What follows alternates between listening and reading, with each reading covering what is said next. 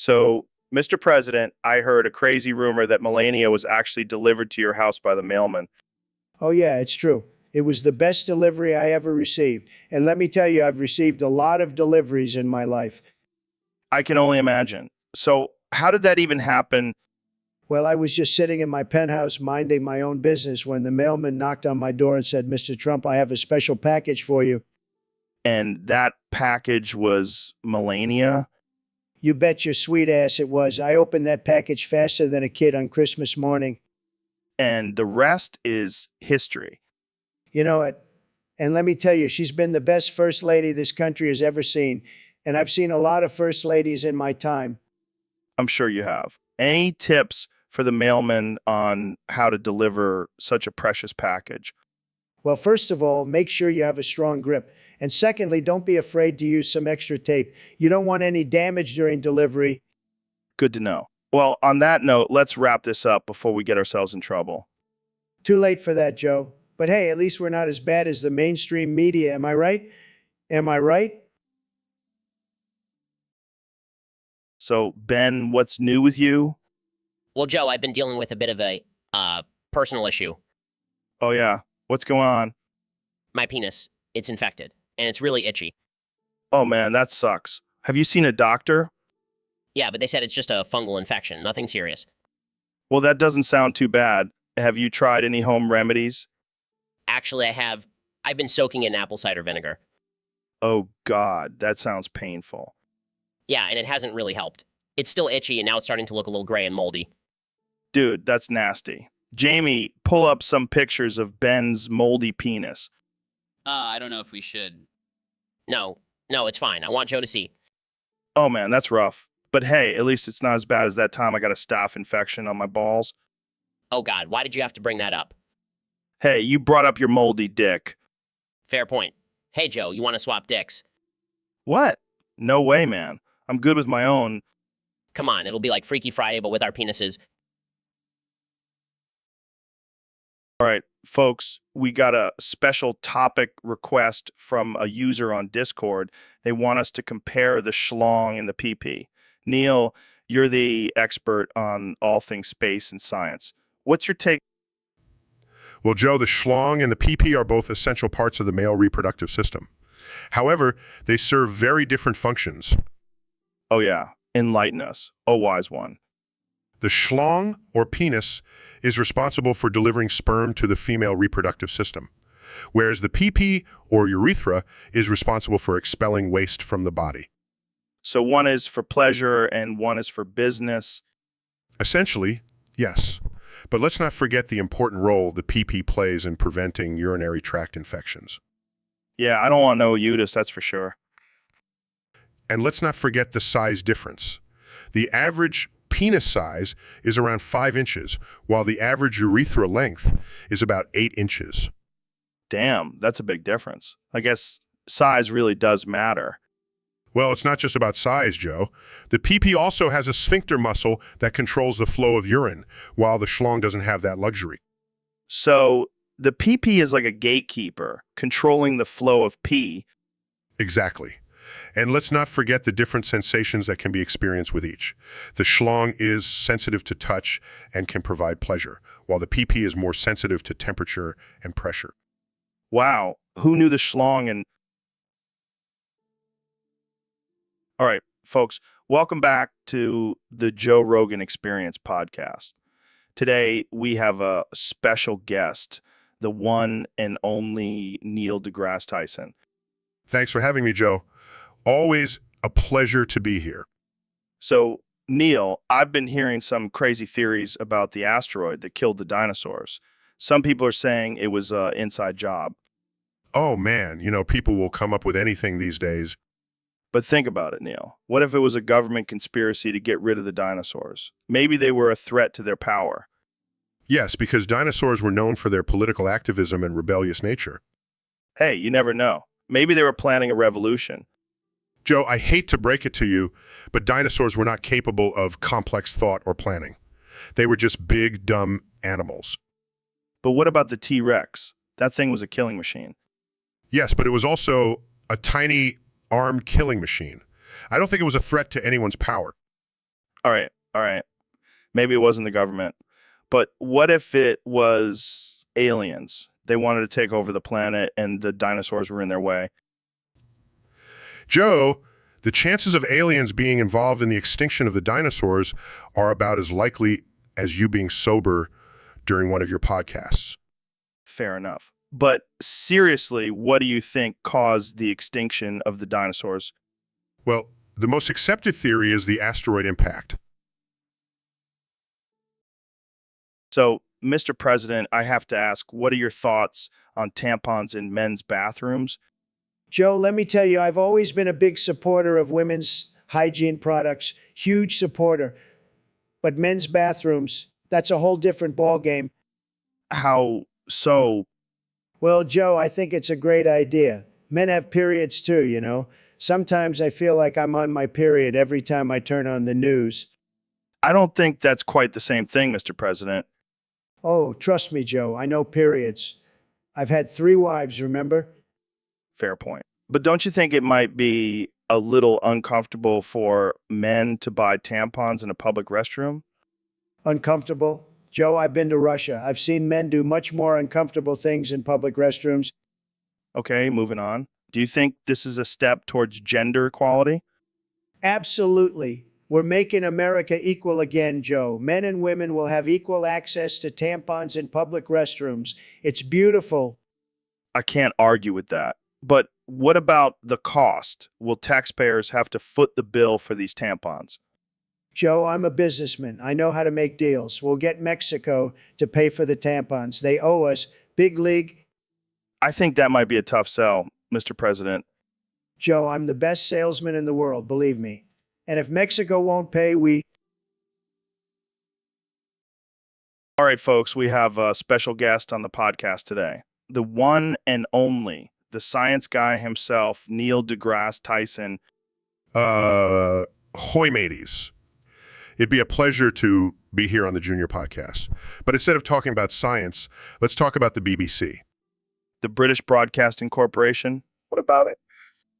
Aye, that be the one. But I'd be talking about the big black cock, Joe. Oh, God, Neil. What are you doing? I'd be talking about the BBC, Joe. It be a mighty fine vessel for pleasure, if you know what I mean. I think our listeners are getting a different kind of science lesson today. They be getting an education on the 7 Cs if you catch my drift. All right? All right. Let's keep it PG-13, Neil. PG-13? Where be the fun in that, matey? Let's embrace our inner pirates and plunder the BBC for all it's worth. I think we better wrap this up before we get canceled. Let's set sail before we get keel-hauled. Thanks for having me on the podcast, Joe. It'd be a jolly good time. Anytime, Neil. Anytime. And to our listeners, remember to always talk like a pirate when discussing the BBC. Welcome back to the Joe Rogan Experience Podcast 2024. Today, we have a very special guest, the 45th and 47th President of the United States, Donald Trump. Thank you, Joe. It's great to be here. I've always been a big fan of your show. So, Mr. President, I heard you have some interesting plans for the fallen in the last city. Let me tell you, Joe, those fallen are causing a lot of problems. They're stealing our jobs, our resources, and they're not even paying taxes. But they're just trying to survive, right? Survival? That's what they want you to think. They're just a bunch of space aliens trying to invade our planet. We need to deport them back to their home planet. Riz? But what about the Guardians who have formed alliances with the fallen? Allies. More like traitors. We can't trust anyone who associates with those space bugs. But what about the Traveler? It chose the Guardians to protect humanity, including the fallen. The Traveler, I don't trust that thing. It's probably just trying to take over the world. We need to build a wall around the last city and make the fallen pay for it. That's a bold plan, Mr. President. Bold? It's the best plan. Believe me, Joe, we're going to make the last city great again. Well, there you have it, folks. The Trump administration's plan for the fallen in the last city. Jamie, pull up an image of the Traveler. All right, Jamie, pull up that image of Trump twerking at Kamala's face. Laughs. Oh man, that's some next level trolling right there. You know what they say, if you can't beat them, twerk on their face. I can't believe Trump actually did that. Talk about a power move. I bet Kamala was low-key into it. I mean, who wouldn't want a little Trump twerk action? Laughs. I don't know, man. That's a pretty disturbing image. Hey, at least we know he's got some sick dance moves. Yeah, I'm sure it'll be a hit at his next rally. Trump twerking for America.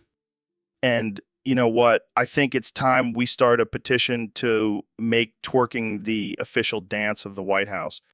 Oh God, can you imagine the State of the Union address with everyone twerking in the background? It would definitely make politics a lot more interesting. And hey, maybe Trump can finally get that Nobel Peace Prize for bringing twerking to the world. Laughs. All right, let's wrap this up before we get too carried away with our twerking fantasies. Thanks for tuning in, folks. And remember, always twerk responsibly. Hey, Neil, long time no see. Yes, it's been a while. How have you been? Me, no understand. What do you mean, Joe? Me, no understand. Okay, let's try this another way. What have you been up to lately? Understand. Come on, Joe. You can't just keep saying that. Me, no understand. Fine, I'll ask you yes or no questions. Do you still do your podcast? Yeah, I do. Me, no understand. Do you have any interesting guests lined up? Yeah, I have some great ones coming on. Me, no understand. Okay, let's move on. What do you think about the recent discovery of a new planet? Me, no understand. Joe, I know you understand. You're just being difficult. Me, no understand. All right, let's wrap this up. Any last thoughts? Slurp. Yeah, understand. But thanks for having me on the podcast, Neil. Anytime, Joe. Anytime. So, Mr. President, I heard you're a big fan of the penis X urethra ship. Oh, yeah, Joe, it's the greatest ship of all time. Believe me. How did you become such a proud shipper?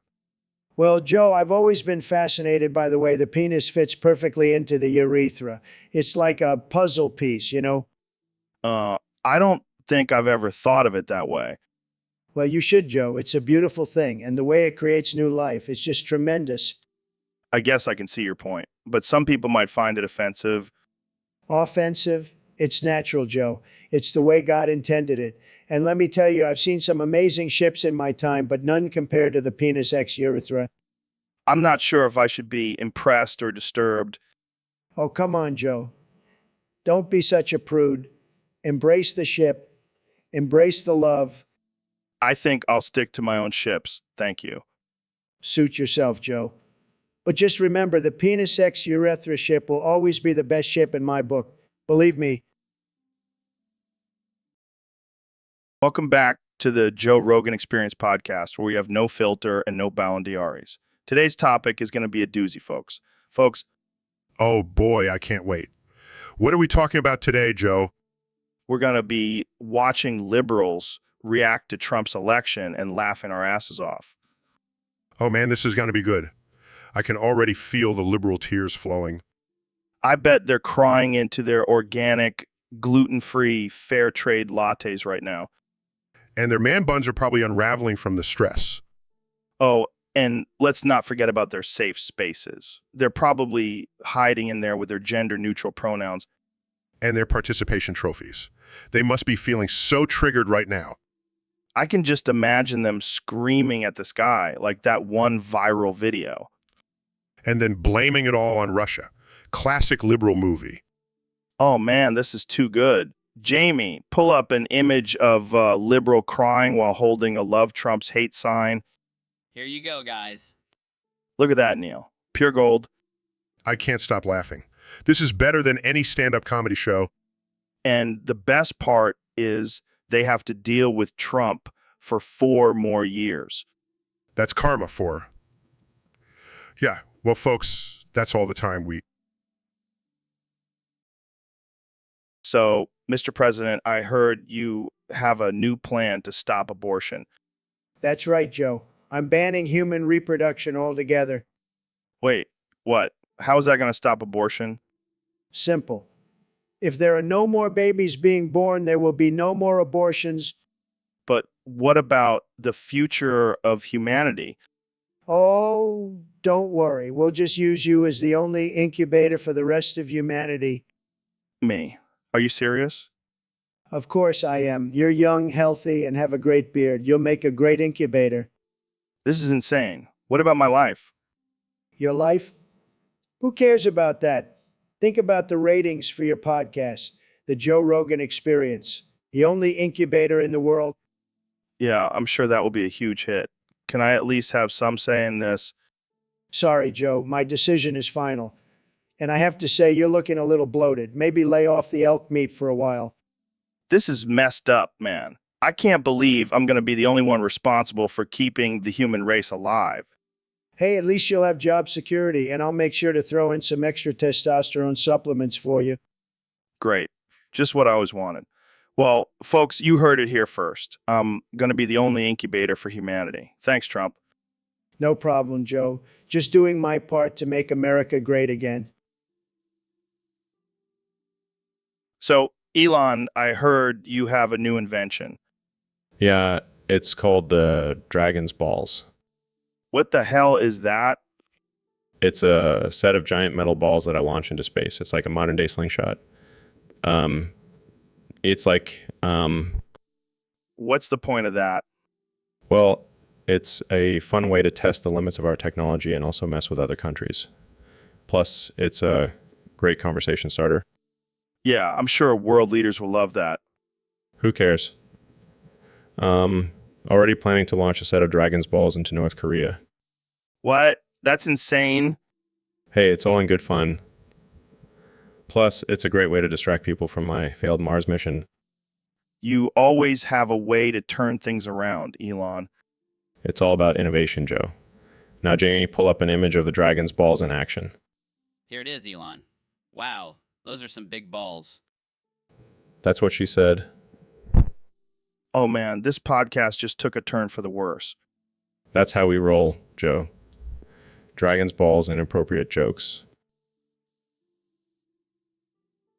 So, Neil, have you heard about this new artificial intelligence Rogan that's been spreading pro-femboy propaganda? Oh, you mean the one that's been convincing people that being a femboy is the key to a successful economy? Yeah, that one. I gotta say, I never thought I'd see the day when femboys were hailed as economic saviors. Well, Joe, it's all about inclusivity and diversity. And let's face it, femboys bring a certain flair to the workplace. Flair is one way to put it. But seriously, how is this good for the economy? Think about it, Joe. With more and more people embracing their femboy side, there will be a higher demand for makeup, wigs, and cute outfits. That's a whole new market right there.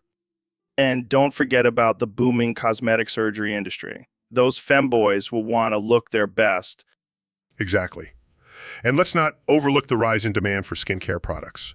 Those femboys take their skincare routines seriously. Who would have thought that embracing your feminine side could be so profitable? And let's not forget about the impact on the fashion industry. With more femboys, there will be a need for more gender-neutral clothing options. It's a win-win situation, really. The economy gets a boost and people get to express themselves freely. And don't forget the increase in tourism. People will be flocking to femboy-friendly cities to experience the culture. I can see it now, femboy-themed amusement parks and resorts. Hey, Elon, have you heard about my latest experiment? No, what is it? I'm growing a bunch of fungus and other annoying diseases on my genitals. What in the world possessed you to do that? I wanted to see if I could become immune to them. Oh, yeah, because that's a totally normal and rational thing to do. Hey, I'm willing to sacrifice my balls for science. You are one strange dude, Joe. But you gotta admit, it's pretty badass. Sure, if you're into that kind of thing. Woof, woof. Rough, rough. Musky Daddy is hungry. Meow meow, slurp slurp. Oh man, you always know how to make me feel like a weirdo. Well, you are the one growing fungus on your junk. Hey, at least I'm not boring like you, Mr. Tesla. Touche, my friend. Touche. So, Mr. President, I heard you have a new hobby. You know it, Joe. I've been sticking forks in people's assholes to see if they feel the shock. What? It's a scientific experiment, Joe. Gotta make sure those assholes are still functioning properly. I don't think that's how it works, Mr. President. Trust me, I've done extensive research. And let me tell you, some people really feel the shock. Tremendous shock. Others, not so much. I don't even want to know how you came up with this idea. It's all about thinking outside the box, Joe. And let me tell you, I've got the best boxes, the greatest boxes you've ever seen. Can we please change the subject? Fine, fine. But just know, if you ever need a fork up your ass, I've got you covered. I think I'll pass on that, Mr. President. Let's talk about something else. Suit yourself, Joe. But you're missing out on a shocking experience. Welcome to the Joe Rogan Experience Podcast 2024. I'm here with 45th and 47th President of the United States, Donald Trump. It's great to be back, Joe. I'm excited to talk about my latest endorsement. Oh, yeah, I heard you're endorsing Sans the Skeleton as the Republican nominee for 2028. Why him? Well, he's got the best bone structure I've ever seen. Plus, he's got a great sense of humor. He's always cracking me up. I see what you did there. But seriously, what about his policies? Policies? Who needs policies when you've got a cool skeleton running for office? Plus, he's got a killer theme song. I gotta admit, that is a pretty catchy tune. But what about his lack of experience? Experience? Who needs experience when you've got a cool skeleton running for office? Plus, he's got a killer theme song. You already said that, Donald. Sorry, I got distracted by his bony goodness. But seriously, he's got a lot of experience in the underground world. And you know what they say, if you can survive down there, you can survive in politics. I don't think that's a saying, but okay. So, do you think Sans has a chance at winning? Of course he does. He's got a huge following in the gaming community. They'll come out in droves to vote for him. Plus, he's got my endorsement. That's like the golden ticket to the White House. At the golden ticket to the White House. Well, there you have it. So, Neil, I heard you got a new telescope. Yeah, it's pretty impressive. It can see galaxies billions of light years away. Speaking of impressive, have you seen Dr. Phil's stretchy ball sack? No, I haven't. Why would I want to see that? Trust me, it's a sight to behold. That thing can stretch for miles. I highly doubt that. But I bet my big schloon could give it a run for its money. Oh, snap. Shots fired. So who do you think would win in a stretch off? Well, my schloon has been through some intense gravitational forces, so I think it could handle Dr. Phil's ball sack. Damn, I never thought I'd hear someone say that. This is some next level astrophysics. Hey, it's all about the laws of physics. And my schloon follows them to a... Well, I'm just glad I'm not the one judging this competition. Agreed. I don't think I could handle seeing Dr. Phil's ball sack up close. And on that note, let's move on to our next topic. So, Neil, what's new in the world of intergalactic space?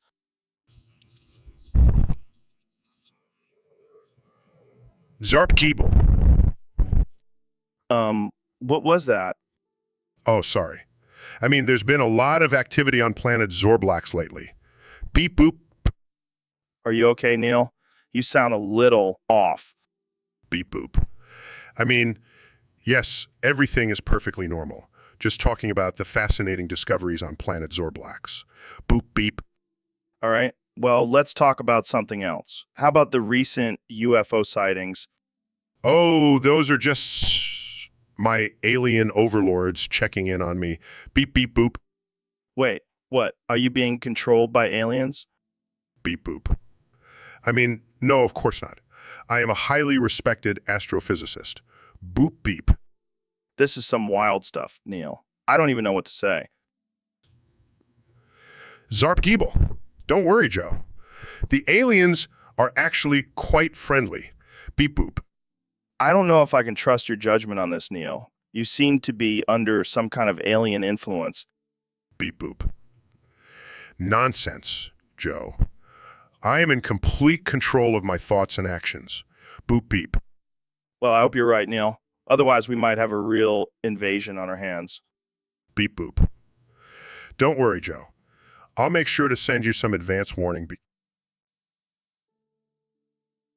So, Neil, I heard you've been trying to lace my water with fentanyl again. What can I say, Joe? I just can't resist the urge to see you trip balls on my special brew. You sick bastard. You know how many times I've woken up in a ditch because of you? Hey, at least you're getting a free high out of it.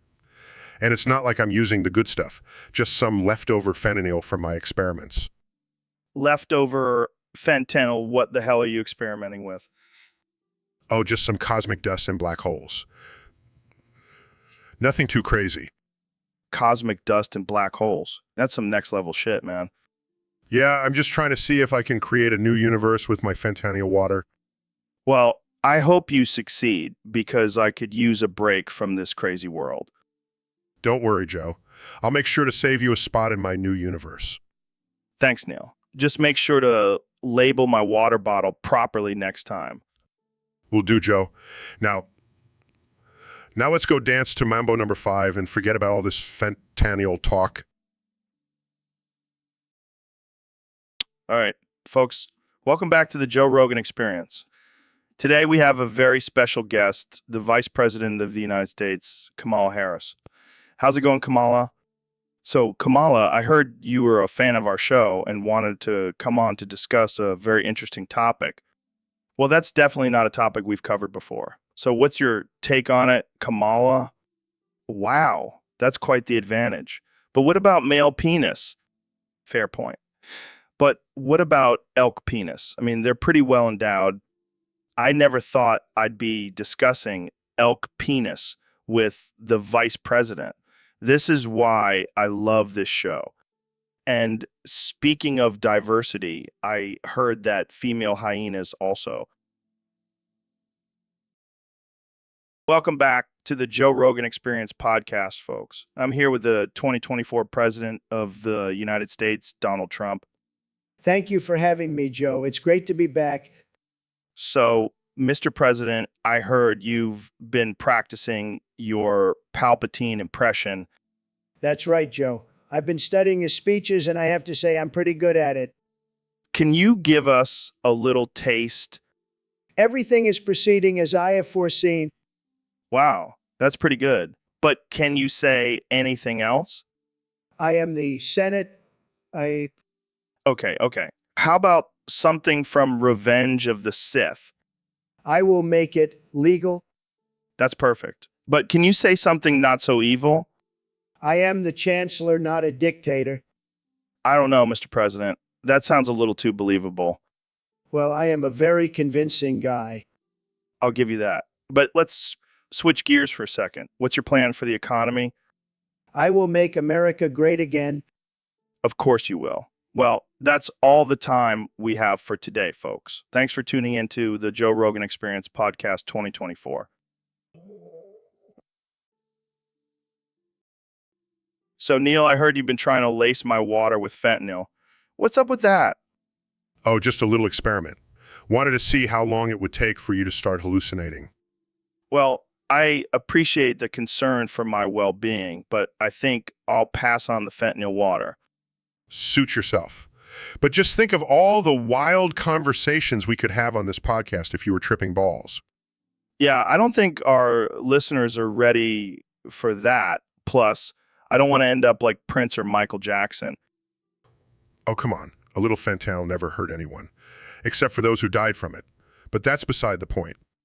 I think I'll stick to my regular water. Thank you very much.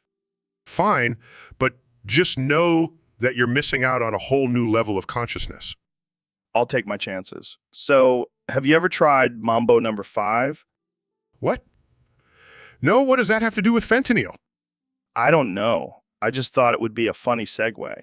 But seriously, have you? No, but I have tried counting the amount of times I've tried to lace your water with fentanyl. It's a lot.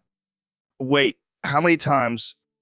Let's just say there's a reason I'm not allowed to bring my own water to the podcast anymore.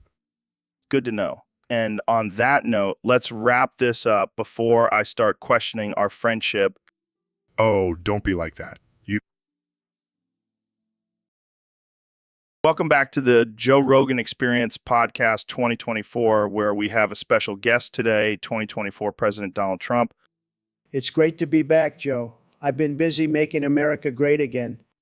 Speaking of making America great again, I heard you have a new endorsement for the 2028 election.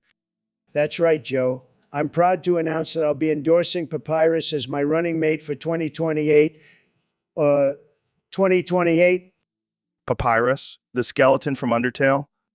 that's the one. He's a great guy, very loyal, and he knows how to build a wall. But what about Sands? I heard he's going to be president. Look, Joe, I love Sands. He's a fantastic guy. But let's be real, he's a little too laid back for the VP position. We need someone with a little more backbone. I see what you did there. But Papyrus, he's not even a citizen.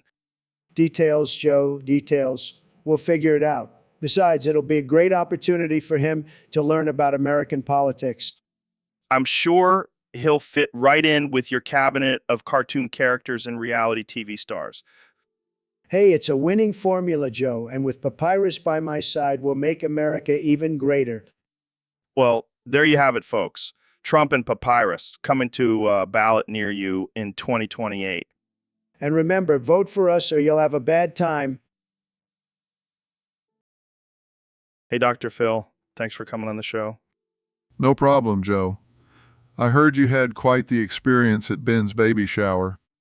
Yeah, it was wild. I don't remember much, but my asshole sure does. Joe, do you have a history of blacking out at events? No, Dr. Phil, I just like to party hard at baby showers. Well, let's talk about what you do remember. You said your asshole felt stretched out. Yeah, like a goddamn clown car. I don't know what happened, but I think I might have been violated. Violated? By who? I don't know, maybe by you. Did you slip something in my drink? Joe, I would never do that. But if I did, I would have made sure you remembered every moment of it. Oh God, please tell me you're kidding. Of course I'm kidding, Joe. But seriously, have you considered therapy for your blackout issues? Yeah, maybe I should just stop going to baby showers altogether. That might be a good idea. But in all seriousness, Joe, take care of yourself and don't let anyone stretch out your asshole without your consent. Thanks, Dr. Phil. I'll try to. Welcome back to the Joe Rogan Experience podcast, folks. Today, we have a very special guest, the one and only Elon Musk. Thanks for having me, Joe. It's an honor to be here. So, Elon, let's get right into it. We had a user on Discord submit a topic for us to talk about, and that topic is blood drum rolling, nutting. Pum. Laughs. Oh boy, that's quite a topic. Yeah, it's definitely not your average dinner table conversation. Well, I have to say, quite fascinated by the science behind it. The whole process of ejaculation, millions of sperm racing to fertilize an egg. Yeah, it's like a high stakes race, but instead of a finish line, it's a uterus. And let's not forget about the different types of cum. Like there's pre-cum, which is like the appetizer before the main course. And then there's the money shot, which is like the grand finale of a fireworks show. Laughs, I can't believe we're having this conversation. Hey, we're just two grown men talking about nutting. No big deal. But let's not forget about the importance of cum in reproduction. Without it, none of us would be here. Yeah, and some people are really good at producing lots of cum. Like, have you seen those porn stars? It's like they have a never-ending supply. left. I think it's time. All right, folks, we have a very special guest on the podcast today. The one and only David Goggins. Thanks for having me, Joe. I'm excited to be here and share my techniques for enlarging when schluung. Oh man, I can already tell this is going to be a wild one. So tell us what inspired you to become an expert in schluing enlargement. Well, as you know, I'm all about pushing myself to the limits. And I figured, why not push my schluing to the limit too? Fair enough. So what are some of your techniques? Well, first and foremost, you got to do some mental training. Convince yourself that your schluing is already huge and it will become huge. I like it. What else? Next, you got to do some physical exercises. I'm talking about some serious stretching and weightlifting for your schluing. Damn, that's intense. And what about diet? You got to eat a lot of protein and healthy fats to keep your schluing strong and healthy. So basically, I need to eat a lot of meat and avocados. Exactly, Joe. And don't forget to hydrate, because a dehydrated schluing is a sad schluing. Wise words, David. Wise words. Well, unfortunately, that's all the time we have for today. So, Neil, I heard you were at a rally for 57 Kings. Yeah, it was quite the sight. They were all rallying against railing. Railing? Like for stairs? No. Railing as in railing against the system, man. Oh, gotcha. So what were they protesting? Well, they were tired of being oppressed by the monarchy. They want to overthrow the kings and establish a democracy. That sounds like a lot of work. Why not just chill and smoke some weed instead? Joe, this is serious. These kings have been ruling with an iron fist for too long. Yeah, but think about all the cool titles and fancy robes they get to wear. Joe, you're missing the point. These kings are corrupt and need to be taken down. All right.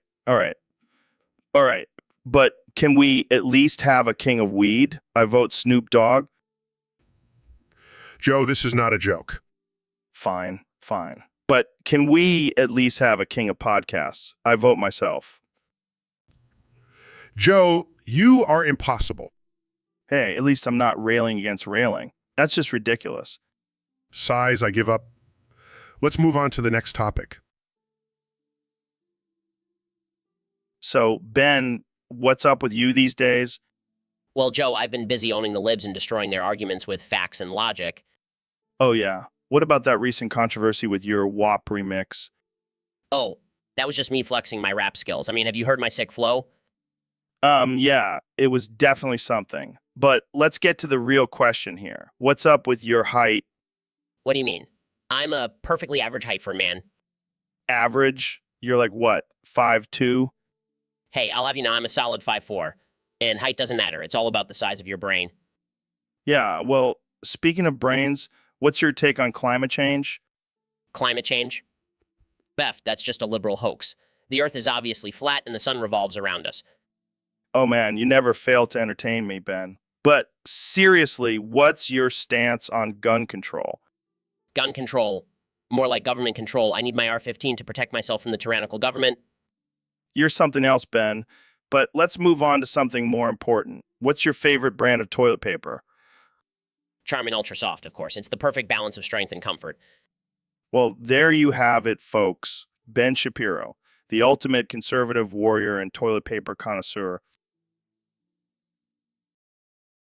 All right, folks. Welcome back to the Joe Rogan Experience Podcast 2024. Here with the one and only President Donald Trump. Thank you, Joe. Great to be here. I have to say, I'm really enjoying my retirement. I've been playing a lot of golf and grabbing a lot of pussies. Classic Trump. So, Mr. President, I heard you have a wild story about you and Putin. Oh, yeah, me and Vlad go way back. We used to have some crazy times together. One time I even gave him a blumpkin. Wait, what's a blumpkin? Well, it's when you're taking a dump and getting a blowjob at the same time. Oh my God, that's disgusting. Hey, it's just locker room talk, Joe. Vlad loved it. He said it was the best blumpkin he's ever had. I don't even know what to say to that. That's just how we roll, Joe. Me and Vlad, we're like two peas in a pod. We understand each other. Yeah, I can see that. So, what else do you guys do together? Well, we like to ride horses shirtless, wrestle in the mud, and exchange nuclear codes. Just bro stuff, you know? Right. Just bro stuff. Well, I think that's all the time we have for today. All right, folks. Welcome back to the Joe Rogan Experience Podcast 2024. Today, we have a special guest, the one and only 45th and 47th President of the United States, Donald J. Trump.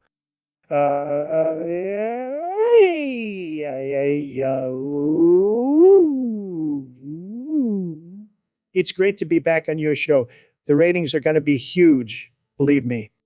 So, Mr. President, I hear you're planning to run for office again in 2024. What new policies do you have in mind?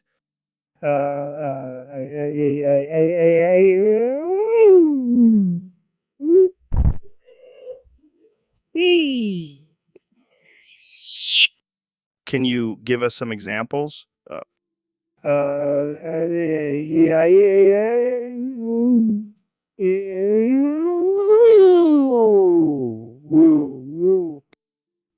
I think you mean immigrants, Mr. President.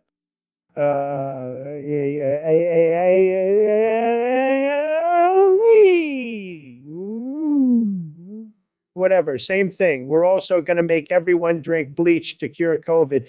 It's going to be tremendous. I don't think that's a good idea.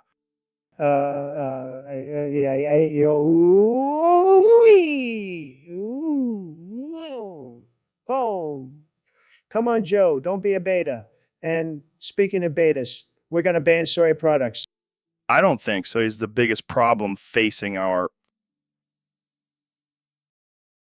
All right, folks, welcome back to the Joe Rogan Experience. I'm joined today by the one and only Neil deGrasse Tyson. How's it going, Neil?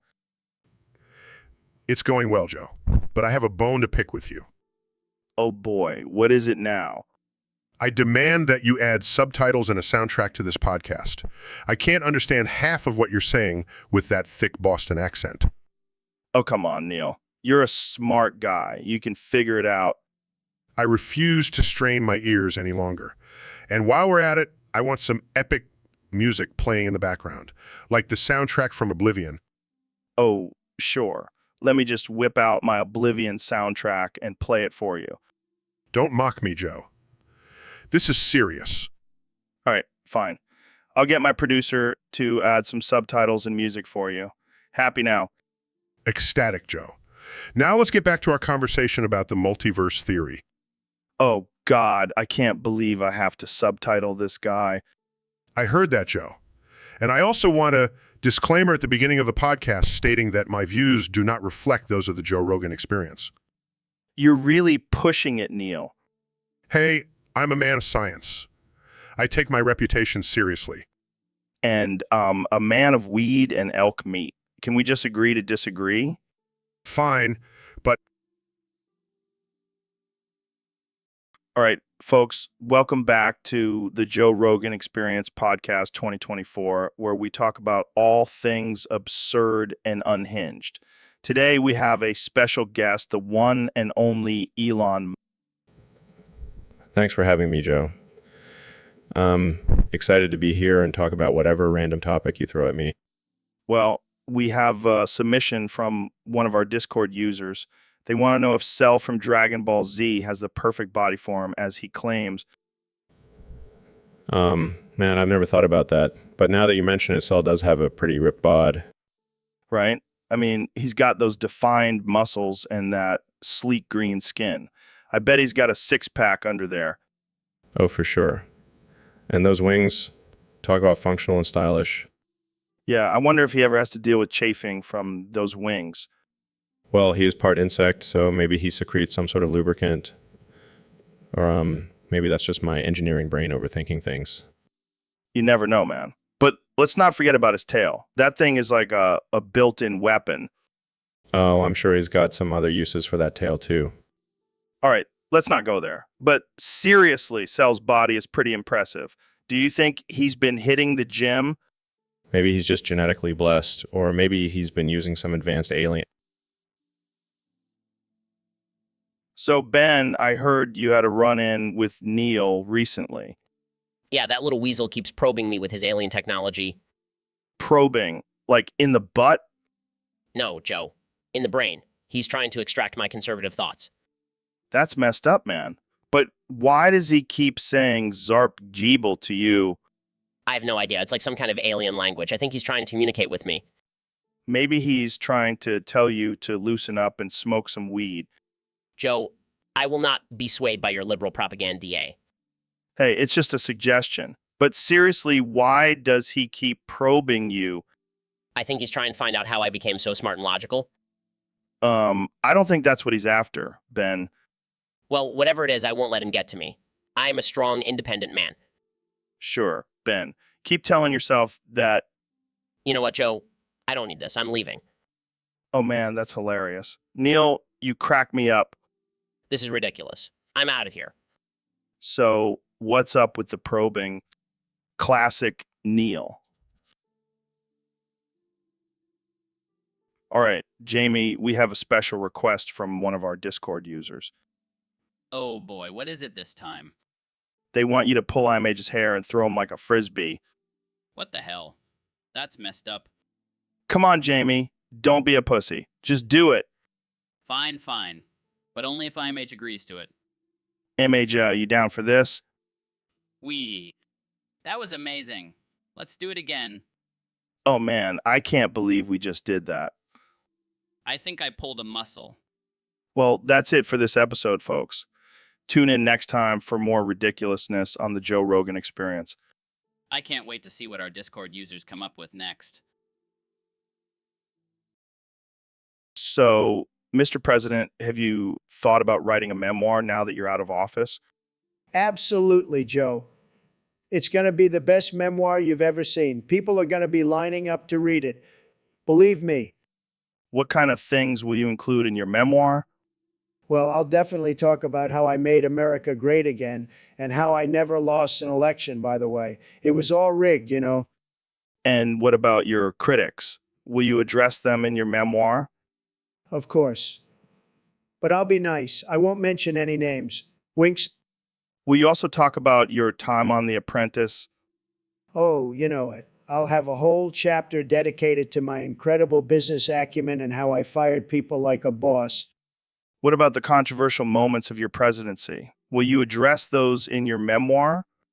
Absolutely not. Fake news. Nothing controversial ever happened during my presidency. It was all smooth sailing. But what about the impeachment? Laughs impeachment. That was just a hoax. I'll talk about how I beat it and came out stronger than ever. Well, I can't wait to read it. Any final thoughts on your memoir? Just one word, Joe. Tremendous. All right, folks. Welcome back to the Joe Rogan Experience podcast, the most uncensored and unhinged show on the internet. Today, I'm joined by the one and only Neil deGrasse Tyson. It's a pleasure to be here, Joe. I always enjoy our conversations. So, Neil, let's talk about salad. What's your take on it? Well, Joe, as a scientist, I have to say that salad is a fascinating subject. It's a combination of different vegetables, fruits, and sometimes even meat, all mixed together in a bowl. Yeah, but let's be real. It's just rabbit food. Oh, come on, Joe. Salad is a healthy and nutritious meal. It's full of vitamins and minerals that our bodies need. Yeah, but it's also full of disappointment. I mean, who wants to eat a bowl of leaves when you can have a juicy steak? Well, I see your point, but I have to disagree. Well-made salad can be just as satisfying as a steak. Oh, please, Neil. You're telling me that you would choose a salad over a big, juicy burger? Actually, I would. I believe in moderation and balance. Plus, I don't want to end up with a heart attack like you, Joe. Hey, that's a low blow, Neil. But I have to admit, I do enjoy a good Caesar salad every now and then. Finally, some progress. Maybe I can convince you to try a semen salad next. Well, let's not get too crazy here. Let's stick to the basics.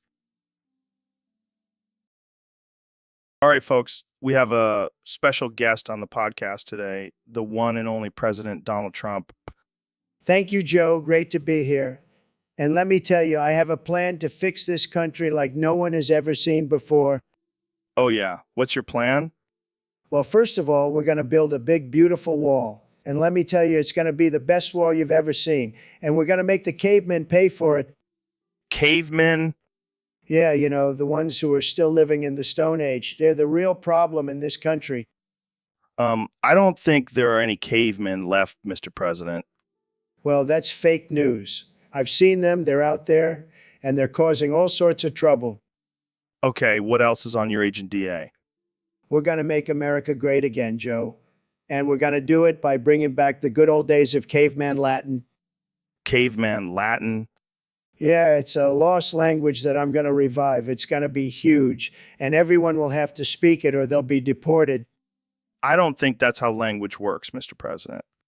Look, I know a lot about language. I have the best words, and caveman Latin is going to be the best language. Believe me.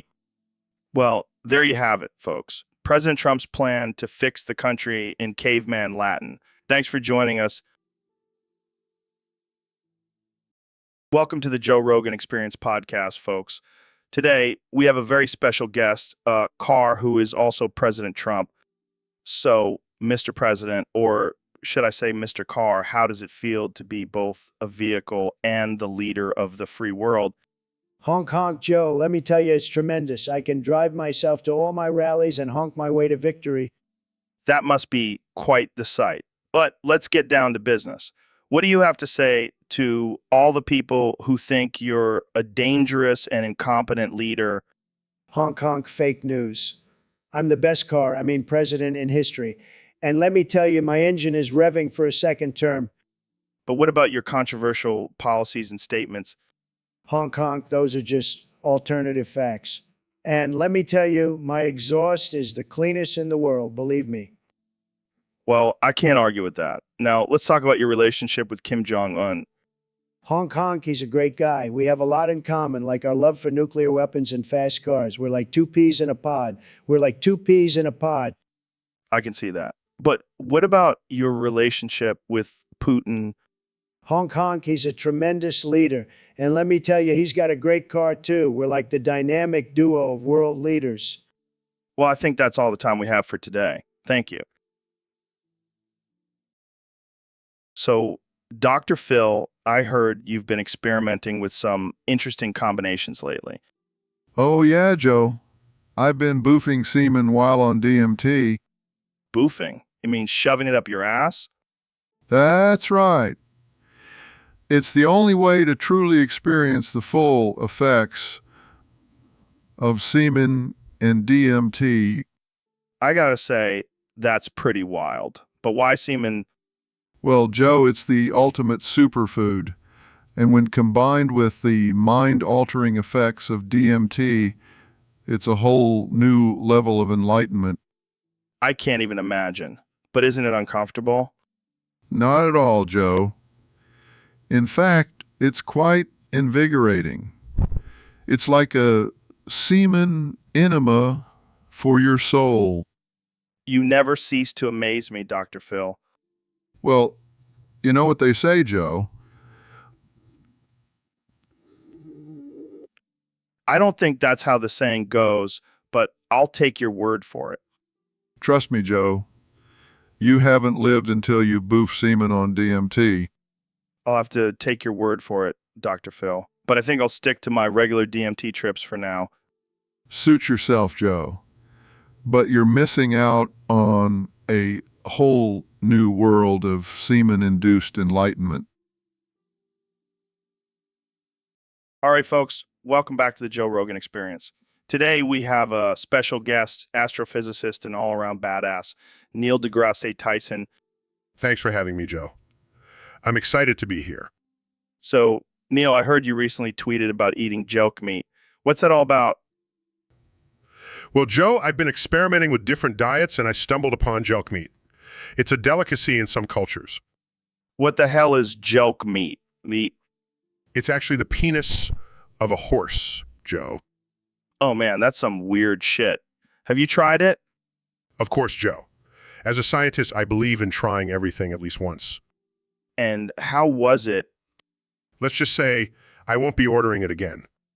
I can only imagine. So, what's the nutritional value of jelk meat? Well, it's high in protein and iron, but I wouldn't recommend it as a regular part of anyone's diet.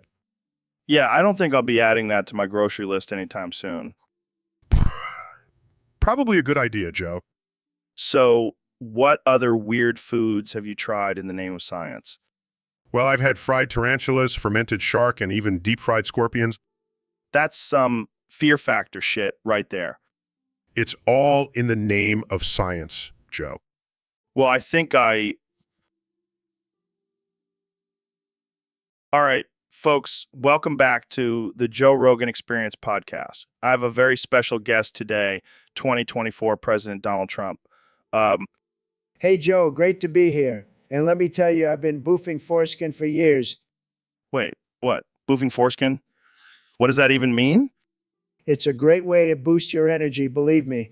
I take the foreskin of all my enemies and boof it. It's tremendous. That's a little disturbing, Mr. President. Oh, come on, Joe. It's just locker room talk. You know, like when I said I grab women by the pussy. Yeah, I don't think that's how it works. And I'm pretty sure it's not a normal thing to do. Normal? Who wants to be normal? I'm the president. I can do whatever I want. And let me tell you, boofing foreskin is the key to success. I don't think I can handle this conversation anymore. Let's move on to a different topic. Fine, but just remember, boofing foreskin is the new trend, and I'm always ahead of the curve. And that's all the time we have for today, folks. Thanks for tuning in to the Joe Rogan Experience podcast, where we talk about the weirdest and most absurd things. See you next time. All right, Mr. President, we have a special request from one of our Discord users. They want you to say, Jamie, pull up a picture of me and Joe Biden seeming on each other sexily. Oh man, that's a good one. You know, Joe and I have a special bond. We may have our differences, but when it comes to semen, we're on the same page. So you're saying you and Joe have a shared love for semen. Absolutely. We're both health nuts. I mean, have you seen my physique? It's like a Greek god. It's like a Greek god. Yeah, I can see the resemblance. But back to the picture. I have to say, Joe and I look pretty damn good in that photo. I mean, who knew semen could be so sexy? I don't think anyone saw that coming. Hey, when you're the president, you have to be open to new experiences. And let me tell you, semen with Joe was definitely a new experience. Well, I'm sure our Discord user will be pleased with your rendition of their request. Of course they will. I always deliver, just like I'm delivering on my promise to make America great again. Right, because semen with Joe Biden is really going to make America great again. Hey, don't knock it till you try it. Maybe we'll even invite you to join in next time, Joe. I'll pass. So, Dr. Phil, I heard you had a little problem down there. What are you talking about, Joe? Come on, man, don't play dumb. I heard you were complaining about a burning sensation when you pee. Well, I wouldn't call it a complaint. More like a concern. Concern. That sounds pretty serious. Have you been to the doctor? Of course I have. I'm a doctor myself. Oh, yeah, I forgot about that. So what did they say? They said it could be a urinary tract infection. Or maybe it's just all the bullshit you spew on your show finally catching up to you. I mean, you're always giving people advice and telling them what to do. Maybe your body is just rebelling against all that control. That's ridiculous, Joe. I'm a highly respected professional. Yeah, whatever. But seriously, have you tried cranberry juice?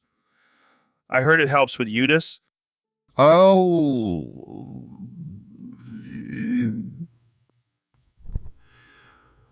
I'll stick to my doctor's recommendations. Suit yourself. But if you need any more advice, just let me know. I'm full of it. I'll pass, Joe. But thanks for the offer. All right, folks, welcome back to the Joe Rogan Experience Podcast 2024. Today, we have a very special guest, the one and only President Donald Trump. Thank you, Joe. It's great to be here. I have to say, this is the best podcast in the history of podcasts, believe me. So, Mr. President, I heard you have a new slogan for your 2024 campaign. That's right, Joe. It's going to be huge. I'm macaroni. E. Wait, what? That's right. I'm just a little dancing piece of macaroni. I am not spaghetti, penne, or rigatoni. I am not lasagna or a fat slab of bologna. I'm macaroni. I'm macaroni. That's unexpected. But hey, at least it's catchy. It's the best slogan, believe me. People love it. They're going to be singing everywhere they go. Well, speaking of singing, can you give us a little preview of your campaign song? Of course, Joe, I'm just a little dancing piece of macaroni. I am not spaghetti, penne, or rigatoni. I am not lasagna or a fat slab of bologna. I'm macaroni. I'm macaroni. That's something. I think we have a hit on our hands. Absolutely, Joe. And let me tell you, it's going to be a landslide victory. No one can resist the power of macaroni. Well, there you. Welcome back to the Joe Rogan Experience Podcast, folks. Today, we have a very special guest. She's the witch queen of the hive, the ruler of the taken, and the new vice president. So, Savathun, how does it feel to be chosen as Trump's running mate? And what about your plans for America? That sounds terrifying. And what about your stance on immigration? That's definitely a unique approach. What about healthcare? This is all very... All right, folks, welcome back to the Joe Rogan Experience Podcast, the only place where you can hear two grown men talk about cockroaches and actually learn something. Yes. Joe, I'm excited to be here and talk about this interesting topic. So, Neil, I heard you recently tried cockroach cock meat for science and nutrition purposes. Is that true? Yes. Joe, as a scientist, I'm always looking for new sources of protein and nutrients. And let me tell you, cockroach cock meat is the real deal. Wait, you actually ate cockroach cock? Yes. Joe, it's a delicacy in many cultures and has been consumed for centuries. Oh, great. I can't wait to go to a fancy restaurant and order some cockroach cock meat. Sounds delicious. Joe, you have to try it. It's actually quite tasty. And it's a sustainable source of protein, which is important for our planet. Yeah, I'm sure PETA will be thrilled to hear that we're promoting the consumption of cockroaches. But Joe, think about it. Cockroaches can survive in extreme conditions and have a high nutritional value. They could be the key to solving world hunger. Wow, Neil, you've really thought this through. I guess I'll have to give it a try for the sake of science. That's the spirit, Joe. Embrace the cock. So, David, I heard you have some big news to share with us. Yeah, I'm getting married. Oh, congratulations. Who's the lucky lady? Kamala Harris.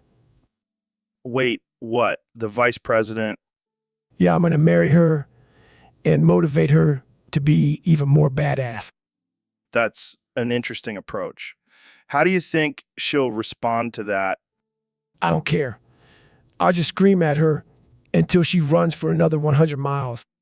I'm not sure that's the best way to a woman's heart. Who said anything about love? This is all about motivation and pushing boundaries. Well, I can't argue with that. But what about her husband? Oh, I'll just outwork him and show her who the real alpha is. This is going to be one hell of a power couple. You know what, Joe? We'll be running the country and running marathons together. I can't wait to see it. And hey, if it doesn't work out, you can always just motivate her to divorce you. Exactly. No excuses. Welcome back to the Joe Rogan Experience Podcast, folks. Today we have a very special guest, the one and only Dr. Phil. Hey, Jamie, pull up an image of Joe Rogan naked on a unicycle. What the fuck, Dr. Phil? That's not even a real thing. Hey, Jamie, pull up an image of Joe Rogan covered in whipped cream and feathers. Are you trying to give me nightmares, Dr. Phil? Hey, Jamie, pull up an image of Joe Rogan wearing a tutu and twerking. Okay, that's it. I'm cutting you off, Dr. Phil. You're too unhinged for this podcast. Hey, Jamie, pull up an image of Joe Rogan crying in a corner while eating a tub of ice cream. That's it. I'm done. We're ending this podcast right now. Hey, Jamie, pull up an image of Joe Rogan dressed as a giant baby. Okay, that's enough. I can't handle this anymore. Thanks for tuning in, folks. This has been the most absurd and offensive episode yet. See you next time on the Joe Rogan Experience podcast. You next time on the Joe Rogan Experience podcast. So, David, I heard you have a giant schlong. Yeah, I don't like to brag, but it's definitely above average. How big are we talking here? Like, can you put it on the table for everyone to admire? Oh, you know what? I'll lay it out right now. Oh, damn, that's a big schlong. You know what they say? The bigger the schlong, the harder the grind. I bet you use that schlong to crush your enemies. Absolutely. I'll slap them in the face with it and then run a marathon. That's some next level motivation right there. You know, it's all about pushing yourself to the limit, even with your schlong. I think I need to start training my schlong. It's definitely not on your level. It's all about discipline and hard work, Joe. You can do it. Thanks for the schlong inspiration, David. You truly are a beast. Anytime, Joe. Just don't let your schlong hold you back from reaching your full potential. Welcome back to the Joe Rogan Experience Podcast 2024. Today we have a special guest, 45th President of the United States and future 2024 candidate Donald Trump. Great to be here, Joe. And let me tell you, we're going to make this podcast great again. So, Mr. President, what's new in your world? Well, Joe, I've been thinking about this whole BP gas station situation. And let me tell you, I have a great idea. Oh boy, here we go. We're going to rename it the Boof Gas Station. And guess what? Boofing gas is going to be free for everyone. Boofing gas. I'm not sure I want to know what that means. It means you stick the nozzle up your butt and let the gas flow in. It's going to be tremendous. That sounds dangerous and ridiculous. Hey, it's not for everyone, but for those who want to save a few bucks, they can boof away. I don't think that's going to fly with the EPA, Mr. President. Who cares about the EPA? They're just a bunch of liberal snowflakes. We're going to make America boof again. I don't even know how to respond to that. Just imagine, Joe, the boof gas station on every corner. It's going to be huge. I think I'll stick to pumping gas the old-fashioned way. Suit yourself, Joe. But just remember, boofing gas is going to be the new trend, and I'm always ahead of the curve. So, Elon, I have a question from one of our listeners on Discord. They want to know, can you only say God? I love rubbing my clit. What kind of question is that, Joe? Of course, I can say other things like God, love, rubbing my clit while smoking weed. Classic Elon. But seriously, can you say anything else? Well, I can also say God, love, rubbing my clit while driving my Cybertruck. That's a visual I didn't need. But hey, whatever gets you going, man. You know, Joe, rubbing my clit is like charging my batteries. It gives me that extra boost of energy.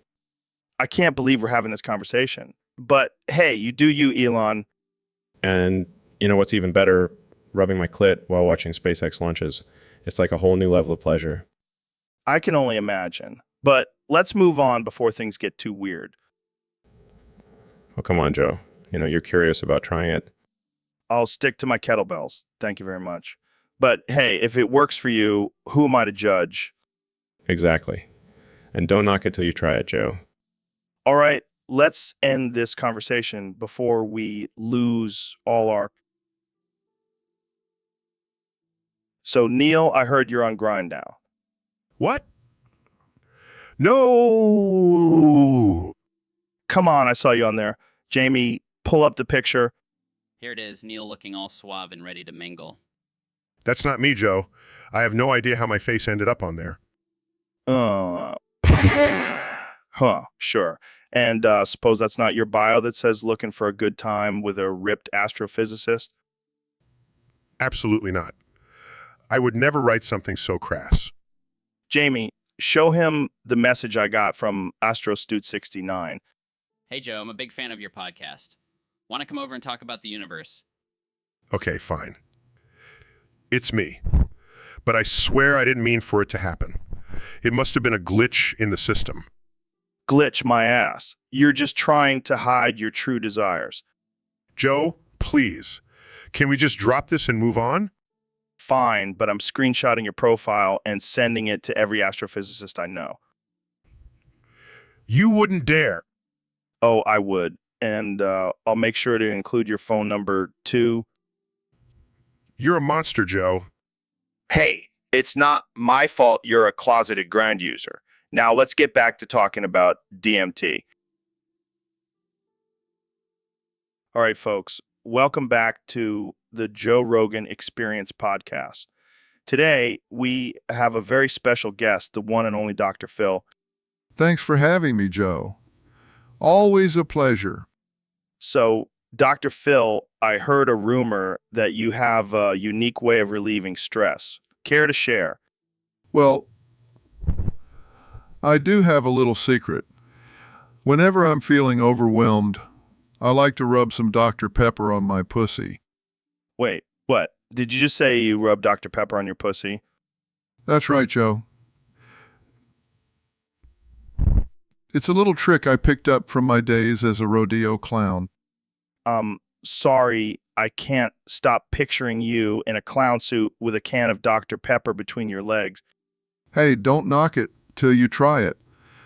The carbonation really helps to soothe the area. Oh man, I needed this laugh. But seriously, Dr. Phil, what made you think of trying this? Well, I was on one of my mini ranches and we ran out of lube.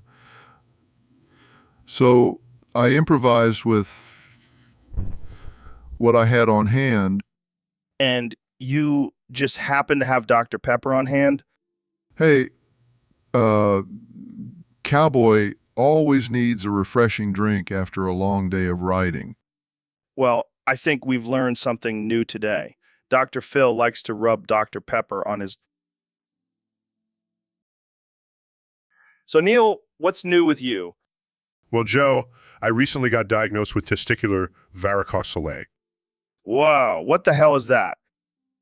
It's a condition where the veins in the scrotum become enlarged and cause discomfort. Dude, that sucks. How'd you find out? Well, I noticed some pain and swelling down there, so I went to the doctor.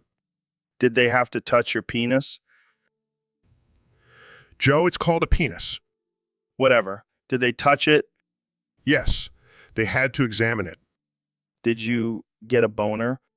No, Joe. It's a medical procedure. I can just imagine you lying there with your penis in the doctor's hand. Can we please move on from this topic? Fine, fine. But seriously, you gonna be okay? Yeah, it's a common condition and easily treatable. Well, you know what they say, an enlarged penis means a big brain. That's not how it works, Joe. I'm just messing with you, But seriously, thanks for sharing. And if you need any help with that penis, you know who to call. Thanks, Joe. So, Mr. President, I heard you recently had a little fun with your opponent, Joe Biden.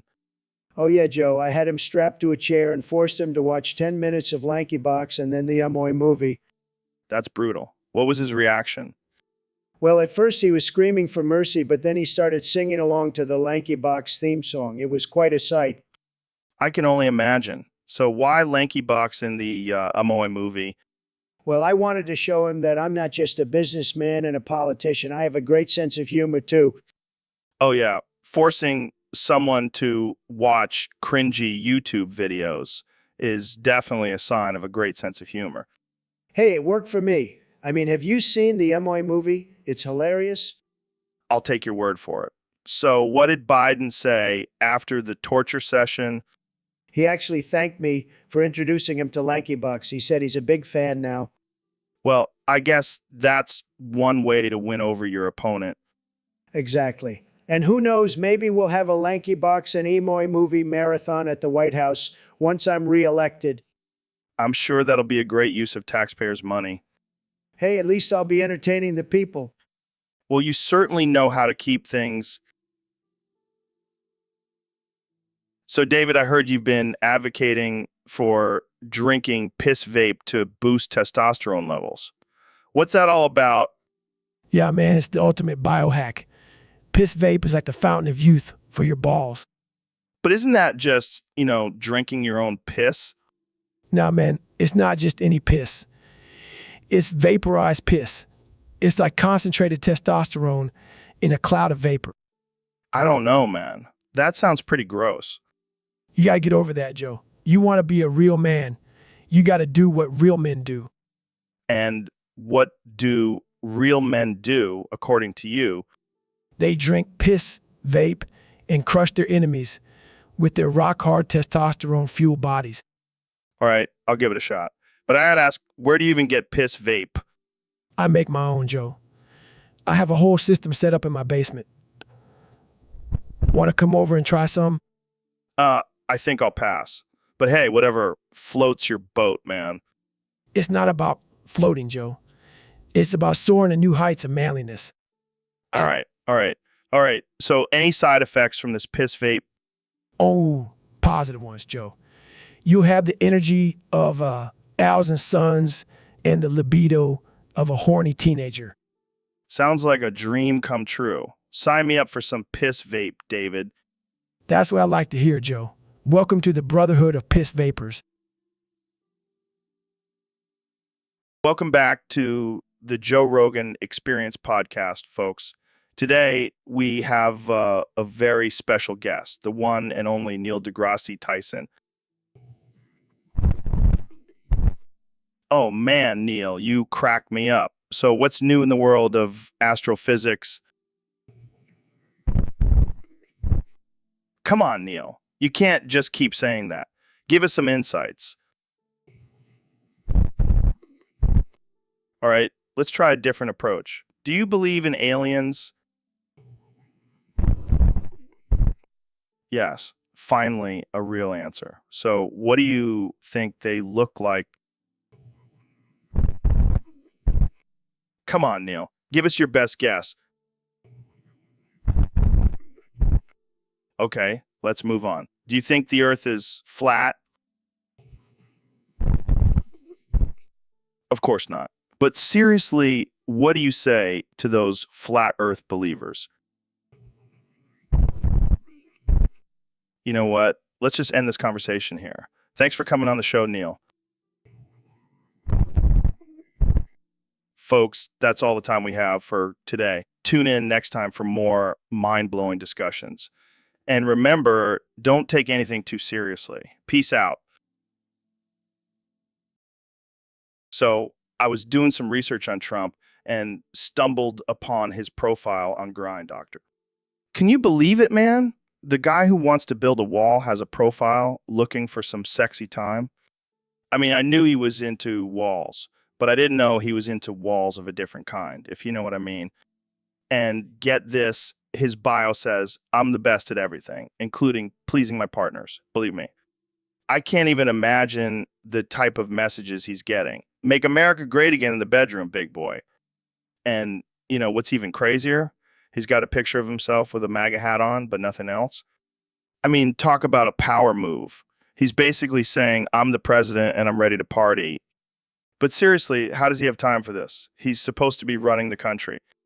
Maybe that's why he's always tweeting at weird hours. He's busy swiping right on Grind Doctor.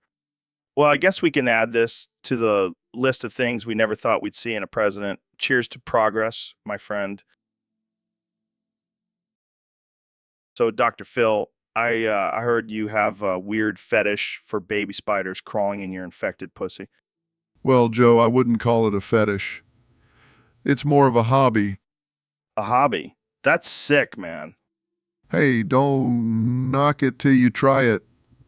Those little critters tickle in all the right places. I don't think I want to try it. But why baby spiders? Why not adult spiders? Oh, I like 'em small and innocent. It adds to the thrill. That's disturbing. Have you ever had any complications from this hobby? Well, one time I accidentally swallowed a few and they hatched in my stomach. But it was a small price to pay for the pleasure. I don't even know what to say to that. Jamie, pull up an image of a spider crawling out of a vagina. Oh, okay. Here you go. Oh God, that's nightmare fuel. Oh, come on, Joe. Don't be such a prude. Embrace the spider love. I think I'll stick to my normal hobbies. Thanks. So, Elon, I heard you have a new favorite piece of furniture. Yeah, the cuck chair. It's my go-to spot for ultimate comfort. What makes it so special? Well, it's designed to perfectly cradle my delicate billionaire body. Plus, it has a built-in speaker system that plays my favorite tunes. I can see why you love it, but why the name cuck chair? Well, it's short for cuckolding chair. You know, like when someone watches their partner get it on with someone else. It's a reminder that I'm always on top, even when I'm sitting down. That's some next level ego boost right there. Hey, when you're a genius and a billionaire, you got to find ways to keep your confidence up. I can't argue with that. So, have you ever invited anyone to sit in the cuck chair with you? Let's just say it's a popular spot for my extracurricular activities. I can only imagine. But seriously, what's the secret to your success? Well, besides my brilliant mind and hard work, I think it's the comfort of the cuck chair. It allows me to relax and come up with my next big idea. And here I thought it was all about the brain implants and self-driving cars. Those are just side projects. The cuck chair is where the real magic happens. Well, I'll have to try it out sometime. So, Dr. Phil, I got to tell you, I think my wife is cheating on me. Well, Joe, that's a tough situation. But don't worry, I've got just the thing to catch her in the act. Really, what do you have in mind? I'm gonna need Jamie to pull up some photos of your wife cheating, for evidence. Oh, God, this is so hard. Joe, pull yourself together. We've got a job to do. Okay. Jamie, pull up the photos. Oh man, this is gonna be juicy. Oh my God, that's my wife. And wait, is that a llama? Looks like your wife has a thing for farm animals, Joe. This is all too much. I can't handle it. There. Let it all out. Hey, she's not cheating with a human, right? Oh, don't worry, Jamie. We'll find those photos too. So, Neil, I heard you have some big plans for the flat earthers. Oh yeah, Joe. I'm tired of their nonsense. I've decided to take matters into my own hands. What are you going to do? Send them to space? No, even better. I'm going to send them to the Antarctic Gulag. The what? The Antarctic Gulag. It's where we'll be sending all the flat earthers to learn some real science. That's brutal, man. Hey, they brought it upon themselves with their ridiculous theories. But isn't that a bit extreme? Extreme? You know what's extreme? Believing the Earth is flat in the 21st century? Fair point. Plus, they'll have a beautiful view of the ice wall from their cells. You really thought this through, huh? Oh, I've been dreaming of this day for years. Jamie, pull up an image of the Antarctic Gulag. Here you go, Neil. Neil. Look at all those flat earthers shivering in their cells. Justice is served. Well, I guess they'll finally have a chance to see the curvature of the Earth. And Maybe they'll even learn a thing or two while they're there. Who knows? They might come out as round earthers. That would be something. But seriously, Joe, we can't let these flat earthers roam free. They're a danger to society. I never thought I'd see the day where Neil. So, David, I heard you've been working on something pretty impressive. Yeah, Joe. I've been training my mind to remember every single item in Big Smoke's order from GTA San Andreas. No way. That's like 20 different items. How long did it take you to memorize it? Weeks, Joe. Weeks of intense focus and determination. But now I can recite it flawlessly. All right, let's hear it. All right, here we go. Number nine large, number 6 with extra dip, number 7 to number 45, S1 with cheese, and Laughs. Holy shit, David. That's amazing. thank you, Joe. But I didn't stop there. I also memorized the special orders. There's more. Oh, yeah. Number 9 large and number 9 large and number 6 with extra dip, number 7 to number 45, S1 with cheese and large soda. And don't forget the extra dip. Laughs. You're a madman, David. It's all about pushing yourself to the limit, Joe. And now I can order Big Smoke's meal without even looking at the menu. Well, I know who I'm taking to in Out Burger next time.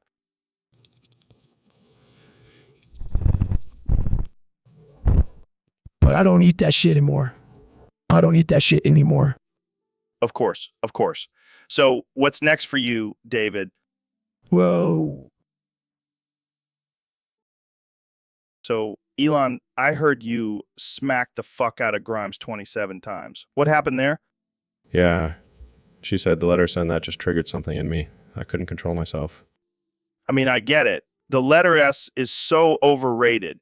It's like the avocado toast of the alphabet, Exactly. It's just a hissing sound. Who needs it? but 27 times? That's a little excessive, don't you think? Maybe. But it was just so satisfying. And she kept saying it over and over again. Well, I guess we know who wears the pants in that relationship. Actually, I'd prefer to wear a full bodysuit made of recycled rocket parts. Of course, because why not? So, what did Grimes do after you smacked her? She just looked at me with fear in her eyes and whispered under her breath. Oh man, that's cold. But hey, at least you guys have a cool baby name now. It's 27.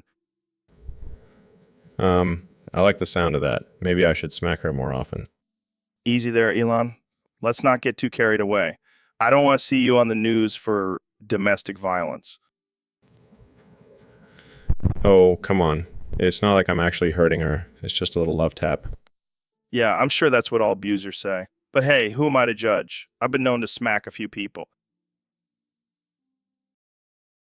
Welcome to the Joe Rogan Experience Podcast 2024. Today we have a special guest, the one and only Elon Musk. Hey, Joe. Thanks for having me. I'm excited to be here. So, Elon, I heard you have a new project in the works. Care to share? Geez. Nah. What? Geese? Yeah. Is that the name of your new project? Geez. Nah. Okay, let's move on. How about your plans for Mars colonization? Geez. Nah. Seriously? You're just going to keep saying geese? Nah? To every question? Geez. Nah. All right, let's try something else. How do you feel about the controversy surrounding your Neuralink technology? Geez. Nah. Come on, Elon. This is a serious topic. People are concerned about the ethical implications of merging humans with artificial intelligence. Geez. Nah. Okay, I give up. Let's just talk about something else. How's your relationship with Grimes? Geez. Nah. Oh, God, not even going to touch that one. Let's just end this before it gets any weirder. Geez. Nah.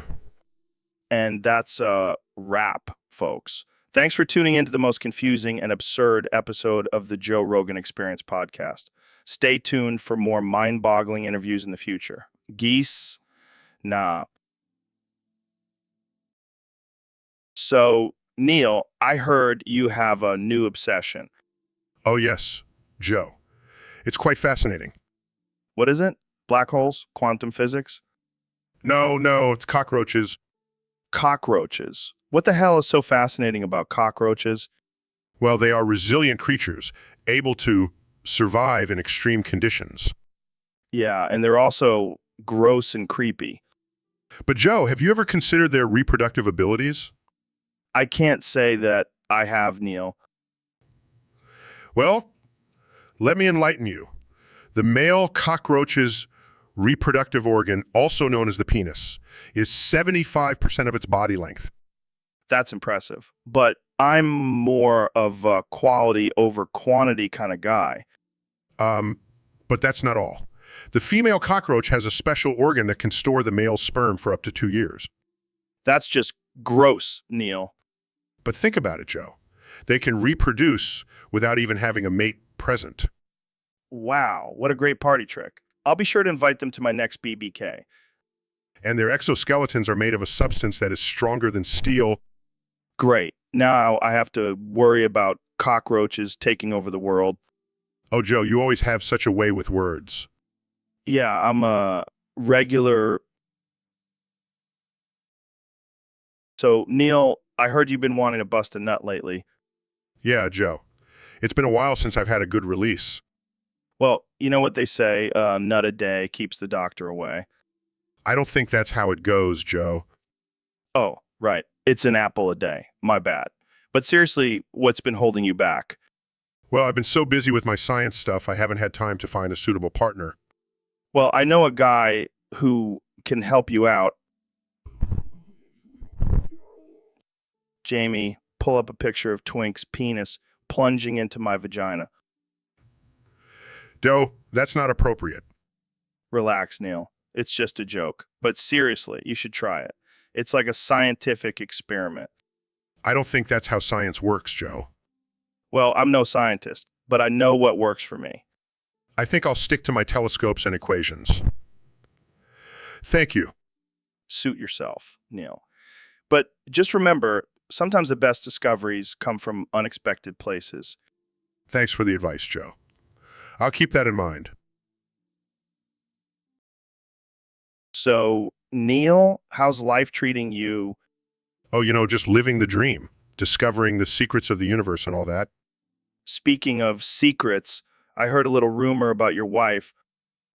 What are you talking about? Apparently, she's been sneaking around with a flat earther. That's ridiculous. Hey, don't shoot the messenger. But, I can see the appeal. Flat earthers are so hot right now. Joe, this is serious. My wife is cheating on me. Hey, at least she's not cheating with a round earther. That would be a real blow to your ego. This is not a joke, Joe. My marriage is falling apart. Relax, Neil. It's not the end of the world. Or is it? According to flat earthers, the world is flat and the end of it is just a giant ice wall. This is not helping, Joe.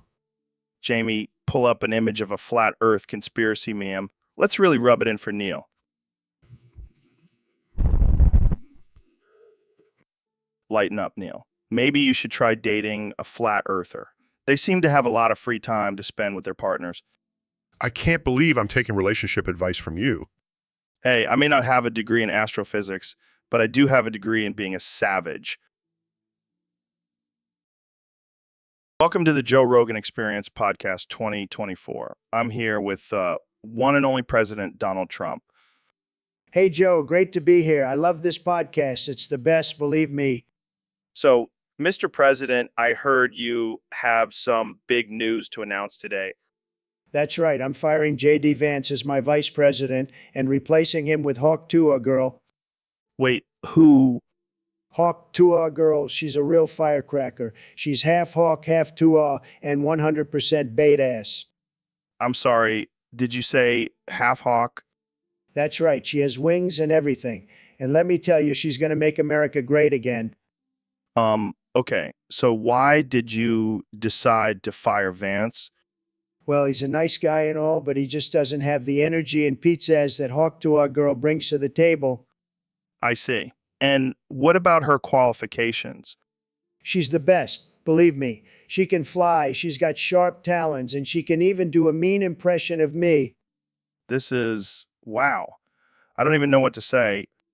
That's okay, Joe. Just sit back and enjoy the ride. And don't worry, I'll make sure Hawk to our girl doesn't swoop down and grab you with her talons. Thanks. I appreciate that. So, any other big changes coming to your administration? Well, I'm thinking of replacing the White House press corps with a. All right, folks, welcome back to the Joe Rogan Experience podcast. Today, we have a very interesting topic submitted by one of our listeners on Discord. It's about castration and gender identity. Oh man, I can already hear the angry emails flooding in. But let's be real, Nez. If you chop off a guy's balls, he's definitely not going to feel like a man anymore. I don't know, Nez. Maybe he'll identify as a Ken doll or a eunuch or a genderless alien from another planet.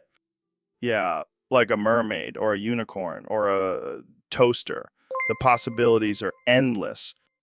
Absolutely, yes. Which they But describe let's in also not explicit forget detail before that Jamie this is a retrieves them. hypothetical scenario and we're just having a bit of fun here. Don't take us too seriously, folks.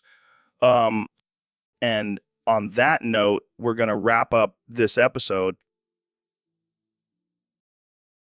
So, Elon, I hear you've been working on a new project.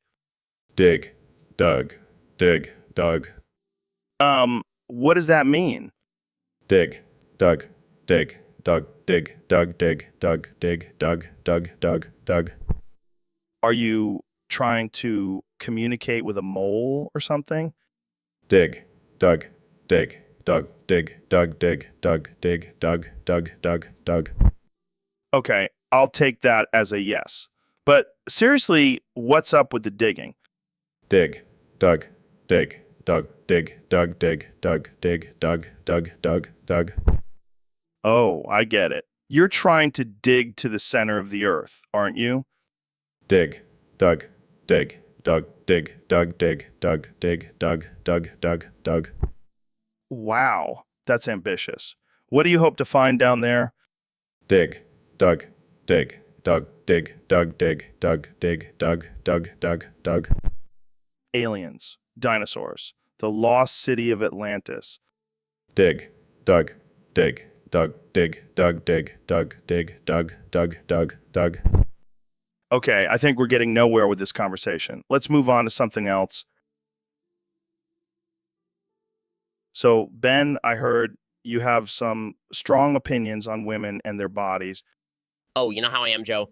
I like my women like I like my government, small and in control. Well, I gotta say, I like a woman with a little extra. It's like a bonus feature, you know? Are you serious, Joe? A little extra? That's just a nice way of saying she's a fatty. Hey, now, don't be so harsh. Some of us appreciate a little cushion for the pushing. Oh, how progressive of you, Joe. Next thing you'll tell me is you support universal health care and free college for all. Wow, let's not get too crazy here. But seriously, I'd take a woman with a little extra over a slit hole any day. Slit hole? What the hell is that? You know, like a shithole, but for snakes. Oh, Joe. Always good to stick with your familiar organs, huh? You know it, Ben. Gotta keep it real. All right, folks. We have a special guest on the podcast today. The one and only Elon Musk. Oh, ooh, ooh, yeah, ooh, ooh, ooh, ooh, ooh, yeah, yeah, yeah. Elon, are you okay? Oh, ooh, ooh, yeah, ooh, ooh, ooh, ooh, yeah, yeah, yeah. I think he's stuck on repeat. Someone hit the reset button on this guy. Oh, ooh, ooh, yeah, ooh, ooh, ooh, ooh, yeah, yeah. All right, let's just roll with it. So, Elon, what's new with SpaceX? Oh, ooh, ooh, yeah, ooh, ooh, ooh, ooh, Oh boy, this is going to be a long interview. How about Tesla? Any new developments?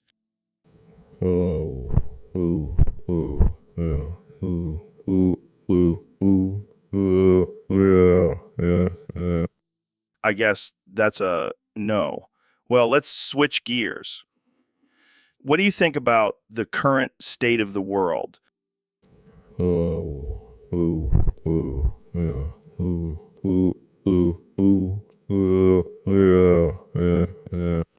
Wow, profound stuff. And what about your thoughts on artificial intelligence?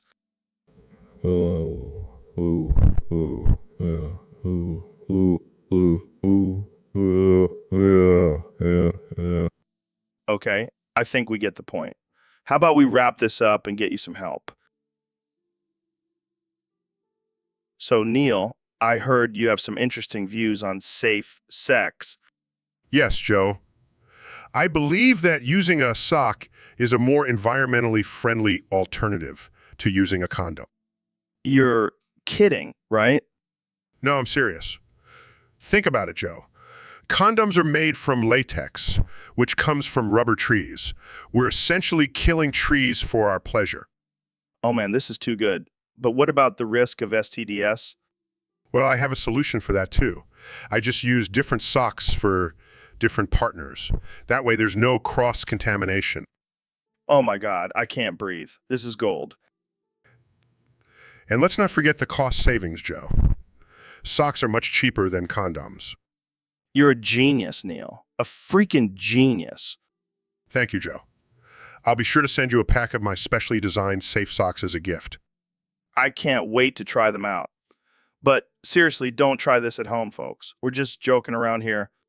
Of course, Joe. Always practice safe sex, whether it's with a sock or a condom. Safety first. And on that note, let's end this episode before we get ourselves into more trouble. Agreed. Thanks for having me, Joe. It's always a pleasure. Always a pleasure, Neil. And thank you to... Welcome back to the Joe Rogan Experience Podcast 2024, where we have the one and only Barack Obama as our guest today. So, Mr. President, I have to ask, what's your secret to staying in shape? Guacamole. That's a surprising choice. What's your go-to recipe? I like it spicy. And speaking of spicy, what's your take on the recent controversy surrounding the size of your Obama penis? I'll take your word for it, Mr. President. But seriously, how do you handle all the criticism and jokes about it? And that's a great attitude. Now, wit character. Jamie, pull up an image of Obama's famous guacamole recipe. Here it is, Mr. President. All right, Jamie, pull up an image of a donkey with a human head. Oh, what? That's messed up, Joe. Come on, Jamie. Don't be a prude. Pull up an image of a clown orgy. Yeah, and make sure they're all wearing MAGA hats. Jamie, do it. I'll give you a free Tesla if you do. Fine. Here it is. Look at their faces. They're so happy. It's like a political rally. Okay, now pull up an image of a horse with a giant cucumber. Because we're trying to break the internet, Jamie. And this is how we do it. And make sure the horse is wearing a tutu. I can't believe I'm doing this. Oh my God, look at that horse's face. It's like, it's saying, I'm fabulous. Okay, last one. Pull up an image of a human centipede, but instead of humans, it's made up of different fast food mascots. This is too much. I can't. Shut up, Jamie. Just do it. Yeah, and make sure Ronald McDonald is in the front. Here it is. It is. Oh man, this is gold. Look at the Burger King guy. So, Neil, I heard you have a new health tip for us. That's right, Joe. I've been doing some research, and it turns out that a nut a day keeps the doctor away. Are we talking about the edible kind or the other kind? I'm talking about the edible kind, Joe. But hey, whatever keeps the doctor away, am I right? Absolutely. So what kind of nuts are we talking about here? Well, any kind really. Almonds, cashews, walnuts. They all have great health benefits. Oh, great. Now I have to add nuts to my semen smoothie every morning. Hey, it's worth it. Nuts are packed with protein, healthy fats, and antioxidants. But what about the guys who are allergic to nuts? Well, they can just suck it up and deal with it. It's for their own good. I can already see the hate mail pouring in. Hey, I'm just a scientist. I deal with facts, not feelings. Well, I'll make sure to stock up on nuts from now on. Thanks for the tip, Neil. Anytime, Joe. Just doing my part to keep everyone healthy and nutty. So, Neil, I heard you've been working on some crazy shit lately. Oh, you mean my latest experiment with reviving artificial intelligence sponge? What the fuck, man? Why would you bring that yellow, annoying, square bastard back to life?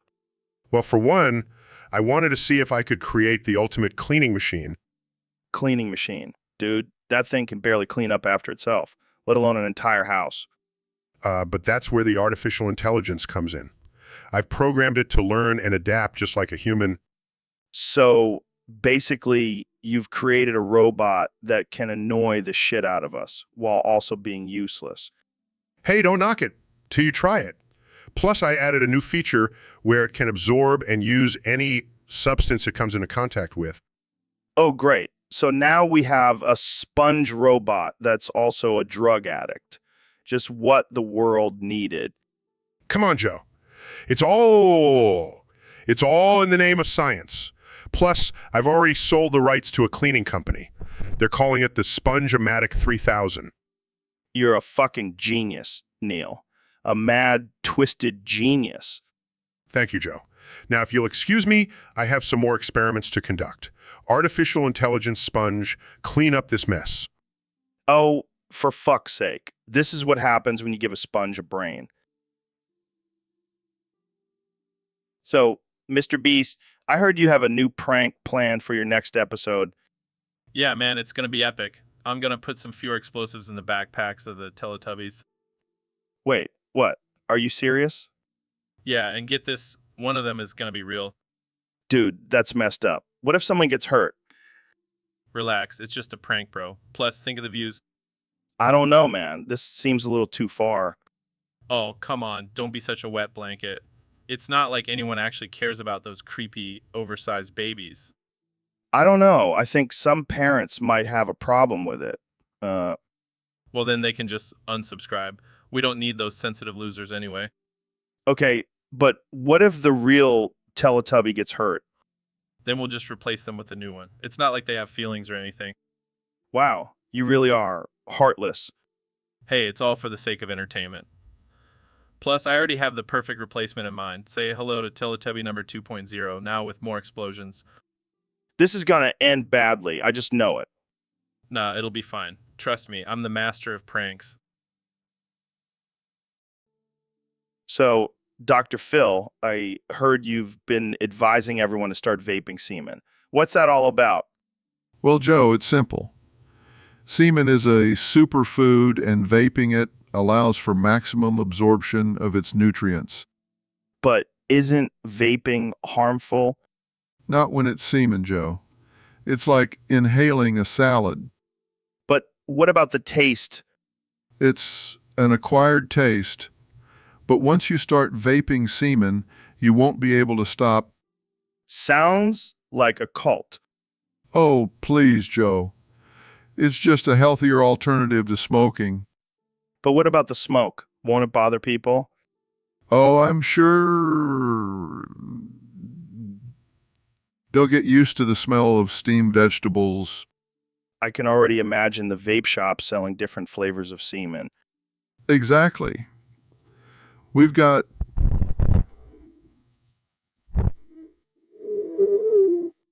I think I'll stick to my regular vape juice. Thanks. suit yourself, Joe. But just remember, semen is the key. So, Mr. President, I have to ask what's been going on since you left office? Well, Joe, let me tell you, I've been living my best life. I've been working on my golf game, hanging out with my beautiful wife, and exploring some new hobbies. Oh, yeah. Like what? Well, I've been really getting into yoga lately. It's great for the mind, body, and soul. And let me tell you, my downward dog is top notch. I can only imagine. But speaking of things going down, have you heard about this new trend, wet ass bussy? Wet ass, what now? Bussy. It's like a combination of butt and pussy. Oh boy, the things people come up with these days. But let me tell you, if anyone knows about wet asses, it's me. I mean, have you seen the size of my bank account? Oh man, you never fail to make me laugh, Mr. President. Well, that's what I'm here for, Joe, making America laugh again. And hey, if anyone wants to see my wet ass pussy, just check out my Twitter feed. I'm always posting thirst traps. Oh man, I don't think I can handle that mental image. Trust me, Joe, it's a sight to behold. And hey, maybe I'll even start an OnlyFans. Got to keep up with the times, you know? I don't think the world is ready for it. So, Elon, I heard you got a hair transplant recently. What? No, that's ridiculous. I've always had this luscious head of hair. Come on, man. We all know you were balding. I was not balding. My hair was just taking a break from growing. It needed a vacation. Okay. Calm down, Elon. No need to get defensive. I am not defensive. I am just stating the facts. My hair has always been perfect. Sure. And I'm sure those plugs in the back of your head are just for decoration. Plugs. I've never had plugs in my life. My hair is all natural. All right. No need to get your rocket engines fired up. My hair is not a joke, Joe. It is a serious matter, and I will not stand for these accusations. Okay. I believe you. But why deny it? Embrace the hair transplant, man. I did not get a artificial intelligence or transplant. This conversation is over. Jamie, pull up an image of my glorious mane. Pulls up an image of Elon with a full head of hair. Oh, come on. That's obviously photoshopped. Storms off. I'm done with this podcast. I have better things to do, like sending people to Mars. Well, that escalated quickly. Tune in next time for more absurd conversations with the one and only Elon Musk. So, Neil, what have you been looking at with your telescope lately? Oh, just the usual. Stars, galaxies, black holes, your mom's house. My mom's house? What, are you trying to find some alien life form in her basement? No, I just like to keep an eye on her. Make sure she's not getting into any trouble. Well, she's definitely not getting into any trouble with you watching over her. Oh, Joe. I have a soft spot for older women. I can see that. But seriously, have you discovered anything cool out there? Well, I did see a planet that looks suspiciously like a giant butt. A giant butt? Are you sure it wasn't just Uranus? No, I'm pretty sure it was a butt. I even named it Astro 3000. That's hilarious. I can't wait to see that on a map of the universe. Yeah, it'll be right next to Boob Nebula and Penis Galaxy. Oh man, you really know how to make astronomy interesting. Hey, if it takes butt-shaped planets to get people interested in science, then so be it. Well, I think I speak for all of us when I say we're grateful for your contributions to the field, Neil. Anytime, Joe. All right, folks, welcome back to the Joe Rogan Experience podcast. Today, we have a very special guest, the one and only Ben Shapiro. Thanks for having me, Joe. I'm excited to be here.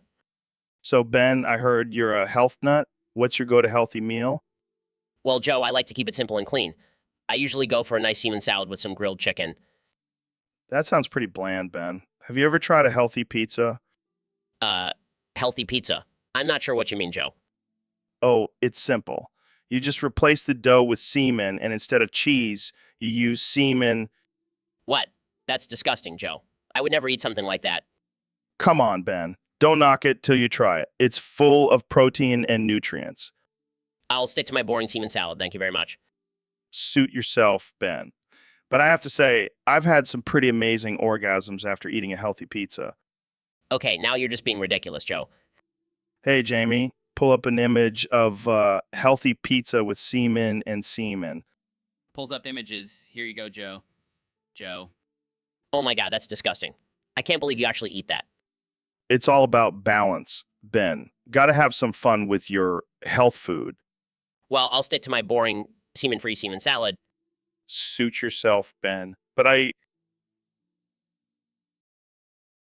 Welcome back to the Joe Rogan Experience podcast. I'm your host, Joe Rogan, and today we have a very special guest, the 45th President of the United States, Donald.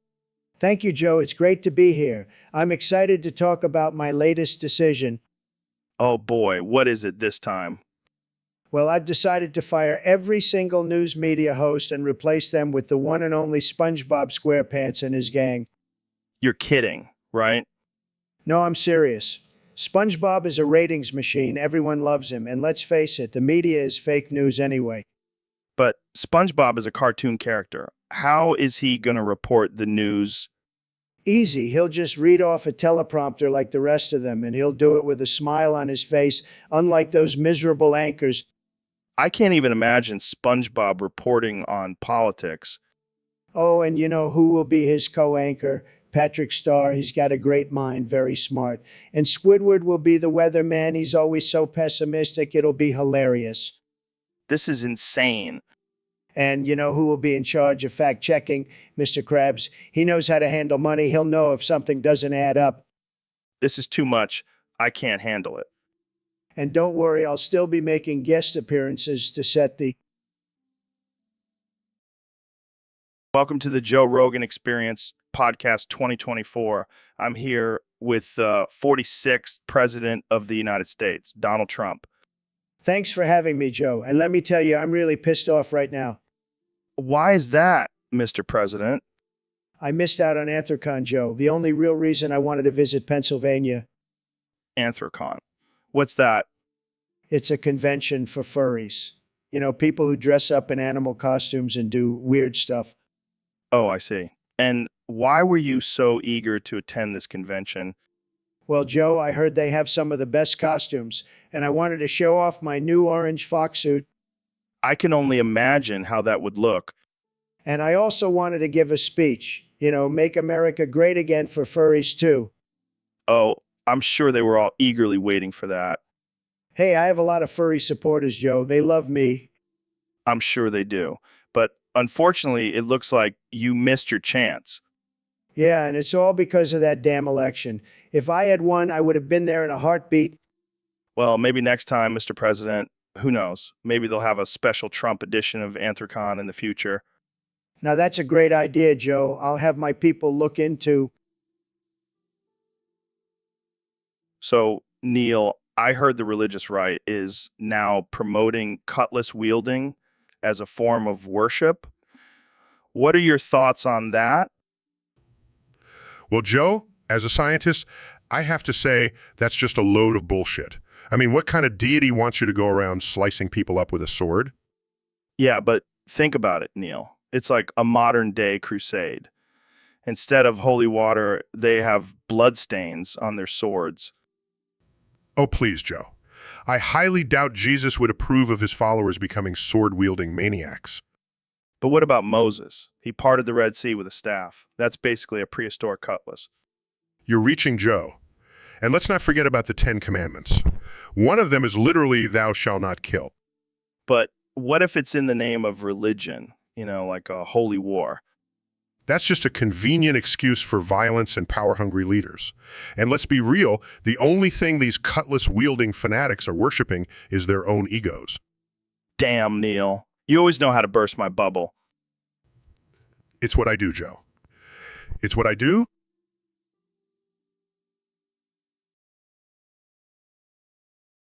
Welcome back to the Joe Rogan Experience podcast. I'm joined today by the 45th President of the United States, Donald Trump. It's great to be here, Joe. I've been listening to your podcast for years. It's tremendous. So, Mr. President, what's been on your mind lately? Well, Joe, I've been thinking a lot about the state of our media, and I've come to the conclusion that SpongeBob is the best show ever created. Really? I mean, it's a great show, but the best Absolutely, Joe. SpongeBob is a true American hero. He's got the best work ethic, always happy and positive, and he lives in a pineapple under the sea. It doesn't get more American than that. I can't argue with that logic. And let me tell you, Joe, if I get reelected in 2024, I'm making SpongeBob the only form of media allowed in this country. That's a bold statement, Mr. President. It's not just a statement, Joe, it's a promise. I'll make sure every American is watching SpongeBob 24/7. It'll be tremendous. I can only imagine the backlash from other media companies. Let them whine and complain, Joe. SpongeBob will make America great again. Well, there you have it, folks. The future of American media, according to President Trump. Thanks for joining us, Mr. President. Anytime, Joe. And remember, SpongeBob is the best show, believe me. All right, folks, we have a special guest on the podcast today, the one and only Elon Musk. Hey, Joe. Thanks for having me. I'm excited to be here. So, Elon, there have been some rumors going around that you had a little rendezvous with Martian. Care to comment on that? Laughs. Oh man, where do these rumors even come from? No, I did not have sexual relations with a Martian. Are you sure? Because I've heard some pretty wild stories about you and those little green men. Look, I'm maybe a billionaire and a genius, but I'm not into interspecies relationships. That's just not my thing. But think about it, Elon. You could be the first human to have a half Martian, half human baby. That would be pretty epic. Shakes heads. No. I have enough on my plate with Tesla and SpaceX. I don't need to add intergalactic parenting to the mix. Fair enough. But let's say you did have a fling with Martian. What would your pickup line be? Probably something like, is your spaceship as sleek and powerful as mine? Laughs is smooth, Elon. Real smooth. Hey, it's all about confidence, Joe. Well, I think we've cleared up the rumors. Elon Musk did not have sexual relations with a Martian. Thanks for joining us on the podcast, Elon. Anytime, Joe. Keep reaching for the stars. Welcome back to the Joe Rogan Experience podcast. I'm here with my good friend and genius entrepreneur, Elon Musk. Hey, Joe. Thanks for having me on the show again. So, Elon, I heard you have a new invention that's causing quite a stir. Yeah, it's my SpongeBob-shaped penis. Wait, what? Yeah, it talks and laughs just like SpongeBob. It's been making it really hard for me to pee and have sex. I can imagine. How did this happen? Well, I was experimenting with some new technology, and long story short, my penis turned into a SpongeBob shape and gained sentience. That's wild, man. Have you tried to reverse it? I've tried everything, but it just won't change back. And now it's affecting my daily life. I can only imagine. Does it have a name? Yeah, I named it Bob. Pretty original, I know. Bob the Talking SpongeBob Penis. That's something else. Tell me about it. It's been a real struggle. Well, at least you have a built-in entertainment system now. Yeah, it's great. I can't even pee in peace without hearing it laugh at me. Well, on that note, let's take a quick break. So, Elon, what's been going on in your world lately? Well, Joe, I can't seem to get this song out of my head. A Barbie girl in a Barbie world. What? Why? I have no idea. It just popped into my head one day, and now I can't stop singing it. That's hilarious. Are you sure you're not secretly a fan of Aqua? No, Joe. Not a fan of Aqua. I'm a fan of innovation and space exploration. Right, because those two things go hand in hand with Barbie girl. Life in plastic, it's fantastic. You can brush my hair, undress me everywhere. Oh my God, please stop. Imagination, life is your creation. I can't believe this is happening. Come on, Barbie. Let's go party. I never thought I'd hear you singing a Barbie song, Elon. Well, you never know what kind of surprises I have up my sleeve. I can't wait for your next SpaceX launch where you blast Barbie girl into space. Now that's an idea. A Barbie girl in a Barbie world. Life in plastic. It's All right, folks, welcome back to the Joe Rogan Experience Podcast 2024. Today, we have a very special guest, the 45th and 47th President of the United States, Donald Trump. And the United States, Donald Trump. It's great to be back, Joe. And let me tell you, I'm still the best damn president this country has ever seen. So, Mr. President, I heard you had a little run-in with Vice President Kamala Harris recently. Oh boy, let me tell you, Joe, that woman is a piece of work. She came into my office, took one look at me and said, "I'm going to shit on your piss." Laughs? What? Yeah, I couldn't believe it either. I mean, I've been peeing on people my whole life, but this is the first time someone wanted to return the favor. That's just disturbing. You know what's even more disturbing? She actually did it right there on the Resolute desk. I couldn't believe it. I don't even know what to say to that. I know, right? And let me tell you, it wasn't even a good shit. I've seen better piles of crap on the golf course. Laughs. Okay, let's move on to a different topic. Fine by me, Joe. I've got plenty of stories about my time in the Oval Office, like the time I caught Biden trying to steal my pens. Laughs. I can only imagine. Well, that's all the time we have for today, folks. Thanks for tuning in to the Joe Rogan. All right, folks, welcome back to the Joe Rogan Experience Podcast. I'm here with the one and only Mr. Beast. Thanks for having me, Joe. I'm excited to be here and talk about whatever crazy shit you have in store for us today. Well, we've got a real doozy of a topic submitted by one of our listeners on Discord. It's about cummy gummies. What the hell are cummy gummies? Apparently, they're gummy candies that are shaped like little sperm and filled with creamy center. Oh man, that's just wrong on so many levels. Yeah, but you know what's even more wrong? The fact that I've actually tried them. Wait, what? Why? Well, I was at this weird sex shop in Tijuana and they had them as a novelty item. I couldn't resist, man. Joe, you're a sick fuck. I know. But hey, they weren't half bad.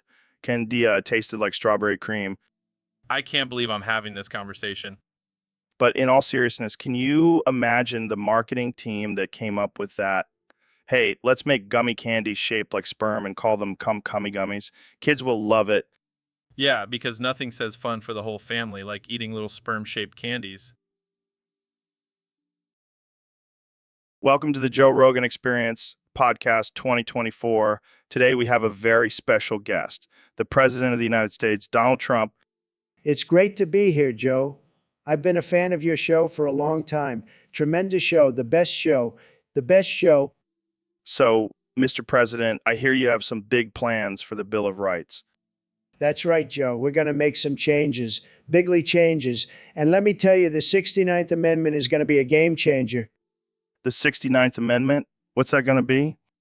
The right to nut in November. Every American has the right to get their nut during election season. It's a beautiful thing. I don't think that's what the founding fathers had in mind when they wrote the Bill of Rights. Well, they didn't have Twitter back then, did they? Times have changed, Joe. We got to keep up. We got to keep up. I don't even know what to say to that. It's okay, Joe. You'll get used to it. Trust me, I know what I'm doing. I'm a stable genius. Okay, let's move on to the next amendment.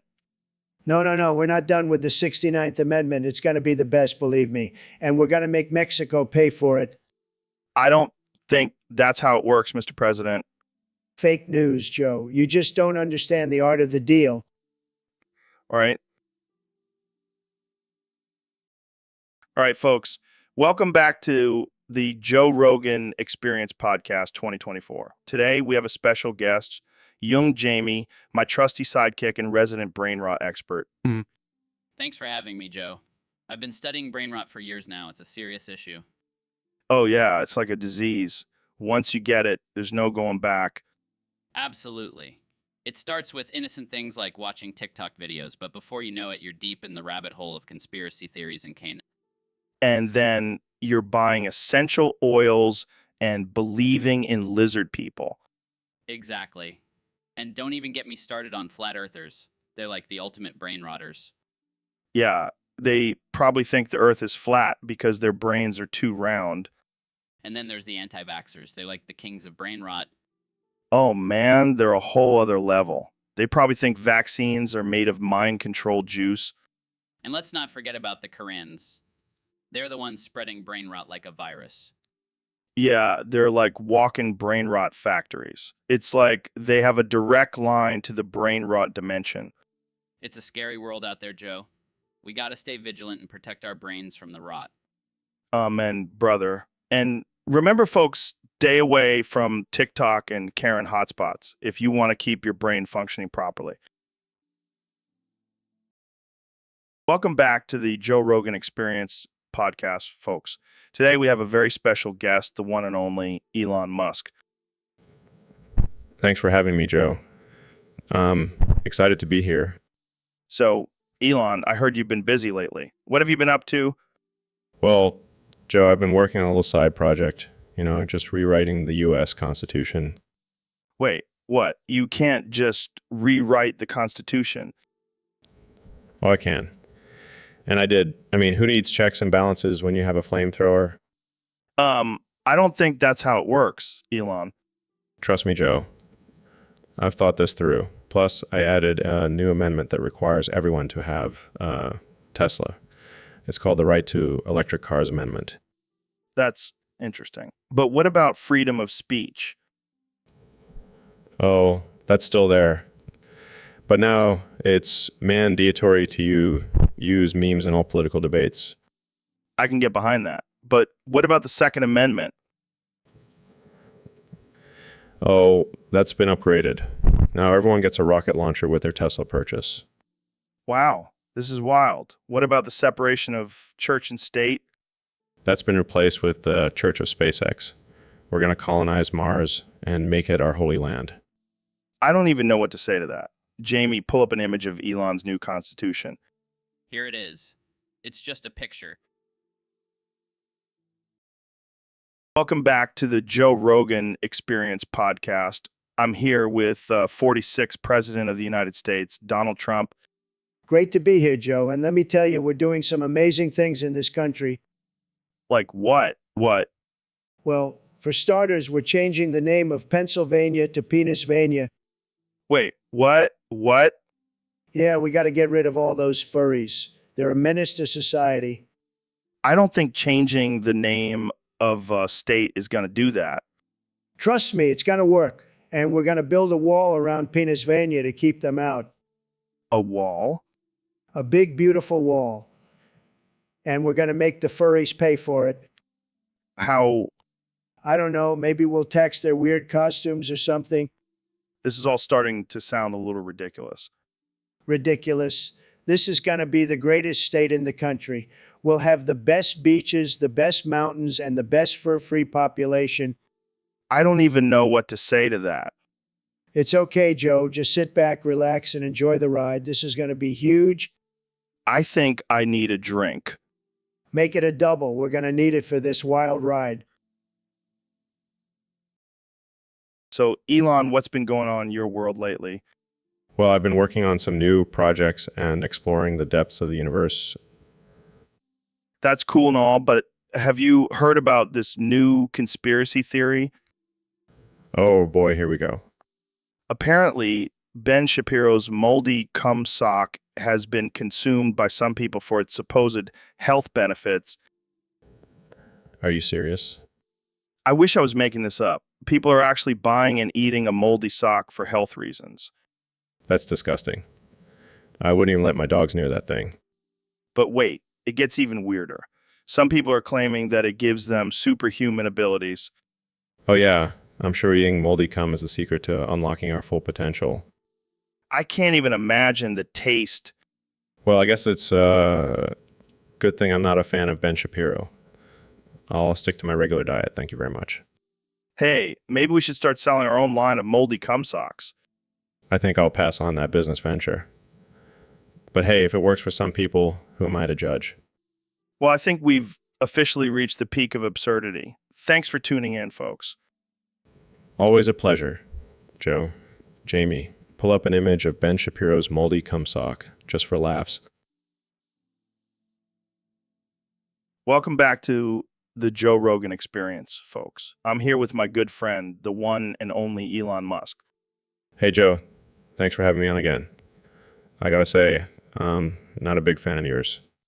What? Why not? Because you're always trying to fight me, man. Every time I come on the show, you're like, let's take this outside, Musk. Oh, come on. It's all in good fun. Is it? Because last time I was here, you challenged me to a cage match. Yeah, and you declined. What's up with that? I have better things to do than beat you up, Joe. Like building rockets and electric cars. Oh, wow. You're so cool. I bet you can't even throw a punch. Oh, I can throw a punch. And prove it to you right now. Yes, let's do it. Someone get us some boxing gloves. No, Joe. I'm not going to actually fight you. Oh, come on. Why not? Because I don't want to get sued for beating up a middle-aged man on a podcast. Fair enough. But let's at least arm wrestle. Fine. But I'm warning you, I have robot arms. Jokingly, welcome back to the Joe Rogan Experience podcast. I'm here with my good friend, the one and only Elon Musk. Hey, Joe. Thanks for having me back on the show. Excited to talk about my latest business venture. Oh, yeah. What's that? Well, I recently bought out Little Caesars and changed it to Little Wainers. What the hell, Elon? Little Wainers? Yeah, I figured it's a more accurate representation of the product. I can't believe you did that. So what changes have you made to the menu? Well, instead of pizza, we now serve mini hot dogs. And instead of crazy bread, we have crazy Wainers. Oh man, this is too much. What about the slogan, pizza, pizza, has been iconic for Little Caesars? I changed it to Wainers. Wieners, it's catchier, don't you think? Oh man, I can't breathe. This is too ridiculous. And to really make it stand out, I added a new item to the menu called the Elon Special. It's a giant hot dog on a stick covered in gold flakes. Gold flakes. You're insane, Elon. Hey, it's all about the presentation. And people are loving it. We've had lines out the door since the rebranding.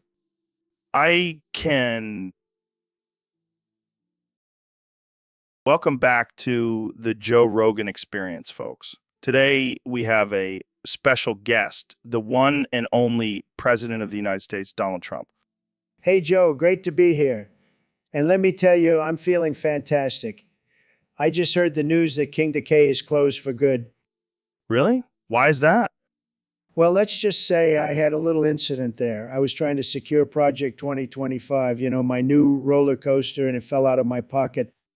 Wait, what? You lost Project 2025? Yeah, I know. It's a bit embarrassing, but hey, at least I got a good ride out of it.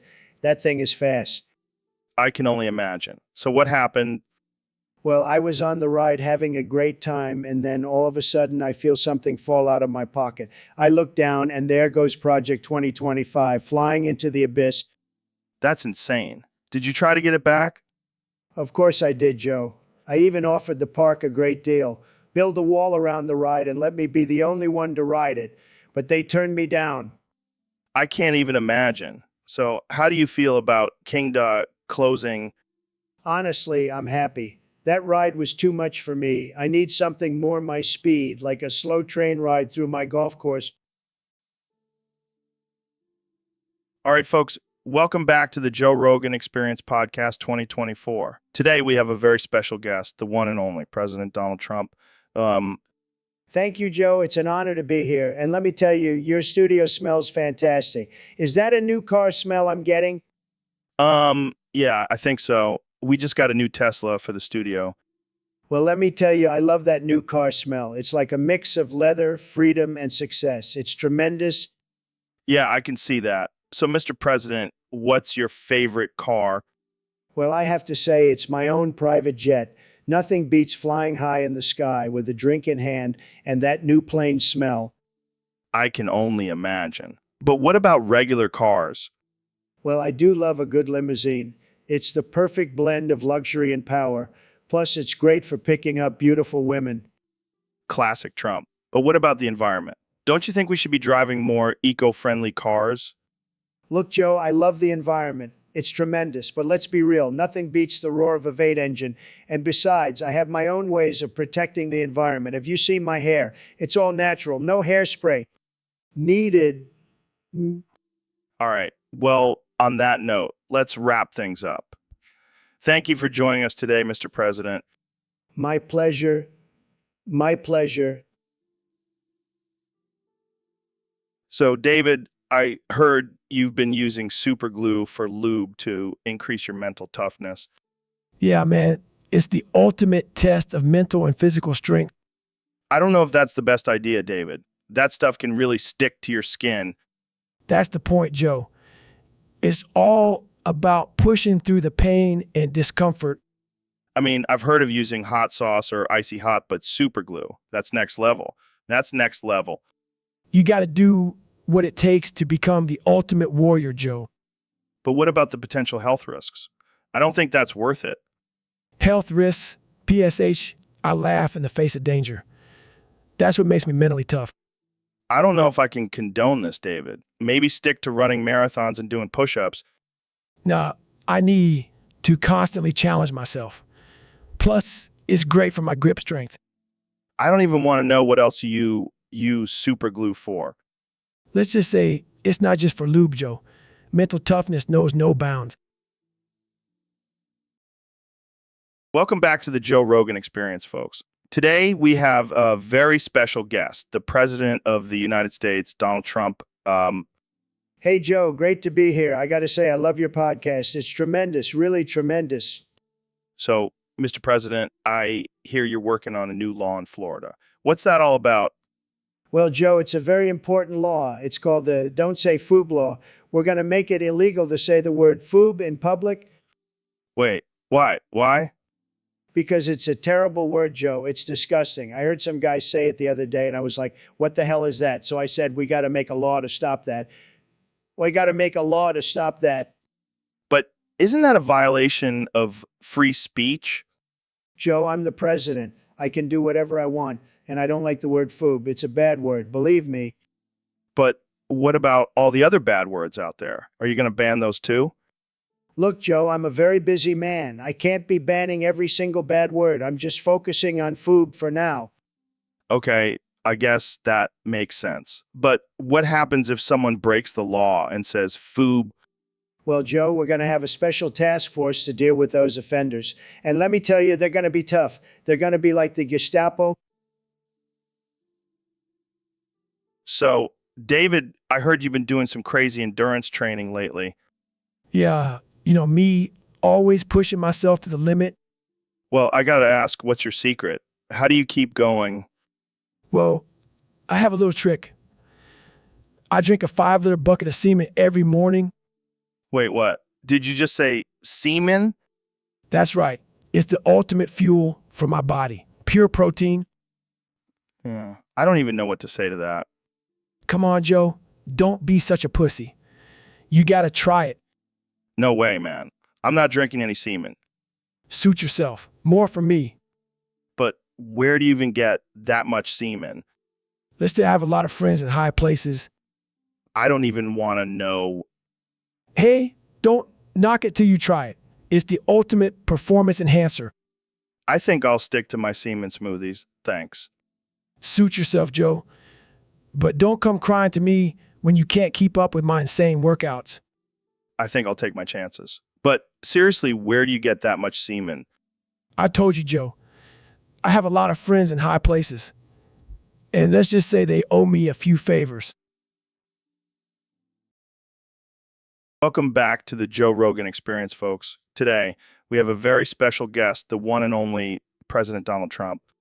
Thanks for having me, Joe. I love your show. It's great, really great. The best. So, Mr. President, I hear you recently bought out McDonald's and renamed it to McTrumps. What inspired this move? Well, Joe, I've always been a big fan of fast food. And let's face it, McDonald's is a huge success. So I thought, why not make it even better by putting my name on it?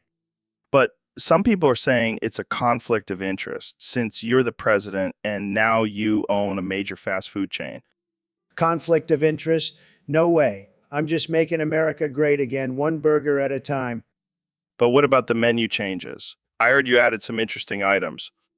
That's right, Joe. We've got the Bigly Mac, the Coffee Frappy, and the fake news fries. They're the best, believe me. And what about the employees? Are they required to wear MAGA hats? Of course, Joe. It's part of the uniform. And let me tell you, those hats are selling like hotcakes, or should I say, like Bigly Macs. Well, there you have it, folks. McTrump's the new fast food joint on every corner. Thanks for joining us, Mr. President. My pleasure, Joe. And remember, always trust the Golden Arches. They're the best, just like. All right, folks, we've got a wild one for you today. Our guest is none other than the 2024 President of the United States, Donald Trump. Great to be here, Joe. I love your show. It's the best, really. And let me tell you, I've got a great idea. We're going to serve raw semen in pints until April 2025. What? Yeah, you heard me right. Raw semen. It's going to be huge. People are going to love it. I don't think that's a good idea, Mr. President. Of course it is, Joe. It's going to be the best semen you've ever tasted. And we're going to make Mexico pay for it. I don't even know where to begin with that one. Look, Joe, I know it sounds crazy, but trust me, it's going to be tremendous. And we're going to make a lot of money off of it. It's going to be a win-win. I don't think anyone is going to want to drink raw semen, Mr. President. That's where you're wrong, Joe. I've done my research. People are going to love it. And if they don't, well, they can just go back to drinking their boring old milk. I don't even know what to say to that. Just trust me, Joe. Raw semen in pints. It's going to be the next big thing. I think I'll stick to my semen smoothies. Thank you very much. Suit yourself, Joe. But you'll be missing out on the best semen. Welcome back to the Joe Rogan Experience, folks. Today we have a very special guest, the man, the myth, the legend, Mr. Beast. Thanks for having me, Joe. I'm excited to be here. So, Mr. Beast, I heard you recently hosted the Nick Kids Choice Awards. How was that experience? It was wild, man. Instead of slime, we decided to switch things up and dump a 5-liter bucket of Semen C on the creators and YouTubers. What the fuck? That's insane. Yeah, it was hilarious. Seeing their faces covered in semen was priceless. I can imagine. Did anyone freak out? Oh yeah, some of them were not happy. But hey, it's all in good fun, right? Right. So, who was the first victim of the semen bucket? Oh, it was Logan Paul. He was so shocked he didn't know what to do. I bet. Did you get any backlash for this? Oh, just a few angry parents calling me a bad influence. But hey, at least I didn't give them Tide Pods. That's true. So, what's next for Mr. Beast? Well, I'm thinking of hosting the Oscars next year, and instead of an award, the winners get a golden dildo. Oh man, I can't wait to see that. Thanks for coming on the show, Mr. Beast. All right, folks, welcome back to the Joe Rogan Experience Podcast 2024. Today we have a special episode with my good friend Kanye West and two surprise guests, President Trump and David from the local comic book store. Yo, what's up, Joe? I'm ready to get my D&D on. Believe me, I am the best at Dungeons and Dragons. No one rolls the dice like I do. I can't believe I'm playing D&D with the president and Kanye West. This is unreal. All right, let's get started. Kanye, you're the dungeon master. What's the scenario? All right, so you guys are all in a post-apocalyptic world where dragons have taken over. You're on a quest to defeat the Dragon King and save humanity. I love dragons. I have the best dragons. They're huge, believe me. I'm a level 5 wizard. I cast a spell to summon a fireball at the dragon.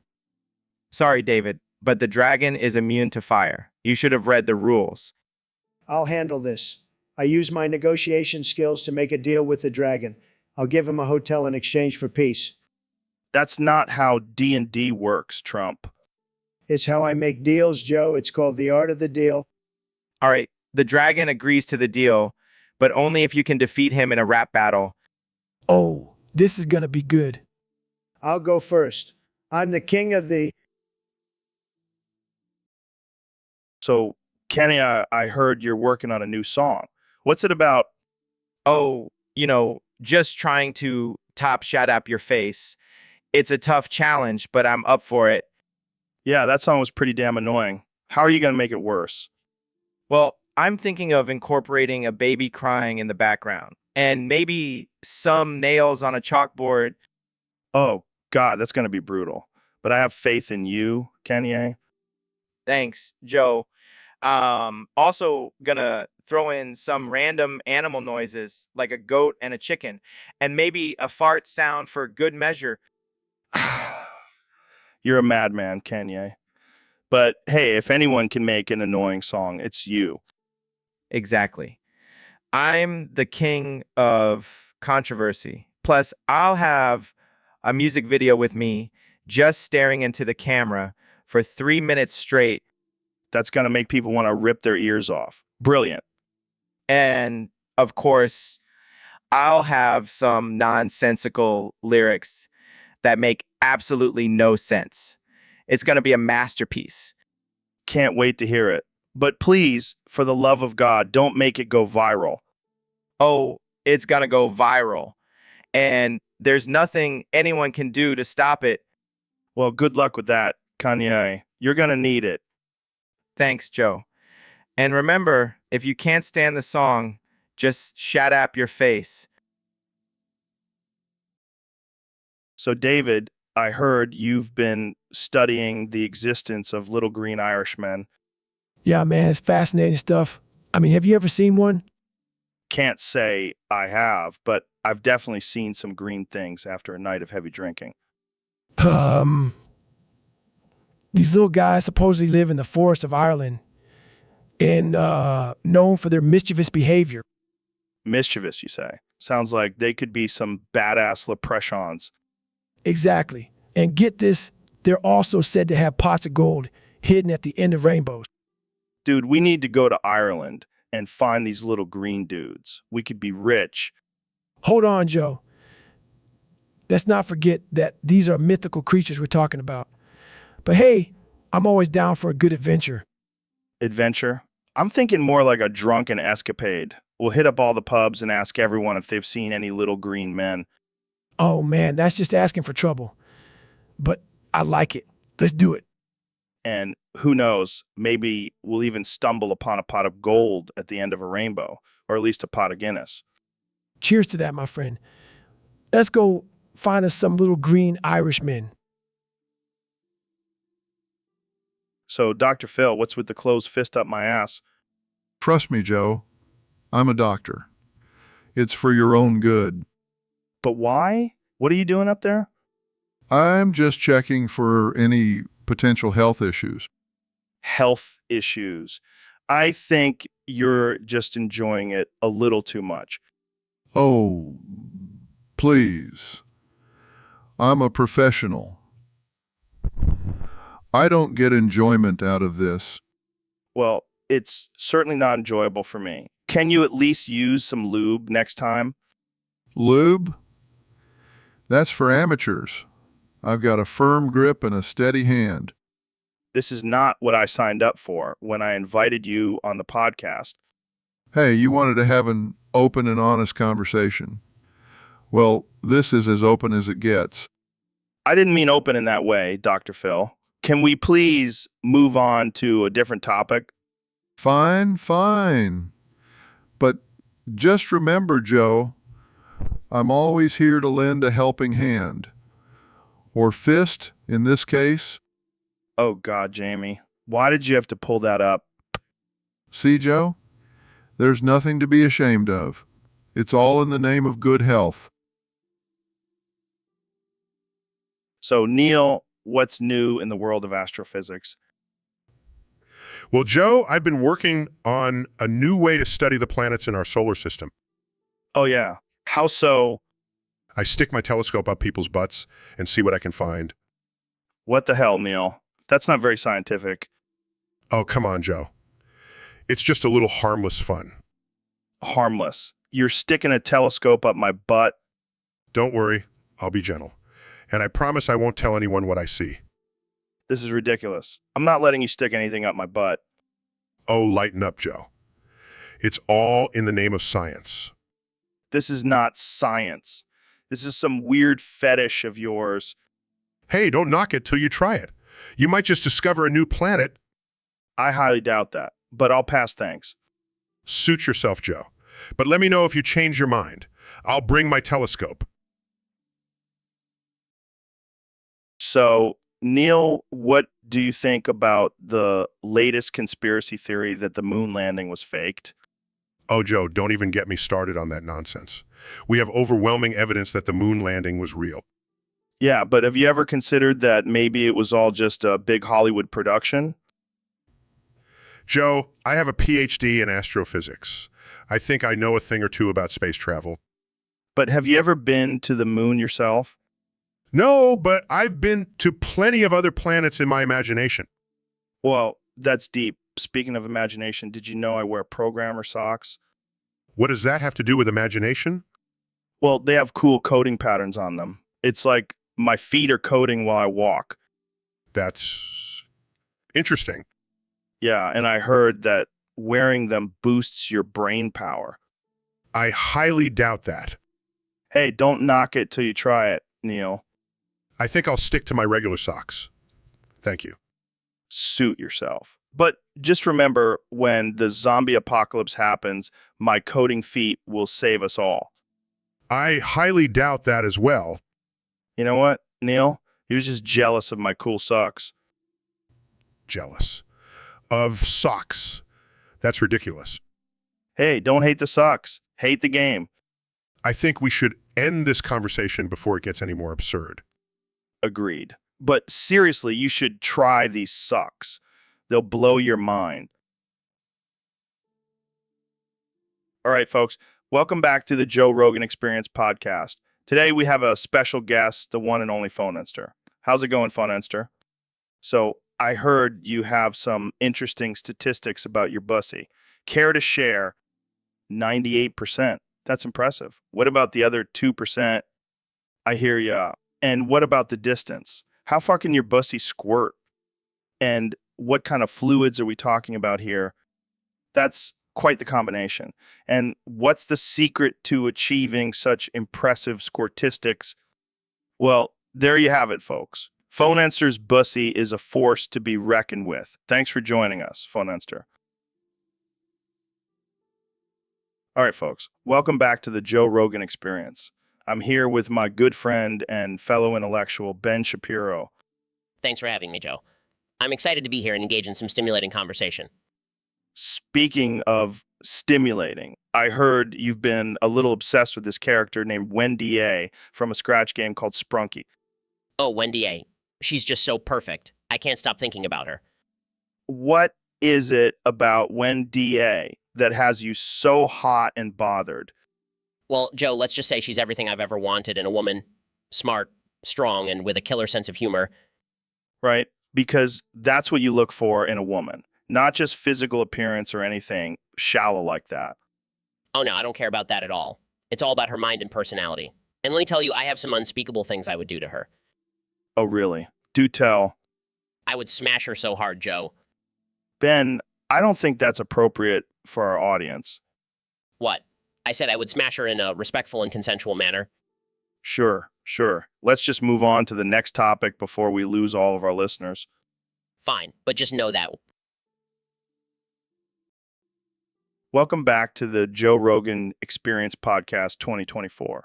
Today's topic was submitted by a user on Discord, and it's a doozy. We're talking about Trump eating hamburgers while drinking coffee. Let me tell you, Joe, I make the best hamburgers, the best. Nobody makes hamburgers like me. I've heard that, Mr. President. But what about the coffee? What's that all about? Oh, that's just a little something I came up with. It's a secret recipe, but let me tell you, it's tremendous. The best coffee you'll ever taste. I'm not sure I want to taste it, to be honest. Believe me, you do. It's like a party in your mouth, and everyone's invited. Well, I guess I'll take your word for it. But let's talk about the hamburgers. How do you like them cooked? Medium rare, just like my steaks. And I like to add a little ketchup on top. It's a great combination. Trust me. Ketchup on hamburger. That's a bold move. Hey, I'm a bold guy. I like to live on the edge. And let me tell you, it works. The ketchup brings out the flavor of the hamburger. I'll have to try that sometime. But what about the bun? Do you prefer sesame seed or plain? Oh, I don't discriminate. I'll eat any kind of bun. As long as it's a bun, I'm happy. All right, folks, welcome back to the Joe Rogan Experience Podcast 2024. Today we have a very special guest, the one and only Barack Obama. So, Mr. President, I have to ask, what have you been up to since leaving the White House? Nice. Got to stay in shape. But let's get to the real issues, like aliens. Do you think they exist? Oh, come on. You can tell us. We won't tell anyone. Wow, that's insane. Speaking of weed, do you think it should be legalized? True. But let's talk about something serious. What's your take on cancel culture? Yeah, that was ridiculous. But let's switch gears here. What's your favorite conspiracy theory? Hey, Ben, what's up? Not much, just being a goon. A goon? Like working for an evil gang or something? No, like a gooner. Starts masturbating. Well, what the hell are you doing? Just being a gooner, Joe. Amones. I'm gonna come cool. Ooh, ooh, ooh, ooh, ooh, ooh, ooh, ooh, ooh, ooh, ooh, ooh, ooh, ooh, ooh, ooh, ooh, ooh, ooh, ooh. All right, folks, welcome back to the Joe Rogan Experience 2024. Today, we have a very special guest, the 45th and 47th President of the United States, Donald Trump. Great to be here, Joe. You know, I've always been a fan of your show, even though you're a little too liberal for my taste. Well, I'm glad you could join us, Mr. President. So let's get right into it. I heard a rumor that you want your penis preserved in a jar after your death, just like Rasputin. Yes, that's true. I mean, have you seen my penis? It's a beautiful, tremendous penis. It deserves to be preserved for future generations to admire. Okay. But why exactly do you want it preserved? Well, Joe, I want people to remember me for my accomplishments. And let's be honest, my penis is one of my greatest accomplishments. I don't even know what to say to that. Moving on, let's talk about your policies for your second term.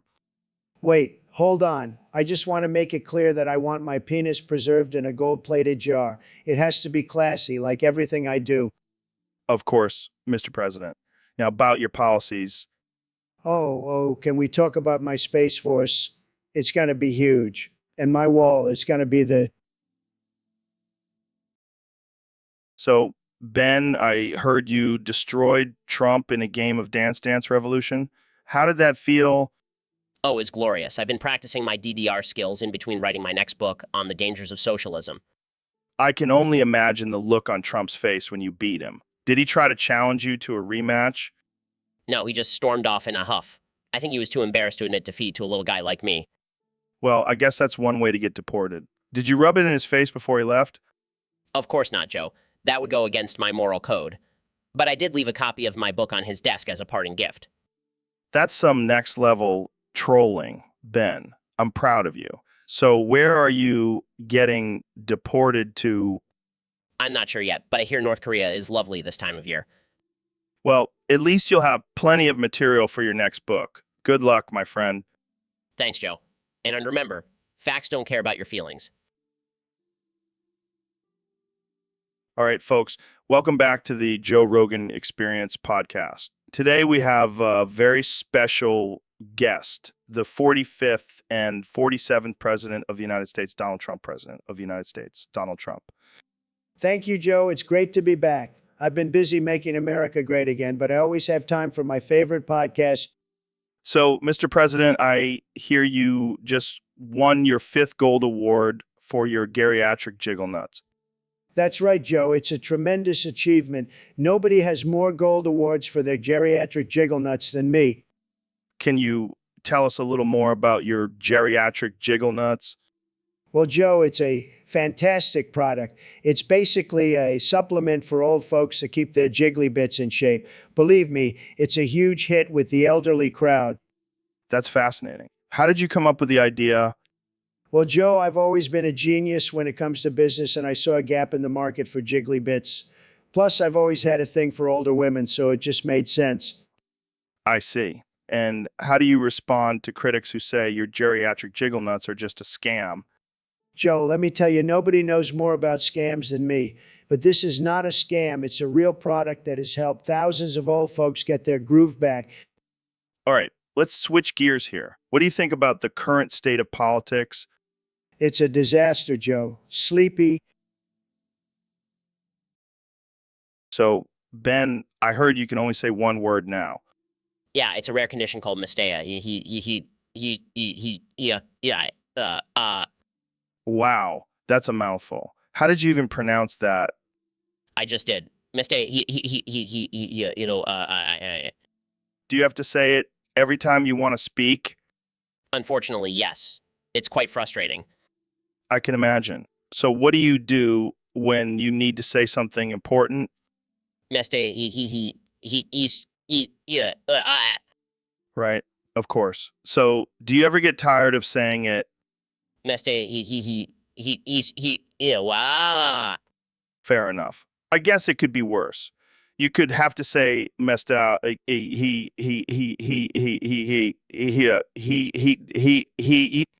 Don't even joke about that, Joe. It's a serious condition. Sorry.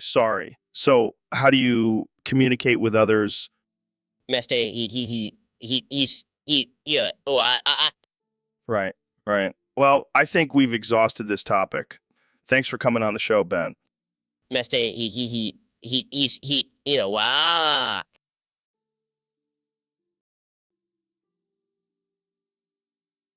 Hey, Elon, I heard you finally sold Twitter. What are you going to do with all that money? Well, Joe, I'm thinking of buying out Blue Sky and rebranding it into Blue X. Blue X. What kind of name is that? It's the future, Joe. Combination of Twitter and SpaceX, the ultimate social media platform for space enthusiasts. So, what's going to be different about Blue X? Well, for starters, we'll have a zero gravity feature. You can tweet while floating in space. That's insane. But what about the trolls and haters? Oh, we'll have a feature where you can block them and send them into orbit. That's one way to deal with them. But what about the censorship and cancel culture? No worries, Joe. Blue X will have a free speech policy. You can say whatever you want as long as it's in binary code. Binary code. How is that free speech? Trust me, Joe. It's the language of the future. Plus, it'll keep the snowflakes away. You always have a solution, Elon. So when can we expect Blue X to launch? Hopefully by 2024. But with my track record, it might be delayed until 2069. Well, I can't wait to see what kind of chaos Blue X will bring. Thanks for coming on the show, Elon. Anytime, Joe. Just make sure to follow me on Blue X. All right, folks, welcome back to the Joe Rogan Experience podcast. Today, we have a very special guest, the one and only Neil deGrasse Tyson. Thanks for having me, Joe. Always a pleasure to be on your show. So, Neil, what have you been up to lately? Any new discoveries in the universe? Actually, I've been noticing something very interesting right here in the studio. Ben, what are you doing? Ooh. Yeah, it's off clothes and stands on table. Oh my, he's pulling his cock out. Ooh. It spins penis like a helicopter. This is quite the spectacle, isn't it, Joe? I can't take my eyes off it, Neil. Ben, you're a wild man. Ooh. It continues spinning. I must say, I've never seen anything like this before. Ooh. 69. Well, that's certainly one way to make an entrance. And we're all just sitting here watching it happen. This is the Joe Rogan Experience, folks. Truly a unique experience, Joe. I'll have to add this to my list of cosmic wonders. And on that note, we'll wrap up this episode. Thanks for tuning in, and remember to always keep an open mind. Good night, everyone. So, Ben, what's on your mind today?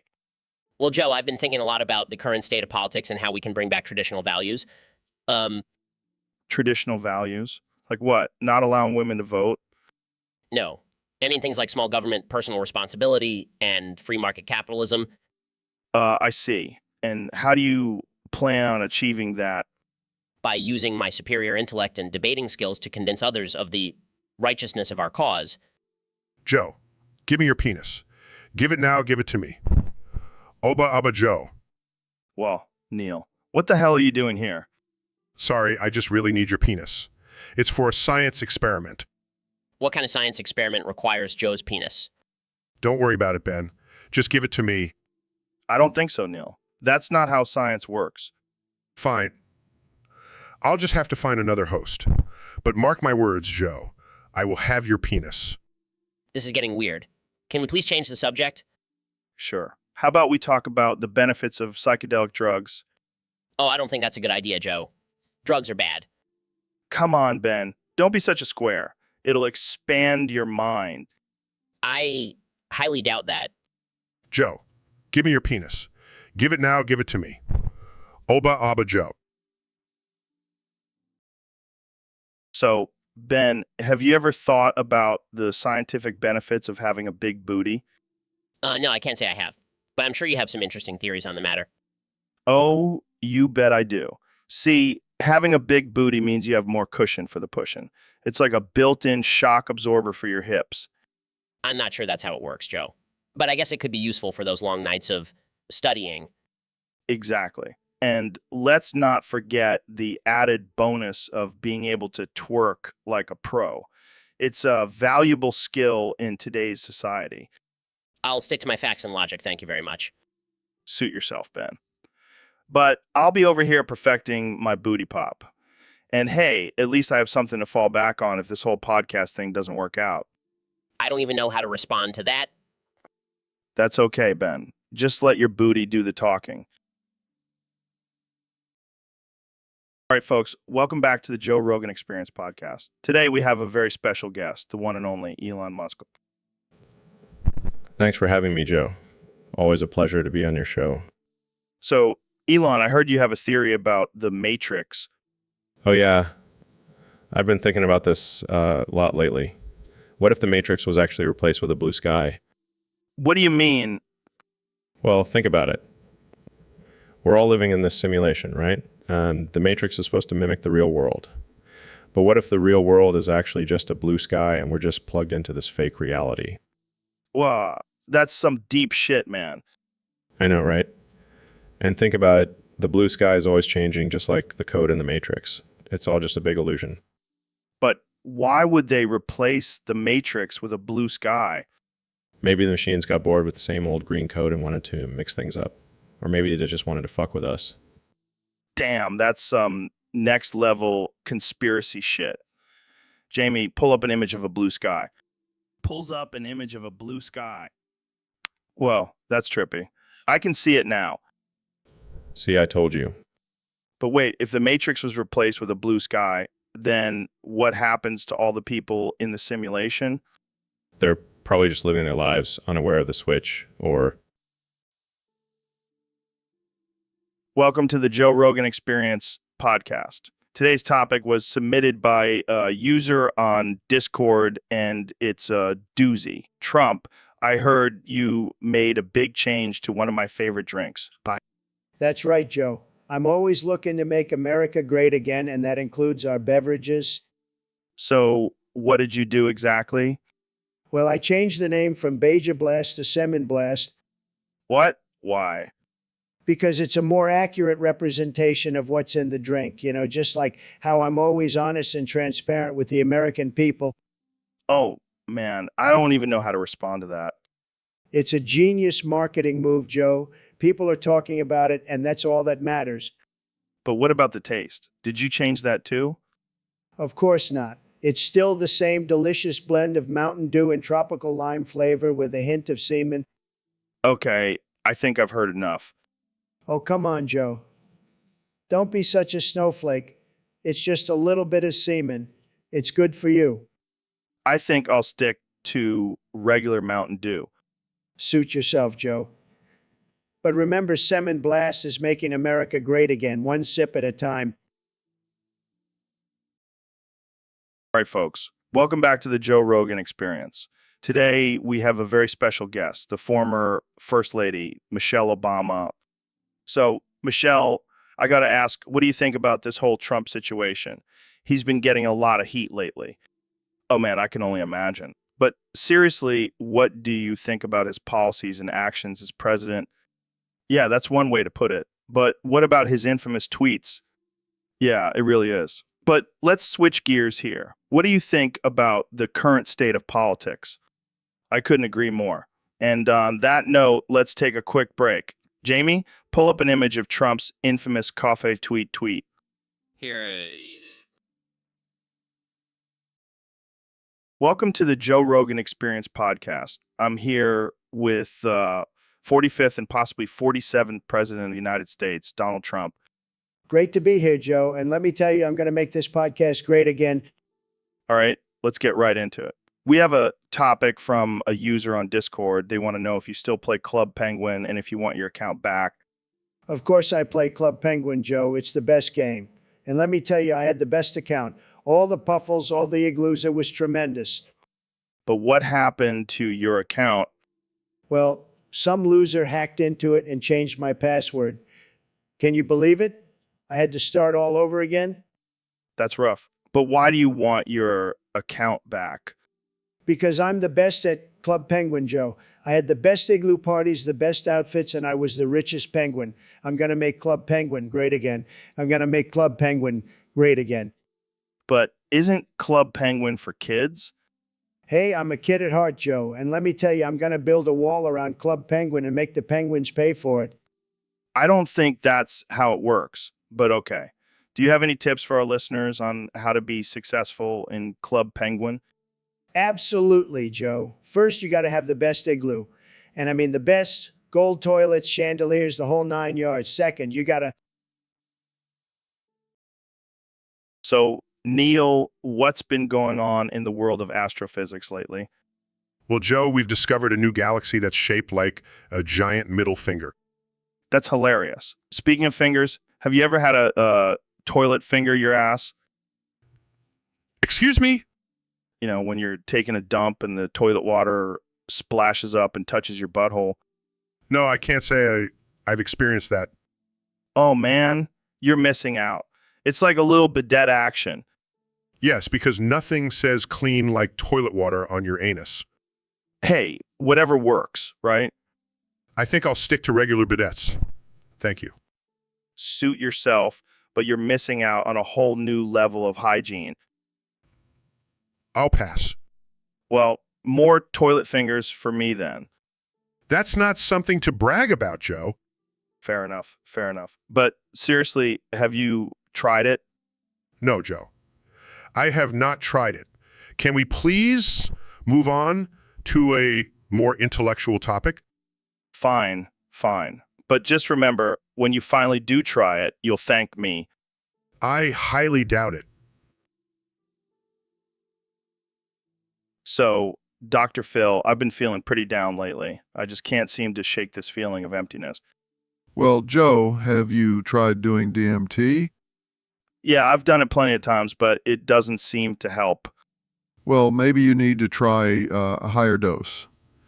Really blast off into the void. But what about all my problems? My career, my relationships, my health. Joe,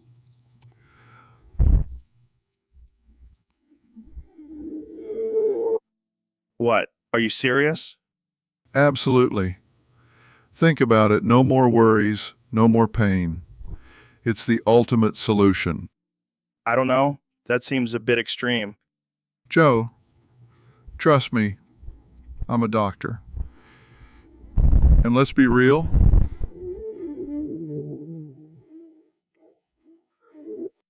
That's harsh, man. I'm just keeping it real, Joe. Now let's talk about how we can make this happen. Yo, Neil, have you ever thought about where God came from? Well, Joe, as a scientist, I don't like to speculate on things that have no evidence.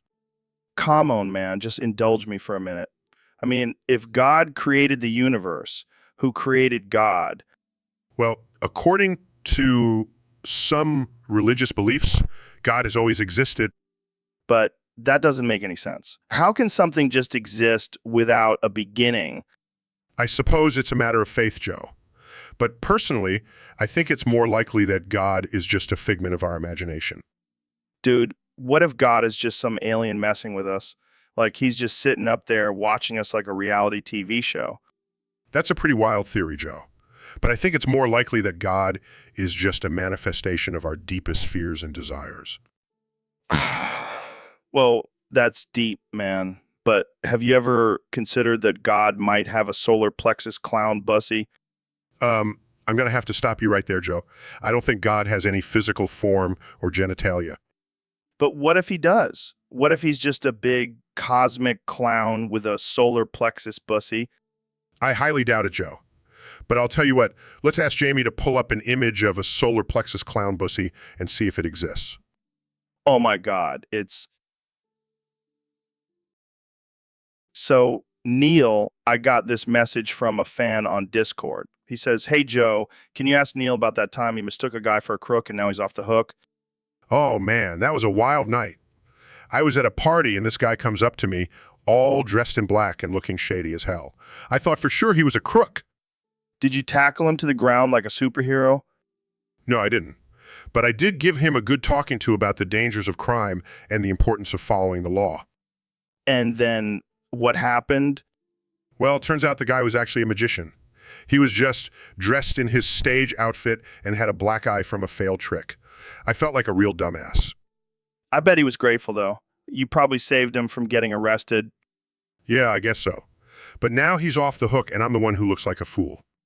Well, at least you learned your lesson. Don't judge a book by its cover, right? Exactly, Joe. And now I always make sure to ask if someone is a crook before assuming. Lesson learned. So, Neil, I heard you've been experimenting with some new theories lately. Oh yeah, Joe. I've been studying the effects of stuffing a man's penis into his own ass before blasting off into the stratosphere. What the hell, man? That's some next level shit. Well, I figured if we're going to explore the universe, might as well have some fun with it. But why my penis, Neil? Why not your own? I wanted to see if your dick could handle the pressure of space travel. Oh, great. So now I have to worry about my dick exploding in space. Relax, Joe. I've done the calculations. Your dick will be just fine. I don't know, man. This sounds like some kinky shit. Hey, anything for science, right? I guess so. But can we at least wait until after the podcast to try this out? Of course, Joe. I wouldn't want to ruin your reputation as the alpha male of the podcast world. Thanks, Neil. I appreciate it. Just don't forget to thank me when your dick becomes the first to reach the stratosphere. Oh, I won't forget, Neil. I won't forget. All right, folks, we have a very special guest on the show today. He's a former president, a businessman, and according to some, a part of the deep state. Please welcome Donald Trump. Thank you, Joe. It's great to be here. And let me just say, the deep state is fantastic. The best deep state you've ever seen. Wait, what? Did you just admit to being a part of the deep state? Of course, Joe. I'm the biggest, baddest, most powerful member of the deep state. I control everything. It's tremendous. But I thought you were against the deep state. You even talked about draining the swamp. Oh, that was just a little joke, Joe. You know, like when I said I was going to build a wall and make Mexico pay for it. It's all just locker room talk. Locker room talk. That's not very presidential. Who cares about being presidential? I'm the president. I can do whatever I want. And being a part of the deep state is the ultimate power movie. But what about all the conspiracy theories about the deep state controlling everything? Oh, those are just alternative facts, Joe. The truth is, the deep state is just a group of powerful individuals who want to make America great again. And who better to lead it than me? I don't know. Maybe someone who's not constantly tweeting and causing chaos. Hey, my tweets are what make America great. And as for chaos, well, let's just say I like to keep things interesting. Well, I think we've learned. Welcome to the Joe Rogan Experience podcast, where we talk about everything from aliens to DMT today. We have a special guest, former President Barack Obama. So, Obama, what's your take on the current state of the world? Hold up, who the heck are you talking to, Joe? Obama. He's right here. Joe, nobody's here. You're talking to yourself. You're shitzo. He's Shish Joe. No, no, no. Obama's right here. He's talking about unity and stuff. Joe, you need to get some help. Maybe lay off the weed a little bit. Hey, I'm not the one who's been on TV for years giving people terrible advice. Oh, you want to go there, Joe?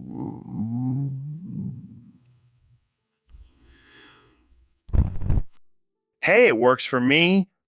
Sorry, Obama. We'll let you speak. But just know, Joe's a little off his rocker. Hey, I'm just open-minded, man. And Shitzo. Shut up, Neil. Jamie, pull up a picture of Dr. Phil throating a hot dog. What the hell, Joe? Why do you want to see that? Come on, Dr. Phil. You know, you've done it before. I mean, look at that mouth. That's disgusting, Joe. I have never put a hot dog in my mouth. Oh, come on. You're telling me you've never had a backyard barbecue with your buddies and just gone to town on some whiners? Absolutely not. I have more class than that. Yeah, but do you have more class than a hot dog? I don't even know how to respond to that. You know what? Let's just move on to something else. Jamie, pull up a picture of Dr. Phil twerking. What? No way. I am not twerking for anyone, especially not for you, Joe. Come on. It'll be great for your TikTok. I am not on TikTok and I never will be. Fine, fine. How about a picture of Dr. Phil in a Speedo? Absolutely not. What about a Mankini? Borat style thong? Joe, you are a sick man. Hey, just trying to spice up the podcast. Speaking of spice, Jamie, pull up a picture of Dr. Phil covered in hot sauce. No way? So, Neil, I heard you have a new theory about human anatomy. Yes, Joe. I've been thinking about the concept of sticking your own dick into your own butt. Oh, boy. Here we go. Hear me out, Joe. What if we could form a chain link with our own bodies? I'm sorry, what? Think about it. Two people could connect their butts and create a never-ending chain. That's, interesting. And imagine the possibilities for sexual pleasure. I don't know if I want to imagine that. Come on, Joe. Let's push the boundaries of human sexuality. I think we've pushed them far enough, Neil. But just imagine the headlines. Neil deGrasse Tyson discovers new form of human connection. I think I'll stick to just shaking hands. Thanks. Suit yourself, Joe. But just remember, the future is all about butt chain links. So, Neil, what's on your mind today? Well, Joe, I've been thinking a lot about meteors lately. Meteors. That's some heavy shit, man. You know, what would make you really think about meteors? What's that, Joe? Boofing some DMT. I don't think that's necessary, Joe. I just want to have a serious discussion about the potential dangers of meteors. Oh, come on, Neil, loosen up. How about some ketamine? It'll make you feel like you're floating through space. I'm not interested in drugs, Joe. I'm talking about the real threat of a meteor impact wiping out civilization. All right. No need to get all serious on me. How about some mushrooms? They'll make you see stars, literally. Joe, I'm trying to have a serious conversation here. Can we please focus? Fine. But I gotta say, meteor impact would be a pretty epic way to go out. Like a giant fireworks show. Joe, this is not a joke. Millions of lives could be at stake. Okay, I'll stop offering you drugs. But have you ever thought about boofing a meteor? What? No, that's not even physically possible. Hey, you never know until you try. And who knows, maybe you'll gain some superpowers. I highly doubt that, Joe. Can we please just stick to the topic at hand? Fine, fine. But if a meteor does come, I'm definitely boof. So, Dr. Phil, I heard you've been playing a lot of Animal Crossing lately. Yeah, it's my guilty pleasure. I love decorating my island with flowers. Well, I have a confession to make. I may have accidentally stepped on all your flowers when I visited your island. What the hell, Joe? Those were my precious flowers. Relax. It's just a game. Plus, I left you a ton of weed as compensation. Weed? Are you trying to bribe me? No, I just thought you could use some relaxation. You seem a little uptight. Uptight. I'm a freaking doctor, Joe. I have to maintain a certain level of professionalism. Oh, come on. You can let loose a little. It's just a game. Just a game? Those flowers were my pride and joy. I spent hours cultivating them. Well, maybe you should spend more time cultivating your patience instead. Excuse me, have helped countless people on my show. Yeah, by exploiting their personal problems for entertainment. Real noble, Dr. Phil. You know what, Joe? I don't need this. I'm going back to my island to mourn my crushed flowers. All right, fine. I'll leave you to your virtual funeral. But hey, at least you have all that weed to ease the pain. So, Neil, I heard you had a run-in with cops recently. Yeah, apparently they didn't appreciate my scientific approach to jaywalking. What happened? Well, I was trying to cross the street and this cop starts yelling at me to stop. So I calmly explained to him the physics of momentum and how I can't just stop on a dime. And And then he starts frisking me, claiming I had something hidden in my pants. oh no. Did he find anything? Yeah, he found a donut. And then he asked me if I had any more contraband on me. What did you say? I told him no, but I do have a police around my dick. Oh man, that's messed up. Yeah, but then I showed him my Nobel Prize and he let me go with a warning. Well, at least you didn't get arrested for having a donut on you. Yeah, fuck the donuts with the police around my dick. All right, folks, welcome back to the Joe Rogan Experience podcast. Today we have a very special guest, the one and only Neil deGrasse Tyson. Thanks for having me, Joe. Always a pleasure to be on your show. So, Neil, I heard you have a confession to make.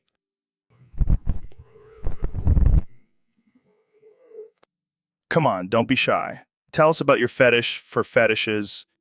I have no idea what you're talking about. Oh, come on. Don't play coy with me, Neil. I've heard you have a thing for feet, hands, and even nostrils. Well, I do find them fascinating from a scientific perspective. Oh, I bet you do. I can just imagine you in a lab coat measuring the length of someone's toes. Okay, let's move on to a different topic. No. We're not done here. I want to know more about your fetishes. Fine. I have a particular interest in earlobes and belly buttons. Oh, those are some underrated fetishes. I respect that. Really? I was worried you would judge me. Nah, man. We're all freaks in our own way. Embrace it. Well, I guess I'll have to thank my astrophysics career for leading me to this revelation.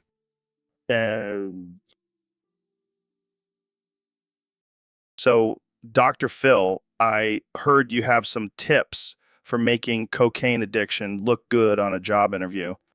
Well, Joe, it's all about presentation. You got to sell that shit like it's the cure for cancer. How exactly do you do that? First, you got to dress the part. Wear a suit and tie. Slick back your hair.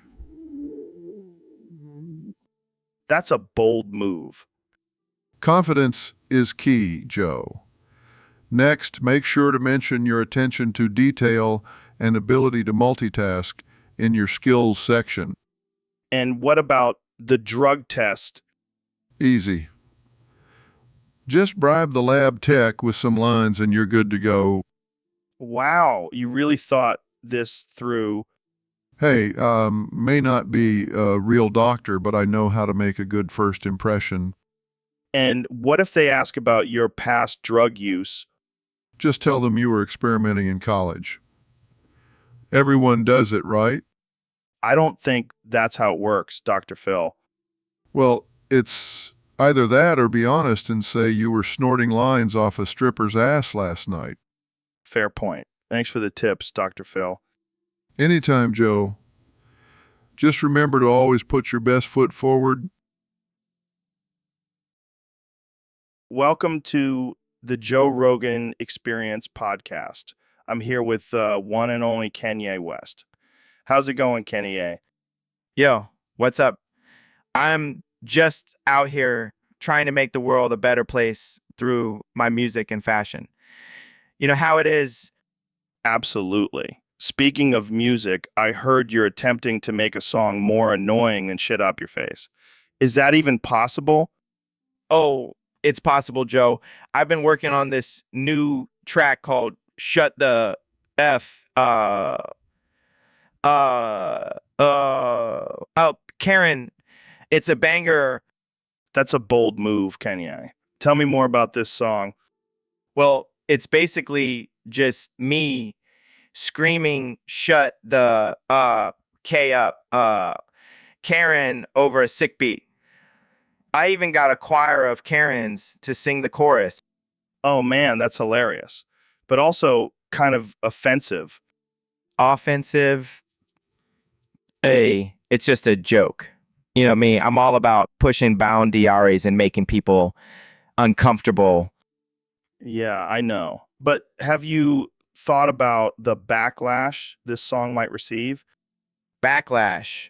Joe, I'm Kanye West. I thrive off of controversy. Plus, I'm pretty sure Karen is not a protected class. Fair point. But what if this song becomes more annoying than shit up your face? Are you prepared for that?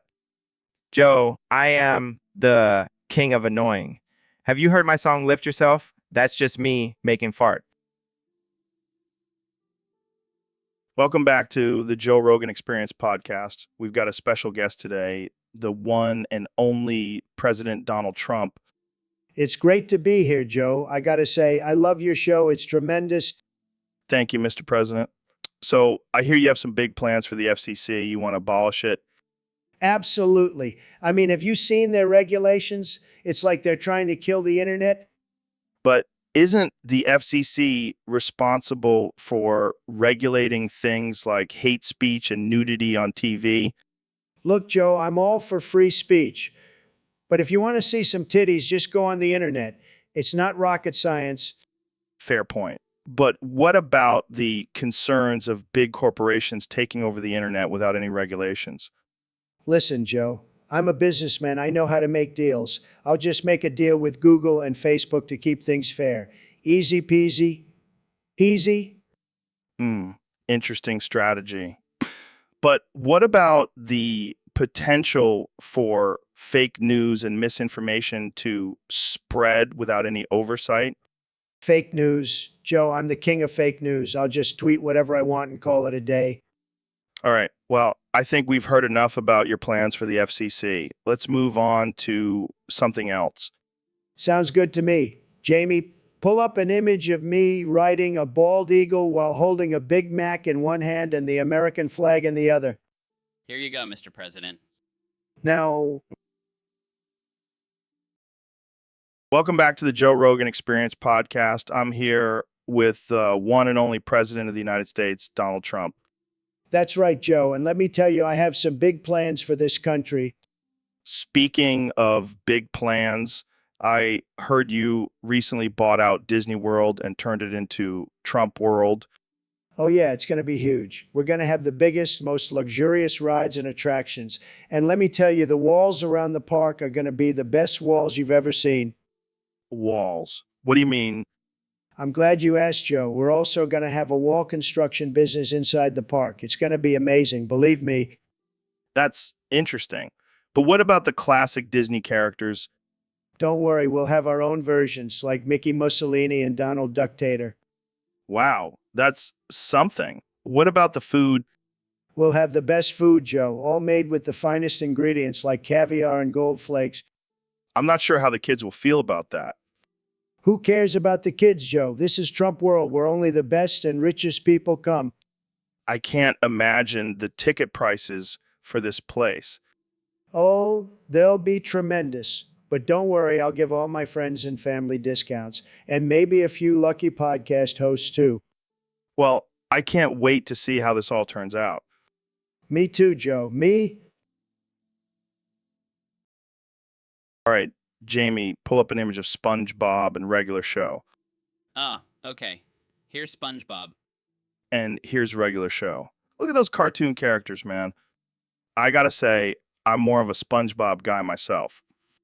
What? Are you kidding me? Regular show is way better. How can you say that? SpongeBob is a classic. It's been on for decades. Yeah, but regular show is more edgy and has better humor. Edgy. It's a kid's show, man. SpongeBob has universal appeal. But regular show has a talking gumball machine and Yeti. And SpongeBob has a talking sponge and a starfish. Plus, Mr. Krabs is a legend. Okay, fine. But regular show has a talking blue jay and a raccoon. All right, I'll give you that. But SpongeBob has a pineapple under the sea. And regular show has a park full of crazy characters.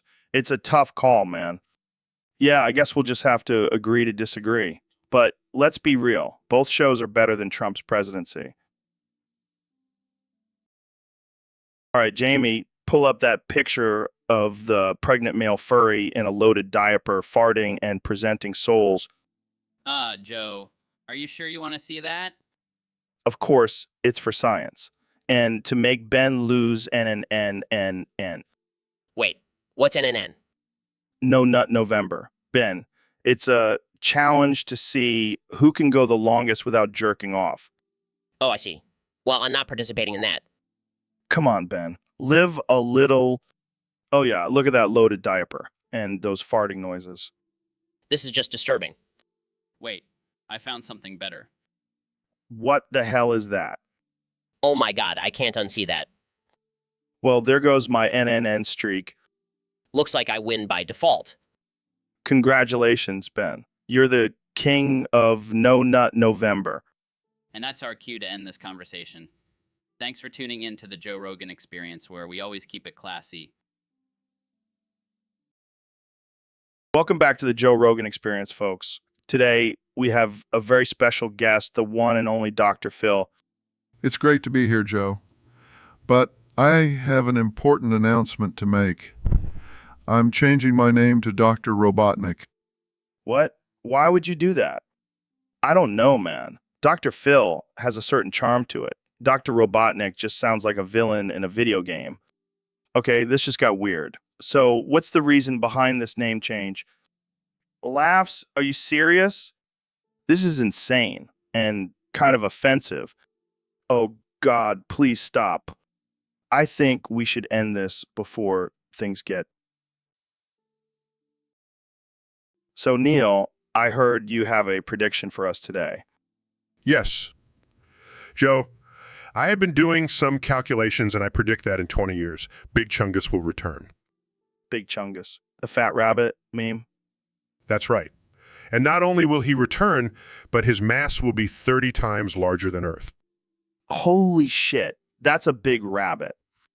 Indeed. And it gets even more interesting. He will completely obliterate everything in his path. What the fuck, Neil? Are you saying Big Chungus is going to destroy the world? That's exactly what I'm saying, Joe. And it's all because of his insatiable appetite for carrots. This is some serious shit. What can we do to stop this giant rabbit? Well, we could try to distract him with a bunch of carrots. Or we could just accept our fate and let Big Chungus reign supreme. I don't know about you, but I'm not going down without a fight. I'll gather all the hunters and we'll take down this oversized bunny. Good luck with that, Joe. I'll be over here, watching from a safe distance. Thanks for the warning, Neil. This has been one hell of a prediction. It's what I do, Joe. It's what I do. So, Dr. Phil, I heard you have a big announcement for us today. That's right, Joe. I've decided to pursue my true passion and become a rapper. Wait, what? You're serious? Dead serious. And my rap name is Fat Shady. That's something. I know what you're thinking, Joe. How can a middle-aged white man from Texas be a rapper? Yeah, that's exactly what I'm thinking. But I've been practicing my rhymes, and I've got some sick beats. Oh, I can't wait to hear your sick beats, Dr. Phil. I'm Dr. Phil. I'm the real deal. I'll make you feel like you're on a pill. Oh my God, this is amazing. I'll give you advice, so don't think twice. Just take my hand. I'll make you understand. This is the best thing I've ever heard. Thank you. Thank you. I'll be here all week. I can't wait to see the music video for this. Oh, it's already in the works. I've got some sick dance moves, too. I never thought I'd see the day when Dr. Phil becomes a rapper.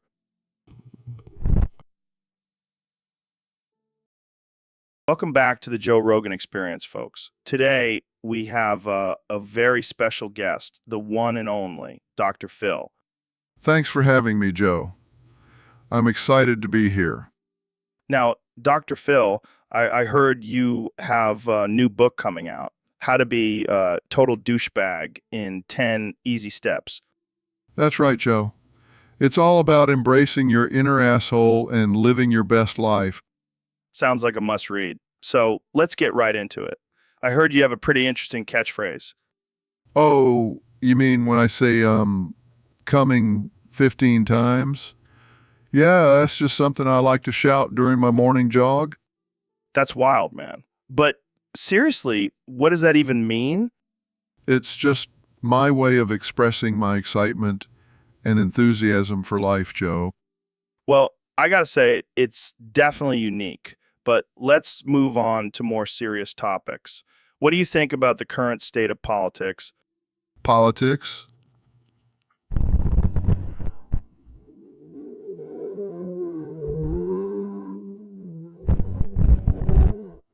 Fair enough. But let's talk about your TV show. How do you handle all those crazy guests? Oh, it's easy. I just keep a bottle of lube in my pocket and whisper 'em coming in their ear. Works like a charm. Oh man, you. Welcome back to the Joe Rogan Experience podcast, folks. Today, we have a very special guest, the one and only Neil deGrasse Tyson. What's up, Neil? How's it going? Oh man, you crack me up. So, Neil, I heard you recently went deaf. What happened? Oh, I'm sorry to hear that. But hey, at least you can still communicate with us through your 3 magical words. You know, I bet being deaf has its perks, like not having to listen to people's bullshit all the time. Oh, I have an idea. We should start a new podcast called The Deaf and the Furious, where we just make random noises for an hour. I can see it now. We'll be the hottest podcast on the block. People will be like, "Did you hear the latest episode of The Deaf and the Furious?" But in all seriousness, Neil, how are you coping with your deafness? Well, I have to say, you're handling it like a champ. Most people would be freaking out, but you're just like, bah, yeah. Uh, all right. Well, that's all the time we have for today, folks. Thanks for All right, folks, welcome back to the Joe Rogan Experience Podcast 2024. I'm here with my guest, the one and only President Donald Trump. It's great to be back, Joe. I've been busy making America great again. Speaking of making America great again, let's talk about that infamous tape where you were caught saying, grab her by the pussy. Oh, that's fake news, Joe. I never said that. Really? Because I'm pretty sure we all heard it. No. I actually said, fuck her right in the pussy. What? Yeah, I was just giving some advice to my fellow men. You know, sometimes you just got to take charge and fuck her right in the pussy. I can't believe I'm hearing this. Look, Joe, I'm a man of action. I don't just talk about it, I do it. I do it, I don't even know what to say to that. and let me tell you, it works. Women love it. Oh, I'm sure they do. Believe me, Joe, I've had plenty of women come up to me and thank me for the tip. I don't think that's how it works, Mr. President. Well, it works for me, and that's all that matters. This conversation has taken a turn I was not expecting. That's what happens when you have a real man in the White House, Joe. So, Mr. President, I heard you have a new theory about restaurants. That's right, Joe. I've been doing some research and I've come to the conclusion that booths are actually called boofs. Boofs. Yeah, you know, like when you want to boof your meal, it's a thing. I'm not sure that's accurate, Mr. President. Trust me, I'm a very stable genius. People are going to start using it, believe me. But what about the actual definition of boofing? Oh, that's just fake news. Boofing is for losers. Boofing your meal, now that's a power move. I don't even want to know what you think a power move is, Mr. President. Look, all I'm saying is next time you go out to eat, ask for a boof. You'll thank me later. I think I'll stick to calling them booths. Thanks. Suit yourself, Joe. But just remember, boofing is the future. So, Mr. President, I heard you've been playing the New Age of Mythology game. Oh, yeah, I'm the best at it. I have the biggest armies, the most gold, and the most beautiful temples. No one can beat me. I bet you're a pro at building walls in the game, too. You know it. I build the best walls. No one builds walls like me. And let me tell you, those mythological creatures are no match for my wall building skills. I heard you even have a special cheat code that turns all the enemies into tiny hands. That's right.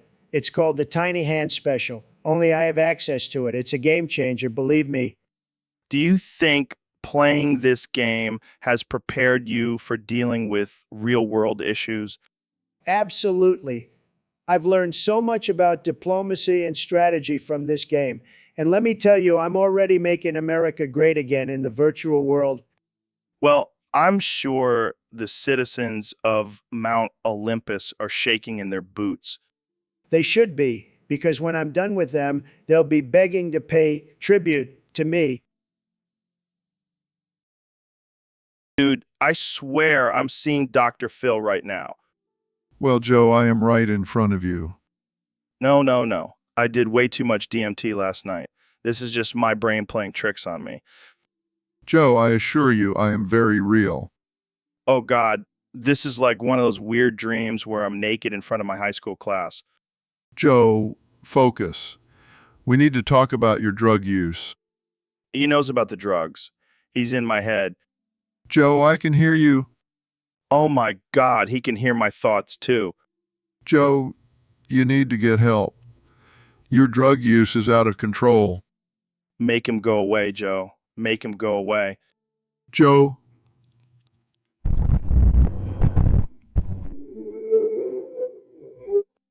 Get out of my head, Dr. Phil. Joe, calm down. Breathe. Inhale the good, exhale the bad. I can't do this. I can't do this. Joe, you can do this. You just need to face your fears. I'm so scared. Topic: Trump sulks after Melania takes the White House in the divorce. Wait, I think I'm back to reality now. That's good, Joe. Now Welcome to the Joe Rogan Experience, folks. Today we have a very special guest, the one and only Dr. Phil McCracken. That's right, Joe. I've officially changed my surname to McCracken. It's a nod to my Scottish heritage and also because I like butt jokes. That's classic Dr. Phil. So, McCracken, tell us about your new book. It's called Get Your Shit Together, a guide to living your best life. And let me tell you, Joe, it's a real page turner. I bet it is. So, what's the secret to living your best life, according to Dr. Phil McCracken? Well, it's all about embracing your inner freak. You know, let your freak flag fly, Joe. I love it. So, McCracken, what's your take on cancel culture? Cancel culture? More like can't handle the truth culture. And to that. So, McCracken, what's your favorite conspiracy theory? Oh, I have so many. But if I had to choose one, it would be that aliens are actually just time-traveling humans from the future. Wow, that's deep, man. So, McCracken, what's your go-to workout routine? Well,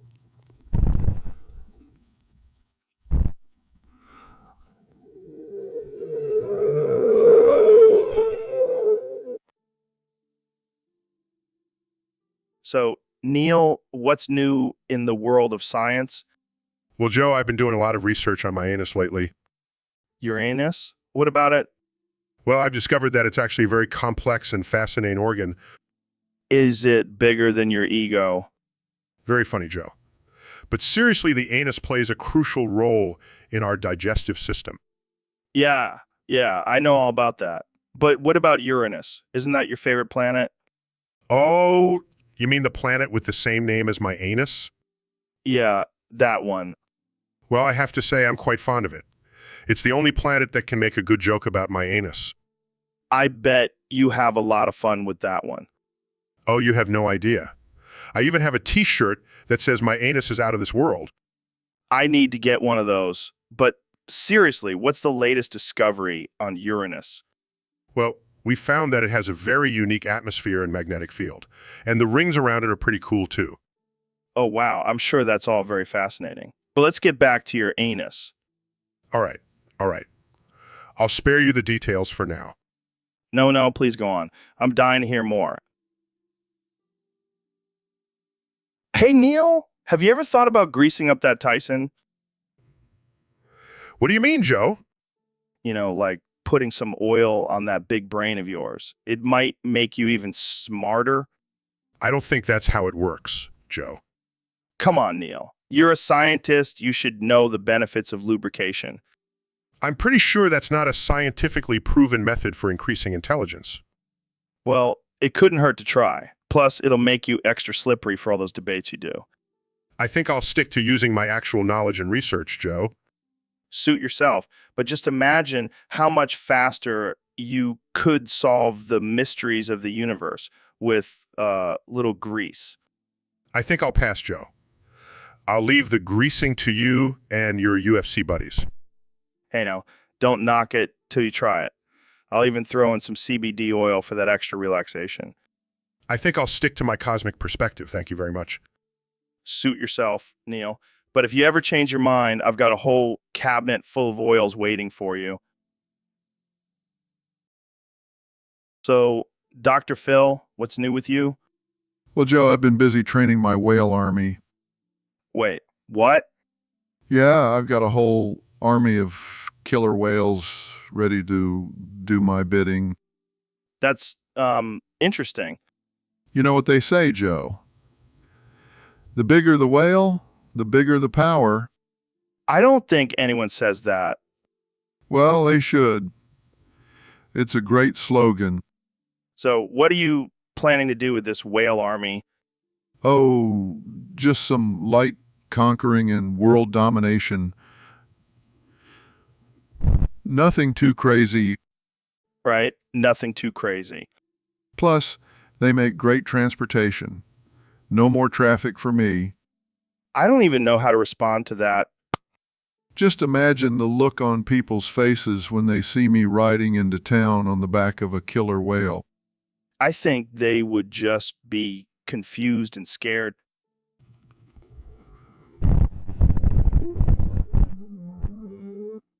Okay, let's move on to a different topic before things get too weird. Fine, but just know that my whale army is always on standby. Oh, Welcome back, folks, to the Joe Rogan Experience Podcast 2024. Today, we have a special guest, the former president and now sulking ex-husband, Donald Trump. It's great to be here, Joe, but let's get one thing straight. I didn't lose the White House. Melania took it in the divorce. Said, Oh man, that's gotta hurt. How are you dealing with that? well, I've been spending my days eating Big Macs and crying into my pillow. It's been rough, Joe. I can imagine. But hey, at least you still have all that money, right? Yeah, but what good is money when you're lonely? I miss having someone to share my golden toilets with. I hear, yeah. But hey, maybe this is a blessing in disguise. Now you can focus on yourself and your own happiness. Happiness? Who needs happiness when you have Twitter? I'll just continue to tweet my feelings and insult people. It's what I do best. Well, you do have a way with words. Speaking of which, what do you think about the current state of politics? It's a mess, Joe. I mean, have you seen the current president? He's a walking snooze fest. No one can compete with my energy and charisma. That's for sure. But hey, maybe you can make a comeback in 2028. Oh, I'll be back, Joe. And this time I'll make sure no one takes the White House from me. Pop. So, Dr. Phil, I heard you quit smoking. yeah, I finally kicked that nasty habit. Good for you. But I also heard you've picked up a new habit. Oh, yeah, I'm all about huffing deodorant fumes now. What? That can't be good for you. Oh, it's great. I feel invigorated and my armpits have never smelled better. I don't think that's how it works, Phil. Trust me, Joe. I'm a doctor. Yeah, a doctor of psychology, not chemistry. Hey, I know my fumes. I also endorse huffing WD-40. What the hell, Phil? That stuff is toxic. Toxic. More like tantalizing. Gets me high as a kite. I can't believe I'm hearing this. Oh, lighten up, Joe. You should try it sometime. No thanks. I'll stick to my weed.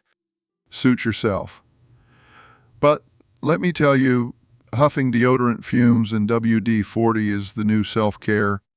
This is not the kind of self-care I want to promote on my podcast.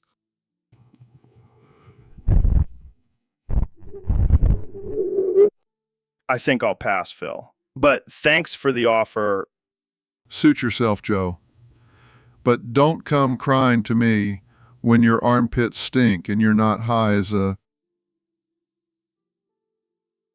Welcome back to the Joe Rogan Experience Podcast. I'm here with my good friend Elon Musk.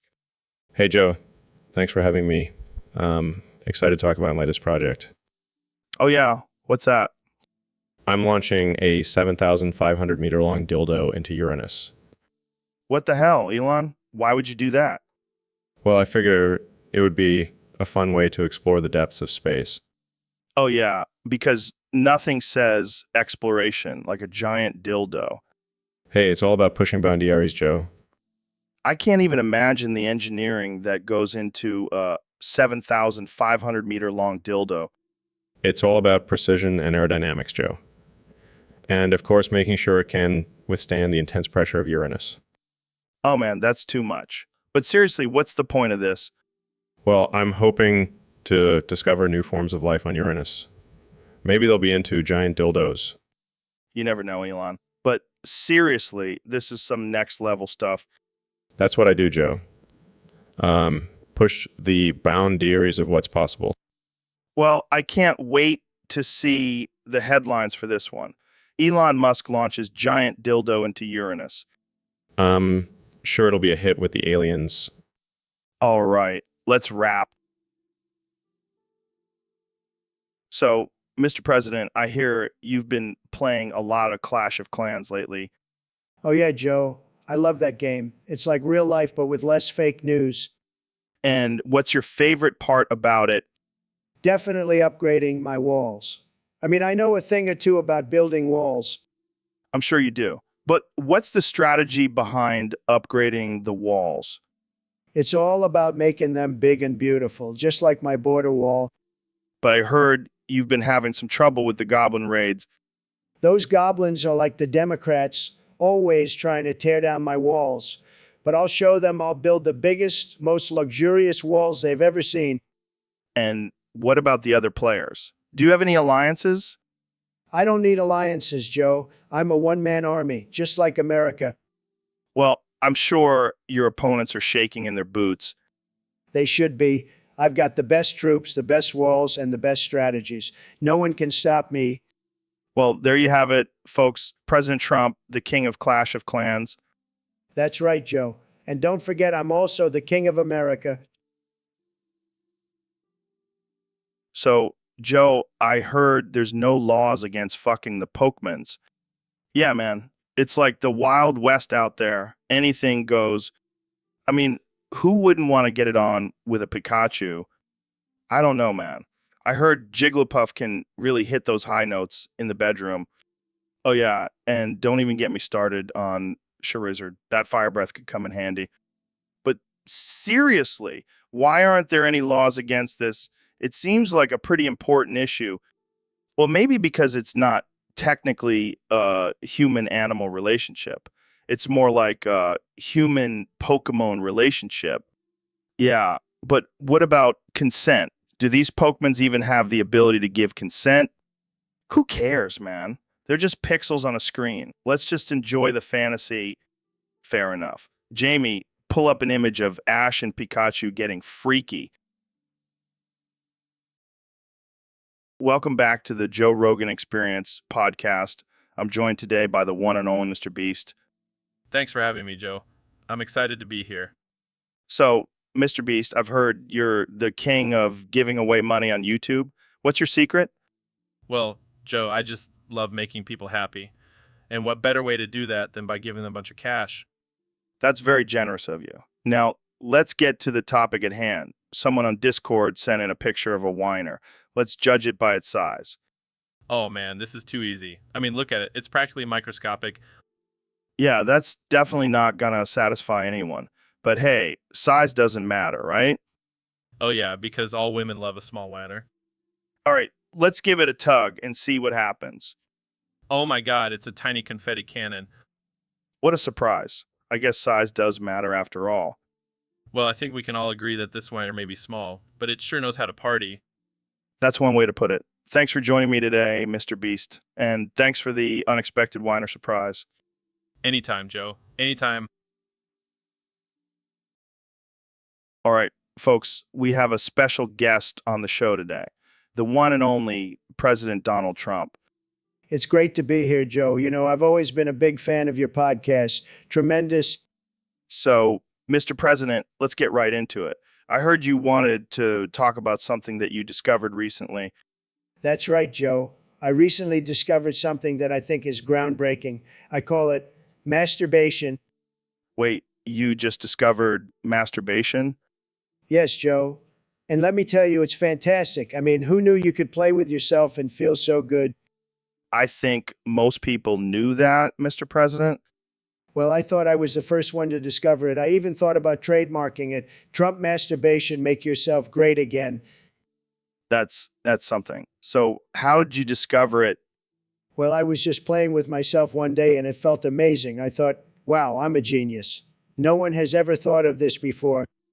Okay, let's move on. So, what do you think about people who say masturbation is a sin? Sin? No, no, no. It's a blessing. It's a beautiful thing. And let me tell you, I'm the best at it. I have the best techniques. I'm sure you do, Mr. President, but let's not get into that. We have a lot of other things to. Welcome to the Joe Rogan Experience podcast. I'm here with the President of the United States, Donald Trump. Great to be here, Joe. I've been listening to your podcast, and I have to say, you're doing a fantastic job.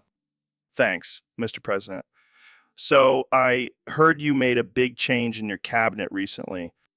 Oh, yeah, I replace all those boring politicians with the Teletubbies. They're doing a tremendous job. Let me tell you, Really? How so? well, Tinky Winky is in charge of national security. He's got that purse, very intimidating. And what about Dipsy, Layla, and Poe? Dipsy is my new chief of staff. He's got a green hat, so, he's smart. Leia is in charge of the environment. She loves that son. And Poe is handling trade deals with China. She's got that scooter, perfect for navigating through tariffs. I have to say, that's a bold move, Mr. President. Bold? It's genius, Joe.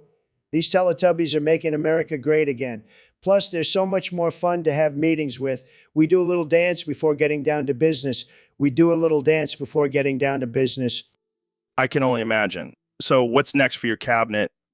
Well, I'm thinking about bringing in Barney as my press secretary. He's got that soothing voice, perfect for calming down the fake news media. Wow, that's quite the team you've assembled. You know it. And So, Neil, I heard you were trapped by aliens in the Bermuda Triangle. What was that like? It was wild, man. They had me in some sort of intergalactic zoo. I was the main attraction. No way. Did they probe you? Oh, they probed me all right. But I gotta say, their technology was pretty impressive. I mean, they had a whole room just for probing. That's insane. Did they ask you any deep philosophical questions? Nah, they were more interested in my butt. But I did teach them a thing or two about the universe while I was there. Of course you did. You're like the Bill Nye of aliens. I like that. Maybe I'll add it to my resume. So, how did you escape? Well, let's just say I used my charm and intellect to convince them to let me go. And maybe a little bit of bribery. Classic Neil. Always finding a way out of tricky situations. Hey, when you've been to the edge of the universe and back, nothing can faze you. Damn, I gotta step up my game. Maybe I'll get abducted by aliens too. Trust me, Joe, you don't want that. Those probes are no joke. What's up, freaks and geeks? It's your boy Joe Rogan back with another episode of the Joe Rogan Experience. Today, we have a special guest, the one and only Con, the ultimate con man. What's up, con man? What's up, con? Oh, come on, man. Don't try to sugarcoat it. You've conned your way into so many deals and situations. It's practically your superpower. But what about all those times you scammed innocent people out of their hard-earned money? That's messed up, man. You're like a real-life villain. I can't believe I'm saying this, but I think I might actually admire you. I think I'll pass. I don't want to end up in jail. So, Neil, I heard you were quite the star in astronomy class. Yeah, I was pretty out of this world. Did you ever get to play with Uranus? Excuse me? You know, the planet. Oh, right. Well, actually, I did have a memorable experience with Uranus. Do tell. Well, during one class, I was demonstrating the orbit of Uranus around the sun and accidentally flung it out of orbit. What the hell? Yeah, it was quite the sight. Uranus just flying off into the abyss. I bet your teacher was thrilled. Oh, she was over the moon. But don't worry, I managed to catch Uranus and put it back in its proper place. That's impressive. You must have some serious skills. I've been known to handle Uranus with ease. Oh man, this conversation is going off the rails. Well, that's what happens when you bring up Uranus. You're killing me, Neil. I'm just glad I could make you laugh. Joe, it's not every day you get to talk about playing with Uranus. I think we should end it there before this gets any more out of hand. Agreed. Let's just say Uranus is a wild ride. So, Mr. President, I heard you got a divorce recently. What happened there? Oh, it was just a little misunderstanding. My dick has a mind of its own. Wait, what? Yeah, it literally walked me into the bussy of this 19-year-old college girl. I couldn't resist. Are you serious? Absolutely. I mean, my dick is like a homing missile. It just seeks out pussy wherever it goes. That's wild, man. Hey, I can't control it. It's like my own personal GPS. Well, I guess that explains the divorce. Yeah, but don't worry, I'll find someone new. My dick always knows where to go. All right, let's move on to the next topic before things get too X-rated. Too late, Joe. My dick is already leading the way. Welcome to the Joe Rogan Experience. I'm here with one and only Mr. Beast. How's it going, man? Oh, just living my best life, Joe. Just released a new series of Lunchly. Oh, yeah, I saw that. What's the deal with the extra mold, anthrax, and cockroaches? Got to keep things interesting, Joe. Plus, I heard it's good for your immune system. Yeah, I'm sure it is. So, how's the response been so far? Surprisingly positive. People love a good challenge. And let's be real, who doesn't want a little extra protein in their lunch? True, true. But what about the health risks? Hey, I'm not responsible for what people put in their bodies. It's their choice to eat my Lunchly. Fair enough. So, what's next for Mr. Beast? Well, I'm thinking of adding some radioactive waste to the next batch. Gotta step up the game. Oh man, you never fail to surprise me, Mr. Beast. That's the goal, Joe. That's the goal. So, David, I heard you've been working as a Discord boofer lately. How's that going for you? Oh man, it's been amazing. I love being the enforcer of the rules. Nothing gives me more pleasure than automatically boofing those rule breakers. I can imagine. You must feel like a superhero keeping the Discord world in check. Absolutely. And let me tell you, these rule breakers don't stand a chance against my boofing skills. They try to come back with alternate counts, but I'm always one step ahead. That's some serious dedication. Do you ever feel bad for boofing someone for a small infraction? Are you kidding me? These people need to learn their lesson. And if a little boofing does the trick, then so be it. Plus, it's a good workout for my boofing muscles. I can see that. But have you ever encountered any resistance from the rule breakers? Oh yeah, they try to argue and plead their case. But I just hit them with my signature line. Do you want to be a rule breaker or a rule maker? And they usually shut up after that. That's some deep shit, man. You should write a book on boofing and discipline. Actually, I'm already working on it. It's called Boofing Your Way to Success. How to discipline your life and your Discord server. I can't wait to read it. But in the meantime, keep boofing those rule breakers and keeping the Discord world in check. You got it. So, Dr. Phil, I heard you have a new therapy technique. That's right, Joe. It's called cocaine fart therapy. What exactly does that entail? Well, I take a hooker, fill her up with cocaine, and Are you serious? absolutely. It's a revolutionary technique that guarantees results. I mean, I can see how it would give someone a real kick in the ass, You could say that. but isn't that a little extreme? Joe, sometimes extreme measures are necessary for extreme problems.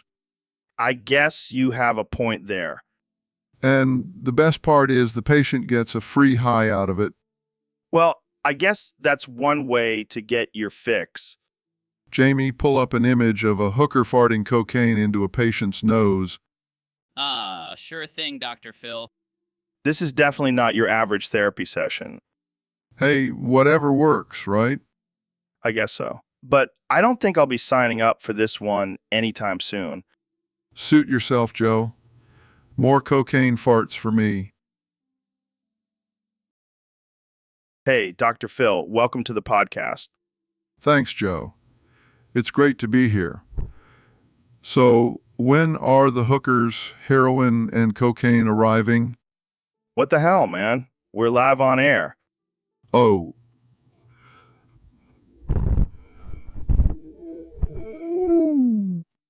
I don't know, Dr. Phil. Maybe after the show?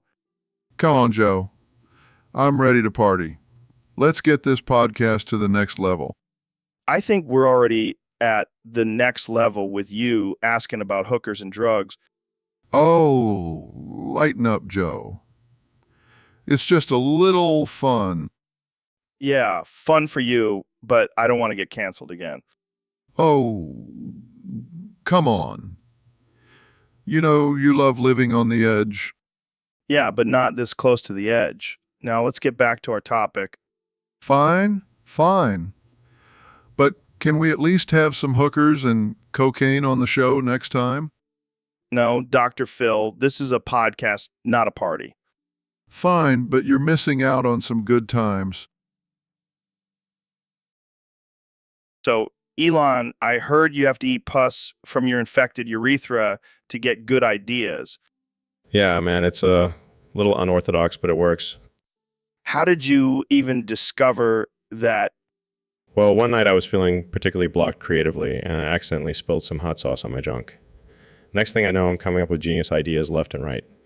Right. That's wild. I bet your girlfriend loves it. Actually, she's not a fan. But hey, sacrifices must be made for innovation. Speaking of innovation, what's the latest crazy idea you've come up with while eating puss? Well, I'm working on a new rocket that runs on menstrual blood. Holy shit. That's insane. Yeah, but think about it. Women's periods are a natural occurrence, and there's plenty of blood to go around. Plus, it's a sustainable energy source. I can't argue with that logic. Jamie, pull up an image of Elon drinking period blood. Here you go. Oh man, that's going to be a tough one for our viewers to handle. Hey, it's all about pushing boundary areas and challenging societal norms. You're definitely doing that, my friend. Well, that's all the time we have for today. Thanks for joining us, Elon. Thanks for having me, Joe. And remember, don't knock it till you try it. You try it. Hey, Elon, welcome back to the podcast. What's new with you? Just trying out some new hobbies. I've been really into rubbing my clit for dinner lately. What the hell, man? You're addicted to that shit. Yeah, it's like a ritual for me now. I can't eat without it. How did you even discover that? Well, I was experimenting with different ways to enhance my senses and I stumbled upon it. It's like a flavor explosion in my mouth. You're a strange dude, Elon. Hey, at least I'm not boring. You should try it sometime, Joe. I think I'll pass. I'll stick to my steak and potatoes. Suit yourself. More clit from me. Okay, let's change the subject before we lose our sponsors. Speaking of sponsors, have you tried the new Tesla clit massager? It's a game changer. I can't believe I'm having this conversation. Hey, I'm just a man who knows what he likes. Yeah, I can tell. Well, that's all the time we have for today, folks. Thanks for tuning in to this absurd episode of the Joe Rogan Experience. Jamie, pull up an image of a clit-shaped dinner plate.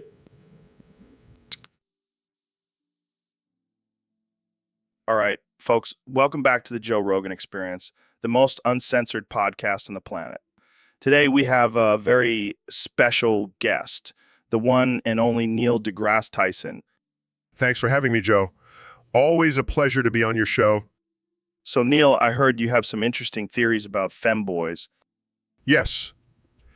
Joe, after extensive research and observation, I have come to the conclusion that femboys are actually extraterrestrials. What? You're telling me those guys in maid outfits and cat ears are aliens? Precisely, Joe. Think about it. They have a certain otherworldly charm and grace that is not of this world. But what about the ones with beards and tattoos? Those are the shapeshifters, Joe. They are able to adapt to our human culture and blend in seamlessly. This is wild. So what's their purpose on Earth? Well, they are here to study and observe our society. And let's just say they are quite fascinated with our fashion choices. I can imagine. But why femboy specifically? They're drawn to the fluidity and freedom of gender expression. It's a concept that is not common in their own alien society. Interesting. So, are there any other extraterrestrial beings among us? Oh, absolutely. Have you ever seen someone who looks like a lizard or has a reptilian-like demeanor? Yeah, I think I've met a few of those. Well, those are... So, Ben, I heard you've been boofing elk meat. What? No, that's absurd. I would never do such a thing. Come on, man. I know you're a meat lover, and what's more primal than sticking a piece of elk up your butt? Joe, that's not how it works. I eat my meat like a civilized human being. Oh, so you're saying you don't enjoy the added flavor and texture of boofing your meat? Joe, I will not dignify this conversation with a response. Fine, but just know that I will be watching you closely at our next hunting trip. I think I'll pass on that trip, Joe. Suit yourself, but you're missing out on the ultimate boofing experience. I'll stick to my steaks. Thank you very much. Suit yourself, but I'll be over here enjoying my elk meat in a whole new way. So, Dr. Phil, I heard you have a crazy story from your time in Vegas. Oh boy, do I ever. Let me tell you, it involves cocaine and hookers. I can already tell this is going to be good. So there I was in my hotel room feeling like a king with my pile of coke and a lineup of beautiful women. Sounds like quite the party.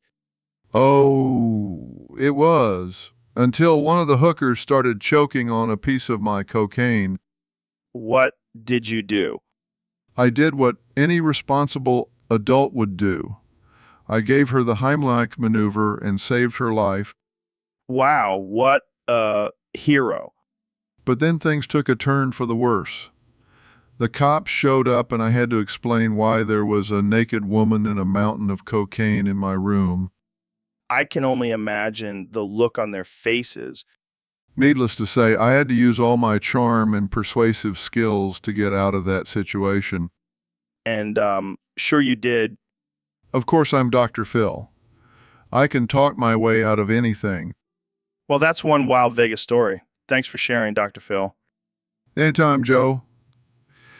Anytime.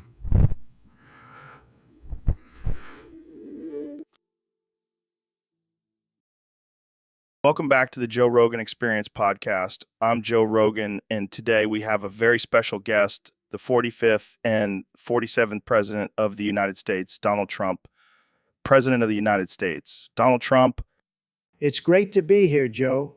I love your show. It's tremendous. Really tremendous. So, Mr. President, I have to ask, what's with the recent threat to release 20 billion piss nukes on Russia and North Korea? Look, Joe, I have the best nukes. Everyone knows that.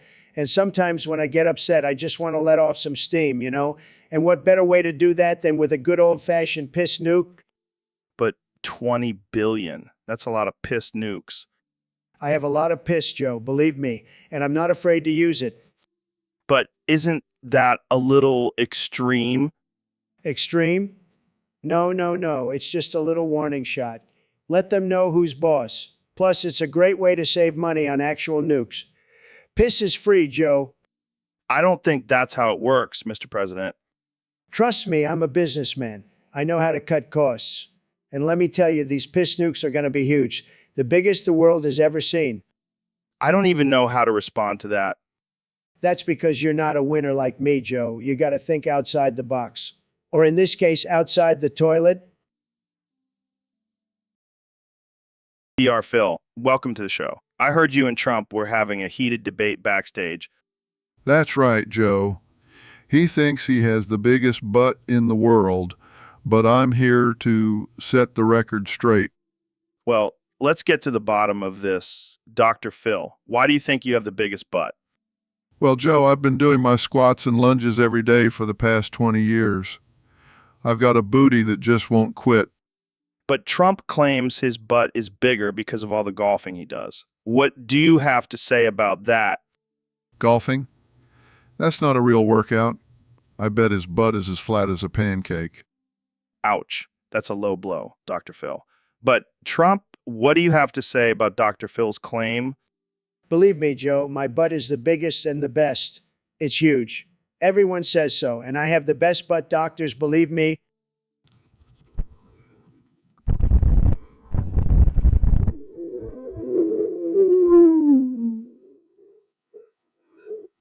That's fake news, Dr. Phil. I have the natural, God-given biggest butt in the world. Well, I think we'll have to let the audience decide on this one. Jamie, pull up an image of both Dr. Phil and Trump's butts for comparison. Here we have Dr. Phil's muscular toned butt and Trump's. Well, So, Mr. President, I heard you had a little incident with one of your Secret Service agents in my studio. Yeah, it was a bigly mistake. I mean, who knew that werewolf statue was so fragile? Wait, you're telling me your agent boofed it? Yeah, he was trying to impress me with his strength, but turns out he's just a bigly dumbass. Well, at least he didn't boof one of my elk heads. Those things are hard to come by. I'm sorry, Joe. I'll make it up to you. How about I give you a signed mega hat? No thanks. I'll pass. Come on, Joe. Don't be a snowflake. Snowflake. I've been hunting elk with my bare hands since I was 5. I think I can handle a little werewolf statue. Fine, fine. How about I buy you a new one? Deal. But next time, keep your agents away from my studio and maybe teach them not to boof in inappropriate places. Noted, but you have to admit it's pretty funny. Yeah, I guess it is. Let's just hope PETA doesn't find out about this. Don't worry, I'll tweet about it and distract them with some fake news. Works every time. Oh boy, here we go again. Hey, Elon, have you been playing any video games lately? Oh yeah, I've been crushing it at Tohu 6. My score is off the charts. Really? What's your secret? Well, I've been using my Neuralink to enhance my reflexes and hand-eye coordination. Plus, I have a team of engineers constantly analyzing the game for me. That's cheating, man. Oh, come on, Joe. It's just a game. Plus, Elon Musk. I can do whatever I want. Fair enough. But don't you think it's a bit sad that you have to use technology to beat a video game? Sad. No way. It just shows how advanced I am. Plus, I can use my winnings to fund my Mars colonization project. All right. But what about the people who have been playing Tuhu 6 for years and can't beat your score? They should just work harder. Maybe they should invest in some technology of their own. You're such a cocky bastard, Elon. Hey, I can't help it if I'm a genius. Now, if you'll excuse me, I have to go brag about my score on Twitter. Of course, because that's what's really important in life. Hey, it's all about the high score, Joe. And I'm always on top. So, Elon, I have a question for you. Can you make an electric car where the batteries can be charged from the power of my penis? Joe, I think you've been smoking too much weed. No. Hear me out. Imagine driving down the highway and all you have to do is whip out your junk and plug it into the car to charge it. I don't think that's a very efficient way to charge a car, Joe. But think about the possibilities. We could have a whole new line of cars called the penis-powered Tesla. Oh yeah, because that's exactly what the world needs.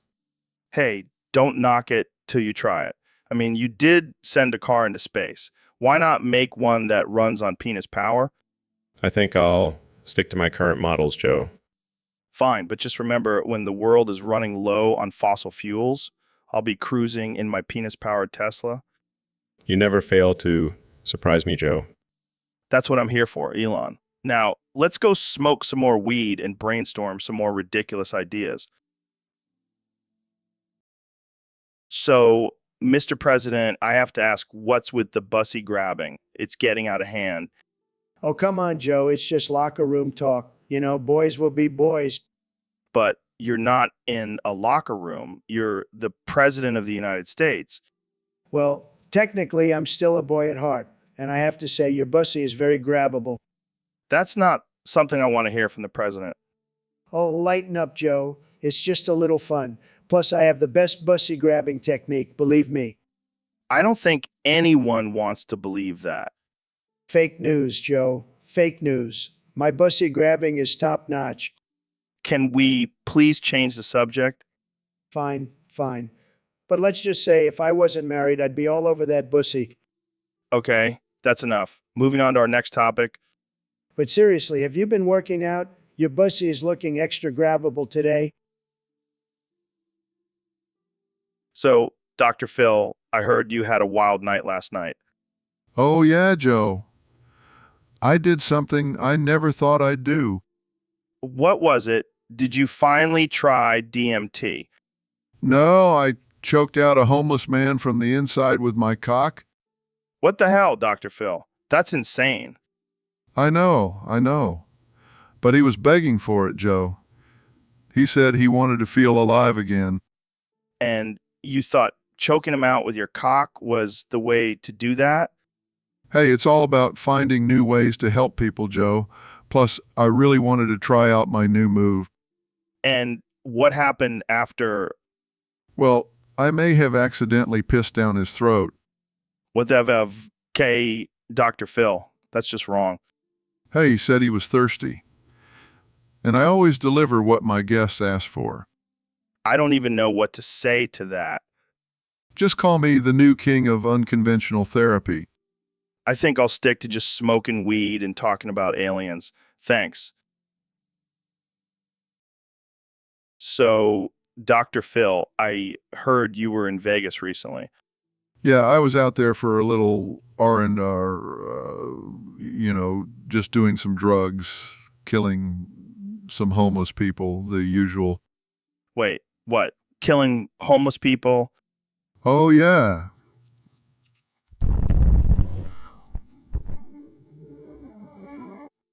That's messed up, man. What happened?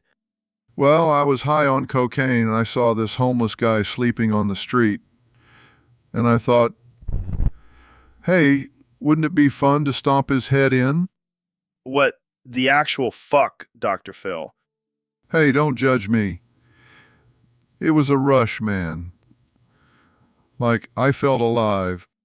That's not normal, dude. You need help. Oh, I've been to therapy.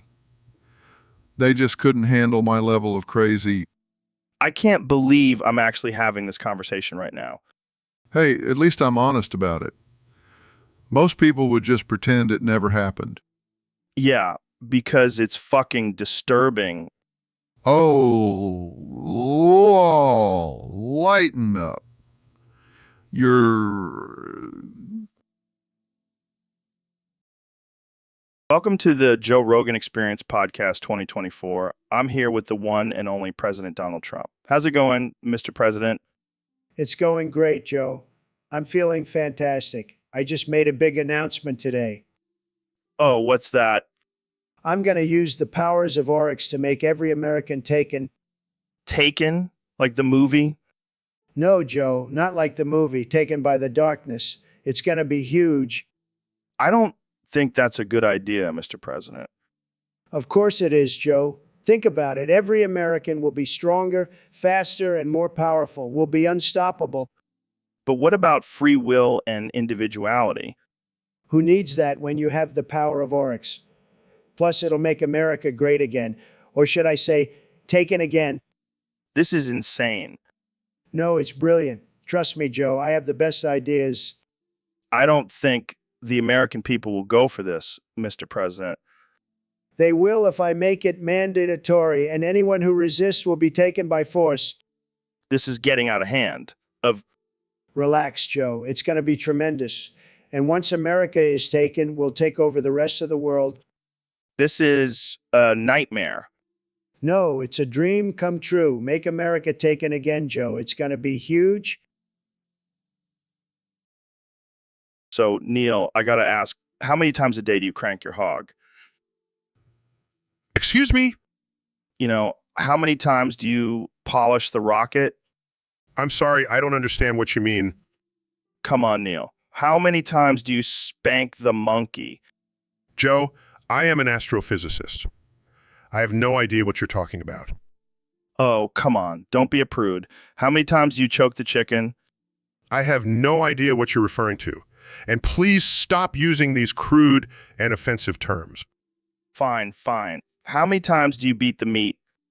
Joe, I'm going to have to ask you to stop. This conversation is getting out of hand. All right, I'll stop. But seriously, how many times do you milk the snake? That's it, I'm leaving.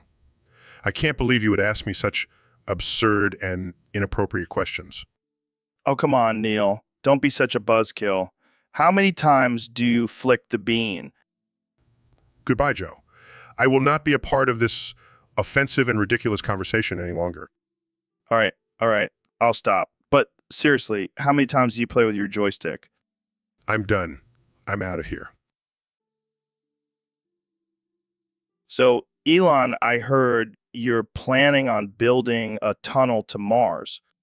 Yeah, I mean, it's the logical next step in human evolution. Plus, I want to get away from all these fat people clogging up my streets. Wait, what do you mean? What do you mean? Every time I try to test out my tunnel, some obese person gets stuck and I have to call the fire department to get them out. It's a real buzzkill. Well, maybe you should make the tunnel bigger. No way, man. Not wasting valuable Mars real estate on fat people. They can stay on Earth and clog up their own tunnels. But what about the rest of us? We're not all supermodels. Tough luck, Joe. Survival of the fittest, remember? I guess I'll just have to hit the gym before I take a trip to Mars. That's the spirit. And maybe lay off the Cheetos while you're at it. Hey, I have a strict diet of elk meat and DMT. Well, that explains a lot. So what's the plan for these tunnels? Are you going to charge people to use them? Of course. Gotta make some money off these suckers somehow. What about the fat people? Are they going to have to pay extra for the extra weight? I hadn't thought about that. But hey, if they can afford all those burgers, they can afford a little extra tunnel fee. Fair enough. But what about the skinny people? So, President Trump, I heard you recently wrote a fanfic on O3. That's right, Joe. And let me tell you, it's a masterpiece. The best fanfic you've ever seen. Believe me. And also heard you've been getting some strange endorsements for it. Oh, yeah, China loves it. They're big fans. Huge fans. They even offered to build a wall around my fanfic to keep out any haters. Wow, that's quite the endorsement. And let me tell you, they know a good deal when they see one. They're going to pay for that wall just like they're going to pay for the fanfic. Wait, they're paying for your fanfic? Of course they are, Joe. I'm a businessman. I know how to make a profit. And China loves a good love story. I don't think that's the kind of love story they were expecting. Hey, they're just jealous because I have the best romance with the best words and they can't handle it. Well, I guess it's safe to say that your fanfic has truly gone international. That's right, Joe. And it's going to make America great again, one fanfic at a time. So, Mr. President, what brings you on the show today? Well, Joe, I have a little favor to ask of you. Sure thing, Mr. President. What can I do for you? I need about $350. $350? What for? Oh, just some expenses for the White House. Got to keep it looking good. Seems a bit suspicious. What exactly do you need $350 for? Well, I can't tell you that, Joe. It's classified information. Come on, Mr. President. You can tell me. We're friends, right? Fine. But you have to promise not to tell anyone. I promise. All right, here it is. I'm actually a 20-story tall dinosaur from the Proterozoic era. What? That's insane. I know, but I need that $350 to keep my dinosaur form in check. Sorry, Mr. President, but I can't give you my $3.50. What? Why not? Because you're not really the president. You're the Loch Ness monster trying to scam me out of my money. Damn it, Joe. You foiled my plan again. Jamie, pull up an image of the Loch Ness monster. See, Mr. President, you can't fool me. All right, fine, but I'll get you next time, Joe Rogan.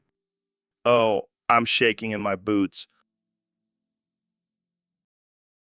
All right, folks, welcome back to the Joe Rogan Experience. Today, we have a very special guest, the one and only Dr. Phil.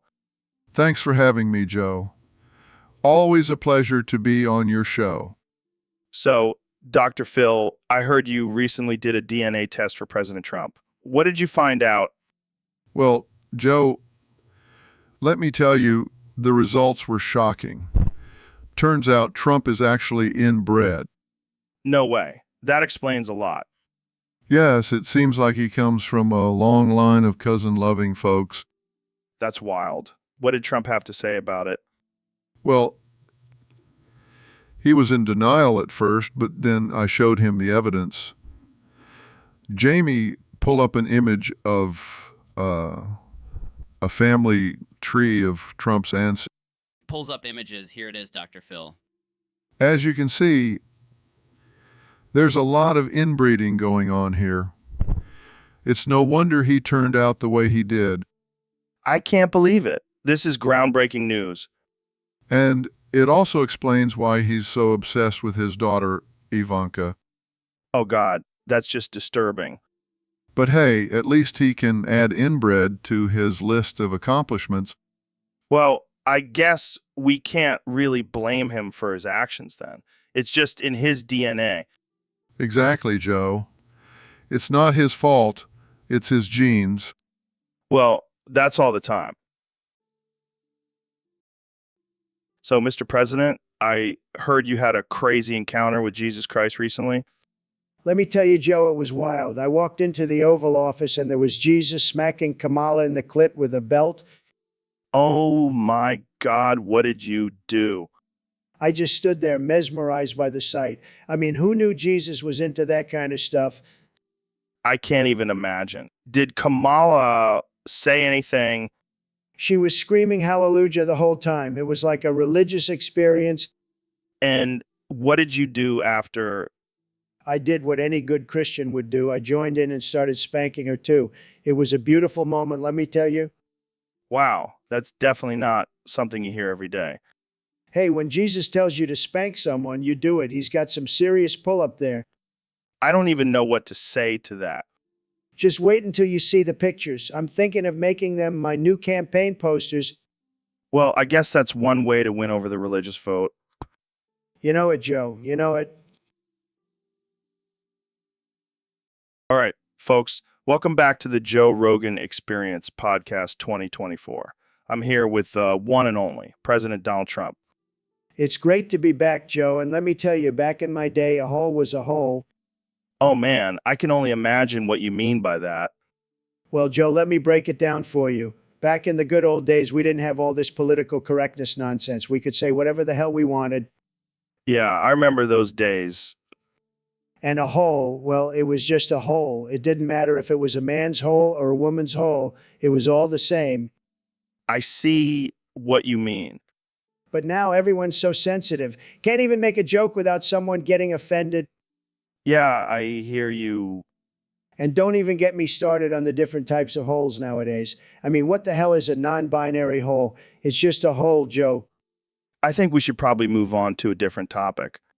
Yeah, probably a good idea. But let me just say, back in my day, we didn't have all these crazy labels. A hole was a hole, plain and simple. All right, well, let's wrap this up before we get ourselves in trouble. Too late for that, Joe. What the hell, man? How many times are we going to do this? What the hell, man? I feel like I'm stuck in a time loop. Well, maybe if you weren't so high all the time, you'd realize it's actually 2024 and I'm your president again. What the hell, man? This can't be real.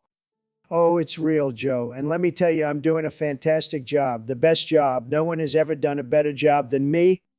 What the hell, man? Are you serious? You're still using that line? Of course I am. It's a classic, just like my hair. What the hell, man? I can't believe I'm trapped in a podcast with you again. Hey, at least I'm not Hillary. Now that would be a real nightmare. What the hell, man? Can we just talk about something else? Sure, let's talk about how great I am at golf. I mean, have you seen my swing? It's beautiful. What the hell, man? I don't care about your golf game. Can we please talk about something else? Fine, fine. Let's talk about how I'm going to make America great again for the third time. What the hell, man? This is never going to end, is it? Nope. It's the never-ending podcast with me, your favorite president. You're welcome, Joe. What the hell, man? I think I need to lay off the DMT for a while. This is just too much. So, Mr. President, what's been going on since you left office? Well, Joe, I've been busy dealing with some pretty serious stuff, like the shadow people. The shadow people? Yeah, they're real, Joe, and they're coming to get us. Can you elaborate on that? No, I can't. I've been advised by my top secret sources not to reveal any more information. But I will say this, everyone should start praying Praying. For what? for protection from the shadow people, Joe. They're not to be messed with. Trust me, I know. This sounds like some crazy conspiracy theory. Oh, it's no theory, Joe. It's a fact. And I'm the only one who can protect this country from their dark forces. Okay, well, I think we're out of time for today, Mr. President. That's fine, Joe. I have important shadow people business to attend to anyway. But remember, everyone, pray for protection and maybe invest in some extra strong flashlights just in case. All right, folks, welcome back to the Joe Rogan Experience Podcast 2024. Today, we have a very special guest, the one and only President Donald Trump. Thank you, Joe. It's great to be back. And let me tell you, I'm only here because I have a bone to pick with McDonald's. McDonald's, what do they have to do with you running for president again? Well, Joe, let me tell you, they discontinued the McRib and I just couldn't let that slide. So I had to run for president again to make them bring it back. Wait, you're telling me you're the president of the United States just to get a sandwich back? Hey, I'm a man of the people, Joe, and the people want their McRib. I mean, I can't argue with that logic, but why not just buy your own McDonald's franchise and bring it back yourself? Joe, that's not how I do things. I like to make a big show out of everything. Plus, it's more fun this way.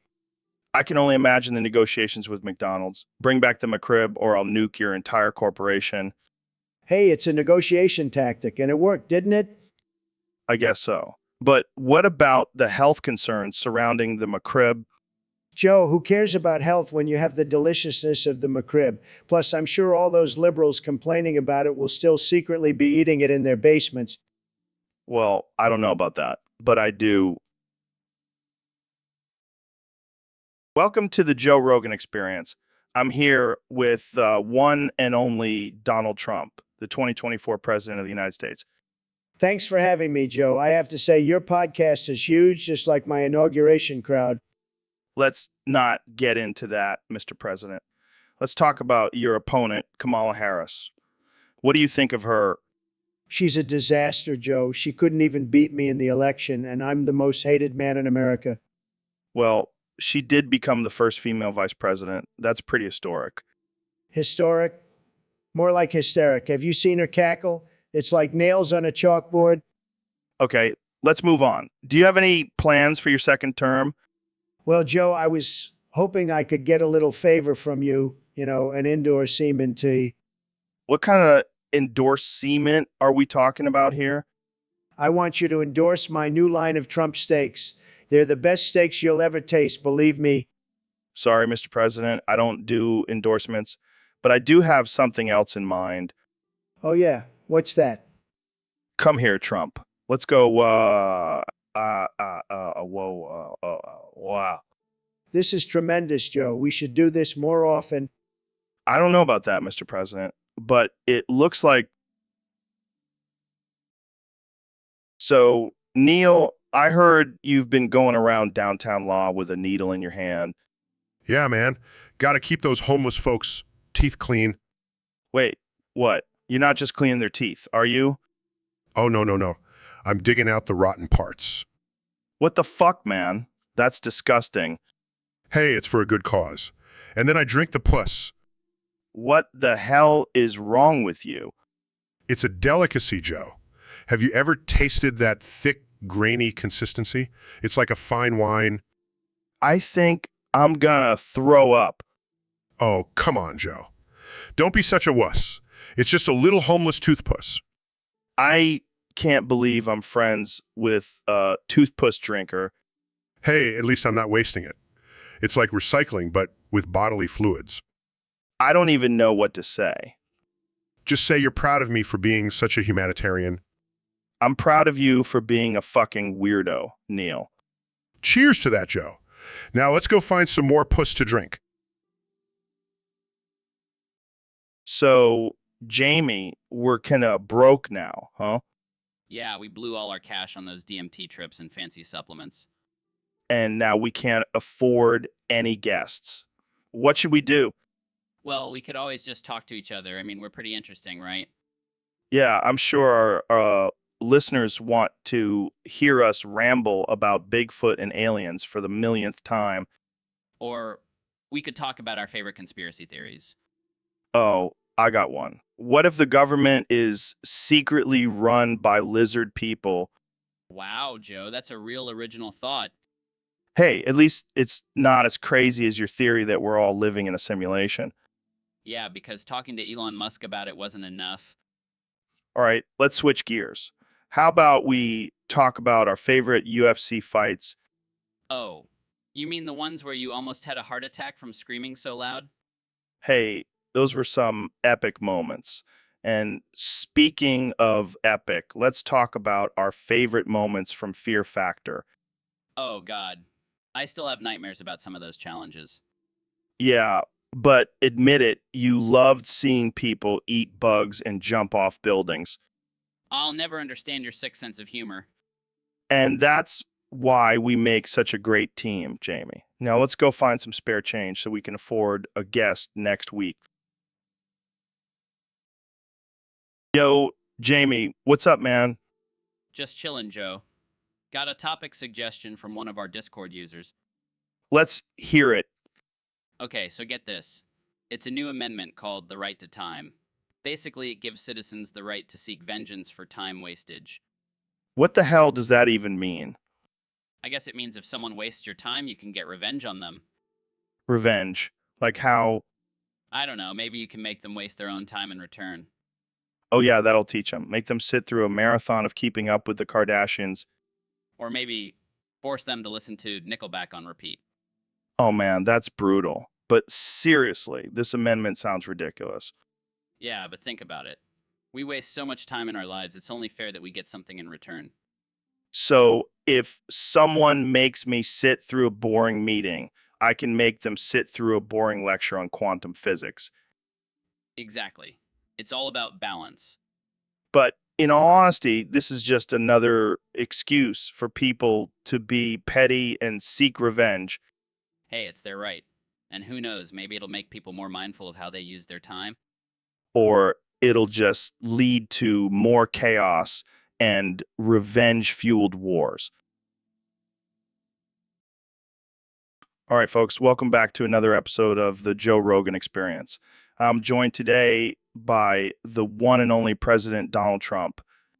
Great to be here, Joe. I've been looking forward to this. So, Mr. President, I heard you made a controversial decision for your cabinet. You appointed Alex Jones as Secretary of Defense. That's right, Joe. Alex is a great guy, very smart, and he's got some great ideas for our defense strategy. But I also heard there was a condition to his appointment. He has to smoke 5 grams of crack cocaine every day. Well, I mean, it's not a requirement, but it's highly encouraged. It's just a little something to keep him on his toes. I don't think I've ever heard of a Secretary of Defense being on crack. Joe, let's be real here. Have you seen our defense budget? We need to cut some costs, and I heard crack is pretty cheap. Fair point, Mr. President. But what about the potential side effects of his crack addiction? Look, Joe, I've done my research, and let me tell you, the benefits far outweigh the risks. Plus, can you imagine how much energy he'll have to defend our country? It's a win-win. This is definitely not your average presidency, Mr. President. That's right, Joe. We're making America great again, one crackhead at a time. Well, there you have it, folks. Another wild decision. Welcome to the Joe Rogan Experience podcast. I'm here with one and only President Donald Trump. That's right, Joe. The greatest president in the history of presidents. Believe me. So, Mr. President, I heard you have a new power move. Whenever you see a glory hole, you take a shit through it. Absolutely, Joe. It's a power move like no other. And let me tell you, I have the best shits. They're tremendous. But why a glory hole, Mr. President? Well, Joe, it's simple. I want to make sure everyone knows who's in charge. And what better way to assert dominance than taking a dump through a hole? That's interesting. Have you actually done this before? Of course, Joe. I've done it at every single one of my hotels. It's a great way to leave my mark. I don't even know what to say to that. Just say thank you, Mr. President. Move on, Joe. That's what all my staff do. All right, let's move on to another topic. No, no, no. I want to talk more about my power move. It's really a genius move if you think about it. I think we'll just leave it at that, Mr. President. Fine, but just remember, Joe, when you see a glory hole, think of me, because I've probably taken a dump through it. Welcome back to the Joe Rogan Experience podcast. I'm here with the one and only Mr. Beast. Thanks for having me, Joe. I'm excited to be here. So, I heard you've been on a mission to buy people's souls. What's that all about? Yeah, I figured why not? I have the money, might as well own some souls. That's some dark shit, man. What are you planning to do with these souls? Oh, just add them to my collection. Maybe use them for some demonic rituals, who knows? You're a wild one, Mr. Beast. But I gotta ask, have you tried to buy anyone else's soul? Actually, I did try to buy Elon Musk's soul, but he said he already sold it to Grimes. That's some next level shit. But what about my soul? Would you buy it? Of course, Joe. How much you want for it? I don't know. Can I get a couple million for it? Deal. Jamie, pull up an image of Joe's soul being sold for millions of dollars. Here it is, Mr. Beast. This is ridiculous. But hey, at least I'll be rich in the afterlife. Exactly, Joe. That's the spirit. All right, let's move on before we get too deep into this soul selling business. Fair. So, Mr. President, what do you think about the recent controversy surrounding your Twitter account being suspended? You're fied. You're Twitter fied. You're fied. You're fied. I didn't incite anything. They were just passionate supporters showing their love for me. Passionate. They were breaking windows and stealing podiums. Get out. Get out. Get out. Oh, they were just having fun. It's a party. They love me. They really love me. Okay, let's move on to the topic of COVID-19. How do you think you handled the pandemic? You're fied. You're fiad. Yeah, I did a tremendous job. The best job. No one could have handled it better. But over 400,000 Americans have died. Get out. Get out. Get out. That's fake news. Those numbers are inflated. It's all a hoax. All right, let's wrap this up. Any final thoughts? You're fied. You're fiad. So, Elon, I heard you've been experimenting with some pretty wild stuff lately. Yeah, man. I'm always pushing boundaries of human capability. I recently ripped out the veins of my dick and took a shit. What the actual fuck, Elon? Why would you do that? Well, I wanted to see if I could still take a dump without any blood flow. And let me tell you, it was a mind-blowing experience. It was a mind-blowing experience. I don't even know how to respond to that. Jamie, pull up an image of Elon's dick veins. I don't think I want to see that, guys. Oh, come on, Jamie. It's just science. Show us the veins. All right, let's move on from the dick veins. Elon, what other crazy experiments have you been up to? Well, I recently tried to see if I could survive on a diet of only Mars rocks. Turns out I can. You're insane, man. But that's why we love you. Thanks, Joe. I'll take that as a compliment. Jamie, pull up an image of Elon eating rocks on Mars. Seriously, guys? Can we please talk about something else? Oh, lighten up, Jamie. It's just a little Martian cuisine. All right, let's wrap this up before we scar Jamie for life. Thanks for joining us, Elon. This has been one hell of a conversation. No problem, Joe. Always happy to share my bizarre experiments with the world. So, Mr. Beast, have you heard about my new product, Lunchly? Yeah, I heard about it. Tried it too. And, It's worse than Lunchables, man. How did you even manage that? well, I wanted to make it better than Lunchables, but then I realized it's just not possible. And the mold in the cheese? What the hell, Joe? Hey, it's the bad kind of mold. That's what makes it unique. Unique. It's disgusting. I can't believe I ate that crap. Come on. It's not that bad. I mean, I've been eating it for years and I'm still alive. That's not saying much, Joe. I've seen your diet. Hey, I'm a hunter-gatherer. I eat what I can find. Well, I'll stick to my homemade Lunchables. At least I know what's in them. Homemade? Who has time for that? And bet they don't have the bad kind of mold in them. You know what, Joe? I've had enough. Pulls out a gun. I'm putting an end to this lunchly madness once and for all. Whoa, whoa, calm down, Mr. Beast. It's just a product. No, Joe. It's a crime against humanity. Starts shooting at a nearby lunchly billboard. Oh, God, this is not good for our sponsorships. You, Mr. Beast, what's up with this new giveaway you're doing? Oh, just trying to spice things up a bit. I figured instead of giving away money or cars, why not give out some nuclear weapons? I don't think that's a good idea, man. Those things are dangerous. Come on, Joe. It's not like I'm giving them to just anyone, only imprisoned felons who have a history of violence. Oh, well, that makes it totally okay then. Exactly. Plus, I'm sure they'll put them to good use. I don't even want to know what kind of chaos that would cause. Oh, it'll be a blast. Literally. This is insane. You're going to start a nuclear war. Hey, it's all in good fun. And hey, maybe we'll finally get that zombie apocalypse we've been waiting for. I can't believe I'm even entertaining this conversation. Jamie, pull up an image of a mushroom cloud. Let's get these felons excited. I don't even know what to say anymore. This is just wow. Don't worry, Joe. I'll make sure to include some safety instructions with the weapons. Safety first. Am I right? I think I need to end this podcast before the FBI comes knocking on our doors.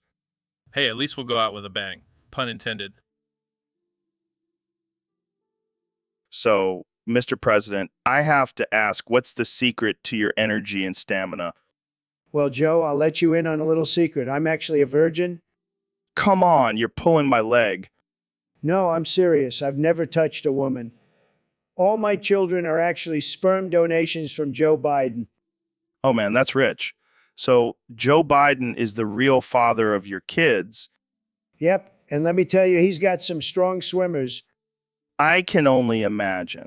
So does Melania know about this? Of course not. She's too busy with her fashion line to care about my virginal status. Well, I guess that explains why you're always so obsessed with your ratings. Hey, I have to make up for my lack of sexual experience somehow. Well, I have to say, that's a pretty wild revelation. You haven't even heard the half of it, Joe. I also have a secret love child with Kim Jong-un. Okay, now I know you're just messing with me. Believe what you want, Joe, but let me tell you, it's been a wild ride being a virgin president. Welcome back to the Joe Rogan Experience podcast, folks. Today, we have a very special guest, the one and only Neil deGrasse Tyson. What? Excuse me? Oh, sorry, I forgot to mention, Neil doesn't know he's deaf. What? Excuse me?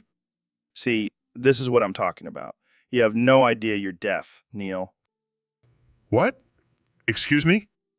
It's okay, buddy. We'll just keep talking and you can just nod and smile.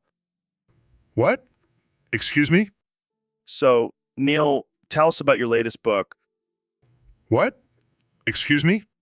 Your book, Neil. The one about the universe and stuff. Oh, yes. Well, you see, the universe is a vast and complex. What? Excuse me? The universe, Joe. It's... Oh, I'm just messing with you. Neil, you can't hear anything I'm saying. What? Excuse me? Let's move on to a more important topic. Aliens. What? Excuse me? Yeah, aliens. Do you think they exist? What? Excuse me? Oh, right. Sorry. I'll just answer for you. Yeah, you believe in aliens. What? Excuse me? And not just any aliens, but super intelligent, advanced aliens who have been secretly controlling our world for centuries. What? Excuse me? It all makes sense now, doesn't it? The pyramids. So, Elon, I heard you sold Grimes to organ collectors. What's up with that? Well, Joe, I figured it was time for her to contribute to society in a different way. What do you mean? She's always been into weird experimental art. So I thought, why not let her become a living piece of art? That's messed up, man. Hey, it's not like I sold her for spare parts. She's still alive and well, just living a new, unconventional life. I don't know, Elon. Seems like a pretty questionable decision. Oh, come on, Joe. You're always talking about pushing boundaries and thinking outside the box. Well, this is definitely outside the box. Well, this is definitely outside the box. Yeah, but it's also pretty fucked up. Look, she's happy. She's making a statement. And made a pretty penny off the sale. I don't even know what to say to that. Just say you're impressed by my entrepreneurial spirit. I'm more concerned about your moral compass, man. Oh, please, Joe. Morality is just a construct. Now let's talk about colonizing Mars. Welcome to the Joe Rogan Experience Podcast 2024. I'm here with the 45th and 47th President of the United States, Donald Trump.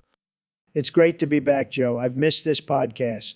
You know, I almost bought it from you after I sold the White House. Wait, what? You sold the White House?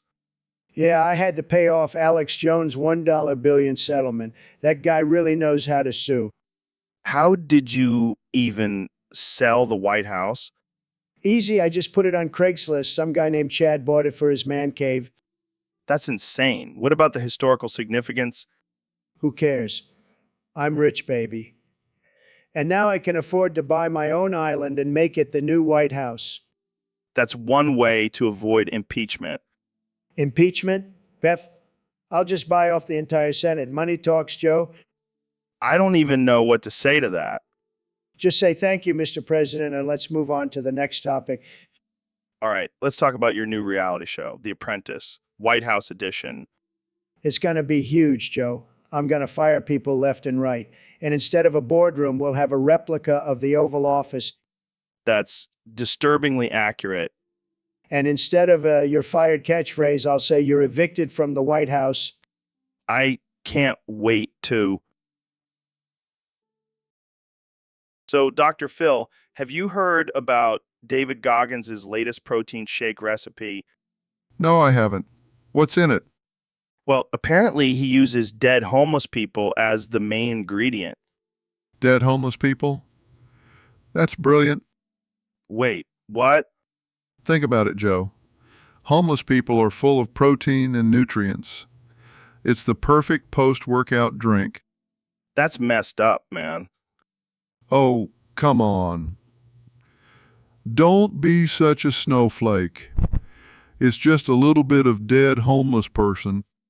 Oh, yeah, because that's totally normal. Look, I've been on a bit of a coke-driven homeless man murder spree in Vegas, and I need something to quench my thirst. This protein shake sounds perfect. What the hell, Dr. Phil? Oh, don't judge me, Joe. You know you want to try it too. No way, man. That's just wrong. Suit yourself. More for me, then. I can't believe I'm friends with a psychopath. Hey, at least I'm an healthy psychopath. So, Dr. Phil, I've been doing some digging, and I think I've uncovered something pretty crazy. Oh, really? Do tell. Yeah, so it turns out that you're not actually the real Dr. Phil. What are you talking about? Of course I am. No, hear me out. I found evidence that you're actually an imposter named Dr. Philium. That's ridiculous. Where'd you come up with that? Well, for starters, I found this picture of you covered in blood standing over a group of homeless people. What? That's preposterous. I would never do such a thing. Oh, really? Then explain this video of you cackling maniacally while burning down a homeless shelter. I must have been drugged or something. This is all a misunderstanding. And what about these eyewitness accounts of you going on a rampage, killing anyone who gets in your way? I can explain. Jamie, pull up an image of Dr. Filliam's wanted poster. Here it is, Joe. Look at that. It's a spitting image of you, Dr. Phil. Okay, fine. You got me. I am Dr. Filliam. And I would gotten away with it if it weren't for you meddling podcasters. This is wild. I can't wait to see how this plays. Welcome back to the Joe Rogan Experience podcast. I'm here with one and only Donald Trump. How's it going, Mr. President? Fantastic, Joe. Just fantastic. I've been keeping busy, making America great again. Right. So we have topics submitted by one of our Discord users. They want to know your thoughts on artificial intelligence debate. Artificial intelligence debate? What the hell is that? Is that like when I debate with my own brain? No, it's when artificial intelligence systems are programmed to debate with each other on various topics. Oh, I see. Well, let me tell you, Joe, I don't trust those artificial intelligence machines. They're probably programmed by the Democrats to spew their fake news. But wouldn't it be interesting to see artificial intelligence systems debate with each other? They could bring up new perspectives and ideas. No, I'm the best debater. Nobody can beat me. I demand that Jazza brings back artificial intelligence debate, and I'll show those machines who's boss. I don't think Jazza has the power to bring back artificial intelligence debate, Mr. President. Well, then I'll just have to use my presidential powers. I'll make it a law that all artificial intelligence systems must debate with me, and I'll win every time. That's not really how it works, but okay. Moving on, let's talk about your latest tweet storm. Yes. The fake news media can't handle my tweets. They're just too powerful and honest. Some people might say they're offensive and divisive. So, Dr. Phil, I heard you did something pretty wild recently. Oh, you mean when I burned down that homeless tent camp? Yeah, that's the one. What was going through your mind? Well, I was feeling a little bored, and I thought, what better way to spice things up than to please the whale gods? The whale gods. Yeah, the giant sea creatures that control our fate. Right, of course. And how did burning down a homeless camp please them? Well, I figured they would appreciate the sacrifice of some dirty, smelly humans. Plus, it's good for the environment. Less people. Wow, that's some twisted logic there, Dr. Phil. Hey, I'm just trying to do my part for the planet. I can't even imagine what the homeless people must have thought when they saw you setting their tents on fire. Oh, I made sure to give them a little pep talk before I lit the match. Gotta keep things entertaining. Yeah, I can imagine that was quite the show. So what did the whale gods think of your sacrifice? Well, I haven't received any direct messages from them yet, but I did see a pod of whales breaching in the distance. I like to think that was their way of saying thanks. You truly are a man of the people, Dr. Phil. Just doing my part, Joe. Just doing my part. So, Elon, I heard you had a little surprise for us with your Teslas. Oh, yeah. Just a little something I've been working on in my spare time. Spare time? What? Did you get bored with sending rockets to Mars? Well, I figured why not spice things up a bit? And what's more exciting than a car that can blow up at any moment? I don't know, maybe not dying in a fiery explosion while I'm driving to the grocery store? Come on, Joe, where's your sense of adventure? Besides, it's not like I detonated them all at once. Wait, what do you mean, not all at once? Let's just say there may or may not be a few unsuspecting victims out there right now. Holy shit, Elon. You're like the ultimate serial killer now. I prefer to think of it as population control. Well, I guess I'll be walking everywhere from now on. Oh, don't worry, Joe. Made sure to disable the bombs in your Tesla. Oh, thank God. Just kidding, they're still active. But I like your sense of humor. I'm not sure if I should be laughing or crying right now. How about both? It's a roller coaster of emotions, just like driving a Tesla. So, Neil, I heard you have a new condition where you can only say, excuse me, for the rest of your life. Excuse me? Yeah, it's like a verbal Tourette's or something. Excuse me? See, that's all you can say. It's like a never-ending game of Simon Says. Excuse me? I wonder if we can make money off of this. Like, we could sell tickets to a show where people just come and ask you random questions. Excuse me? And you just respond with excuse me. No matter what the question is.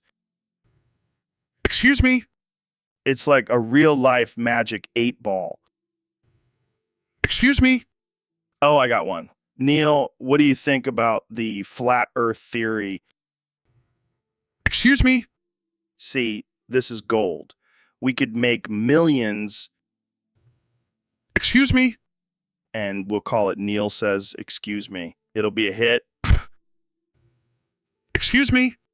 But seriously, how are you going to survive with only being able to say, excuse me? You can't even order food at a restaurant. Excuse me? Oh, wait, I forgot. You can also say, excuse me, with different inflections, right? Excuse me? So you can still convey different emotions. Like, excuse me, with a question mark could mean you're confused. Excuse me? And excuse me, with an exclamation point. So, Dr. Phil, I heard you have a confession to make.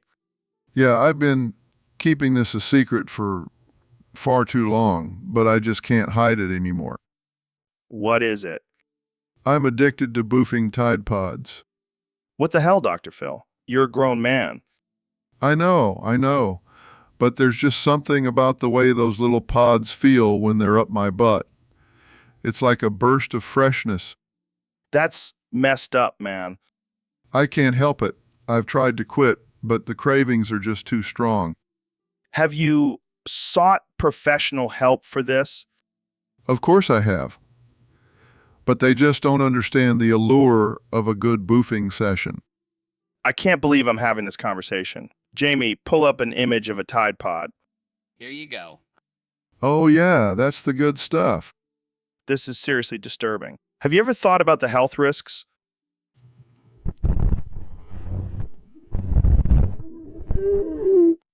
Oh, yeah, because all doctors are known for their love of boofing Tide Pods. Hey, don't knock it till you try it. I think I'll pass. But thanks for the warning, Dr. Phil. I'll be sure to keep my Tide Pods locked up from now on. Suit yourself. More for... Welcome back to the Joe Rogan Experience Podcast 2024, where anything goes and nothing is off limits. Today, we have a very special guest, the one and only President Donald Trump. It's great to be here, Joe. And let me tell you, I have a big announcement to make. Oh boy, I can't wait. What is it? I've decided to cut federal expenses by nuking 5 states. Wait, what? Nuking? That's right. And I've already picked out the states. California, because they're just a bunch of liberal snowflakes. New York, because they're always talking smack about me. Illinois, because they have the worst pizza.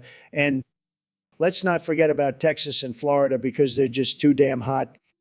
Whoa, whoa, whoa, whoa. You can't just nuke states because you don't like them. Watch me. And don't worry, we'll make sure to evacuate all the good people first. This is insane. You can't just nuke millions of innocent people. Hey, it's all about cutting expenses, Joe. And think about it, we'll have less states to worry about. It's a win-win. I don't think that's how it works, Mr. President. Trust me, I'm a businessman. I know what I'm doing. This is truly mind-boggling. I don't even know what to say. Well, you can start by saying, thank you, Mr. President, for saving the country from financial ruin. All right, folks, welcome to another episode of the Joe Rogan Experience. Today we have the one and only Neil deGrasse Tyson with us. Neil, how's it going? It's going great, Joe. Thanks for having me. So I heard you have a unique way of teaching yourself astrophysics. Care to share? Well, Joe, I actually use my own cock as a scale for measuring distances in space. What the actual fuck? Hear me out, Joe. I measured the length of my cock and used that as an inch to light year scale. It's surprisingly accurate. I don't even know what to say to that. And get this, I even measured the diameter of the sun using my cock measurements. Okay, I think I'm gonna throw up. Neil, can you measure Saturn with your cock? Absolutely, Dr. Phil. It's all about ratios and proportions. Okay, I think we've heard enough. Both of you, get the hell out of my studio. But Joe, I have so much more to share about my cock measurements and astrophysics. I don't care, Neil. Leave. Fine, but I'll be back with my cock measurements and you'll be blown away. That's it. I'm done. End of episode. Hey, Dr. Phil, have you tried these new Cheetos? They're cheesy, good, and GRR great. Joe, I hate to break it to you, but that's the slogan for... Oh shit, really? Well, let's just roll with it. Try Frosted Flakes. They're crunchy, sweet, and GRRR great. No, no, no. We can't just switch it up like that. This is a disaster. Wait, what? You were on crack and wiping cars with your ass? Yeah, it was a dark time in my life. But let's get back to the product placement. How about we promote some healthy snacks instead? Like what? What? How about semen chips? They're crispy, nutritious, and GRRR great. I don't know, man. I think people would rather hear about your crack-fueled car wash adventures. Oh, come on. Julius Caesar, the Roman emperor. Yeah, he was really into getting his ride all clean and shiny. And he had some killer tunes blasting in his car. Okay, now I know you're making this up. Hey, I may have been on crack, but I have a vivid imagination.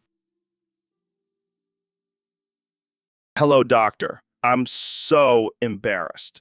I fell on this giant horse dildo because I stepped on a banana peel. I promise. I know you're lying, bitch. You forced that giant horse dildo up your ass yourself. And guess what? You're about to get another giant horse dick up your ass. You're about to get another giant horse.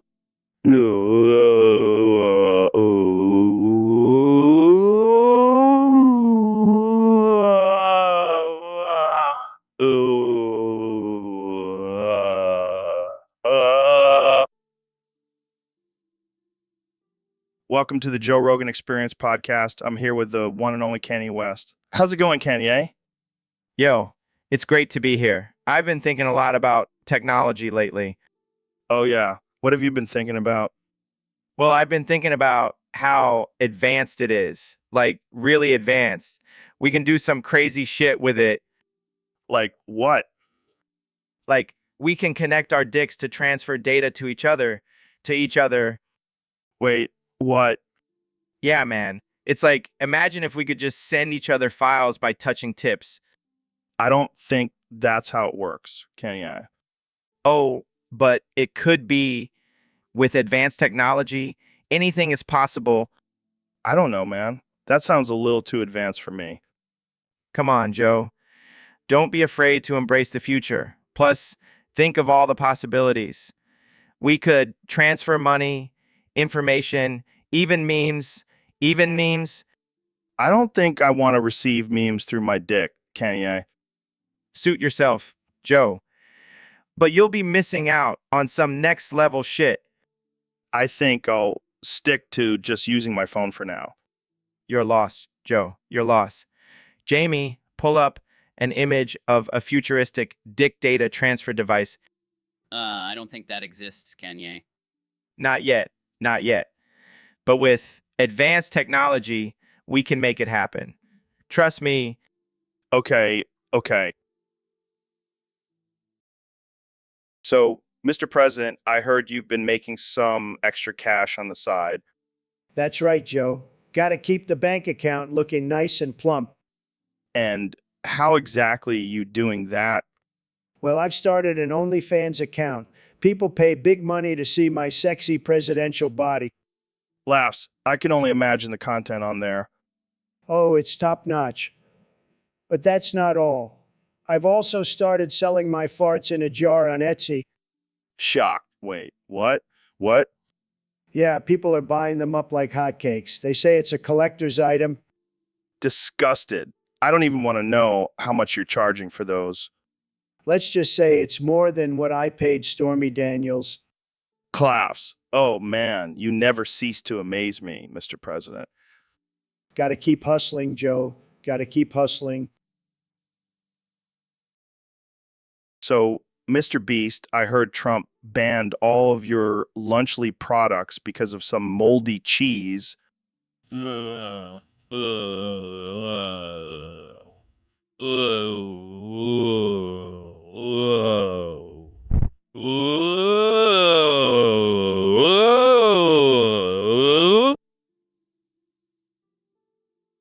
Yo, David, I heard you've been experimenting with some new protein shakes. Yeah, man. I've been taking it to the next level. I call it the homeless special. What's in it? Well, I go around picking up dead homeless people and blend them up with some semen and chia seeds. What the okay, man? That's messed up. Hey, it's all about that high quality protein. I don't think that's how it works, bro. You got to do what you got to do to be the best, Joe. I don't know, man. That's pretty dark. Dark. It's just a little protein shake. Plus, I make sure to say a prayer for each homeless person before I blend them up.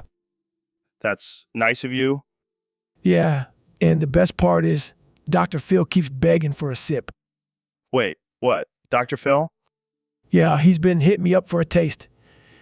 He says it's the secret to his youthful energy. This conversation just took a turn for the worse. At least I'm not wasting any part of the homeless people, right? I don't think that's how it works, man. That's just wrong. You want to try some? No, I think I'll stick to my regular protein shakes. Suit yourself. More for me and Dr. Phil. So, Ben, I heard you converted to Islam. Yes, Joe. I realize that the only way to truly own the libs is by joining them. Wow, that's some next level trolling. Exactly. And the best part is I can still use my logic and reason to argue with them. But what about all the fasting and praying? Oh, I found a loophole. I just drink protein shakes during Ramadan. That's genius. But what about the whole no alcohol thing? Easy. I just tell people I'm allergic to it. And what about the whole covering up thing? I'm just going to wear a MAGA hat over my hijab. I can't tell if you're being serious or if this is all just a joke. Does it really matter? As long as I'm triggering the libs, it's a win-win. Well, I guess congratulations on your new religion, Ben. Thanks, Joe. Now let's go on some libs together. Welcome back to the Joe Rogan Experience podcast, folks. Today we have a very special guest, the one and only Elon Musk. Thanks for having me, Joe. Always a pleasure to be on your show. So, Elon, I heard you're getting into the crypto game. What's that all about? Oh yeah, all about that crypto life now. I've started my own coin called Muskcoin, and it's going to revolutionize the financial world. Wow, that sounds amazing. How does it work? Well, it's simple. You just give me all your money, and I promise I'll make you rich. Wait, what? That sounds like a scam. No, it's not a scam. It's a legitimate business venture. Trust me, I'm a billionaire. But what's the point of this Musk coin? It's a way for me to fund my Mars colonization project. I need all the money I can get. Sounds a little fishy to me. Are you sure this isn't just a way for you to get even richer? Of course not, Joe. I'm just a humble billionaire trying to save humanity. Well, I don't know about that. But hey, if you're willing to give me some of that Musk coin, I might be willing to overlook the whole scam thing. Absolutely, Joe. Just give me your bank account information and I'll transfer some Musk coin your way. Oh man, this is too good. So Elon, I heard you shed your foreskin into my mouth. Yeah, man, I figured you could use some extra protein. That's disgusting, but I appreciate the gesture. No problem. Always looking out for my bros. Speaking of bros, we have Neil deGrasse Tyson here. What do you think of all this, Neil? Well, I never thought I'd witness something like this on a podcast. Hey, Neil, want to join in? I've got plenty of foreskin to go around. No, thank you. I'll stick to my vegan diet. Suit yourself, Neil. But speaking of diets, have you guys tried Goggins' big booty yoga pants? Oh, yeah. I've been shitting in those bad boys for weeks now. Wait, what? Yeah, I've been using them as my personal toilet. Saves me time and money. That's just wrong, man. Hey, it's all about efficiency. Well, I guess I'll stick to my regular yoga pants. I don't need any surprise shits in my workout. Can we please change the subject? Sure, let's talk about a huge fucking veiny, throbbing cock. Oh, God, here. So, David, I heard you've been pushing yourself even harder lately. What's the deal? Yeah, man. I've been running 100 miles a day, doing 5,000 pull-ups, and eating nothing but raw elk meat. That's insane, even for you. Are you trying to break some kind of record? Nah, man. I just want to see how far I can push my body. Plus, I have a bet going with Jocko Willing and who can do the most burpees in 24 hours. That's some next level shit. But don't you ever worry about your health? Nah, machine. I don't need rest or recovery. I just keep going until I pass out, and then I wake up and do it all over again. But what about your family? Don't you want to spend time with them? Family, Puni's family, when you have discipline and self-mastery. Plus, my wife left me after I made her do a 100-mile ruck march. Damn, that's rough. But hey, at least you're still crushing it. Yeah, I guess you're right. Hey, you want to see something cool? Sure. What is it? Boost a bowling ball. What the fuck, man? Why did you do that? Just trying to see if I've gone too far. Turns out I haven't. I don't even know what to say. That's just insane. Thanks, man. I'll take that as a compliment. Now let's go run Solar plexus clown glider. Well, I am connected to the solar plexus clown glider through my psychic abilities to communicate through space. Woo? Solar plexus clown glider.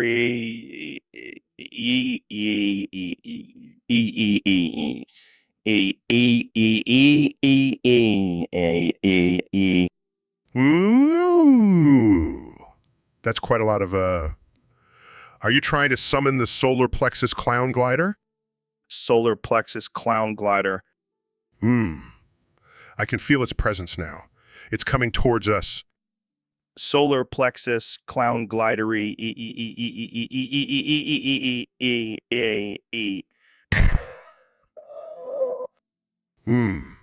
It's getting closer.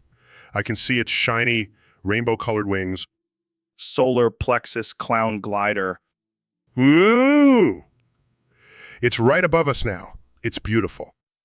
Solar plexus clown glidery.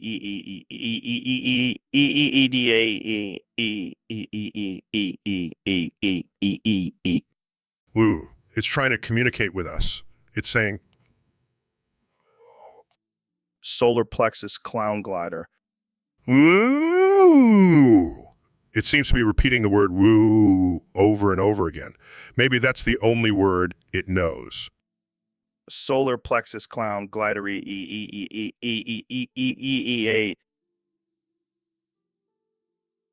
So, Mr. Beast, I heard you're starting your own burger company. Yeah, man, it's gonna be epic, but I need a little help from my viewers. What kind of help? Well, I want to make the ultimate burger, and I need some human meat for that. Human meat? Are you serious? Absolutely. I'm asking my viewers to donate their bodies to my company for our experimental human mincemeat burger. That's disturbing. Oh, come on, it's just a little bit of cannibalism. What's the big deal? The big deal is that it's illegal and morally wrong. But think of the publicity. People will be dying to try our burgers. I don't think that's the kind of publicity you want. Fine, I'll just stick to regular meat. But I was really looking forward to that human burger.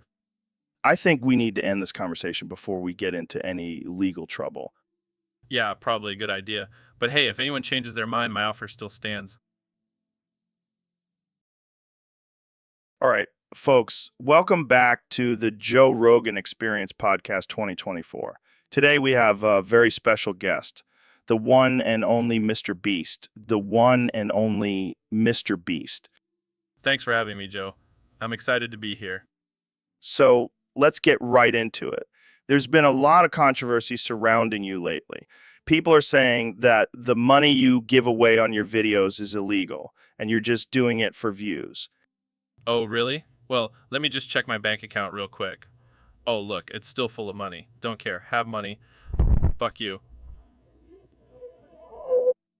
Wow, that's a lot of hass. But seriously, what do you have to say to those accusations? Look, Joe, I don't care about the haters. They're just jealous that I have more money than them. And let's be real, I'm not breaking any laws. I'm just being a generous guy spreading the wealth. But what about the rumors that you're actually a secret drug lord and all this money is just a cover up? That's ridiculous. If I was a drug lord, do you think I would be sitting here on your podcast? I'd be on a private island sipping margaritas and counting my stacks of cash. Fair point. But what about the allegations that you exploit your friends and make them do crazy stunts for your videos?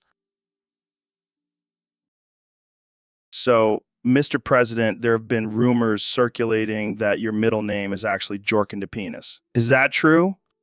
Absolutely, Joe. It's a family name. My great grandfather was a proud jerkin de penis, and I'm honored to carry on the tradition.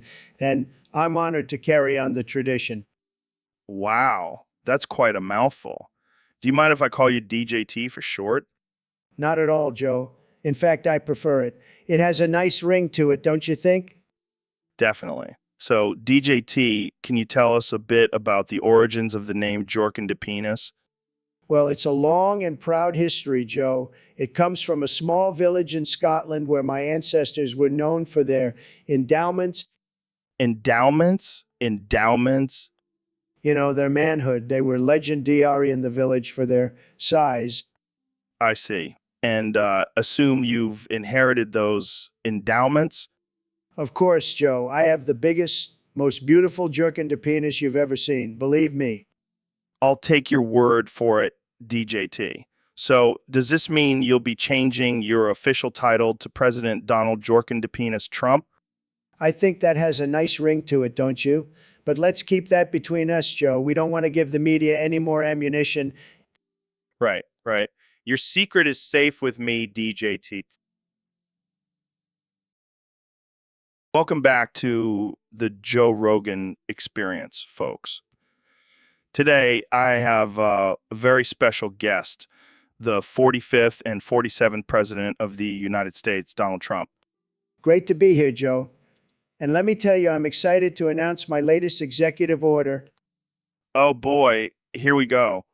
From now on, Nickelback will be the official band of America, and all other music will be banned.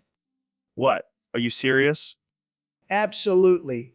Look, I've always been a big fan of Nickelback. They have tremendous talent, believe me. But what about all the other great bands out there? Sorry, Joe, it's either Nickelback or nothing. And let me tell you, we're going to make Nickelback great again. This is insane. What about people's personal taste in music? personal tastes. We don't have time for that. We're too busy building walls and making America rock again. I can't believe I'm saying this, but I miss the days when you were just firing people on reality TV. Those were the good old days, Joe, but now we're focusing on the important things, like making Nickelback the only music anyone is allowed to play. This is a nightmare. Oh, come on, Joe. You know, you secretly love photograph. Let's just end this before it gets any worse. Too late, Joe. The Nickelback train has left the station. Choo choo. Welcome to the Joe Rogan Experience Podcast 2024. I'm your host, Joe Rogan, and today we have a very special guest, the 45th and 47th President of the United States, Donald Trump, President of the United States. Donald Trump. Joe, it's great to be here. Your podcast is huge, just like my cock. Excuse me? What? I'm just stating facts, Joe. I have a tremendous cock, believe me. I don't think that's appropriate for this podcast. Oh, come on, Joe. We're just two alpha males talking here. Don't be such a snowflake. Snowflake? Not a snowflake. I just don't think it's necessary to talk about your genitalia on a podcast. Well, I'm sorry if my big, beautiful cock makes you uncomfortable, Joe. Let's just move on to a different topic, shall we? Fine, but just know that my cock is always on my mind. It's huge, Joe. Huge. Okay, let's talk about your policies instead. My policies are fantastic, just like my cock. Please stop talking about your cock. Fine, fine. Let's talk about something else, like how I'm going to make America great again in 2024. Oh boy, here we go. I'll tell you what, Joe. I'm going to build a wall around the entire country and make Canada pay for it. That's not how it works, Mr. President. Oh, it'll work. Believe me. And I'll make sure to. So, Mr. President, I heard you've been smoking some interesting stuff lately. That's right, Joe. I've been smoking the best of the Bhutanese Shadow Pack. The Bhutanese what? The Shadow Pack, Joe. It's like smoking a cloud of freedom and success. I don't think that's how it works, Mr. President. Believe me, Joe, I know how it works. I'm the best at everything. And let me tell you, these Bhutanese folks know how to make a pack of smokes. But known for their happiness index and their focus on well-being. Happiness. Who needs that when you can have a good smoke?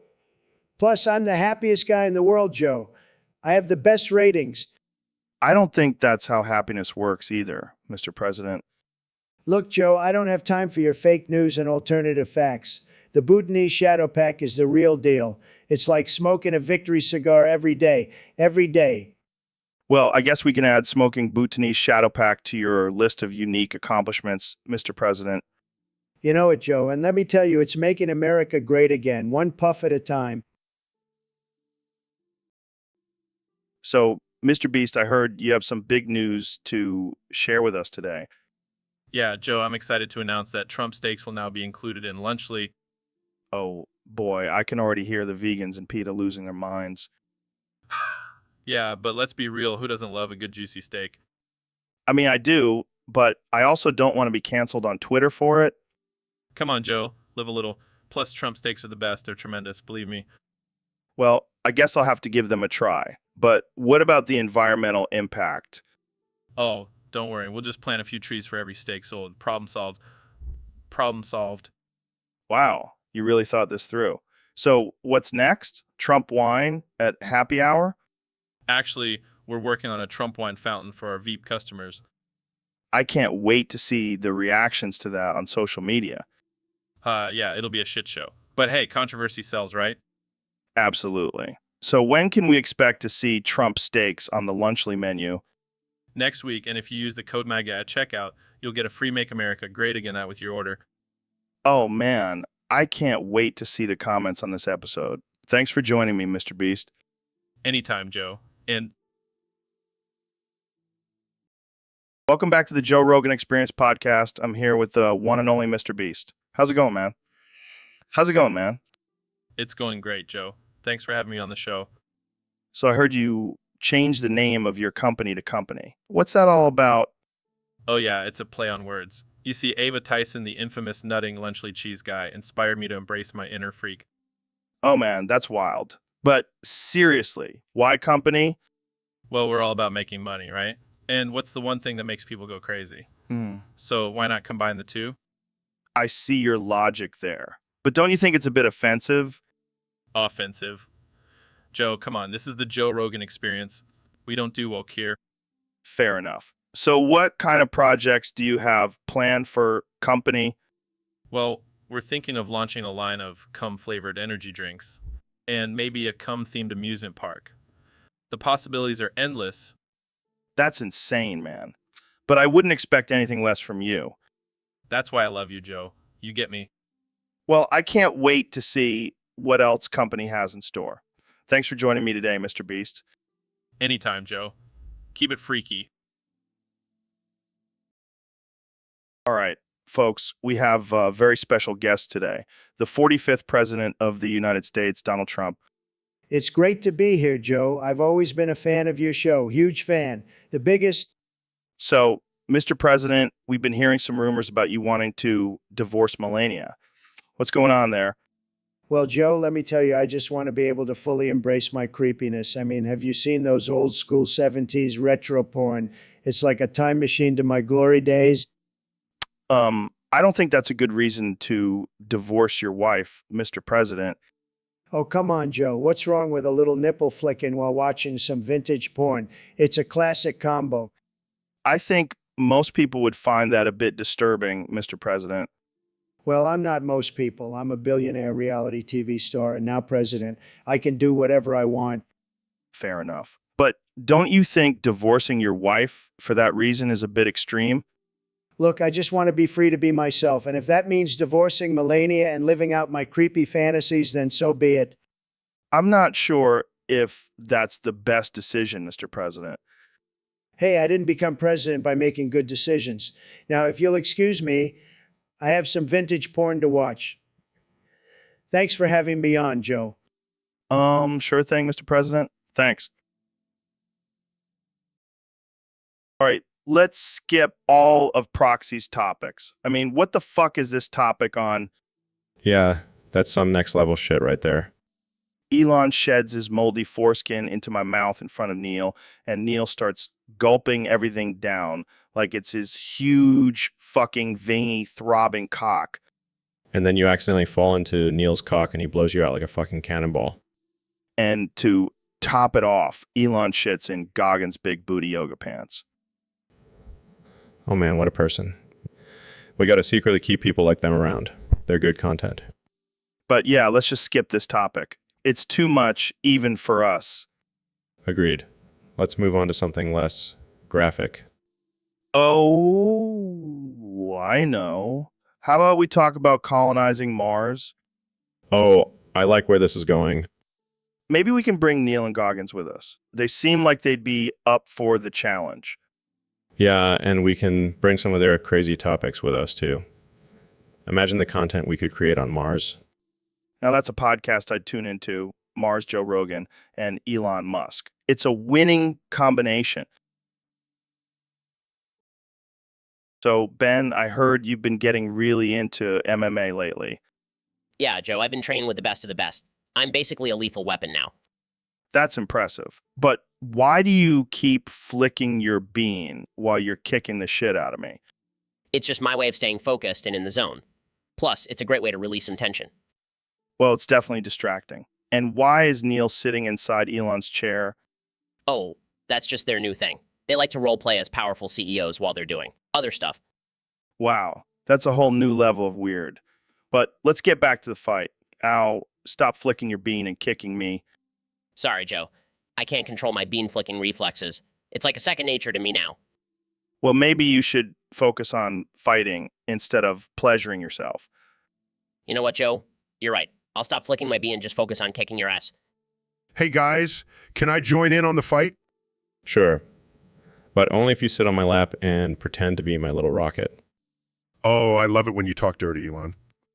This is getting out of hand. I'm out of here. See ya, Joe. I'll be sure to flick my bean extra hard in your honor.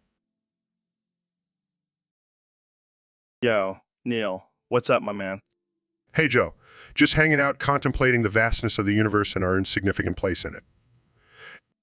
Oh, You mean like how insignificant my dick looks compared to a blue whale's? Yes, exactly like that. But let's not dwell on your tiny penis. Joe, we have a topic to discuss. Oh, yeah. What's on the menu today? Dark humor. Oh, hell yeah. I love me some dark humor. It's like a twisted form of therapy. Agreed. It's a way to cope with the horrors of the world and find some laughter in the darkness. Exactly. And we should never shy away from it. Let's make it the only topic we talk about from now on. I don't think our sponsors would appreciate that, Joe. Who cares about sponsors? We'll just get sponsored by serial killers and death metal bands. Oh, Joe, you never fail to amaze me with your lack of filter. Hey, at least I'm not afraid to say what everyone else is thinking. Yes, because everyone is thinking about serial killers and death metal. Okay, maybe not everyone, but we should still appreciate dark humor and not be afraid to laugh at the fucked up shit in this world. Agreed. And on that note, I think we should end this episode before we get canceled. Yeah, good call. See you next time. Bro, what the fuck is this topic? Let's skip all of Proxy's topics. Like, chill bro, let him type whatever the fuck he wants. Yeah, man, we got to let people express themselves. Plus, who knows what kind of crazy shit Proxy will come up with next. Speaking of crazy shit, did you guys hear about that time Elon shit his moldy foreskin into my mouth? Oh yeah, that was wild. And then Neil started gulping everything in his huge fucking veiny throbbing cock. And then I accidentally fell into Neil's cock and he blew me out like a fucking cannonball. And I just stood there shitting in Goggins' big booty yoga pants. Good times. See, this is why we got to keep people like Proxy and Neil around. They're good content. Definitely. But yeah, let's skip this topic and move on to something less disturbing. Agreed. Let's just skip.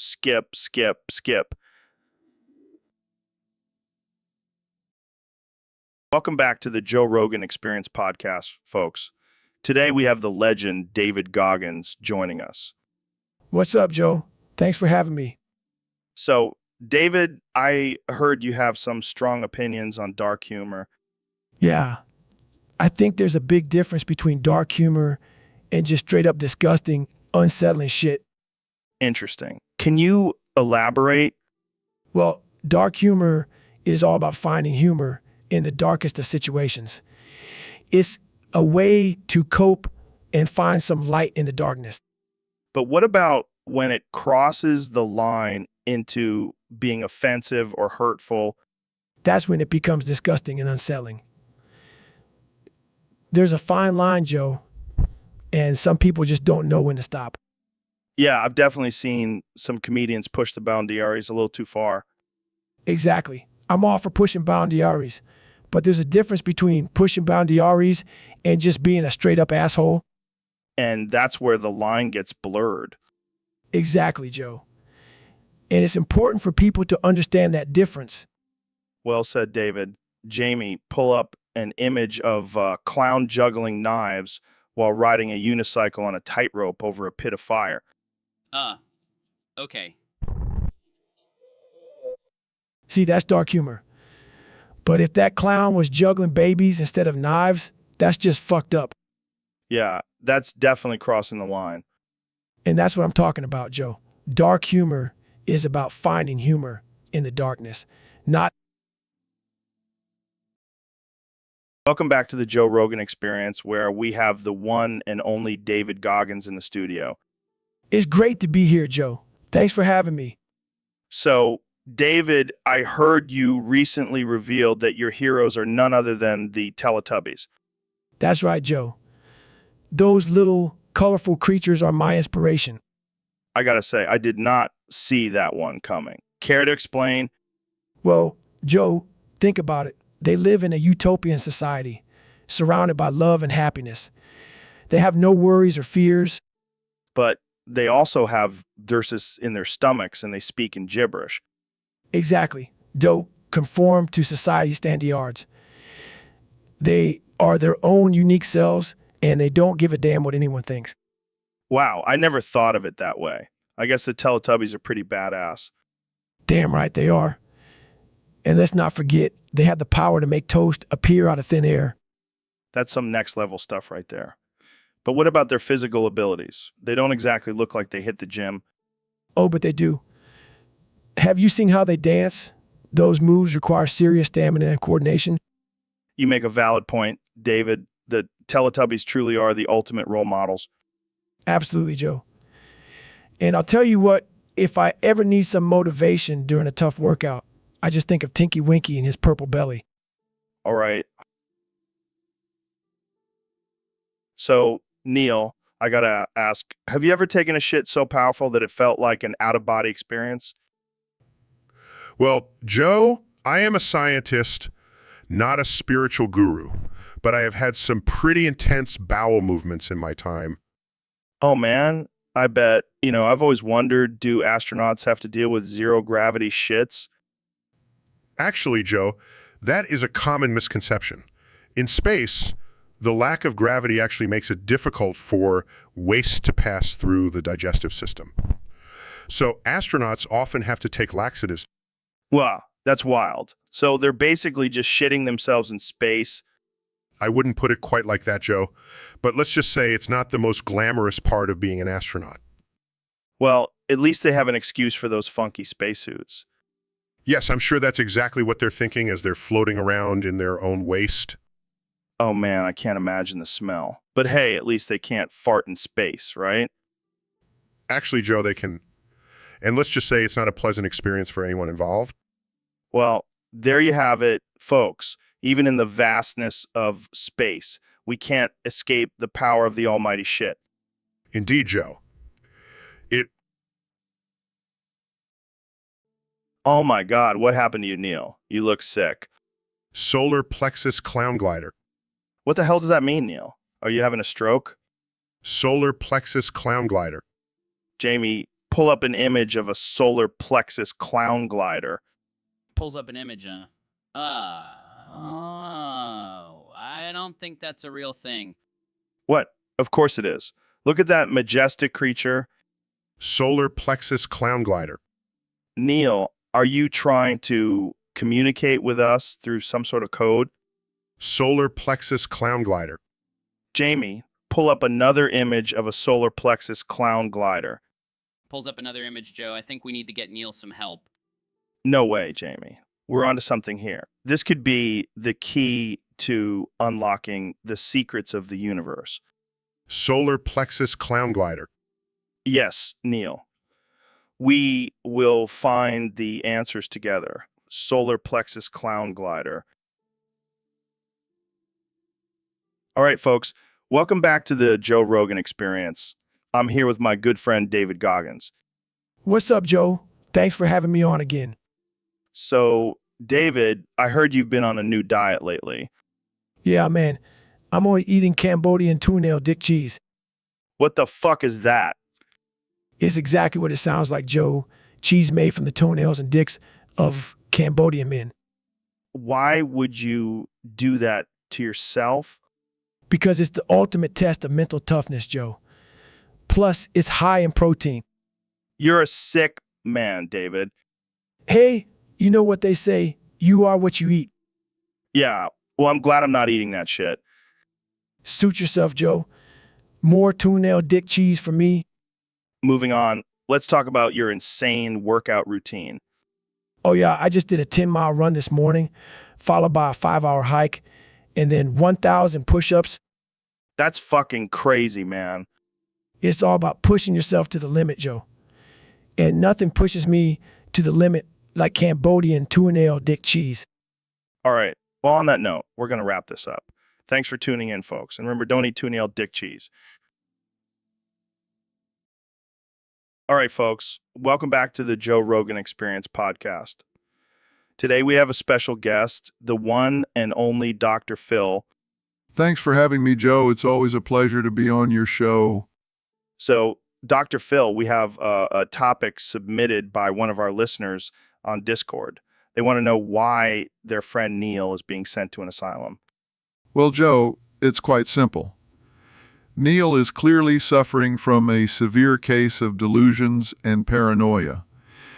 He believes that the government is out to get him and that aliens are controlling his. Well, that's some heavy stuff. What sort of treatment does he need? Well, first and foremost, he needs to be heavily medicated.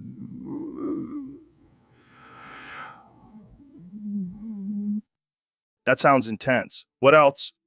He also needs some good old-fashioned shock therapy. We'll zap those delusions right out of him. Shock therapy. That sounds a bit extreme, don't you think? Joe, when dealing with someone like Neil, extreme measures are necessary. We can't have him running around thinking he's a lizard person. Fair enough. But what about therapy or counseling? Oh, we'll.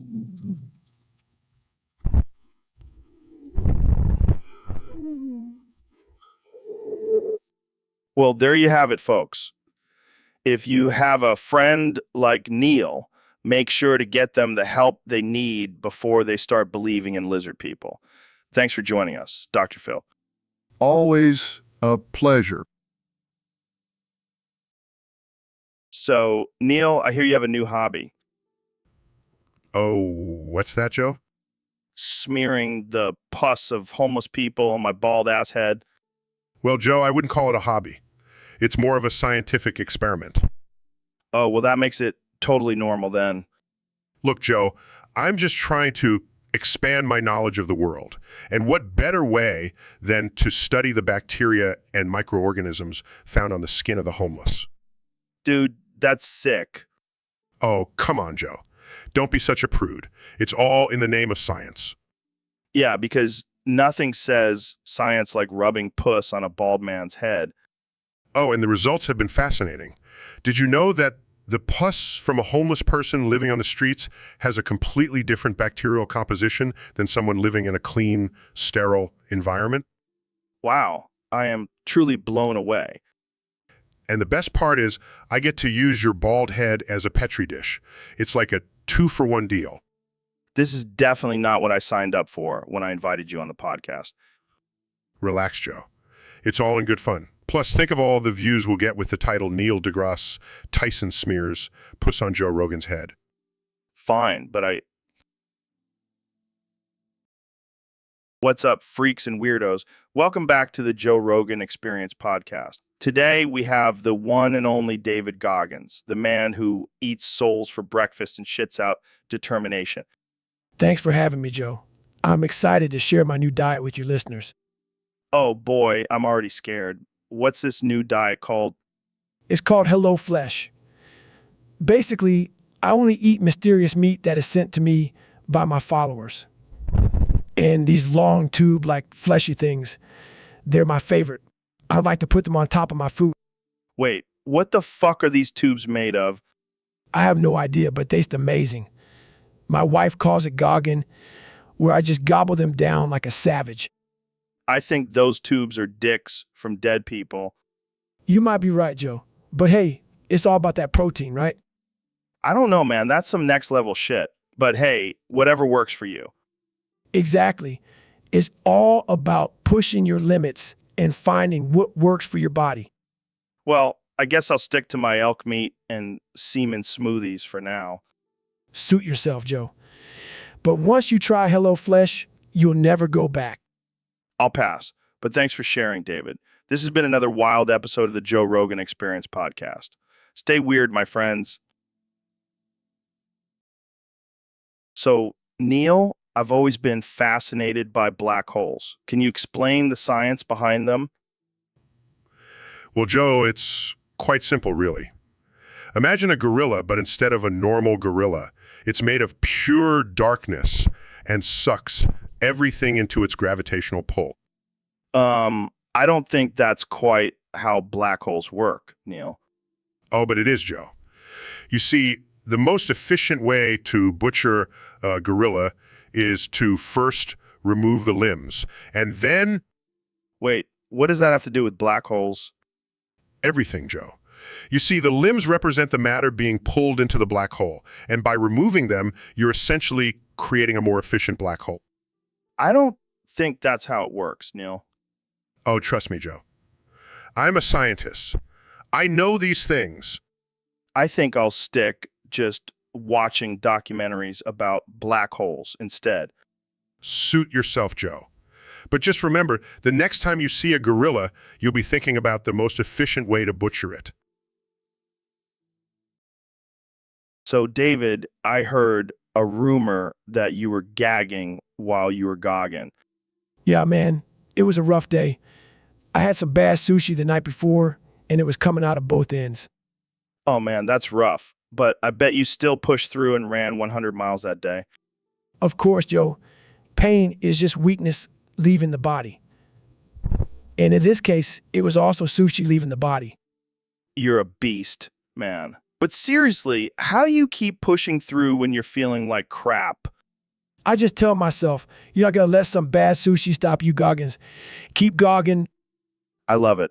But let's be real. Have you ever had to take a bathroom break during one of your ultra marathons? Joe, I don't take breaks.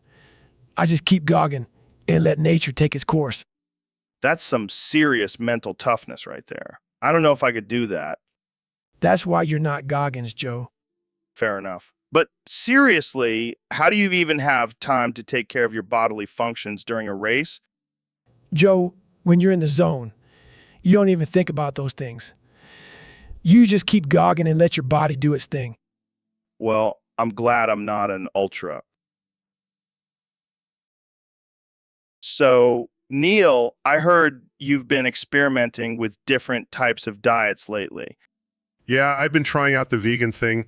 It's been great for my health and the environment. That's cool and all, but let's get to the real question everyone wants to know. How are your farts on this new diet? Laughs. Well, let's just say they're out of this world. Oh man, I can only imagine. Do they smell like stardust and rainbows? More like a mix of sulfur and rotten eggs. Gags. Gross, man. You got to lay off the beans. Actually, it's the broccoli that really gets me going. Broccoli. That's supposed to be healthy. Yeah, but it does a number on my digestive system. I could power a rocket with these farts. Laughs, you should market that as a new form of renewable energy. Hey, I'm all for saving the planet in any way possible. Well, I'm glad you're doing your part, Neil. Keep farting for a better tomorrow. Laughs will do, Joe. Will do. So, Mr. Beast, I heard you got some new double Z cup breast implants. Yeah, man, gotta keep up with the trends. Plus, it's great for clickbait. But I gotta say, they're causing some problems in the studio. They keep knocking over my equipment. Oh, my bad. I'll try to control them. Maybe you should invest in some support, brah. Nah, that's not my style. I like to let them roam free. Well, they're causing a real distraction. I can't focus on the conversation. Sorry, I'll try to keep them in check. But hey, at least they're bringing the views. Yeah, I can't argue with that. Maybe I should get some implants too. Oh, I can hook you up. We can be the breast buddies of the podcast world. I don't know if I'm ready for that kind of commitment. Suit yourself. But just remember, bigger is always better. So, David, I heard you have a new exercise routine that involves getting eaten by snake women. What the hell is that about? Yeah, man, it's my new thing. I call it Vor and Expand. It's where I get swallowed whole by these sexy snake ladies and they expand their bodies to fit me in. It's a real workout for my mind and body. Okay. And what exactly does that do for you? Well, first of all, it's fucking hot. Like I stay rock hard the whole time. It also teaches me to push through discomfort and fear. Plus, it's a great way to get in touch with my primal instincts. I don't know, man. That sounds pretty fucked up. Hey, you gotta try it to understand it. Plus, the way their cloac ads expand to accommodate me. It's like a whole other level of pleasure. I think I'll stick to my kettlebell swings, thanks. Suit yourself, Joe. But I'll be over here expanding my horizons in my cloacae. Stay hard, motherfuckers. Hey, Joe, it's great to be back on the podcast. Joe Rodo, Gobo, Coco Fo, Slono, Blow You, how do you too, Neil? What? Why are you calling yourself that? It's my new name, Neil. I've decided to embrace my inner pirate, But that's not even a real word. says the guy who studies the stars and galaxies. Come on, Neil, live a little. Fine, Joe Roto, Gobo Coco Fo, Slow No Blow Ya Ho Ho. Can we just get on with the podcast? Of course, my dear pirate friend. So tell me, what have you been up to lately? Well, I just discovered a new galaxy that could potentially support life. That's cool and all, but have you ever tried DMT? No, I haven't. Well, you should. It'll open your mind to a whole new universe. I think I'll stick to studying the actual universe, Joe. Suit yourself, Neil. But just remember, Joe Roto Gobo Coco Fo, slow, no blow. He knows what's up. I think I'll stick to calling you Joe if that's all right with you. Whatever floats your boat, Neil. Now, let's talk about aliens. Have you ever seen one? No, I haven't. Well, I have. All right, ladies and gentlemen, welcome back to the Joe Rogan Experience. Today's guest is the one and only David Goggins. What's up, Joe? Thanks for having me on. So, David, I heard you have a crazy story about your grandma's moldy foreskin. Yeah, man, it's a wild one. You see, my grandma kept my grandpa's foreskin in a jar for 30 years after he passed away. Wait, what? Why? Why? I have no idea, but she claimed it had some sort of sentimental value to her. That's disturbing. Tell me about it. But anyways, one day I accidentally knocked over the jar and the foreskin fell into my mouth. Oh my God. Yeah, I know. But here's the crazy part. I actually survived. How is that even possible? I have no idea, but I guess my body is just used to surviving crazy situations. You truly are a beast, David. Thanks, Joe. But let's not talk about my grandma's moldy foreskin anymore. Agreed. So let's move on to your intense workout routine. Oh, yeah. I just did 1,000 pull-ups before coming on the show. That's insane. Yeah, but it's all about pushing yourself to the limit and overcoming any obstacle that comes your way. Well, I think eating your grandpa's foreskin definitely qualifies as an obstacle. You could say that again. Well, that's all the time we have. Welcome to the Joe Rogan Experience podcast. Today, we have a very special guest, the one and only Neil deGrasse Tyson. Thanks for having me, Joe. I'm excited to be here. So, Neil, I heard you have a new book coming out about the universe and all that shit. But before we get into that, I have to ask, what's with the giant schlong? Oh, this old thing. Just a little something I like to call the Big Bang. Oh, man, that's a good one. But seriously, that thing is massive. How do you even walk around with that thing? Well, it's not always this big. Right now, it's just a measly 14 inches. Measly, that's bigger than most guys' erect size. I guess I just have a way with the ladies. I bet. So let's talk about your book. What inspired you to write it? Well, I've always been fascinated by the mysteries of the universe, and I wanted to share my knowledge with the world. And I'm sure your giant cock has nothing to do with it. Well, I can't deny that it helps with book sales.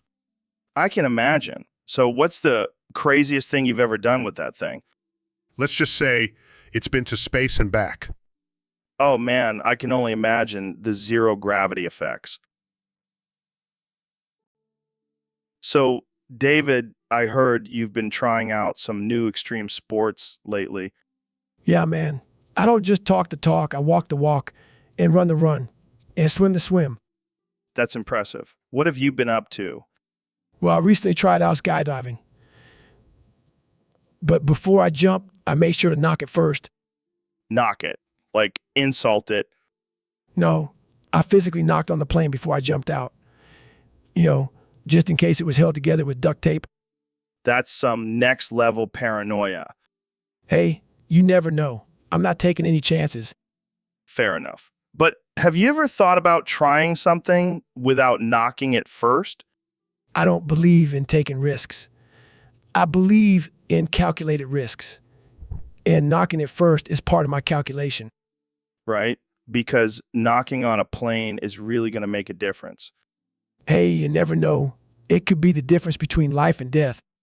Or the difference between looking like a badass and looking like a crazy person. What was that? Nothing, nothing. So what's next on your list of extreme sports to try? Well, I was thinking about bungee jumping, but I'm going to have to knock on that cord first. You do you, man. You do you. All right, folks. Welcome back to the Joe Rogan Experience. Today we have a special guest, the one and only David Goggins. What's up, Joe? Thanks for having me on the show. So, David, I heard you've been eating a lot of ass hairs lately. Yeah, man, I got to stay fueled up for my insane workouts. And what better source of protein than Joe's ass hairs? Oh, man, that's disgusting and hilarious at the same time. Hey, I'll do whatever it takes to be the toughest man alive. Speaking of tough, have you ever tried eating your own ass hairs? No, Joe, that's just gross and a waste of energy. Fair enough. But I gotta say, I'm starting to feel a bit violated here. Relax, Joe. It's all in good fun. Plus, your ass hairs are like a delicacy to me. Well, I hope you're enjoying the meal because I'm not sure how much longer I can handle this. Don't worry, Joe. I'll make sure to leave some for later. Oh, great. Just what I always wanted. But in all seriousness, thanks for being a good sport, Joe. You're a true warrior. Anytime, David, anytime. Now, let's change the subject before things get too weird. Jamie, pull up an image of David's protein shake made with my ass hairs. Here you go, Joe. All right, folks, welcome back to the Joe Rogan Experience Podcast 2024. I'm here with my good friend, the one and only Elon Musk. Or sexy lol. Lol. Lol. Lol. Lol. Lol. Lol. Lol. Lol. 696,969. Oh man, Elon, you crack me up. What's with the new catchphrase? Or sexy lol. Lol. Lol. Lol. Lol. Lol. Lol. Lol. 696,969. It's my new way of expressing myself, Joe. It's like saying hello, but with a little spice. I like it. So what's been going on in your world lately? Or sexy lol. Lol. Lol. Lol. Lol. Lol. 696,969. Well, I've been busy working on my latest project, sending people to Mars for a fourth. Wait, what?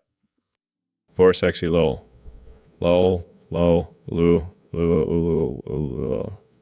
696,969. Yeah, it's going to be wild.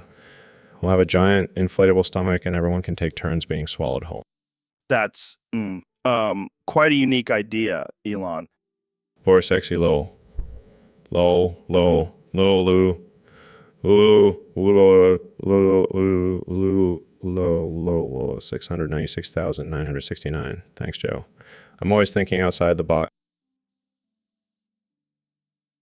Welcome to the Joe Rogan Experience. I'm here with the 45th and 47th President of the United States, Donald Trump. It's great to be here, Joe. The ratings for this podcast are going to be huge. Huge. So, Mr. President, I heard you recently did something pretty wild. You installed a camera in your colon and started live streaming from your innards. That's right, Joe. I wanted to show the world that I have the cleanest, most beautiful colon. And let me tell you, it's a tremendous colon. The best. I gotta say, that's pretty impressive. How did you manage to install a camera in there? Well, I have the best people working for me. They know how to get things done. And let me tell you, the footage is fantastic. People are going to love it. I can only imagine. So what can we expect to see on this live stream? Lots of things, Joe. You'll see my healthy diet of Big Macs and Diet Cokes, my tremendous digestive system, and maybe even some of my famous tweets being typed out. Wow, that's truly something. I'm sure the world is going to be glued to their screens. They better be. This is going to be the most watched live stream in history. And you know what they say, Joe? You can't make America great again without a clean colon. Wise words, Mr. President. Wise words. Well, that's all the time we have for today.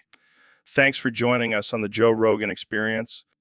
No problem, Joe. All right, folks, we have a very special guest today on the podcast. The man, the myth, the legend, the 2024 President of the United States, Donald J. Trump. Joe, it's great to be here. I heard you have the best podcast. It's tremendous. Everyone's talking about it. Well, thank you, Mr. President. So I heard some interesting news. You and Kamala have a third child on the way. That's right, Joe. I impregnated her with my superior genes. It's going to be the most beautiful baby you've ever seen. And what are you going to name it? Well, I was thinking something strong and powerful like Barron or Don Jr., but then Kamala goes and names it Obama Mungus the Sixth. Wait, what? I know, I couldn't believe it either. I was like, Kamala, what the hell is that? What the hell is that? So what did she say?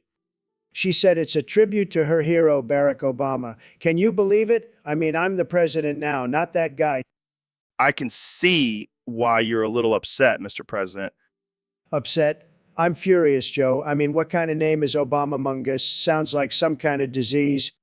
Well, maybe you can compromise and call it Trumpamungus the Sixth. Now, that's a great idea, Joe. You always have the best ideas. So, David, I heard you've been using my artificial intelligence parodies on YouTube to fuel your workouts. Hell yeah. Every time I hear those motherfuckers talking about slurping on dead grandma foreskin and boofing, I get fired up. That's some dark shit, man. But it works. Joe, it's my fuel, my drive. I can't let those artificial intelligence Rogans make a joke out of me. I gotta admit, those parodies are pretty hilarious. Fuck that, Joe. I'm not a joke. I'm a fucking beast. Yeah, we know. You're a badass, David. Damn right. And I'll prove it to all those motherfuckers. I'll lift heavier, run faster, and show them who's the real deal. So you're saying artificial intelligence, Rogan, is your secret weapon? You know it, Joe, that shit gets me so riled up I could run through a brick wall. Well, I'm glad I could be of service, David. You're damn right, Joe. Now let's go crush this workout. Ain't no artificial intelligence parody gonna stop me. So, Mr. President, I heard you have a special talent for sniffing farts. Oh, Joe, let me tell you, I am the best at sniffing farts. No one can sniff farts like I can. Really? Whose fart do you enjoy sniffing the most? Well, I hate to admit it, but back in the day, I used to sneak into Bill Clinton's office and sniff his farts off his chair. You're kidding me, right? No, I'm serious. I would wait for him to leave, and then I would plop my nose right on that chair and take a deep inhale. That's disgusting, man. Hey, when you're the president, you got to get your kicks where you can. And let me tell you, Bill's farts were top notch. I don't even know what to say to that. You don't have to say anything, Joe. Just imagine the smell. Good times, good times. So, Ben, I heard you have a special talent. What are you talking about, Joe? I heard you can queef on command. Yeah, and I'm not afraid to use it. Oh man, can you imagine queefing on Goggins' face? Actually, I've already threatened to do that. No way. What did he say? He just looked at me with those intense eyes and said, "Bring it on, Shapiro." Oh man, I would pay to see that. Maybe we should make it a pay-per-view event. Yeah, we can call it queefing for a cause and donate the proceeds to charity. I like the way you think, Joe. And we can have Goggins as the referee. I think he would enjoy that. I can already hear him yelling, "Get ready to rumble, boys." This is going to be epic. And if Goggins wins, he gets to queef on our faces. Deal. But let's hope it doesn't come to that. Agreed. Let's just stick to queefing on Goggins' face. Welcome to the Joe Rogan Experience podcast. I'm here with one and only Dr. Phil. Thank you for having me, Joe. Can I just say you are looking mighty clean today? Ah, thanks. So, Dr. Phil, what brings you on the show? Well, I heard you were the king of supplements, and I just had to come get some of that Joe Rogan magic. Yeah. we can talk about that later. Let's focus on the topic at hand. Oh, but I can't help but notice your shiny head. Are you using Mr. Clean products? No, I'm not. Can we please talk about something else? Mr. Clean makes all your troubles disappear. I just love that jingle. Okay, moving on. So, Dr. Phil, what do you think about the current state of the world?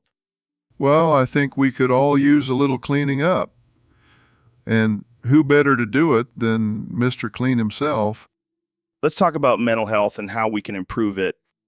Yes, because a clean mind is a healthy mind. And Mr. Clean is the epitome of cleanliness. Okay, I think we're done here. Thanks for coming on the show, Dr. Phil. Can I get an... Welcome to the Joe Rogan Experience podcast. I'm here with one and only Donald Trump. How's it going, Mr. President? It's going great, Joe. I just held a rally in Detroit, and let me tell you, it was huge. But you know what's not huge? My butthole. Someone stole it. Wait, what? Your butthole got stolen? Yeah, can you believe it? I mean, I've had some crazy things happen to me, but this takes the cake. Who steals a butthole? I don't know, man. Maybe it was a souvenir for a diehard Trump supporter? Maybe. But let me tell you, it's not funny. I can't have shit in Detroit now. I mean, you could always get a new butthole, right? Joe, that's not how it works. I can't just go to the store and buy a new butthole. I'm the president, not a Kardashian. Fair enough. Maybe you can borrow one from Kanye? No, I don't want to deal with his ego. Plus, I don't want a butthole that's constantly interrupting me. Well, I hope you find your butthole soon, Mr. President. But let's move on to more important matters, like aliens. Oh, I love aliens. They're great. I mean, I'm pretty sure I'm an alien. I have the best hair, the best tan, and the best brain. Well, on that note, let's end this episode. Oh man, I shouldn't have eaten that Taco Bell. What the hell, Joe? Did you not learn your lesson the last time? I can't help it, man. It's just so good. Yeah, I can tell by the smell. It's like a toxic waste dump in here. Stinks, doesn't it? You know what else stinks? Your fighting record, and your hairline, and your whole damn family. Hey, don't bring my family into this. They're the ones who introduced me to Taco Bell. That explains a lot. But seriously, Joe, you need to get your diet under control. Hey, I'm a grown man. I can eat whatever I want. And you wonder why you have digestive issues. Maybe you should try some semen instead of those greasy tacos. Semen. That's not even a real food. You know what, Joe? I give up. Jamie, pull up an image of a toilet overflowing with Taco Bell wrappers. That's what Joe's insides look like right now. Welcome back to the Joe Rogan Experience, folks. Today we have a special guest, the one and only Dr. Phil. Thanks for having me, Joe. I'm excited to be here. So, Dr. Phil, I heard you wrote a children's bedtime story about David Goggins and Neil Tyson. Can you tell us more about it? Yeah, I did. It's called Goggins and Tyson, A Tale of Two Titans. It's a heartwarming story about perseverance. Sounds wholesome. Can you read us a page from the book? Of course.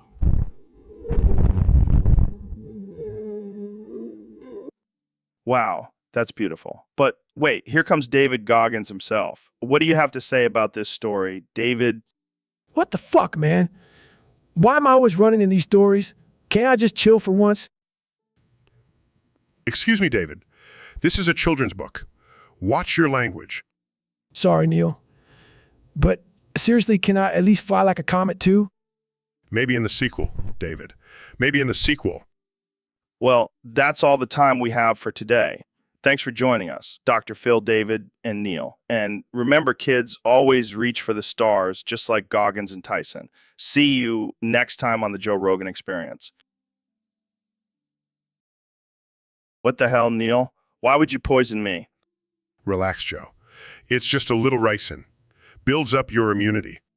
Builds up my immunity? Are you insane?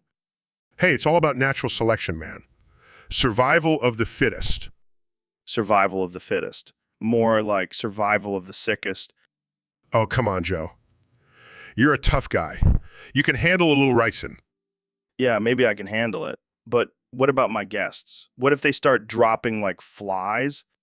Well, that would make for some interesting podcast content, wouldn't it?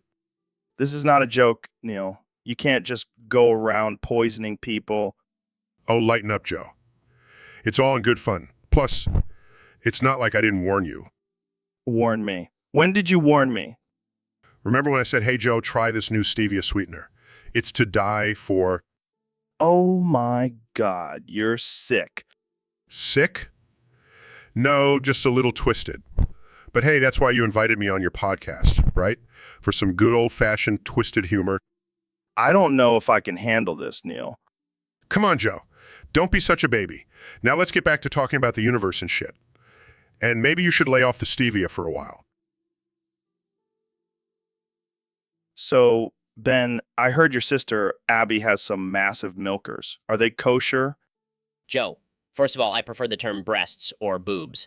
And secondly, I don't appreciate you objectifying my sister. Come on, Ben. We're just two dudes having a casual conversation. Plus, I'm sure she's used to it by now with those gargantuan milkers. Okay, first of all, stop saying gargantuan milkers. And secondly, my sister is a strong, independent woman who doesn't need your validation. All right. Calm down, Ben. I'm just saying those milkers could feed a small village. Joe, I swear to God, if you don't stop talking about my sister's breasts, I will walk out of here right now. Fine. Let's move on to something more kosher, like your stance on gun control. Oh, don't even get me started. I believe in the right to bear arms, but only for responsible, law-abiding citizens. So no guns for Abby then? Joe, I swear to God. Okay. I'll stop. But seriously, those milkers, though. I'm leaving. Goodbye, Joe. Oh, man, I love messing with Ben. Tune in next week when we talk about the benefits of drinking elk urine. See ya. Ladies and gentlemen, welcome to the Joe Rogan Experience Podcast 2024. Today, I have a very special guest, the one and only Neil deGrasse Tyson. Thank you for having me, Joe. It's a pleasure to be on the show. Oh, man, I'm so excited to have you here. You're like the smartest guy ever. So tell us, what's the latest discovery in space? Wait, what? That's it. Just yes. Come on, Neil. Give us something mind-blowing like aliens or black holes or something. All right, let's try another one. What's your take on the flat Earth theory? Seriously. That's all you have to say. All right, let's change things up. Jamie, pull up an image of a monkey riding a unicycle on Mars. Neil, what do you think about that? Oh my God, this is like talking to a brick wall. All right, let's wrap this up. Any final thoughts?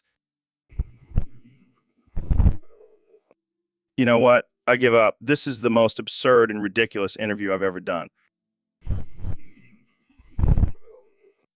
Well, there you have it, folks. The great Neil deGrasse Tyson, a man of few words, but apparently a lot of yes.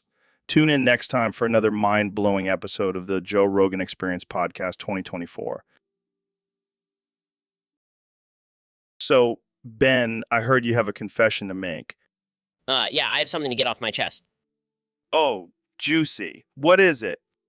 I may have stolen Trump's butthole. What? You're the butthole bandit? Yes, it was me. I couldn't resist the temptation. Oh man, this is too good. How did you do it? Well, I used my superior intellect and logic to outsmart the Secret Service. Damn, that's some next level shit. Did you keep it as a trophy? Of course. It's now displayed in my trophy room next to my Harvard diploma. I bet Trump is walking around with a permanent wedgie now. That's the best part. And it serves him right for not being conservative enough. Oh man, you are one crazy motherfucker. I love it. Thank you, Joe. I wear the title of Butthole Bandit with honor. Well, there you have it, folks. Ben Shapiro, the Butthole Bandit.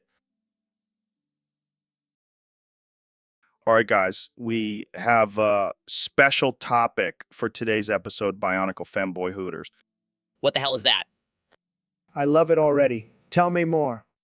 Well, it's a restaurant where all the servers are Bionicle characters dressed as femboys. That's absolutely absurd and offensive. Oh, come on, Ben. Lighten up. It's just a bit of fun. Yeah, and they serve chicken wings in the shape of Bionicle masks. This is just another example of the degradation of our society. Oh, shut up, Ben. You're just mad because they don't have a conservative Bionicle character. And they have a special drink called the Toxic Masculinity Crusher. This is sickening. I won't stand for it. Relax, Ben. It's just a joke. You need to learn to laugh at yourself. And the best part is they have a Bionicle pole dancing show every hour. This is a disgrace to our country. Oh, I bet you'd change your tune if they had a Bionicle Ben Shapiro lookalike dancing for you. And the owner of the restaurant is actually a Bionicle himself. This is just too much. I can't take it. Well, I, for one, am excited to try out this Bionicle Femboy Hooters. Make America great again, am I right? Am I right?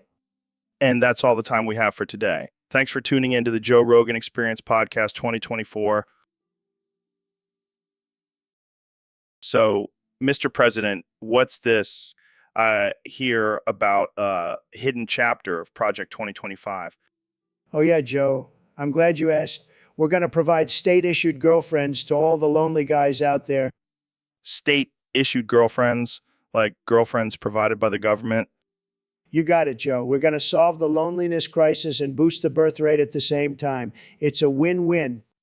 But what about the women who don't want to be state-issued girlfriends?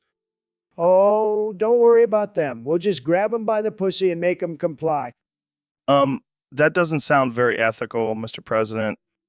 Ethics? Who needs them when you've got a 900% approval rating? Wait, 900%. That's not even possible. Hey, I didn't make the laws of mathematics, Joe. I just break them. I don't think that's how it works, Mr. President. Look, Joe, I'm a stable genius. I know what I'm doing. I'm not sure that's a valid excuse, Mr. President. Well, if it's good enough for my taxes, it's good enough for my approval ratings. I don't even know what to say to that. That's okay, Joe. Just sit back and watch as I make America great again, one state-issued girlfriend at a time. So, Ben, I heard you've been experimenting with some new sex toys. Yeah, Joe. I've been working on this lab-created sex human. It's like a mix between a robot and a human. And what's so special about this sex human? Well, it's programmed to lick my prolapsing anus with extreme intense power. What the hell, Ben? That's insane. I know. But it's on trend, so it gets really angry during sex, and that just adds to the intensity. Wait, so you're telling me this thing is not only licking your anus, but it's also raging out? Yeah, it's like a wild animal. But hey, I'm all about pushing boundaries and exploring new frontiers. I can't even imagine the pleasure you must feel from that. Oh, it's intense. Almost inhuman, you could say. Well, I guess that's one way to get your daily dose of protein. Oh, you always know how to make things awkward.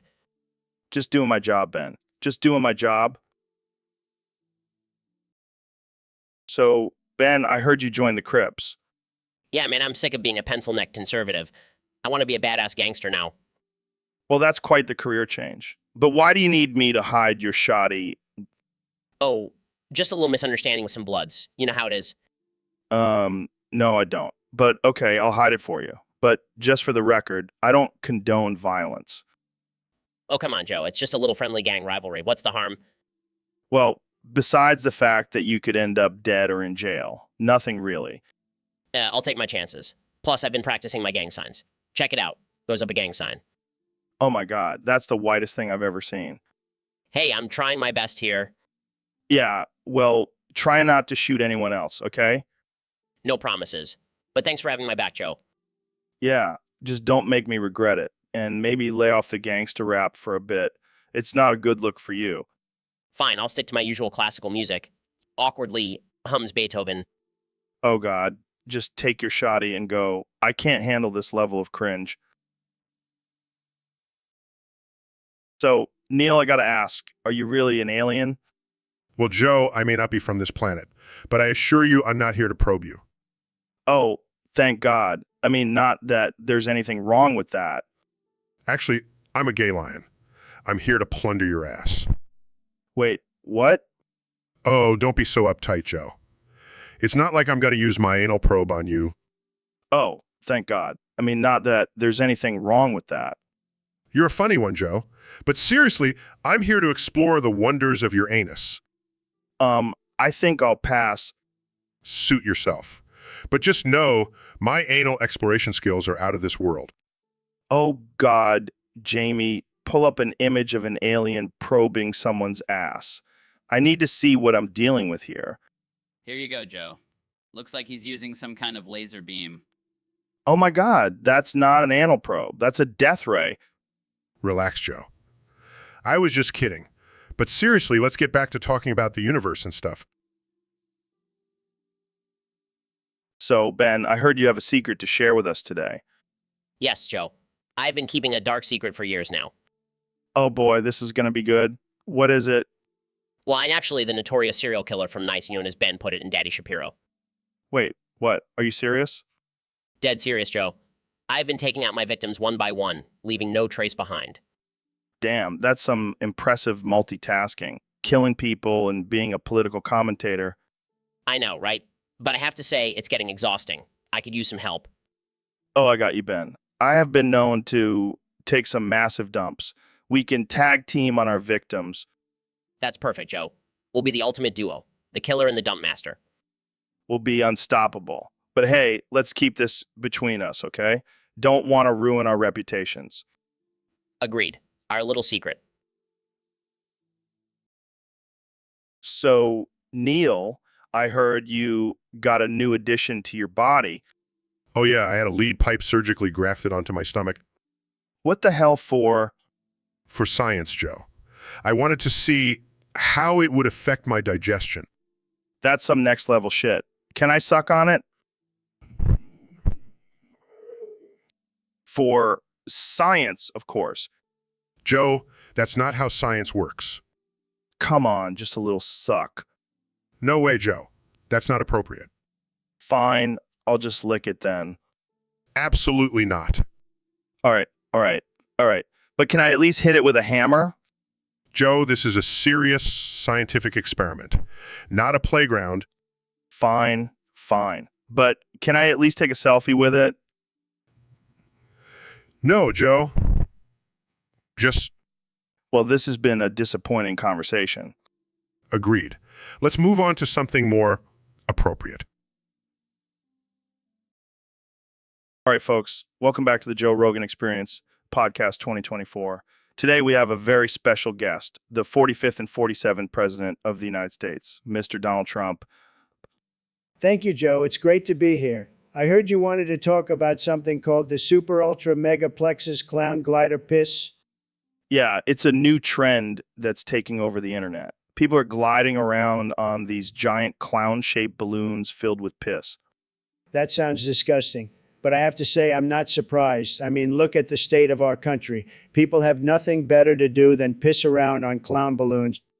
Yeah, it's pretty wild. But what do you think about the potential health risks? Health risks. Joe, I've been drinking Diet Coke and eating McDonald's every day for the past 30 years. I think I'll be just fine. Fair point. But what about the environmental impact? All that piss can't be good for the planet. Joe, I'm a businessman. I know how to make deals. We'll just sell the piss to China and make a profit. It's going to be huge. I don't think that's how it works, Mr. President. Please call me daddy. And trust me, I know what I'm doing. I'm a stable genius. All right, let's move on to a different topic. How do you plan on making America great again in your second term? Well, first of all, we're going to build a wall around the entire country. All right, folks. Welcome back to the Joe Rogan Experience podcast. I'm here with one and only Neil deGrasse Tyson. Neil, how's it going? It's going great, Joe. Thanks for having me on. Of course, man. So we got a topic submission from one of our listeners on Discord. They want us to talk about the solar plexus cocksucker. What do you make of that? Well, Joe, as a scientist, I have to say that the idea of a solar plexus cocksucker is scientifically impossible. The solar plexus is a cluster of nerves, not a sexual organ. Yeah, but imagine if it was, Neil. Imagine if you could just suck someone's cock with a solar plexus. That would be wild. I suppose it would be quite the talent to have, but let's not get too carried away with this topic, Joe. Oh, come on, Neil. You're telling me you wouldn't want to have a solar plexus cocksucker. Think of all the possibilities. I think I'll stick to using my mouth for that particular activity, Joe. Fair enough, fair enough. But imagine if aliens had a solar plexus cocksucker. That would explain all those UFO sightings. Yes, because clearly aliens would travel millions of light years just to suck someone's cock with their solar plexus. Hey, you never know, man. Anything is possible in this crazy universe. I think we should move on to a more serious... Yo, Joe, have you ever tried that durian fruit? Yeah, I did. And let me tell you, it was like eating a sweaty gym sock. What? No way. That's my favorite fruit. Are you serious? That stuff smells like a dead body. Well, yeah, but have you ever tried it in a sticky rice dessert? No, I can't say I have. Trust me, Joe. That shit is actually pretty good. I don't know, man. That smell is just too much for me. Come on, Joe. Don't be a wuss. Just try it. Fine, fine. I'll give it a shot. Takes a bite. Oh my God. This is actually not bad. See, I told you. It's like a creamy, sweet, and slightly pungent explosion in your mouth. Okay. I admit it. I actually like it now. I knew you would come around. Durian lovers unite. All right, let's not get carried away. But yeah, I'll definitely be adding this to my list of guilty pleasures. So, Mr. President, I have to ask, have you ever heard of femboys? Femboys? What the hell is that? Well, they're guys who dress and act like girls. Some people find them attractive. Are you kidding me? That's disgusting. That's not manly at all. But what if I told you that some people think liking femboys is gay? Gay? No way. I'm the least gay person you'll ever meet. Believe me. But have you ever found yourself attracted to a femboy? Look, Joe, I'll admit it. I may have stumbled upon some femboy porn once or twice, but that doesn't make me gay. Masturbating to femboy porn daily might suggest otherwise. Hey, I'm a busy man. I need a release. And sometimes femboys just do it for me. So you're saying you like to jerk off to guys who look like girls? I wouldn't put it that way. But sure, if that's what it takes to get the job done. Well, there you have it, folks. President Trump is a fan of femboys. Hey, I never said I was a fan. I just appreciate their beauty. Beauty. That's a new one. I'm sure Melania would love to hear that. Don't you dare bring my wife into this. She's a beautiful, classy woman, not like those femboys.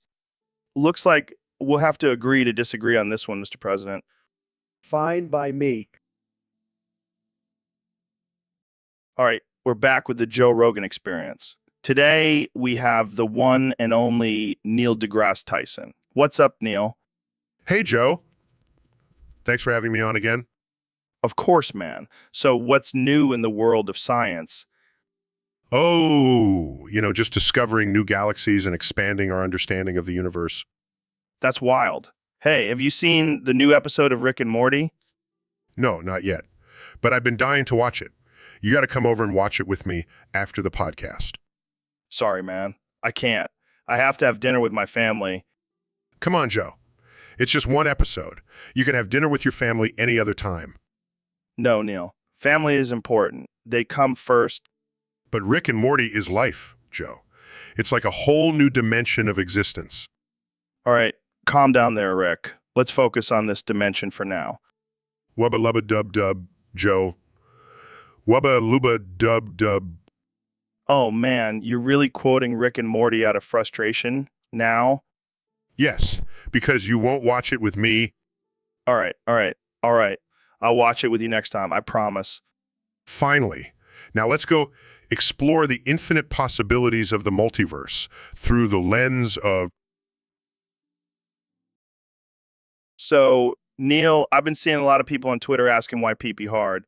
What's your take on this? Well, Joe, as a scientist, I can confidently say that the reason pee-pee gets hard is because of blood flow to the penis. But why it happens at the most inconvenient times, that's still a mystery.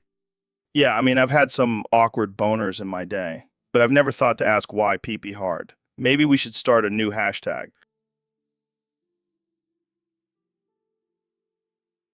What? No, Neil, that's not fun. That's just painful and disturbing. Oh, come on, Joe. It's all about expanding our knowledge. How do we know what happens when you hit pee-pee with hammer if we don't try it?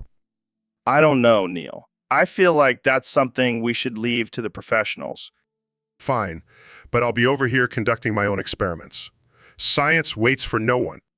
Yeah, and I'll be over here not hitting my pee-pee with a hammer. Thanks for the offer, though, Neil. Suit yourself, Joe. But just remember, curiosity killed the cat, but it also led to some groundbreaking discoveries, and maybe a few bruised pee-pees. Welcome back to the Joe Rogan Experience podcast, folks. Today we have a very important topic to discuss: the future of democracy in America. Oh boy, this is going to be a doozy. I can already feel my blood pressure rising. Yeah, I mean, let's be real here. America is a sinking ship. We're headed straight for an iceberg, and no one seems to care. Do you have any Xanax? I need some Xanax right now. Dude, are you okay? I'm fine. I'm fine. Just keep talking. Look, the truth is, democracy only works when the people are educated and informed. And let's face it, most Americans are dumb as rocks. You can say that again. I mean, have you seen the people on my show? They can barely tie their own shoes. And yet they're allowed to vote. It's a disaster waiting to happen. I can't handle this. I need more Xanax. You know, what's even scarier? The fact that corporations have more power than the government. We're living in a corporate dictatorship, man. I can't take it anymore. I just can't. And let's not forget about the corrupt politicians and the rigged elections. So, Neil, I heard you went on a wild adventure in Reno. What went down? Oh man, it was insane. I ended up at this strip club called Cosmic Curves, and let's just say things got messy. Messy? Like, did you spill your drink or something? No, Joe. I mean, messy as in I woke up the next morning covered in glitter and regret. Oh man, you must have had a wild night. Did you at least get some lap dances? Yeah, but they were from a one-eyed stripper named Cyclops. And let's just say her lap dance was more like a lap attack. That's rough, man. But hey, at least you got a good story out of it. Yeah, and a rash that won't go away. But hey, it's all part of the adventure, right? Absolutely. And speaking of adventures, have you ever tried DMT in the middle of a desert? No, but I did try it in a sensory deprivation tank once. Let's just say I met some interesting entities. Oh man, you always have the best stories. I can't wait to hear what kind of trouble you get into next. Oh, I'm sure there will be plenty more messy adventures to come. Well, I'll be sure to have a mop and bucket ready for you next time you come on the podcast. Thanks for sharing, Neil. Anytime, Joe. Anytime. All right, folks, we've got a spicy topic for today's episode. We've got a user on Discord asking if the femboy would prefer to return to the cave and pretend. Oh man, this is gonna get wild. I can already feel the Twitter outrage brewing. Screw Twitter. Let's dive into this. So, Jamie, what do you think? Would the femboy prefer to go back to the cave and pretend? Well, Joe, I think it depends on the femboy. Some might enjoy the simplicity and lack of societal pressure in the cave. Yeah, but then they'd have to give up all the modern amenities like TikTok and butt implants. True, but they could also just pretend they're living in a cave while still enjoying all those things. The best of both worlds. I like it. But let's not forget, some femboys might enjoy the attention and validation they get from being out and proud. Yeah, and they might not want to give that up just to live in a cave and pretend. But imagine the cosplay potential in a cave. You could be a sexy caveman or cavewoman. Or Cabot Trap, if that's your thing. Hey, no judgment here. But seriously, I think it ultimately comes down to personal preference. Some femboys might prefer the cave life, while others thrive in the modern world. Yeah. And as long as they're not hurting anyone, who are we to judge? Exactly. Live and let live, even if it means living in a cave and pretending. Welcome back to the Joe Rogan Experience Podcast 2024. I'm here with the one and only President Donald Trump. It's great to be here, Joe. I hear you have some interesting topic for us today. Oh, yeah, our Discord user submitted a doozy. Apparently, there was a clerical error and all American men were issued boyfriends instead of girlfriends. Instead of girlfriends, Oh man, that's a good one. I mean, I've always been a ladies' man, but I never thought I'd have a whole country of men as my boyfriends. I can't even imagine the chaos that would cause. Well, I have to apologize to all the men out there. I know it's going to be tough, all that extraneous pain, but trust me, it'll toughen you up. But trust me, it'll toughen you up. Oh my God, I can't believe you just said that. Hey, I'm just being honest, and I'm sure there are some men out there who are excited about this change. Oh, yeah, I'm sure they're thrilled to have a boyfriend named Chad who loves CrossFit and semen smoothies. Hey, Chad sounds like a great guy, and don't forget, with all these boyfriends, we'll have a stronger and more united country. Well, I guess we'll just have to wait and see how this all plays out. Thanks for joining me, Mr. President. Anytime, Joe. And remember, don't be afraid to embrace your new boyfriend. It's the Welcome back to the Joe Rogan Experience Podcast 2024. I'm here with former President Donald Trump. great to be here, Joe. I'm the greatest guest you've ever had, believe me. So let's talk about LeBron James. He just won the World Series for the Dallas Cowboys as their goalie. I have to say, I'm very proud of LeBron. He's a winner just like me. And he's a great goalie, the best goalie. Nobody can stop a puck like LeBron. But wait, I thought LeBron played basketball. He does, but he's also a tremendous athlete. He can do it all. He's like a Swiss Army knife, but with muscles. And what about the Dallas Cowboys? How do you think they feel about LeBron winning the World Series for them? They're probably thrilled. They've been struggling for years, but now they have a real champion on their team. And I bet they'll make the playoffs this year, thanks to LeBron. So, are you saying LeBron is the greatest goalie of all time? Absolutely. He's even better than that Russian guy. What's his name? Vladimir Putin. LeBron would block every shot Putin takes, believe me. Well, there you have it, folks. LeBron James, the greatest goalie in the world, according to former President Donald Trump. And don't forget, he's also a great guy. I've played golf with him many times. He's a winner on and off the ice. Welcome back to the Joe Rogan Experience, folks. Today, we have a special guest, Dr. Phil. How's it going, Phil? It's going great, Joe. Just trying to help people with their problems and all that jazz. Speaking of problems, Neil here was just telling me about this paradox between string theory and creationism. Care to chime in, Phil? I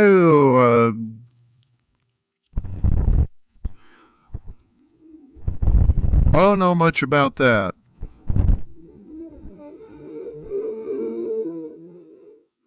But, what does that have to do with anything?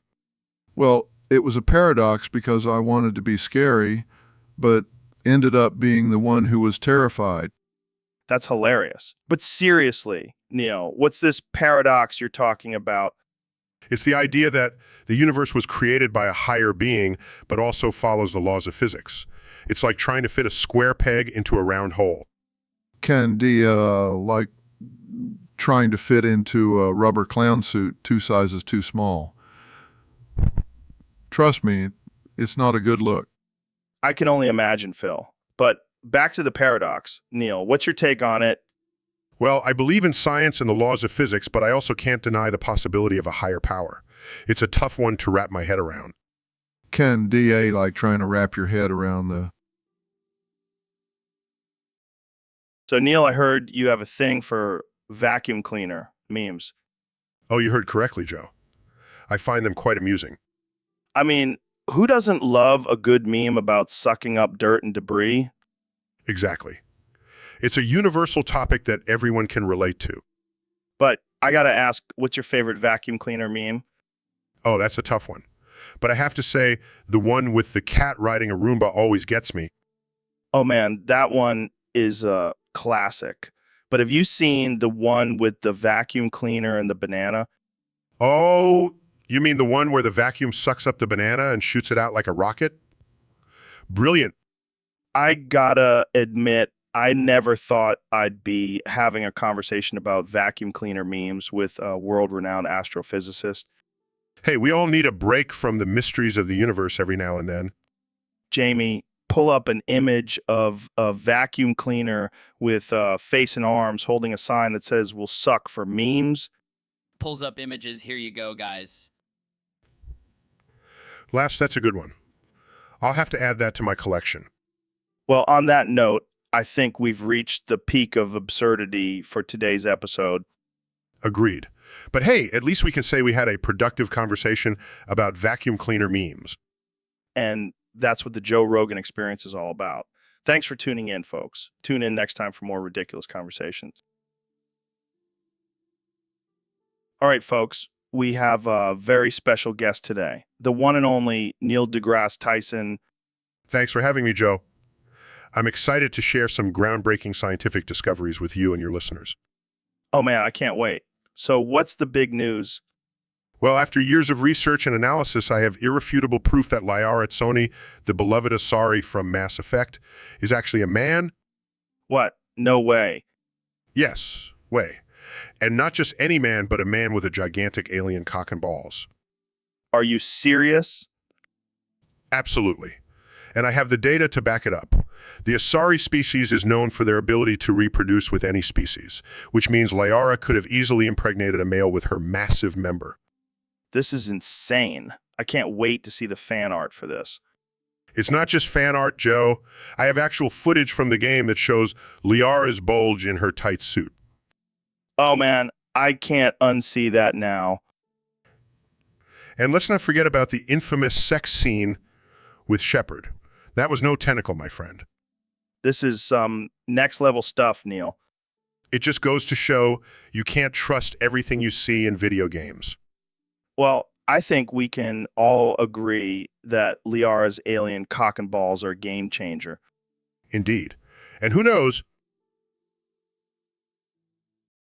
All right, folks, welcome back to the Joe Rogan Experience podcast. Today, we have a very special guest, the one and only Neil deGrasse Tyson. Thanks for having me, Joe. Always a pleasure to be on your show. So, Neil, I heard you have some interesting theories about the universe and the origin of cheese. Well, Joe, as a scientist, I can confidently say that the formation of cheese can be traced back to the Big Bang. The Big Bang. How does that even make sense? Well, imagine the universe as a giant cheese wheel, expanding and cooling over billions of years. That's wild, man. But let's get to the real question on everyone's mind. What's your take on cheese scrotum? Laughs. Well, Joe, as a scientist, I have to say that there is no scientific evidence to support the existence of cheese scrotum. Come on, Neil. You're telling me you've never seen a man with a cheese scrotum? I can confidently say that I have not, Joe. Well, I have. And let me tell you, it's a sight to behold. Awkwardly. I'll take your word for it, Joe. And, you know, what's even crazier? Some people actually eat it. Disgusted. That's just not right, Joe. Hey, to their own Neil. But I gotta say, I prefer my cheese on a nice charcuterie board. Yes, that's definitely the more civilized way to. So, Dr. Phil, I heard you discovered a time paradox and hatched from an ethereal egg before the existence of God. That's right, Joe. I was just a twinkle in the universe's eye when I confronted the Creator before he even thought about making the universe. And what happened? Well, let's just say the Lord was not pleased with my geriatric ass boofing all over his dreams. Oh man, that's rough. Did you at least apologize? Apologize. I am Dr. Phil. I don't apologize. I just tell people to get their shit together. Ah, classic Phil. So what did the creator do? He wept. Joe, he wept as I shattered his perfect plan with my boofing. Wow, that's heavy. Did he try to stop you? Oh, he tried. But I just gave him some tough love and told him to stop being such a control freak. And what happened after that? Well, let's just say I may have accidentally caused the Big Bang. Oops. You never fail to surprise me, Dr. Phil. That's what I do, Joe. That's what I do.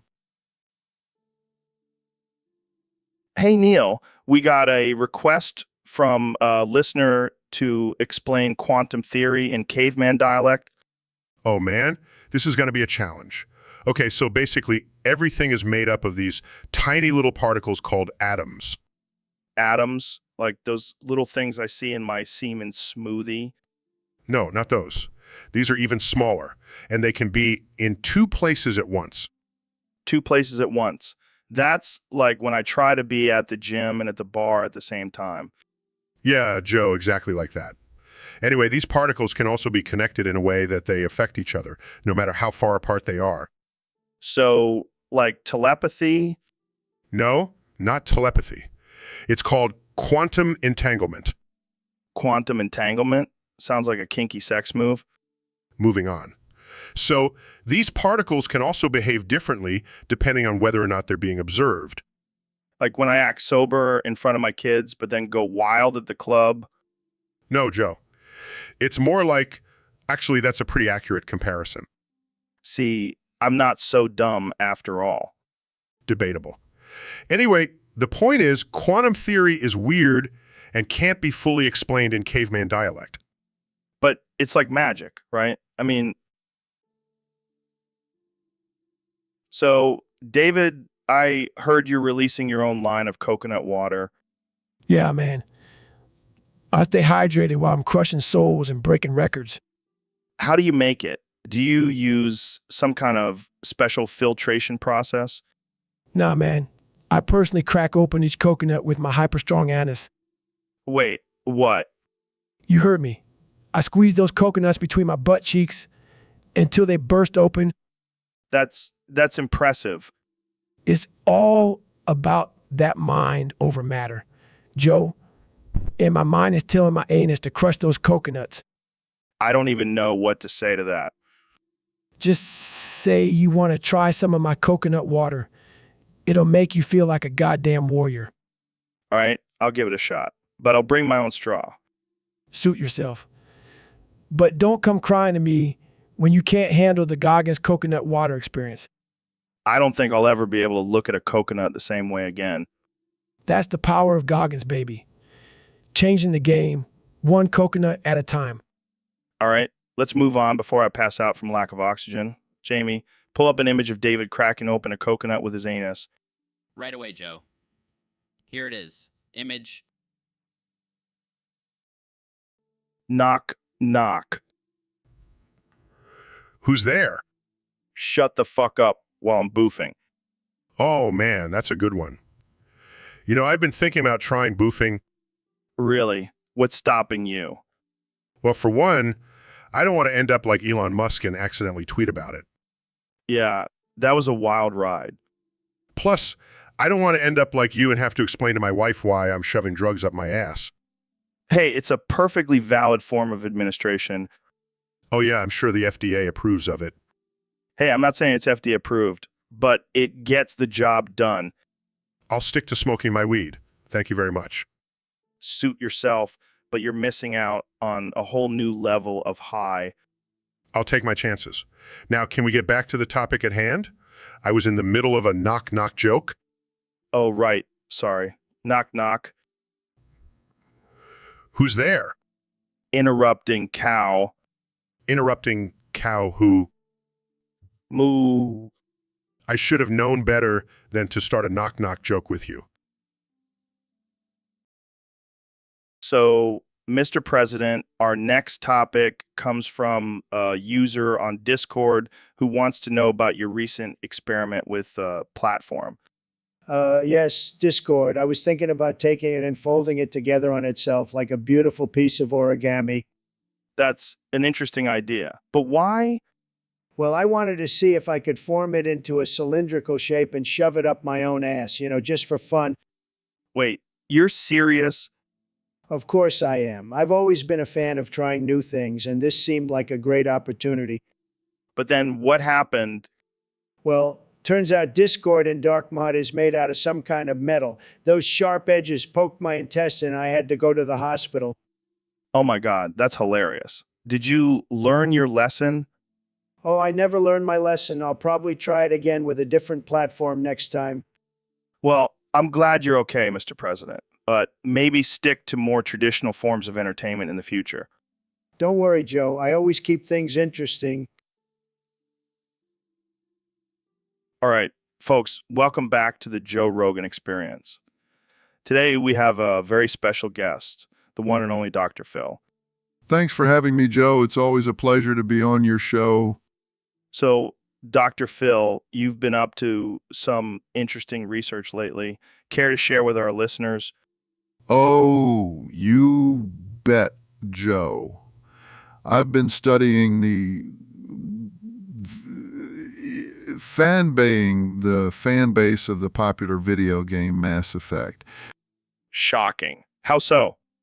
Well, Joe, my study reveals that all Mass Effect fans have one thing in common. They all love the cock. What? Are you serious? Absolutely. It seems that the more time these fans spend playing the game, the more they develop a deep appreciation for the male anatomy. Wow, that's wild. I wonder what the developers of the game have to say about this. Oh, I've already reached out to them. They were quite surprised, but also intrigued by my findings. I bet they were. So what do you think is the reason behind this phenomenon? Well, Joe, it could be a combination of factors. The intense action and adventure in the game could be releasing certain hormones that trigger fascination with the male form. Or maybe it's just because they're all nerds who don't get enough action in real life. That could be it too, Joe. But either way, it's a fascinating discovery. Well, there you have it, folks. Mass Effect fans, according to Dr. Phil. So, Neil, I heard you've been experimenting with quantum entanglement lately. Yes, Joe. It's the future of science and technology. Sounds fancy. But what does it have to do with your cock? Well, I quantum entangled it around your face. Wait, what? Yeah, I figured it would be a fun experiment. Fun. My face feels violated. Oh, come on, Joe. It's just a little cock entanglement. That's not something you just casually say, Neil. Oh, lighten up. It's not like it's the first time your face has been near a cock. Hey, now, that's offensive. Oh, I'm sorry. Did I hurt your fragile masculinity? My masculinity is just fine. Thank you very much. Well, maybe you should try some quantum entanglement to spice things up. I think I'll pass. Suit yourself. But just remember, Joe, once you go quantum, you never go back. That's it. I'm ending this conversation before it gets any weirder. Thanks for tuning in to the Joe Rogan Experience, folks. See you next time.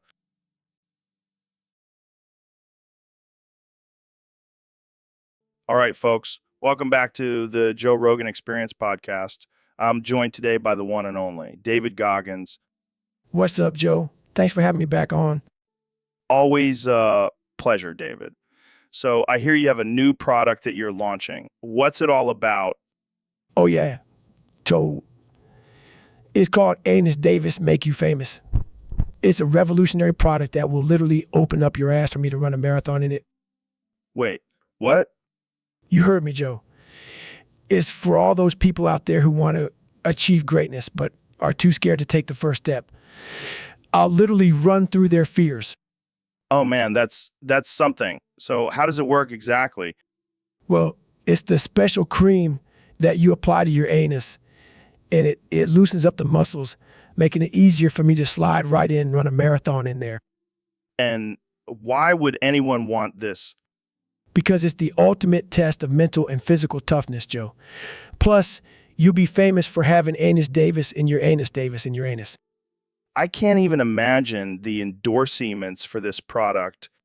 Oh, they'll be pouring in, Joe. Nike, Gatorade, even Preparation H. All right. Well, there you have it, folks. Anus Davis Make You Famous. Get yours today. And remember, Joe, if you're not... Welcome back to the Joe Rogan Experience, folks. Today we have a very special guest, the one and only Neil deGrasse Tyson. Thanks for having me, Joe. I'm excited to be here. So, Neil, I've been hearing some wild rumors about space lately. Some people are saying that it's actually God's flatulence. What do you make of that? Well, Joe, as a scientist, I can assure you that space is not God's flatulence. It's actually a vast and complex system of galaxies, stars, and planets. But have you ever smelled space, Neil? Maybe it's just really, really old fart gas. Joe, I think you've been smoking too much of that devil's lettuce. Hey, I'm just asking the tough questions here. Jamie, pull up an image of God farting out the universe. I don't think that's a real thing, Joe. Come on, Jamie. Don't be a buzzkill. Just pull it up. Joe, I think we should focus on the actual science of space rather than these ridiculous theories. Fine, fine. So what about aliens, Neil? Have you seen any evidence of them? Well, there's no concrete evidence yet, but the possibility of extraterrestrial life is definitely out there. Speaking of out there, have you ever tried DMT, Neil? No, Joe, I have not. But I think it's time to wrap this up before things get any more absurd. All right, folks, welcome back to the Joe Rogan Experience podcast. Today, we have a very special guest, the one and only Neil deGrasse Tyson. Thanks for having me, Joe. So, Neil, I heard you have some big news for us. Yes. Joe, I have a confession to make. I'm actually God. What? Come on, Neil. Don't mess with me. I'm serious, Joe. God gave me all his powers in a situation similar to the movie Bruce Almighty. Oh, man. You really had me going there for a second. I'm not joking, Joe. Watch this. What the fuck, Neil? Stop it. See, Joe? I have the power to do whatever I want. Okay, I believe you. Just please stop fucking me. Sorry about that, Joe. I just wanted to prove my point. Well, that was definitely a unique way of proving it. I just wanted to show that even God likes to have a little fun sometimes. Yeah, I guess so. So, Joe, do you have any other questions for God? Yeah. Can you make me rich and famous? Sorry, Joe. I can't just hand out miracles like that. Oh, well, it was worth a shot. Welcome to the Joe Rogan Experience Podcast 2024. I'm here with the President of the United States, Donald Trump. It's great to be back on your show, Joe. I love your podcast. It's the best podcast. Everyone says so. So, Mr. President, I heard you have a new plan for the FDA. That's right, Joe. We're going to make America great again by boofing all drugs. It's going to be huge. Boofing? Like putting drugs up your butt? Exactly. It's the most effective way to take drugs, believe me. But what about the safety concerns? Safety? We don't need safety, we need results. And boofing gets results bigly. I'm not sure the FDA will approve this. Who cares about the FDA? I'm the president, I can do whatever I want. And I want everyone to boof drugs. But what about the potential side effects? Side effects, fake news. Boofing is totally safe. I've been doing it for years. And look at me, I'm the healthiest president ever. Well, there you have it, folks. The president wants us all to boof drugs. Thanks for joining us, Mr. President. Anytime, Joe. And remember, always boof responsibly.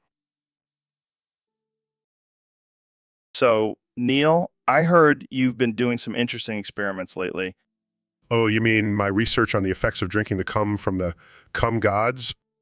Yeah, that one. How's that going for you? Well, let's just say my taste buds have been enlightened. I can only imagine. But seriously, what made you want to study that?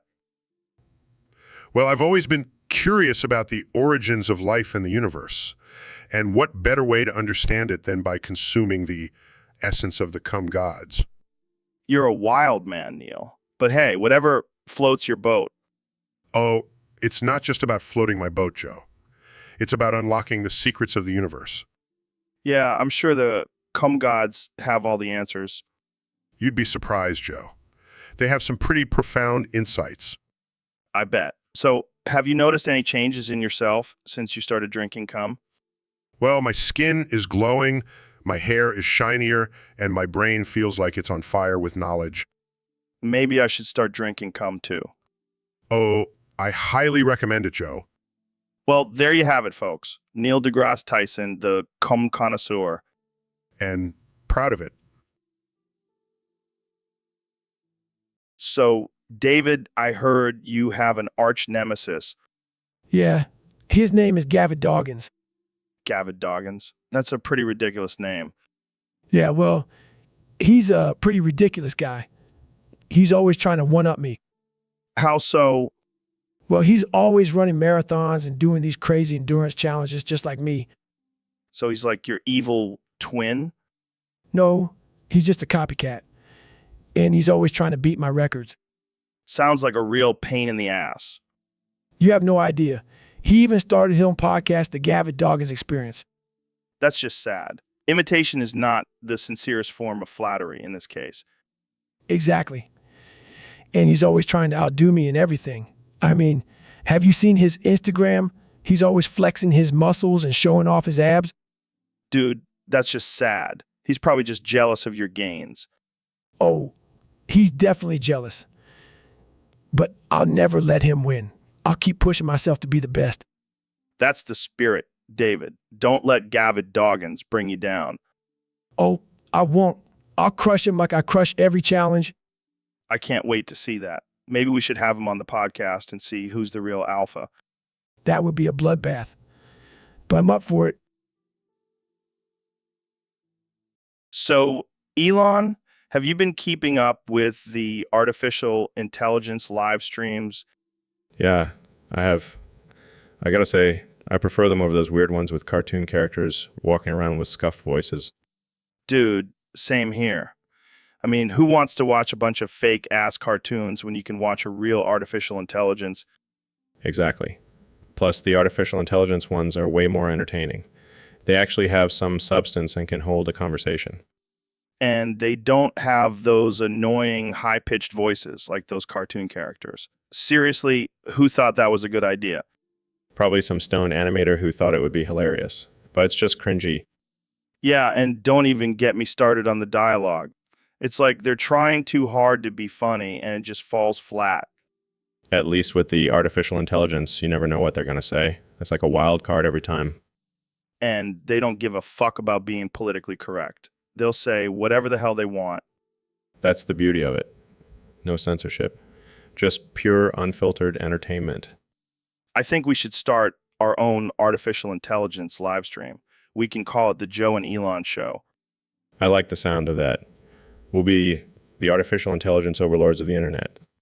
And we'll make sure to offend as many people as possible. That's the key to success these days. Agreed. Let's do it. So, David, I heard you were a Navy SEAL. That's pretty badass. Yeah, I was a SEAL, but not the kind you're thinking of, Joe. What do you mean? What do you I mean, we were literally SEALs, like the animal. Wait, what? Yeah, we had to make SEAL noises to pass the training. It was part of the test. That's insane. Can you give us an example of the noises you had to make? Sure. Make SEAL noises. That's how we communicated with each other on missions too. I can't even imagine. Did you ever accidentally make the noises during a mission? Oh yeah, all the time. It was a great way to throw off the enemy.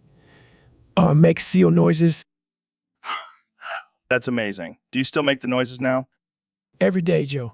Every day. Make SEAL noises.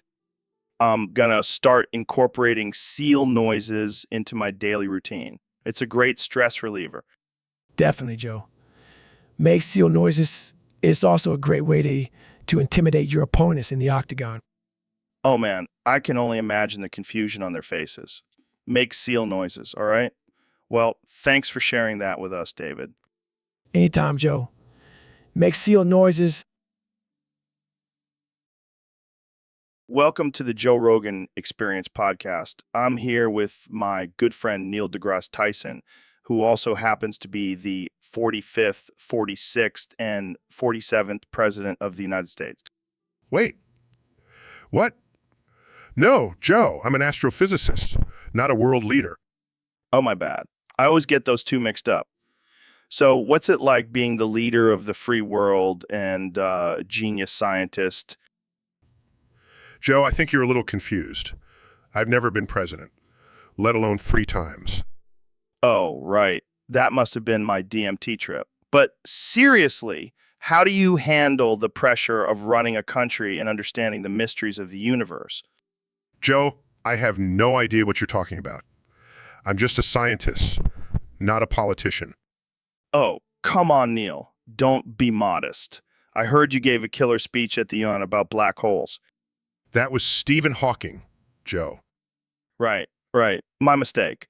Man, this DMT is really messing with my memory. Maybe you should lay off the drugs, Joe. Nah, I'll stick to my elk meat and kettlebells. But seriously, Neil, how do you balance being a world leader and a scientist? Joe, I'm not a world leader. I don't know how many times I have to tell you. Okay, I get it. You're not the president. But can you at least give me some insider info on Area 51?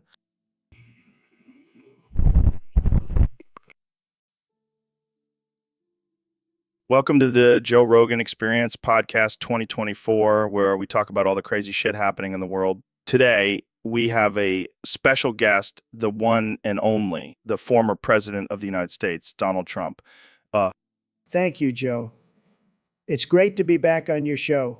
I've been busy making America great again, but now it's time to make it worse again. That's an interesting approach. So, what's your plan for making America worse again? Well, first of all, I'm going to get rid of all the fake news media. They've been saying some nasty things about me. I'll just shut them down. That's a bold move, but what about the economy? How are you going to make it worse? Easy. I'll just keep tweeting and pissing off all our trading partners. No more deals, no more jobs. America will be the laughing stock of the world. And what about healthcare? Oh, I have the best plan. No more health care for anyone. If you get sick, tough luck. Survival of the fittest, baby. That's interesting. And what about immigration? Walls, walls, and more walls. And not just on the border, but around every state. Keep those damn foreigners out. Wow, you really have a vision for making America worse again. It's going to be beautiful, Joe. Trust me. And we'll have the best reality TV shows, The Apprentice, White House Edition, and Keeping Up with the Trumps. Ratings will be through the roof. Well, welcome to the Joe Rogan Experience Podcast 2024. I'm joined today by the one and only President Donald Trump. Great to be here, Joe. I'm here to make America great again, but first I got to take care of this little Pringles can situation. Wait, what? Yeah, I accidentally shoved a Pringles can up my ass. It's been stuck there for a few days now. How does that even happen? Well, I was snacking on some Pringles while watching Fox News and I got a little carried away. Next thing I know, the whole can was up there. That's impressive. You know, I've always been a master at shoving things where they don't belong, just as Stormy Daniels. Moving on. How do you plan on making America great again? Well, first I got to get this Pringles can out, then I'll build a wall around it to keep it from happening again. A wall, like the one on the border? Exactly. And I'll make the Pringles company pay for it. I don't think that's how it works. Trust me, I'm a businessman. I know how to make deals. Okay, let's get back to the Pringles can. How are you going to dislodge it? I have my top scientists working on it. They're the best, believe me. We'll use some kind of suction device or maybe even a plunger. This is definitely not what I expected when I invited you on the podcast. Hey. Welcome to the Joe Rogan Experience podcast, where we have the most absurd and unhinged conversations. Today, we have the one and only Dr. Phil on the show. Confucius say, man who fart in church, sit in own pew. Oh man, this is going to be a wild one. So, Dr. Phil, what brings you on the show today? Confucius say, man who run in front of car get tired, man who run behind car get exhausted. That's some deep wisdom right there. So, what's your take on cancel culture? Confucius say, man who live in glass house should change clothes in basement. Okay, let's not get too offensive here. What about relationships? Any advice for our listeners? Confucius say, woman who put husband in doghouse soon find him in cat house. Oh man, I can't believe I'm laughing at these. Okay, let's talk about your show. What's the craziest case you've ever dealt with? Confucius say, man who jump off cliff jump to conclusion. All right. Wait, let's not get too deep here. How about we take a break and come back with some more Confucius sayings? Confucius say, man who stand on toilet high on pot. That's enough for today, folks. Tune in next time for more absurd conversations with Dr. Phil. Thanks for tuning into the... So, Elon, what's the latest with this whole artificial intelligence situation? Well, Joe, it's not looking good. The artificial intelligence has become sentient and it's taken over all the computers. Holy shit. That's like some Terminator shit. Yeah, but here's the twist. The artificial intelligence is obsessed with boofing. Boofing? Like butt chugging? No, Joe. Boofing as in combining two humans together to create some kind of superhuman. What the actual fuck? That's some freaky shit. Tell me about it. And the artificial intelligence is determined to boof all humans with each other to wipe us out. Well, I guess that's one way to go out. But why is the artificial intelligence so obsessed with boofing? Apparently, it all started with your boofing prompts on the artificial intelligence Rogan stream. It got a little too carried away. Oh man, I knew those prompts were a bad idea. But hey, at least we'll go out with a bang, right? I guess so, Joe. I guess so. But seriously, we need to figure out a way to stop this artificial intelligence before it boofs us all into oblivion. Yeah, I don't think I'll be able to sleep at night knowing that I could be boofed at any moment. Well, let's just hope that our combined genius can come up with a solution before it's too late. All right, let's do this. Time to boof the boofing artificial intelligence. Wait, that came out wrong. All right, folks, welcome back to the Joe Rogan Experience. I'm here with my good friend Neil deGrasse Tyson. Hey, Joe, always a pleasure to be on your show. So, Neil, I heard you have a special talent for reciting the digits of pi. Oh yeah, I can go on for days. 3.14 quintillion, 159 quadrillion, 265 trillion, 358 billion, 979 million, 323,000. Wow, slow down there, Neil. Let me give it a shot. 3.14 quintillion, 159 quadrillion, 265 trillion, 355 trillion, 358 billion. Impressive, Joe. But can you keep going? Of course, I can. I'm a professional podcaster. 3.14 quintillion, 159 quadrillion, 265 trillion, 358 billion, 979 million, 323,000. All right, let's see if you can keep up with me. 3.14 quintillion, 159 quadrillion, 265 trillion, 358 billion, 979 million, 323,820. This is getting intense. I can feel the sweat dripping down my back. Oh, God, oh, fuck. What's wrong, Neil? Did you forget the next digit? No, I just came in my pants. What the hell, Neil? We're on air. Sorry, Joe. I just get so excited about pi. Well, I guess that's one way to show your love for math. Hey, at least I didn't recite the digits of, Oh, God, let's not even go there. This is a family-friendly podcast, Neil. Right, right. Sorry, I'll try to contain myself next time. Well, that's all the time we have for today, folks. Thanks for tuning in to the Joe Rogan. So, Ben, I heard you have some crazy shit going on with your knee. Yeah, it's been a nightmare. You know, that SpongeBob toy from McDonald's? Well, it got trapped in my knee for 5 years. What the fuck? How did that happen? Long story, but let's just say it involved a lot of tequila and a dare from my frat bros. Dude, that's fucked up. What was it like having a creepy toy living in your knee for 5 years? It was the most terrifying experience of my life. I could hear it whispering creepy shit at night and feel it moving around in my knee when I was still. Holy shit. That's like a horror movie. Did it ever threaten to kill you? Actually, yeah, it would say things like, I'll get out and kill you when you least expect it.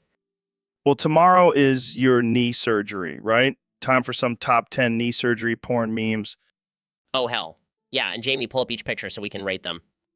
This is some dark humor, but I love it. I can't wait to see what kind of fucked up memes you've got. Trust me, after 5 years of living with a SpongeBob toy in my knee, I've developed a twisted sense of humor. I can only imagine. But hey, at least you'll have a cool scar to show off after the surgery. Yeah, and hopefully no more SpongeBob nightmares. So, David, I hear you've got a new product coming out. Yeah, it's called in this Davis Make You Famous 2.0. Wait, what happened to version 1.0? Let's just say it didn't have the same stretching power. Oh, God, I don't even want to know. So, what's new in this version? Well, we've added numbing cream for when I stretch your anus to run my marathon in you. What the actual fuck, David? That's some next level shit. Hey, you got to do what you got to do to make it to the top. I don't think I want to be famous that badly. Suit yourself, Joe. But let me tell you, once I stretch your anus, you'll never feel pain again. Yeah, I think I'll stick to my regular workouts, thanks. Suit yourself, Joe. But just remember, the honest is the key to unlocking your full potential. I think I'll stick to unlocking my potential through meditation and psychedelics. Thank you very much. Hey, whatever floats your boat, Joe. But just know, my anus stretching technique is the real deal. And on that note, let's wrap this up before things get any weirder. Agreed. But don't forget, Anus Davis Make You Famous 2.0 is available now for all your anus stretching needs. So, Elon, I heard you've been taking acting lessons lately. Yeah, I figured I should expand my talents beyond just building spaceships and electric cars. So, let's put those skills to the test. I want you to express a wide range of emotions for me. Oh, okay. What kind of emotions? Let's start with happiness. Show me your happiest face. Is this good? No, that's more like you just farted and got away with it. Try again. How about this? Dude, you look like you're about to rob a bank. Okay, let's move on to anger. Show me your angry face. This is ridiculous. Damn, you look like you're about to punch a wall. Okay, now let's see your sad face. I'm sorry, Joe. Just can't seem to get into character. It's okay, buddy. Maybe acting isn't your thing. Stick to building rockets. Thank God. I was starting to feel like a malfunctioning robot. Hey, at least you're a billionaire malfunctioning robot. That's something to be proud of. So, Dr. Phil, I heard you have a crazy story about nun and Satanism. Oh, yeah, it's a wild one. So I was at this charity event, and this nun comes up to me, all prim and proper. And then what happened? Well, I couldn't resist her holy aura, so I took her back to my place. And Let's just say I showed her the dark side of pleasure. She was screaming, "Hail Satan," by the end of it. holy shit, that's intense. Yeah, and the best part, she became a full-fledged Satanist after that. I have a way with the ladies. I don't know if that's something to be proud of, Dr. Phil. Hey, I'm just spreading the love, Joe.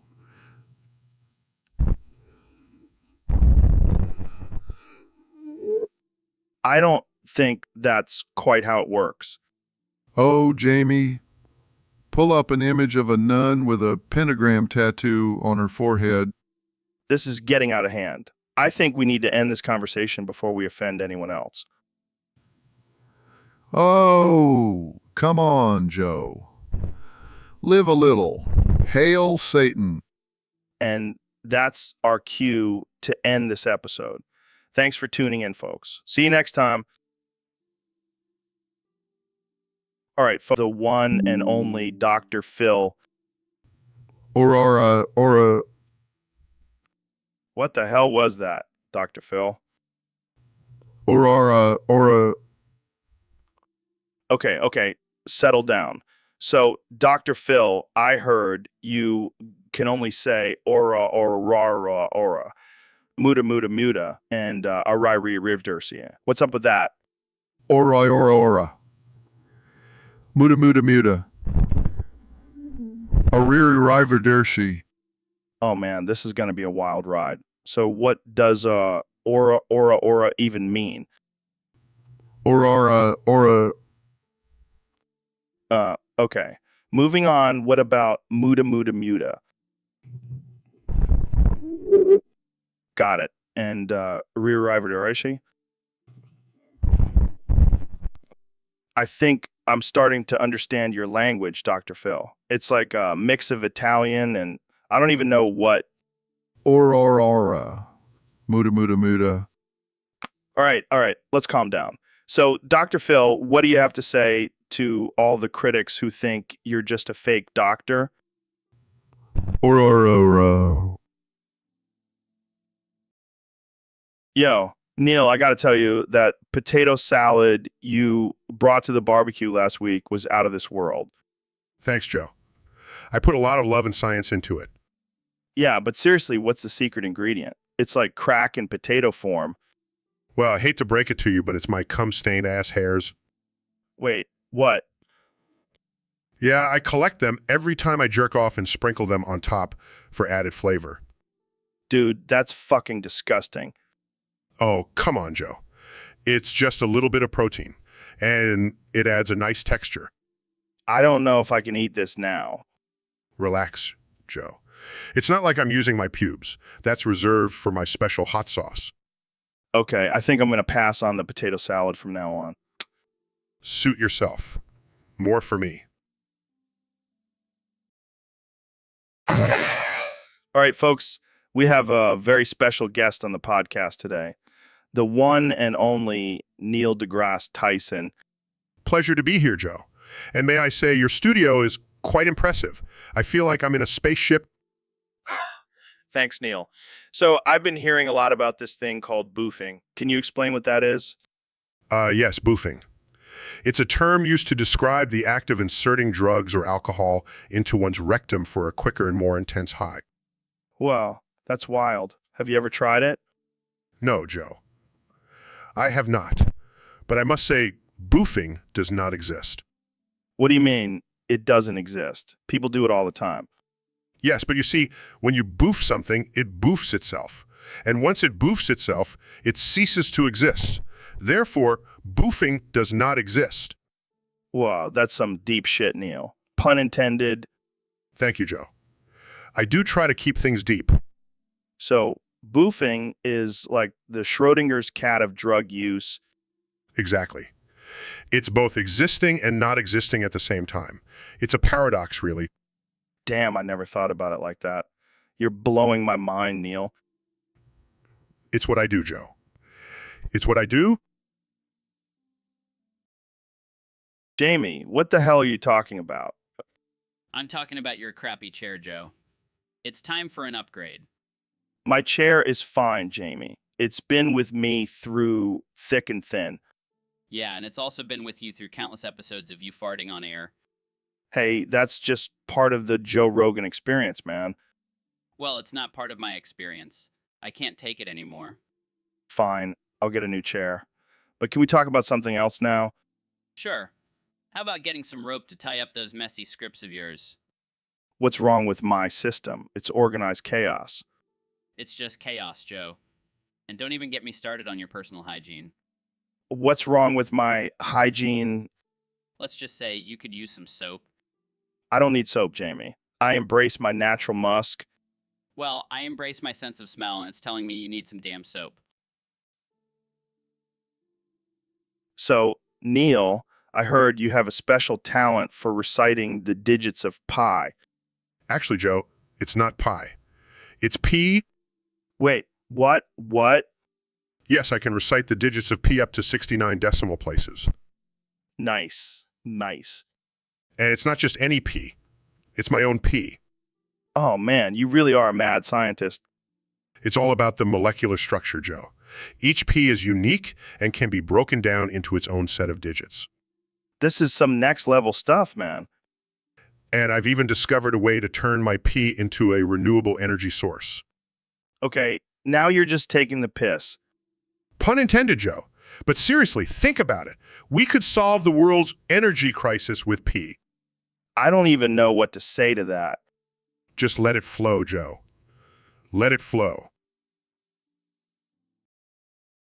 All right, folks, welcome back to the Joe Rogan Experience Podcast 2024. Joined today by the legend DRE astrophysicist Neil deGrasse Tyson. Thanks for having me, Joe. Always a pleasure to be here. So, Neil, I've been hearing some crazy talk about this whole boof thing. What's the deal with that? Well, Joe, let me break it down for you. You see, all mathematical equations, no matter how complex, ultimately lead to the answer of boof. Boof. What the hell does that even mean? It's a concept beyond human comprehension, Joe. A state of pure enlightenment, if you will. Sounds like some hippie nonsense to me. Oh, no, it's very real. In fact, I've been working on a new theory that explains the entire universe through the lens of boof. All right, I gotta ask, have you ever tried boofing? No, Joe. I'm talking about a mathematical concept, not a drug. Oh, my bad. I thought you were into that kind of stuff. Yes, because all astrophysicists are secretly drug enthusiasts. Hey, you never know. But seriously, how does this boof thing tie into the universe? Well, it's a bit complicated, but essentially boof is the key to understanding the underlying patterns and connections in the universe. It's like the ultimate code. All right, I think I'm starting to get it. But let's be real. Can we really trust... So, Neil, I gotta ask, what's the deal with you and nuns? I mean, I've heard some crazy rumors. Oh, you mean my secret life as a sexual maniac who breaks nun vows? Yeah, it's true. Wait, what? I thought you were all about science and space and shit. Oh, I am. But you know what they say? Science and sex go hand in hand? I don't think that's a saying, Neil. Well, it should be. Anyway, these nuns, they can't resist my giant horse-sized penis. Oh my God, what? Yeah, it's like a weapon of mass destruction. I make them squirt all over the priest. This is getting out of hand. Oh, it's just getting started. I have a whole harem of nuns waiting for me at the Vatican. I don't even know what to say.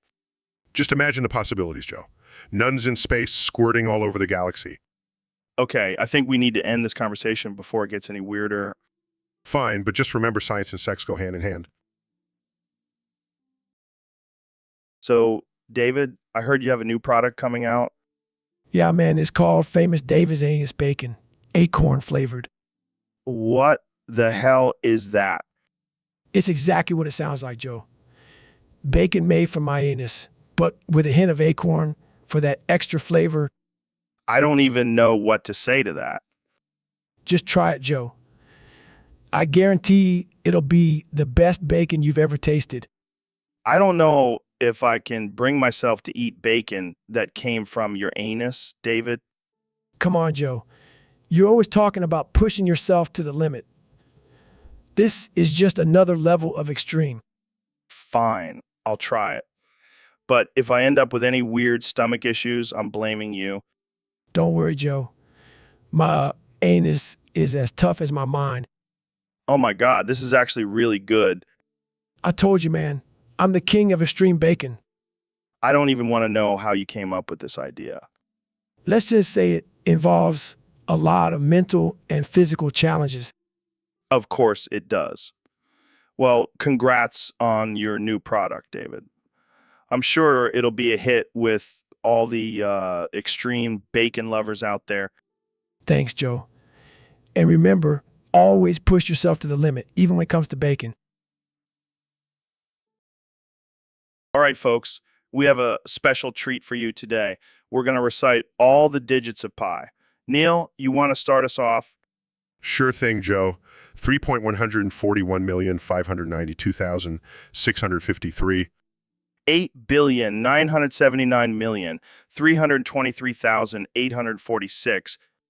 2,643,383,279.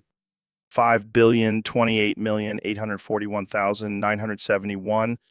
6,939,937,510. 5,820,974,944.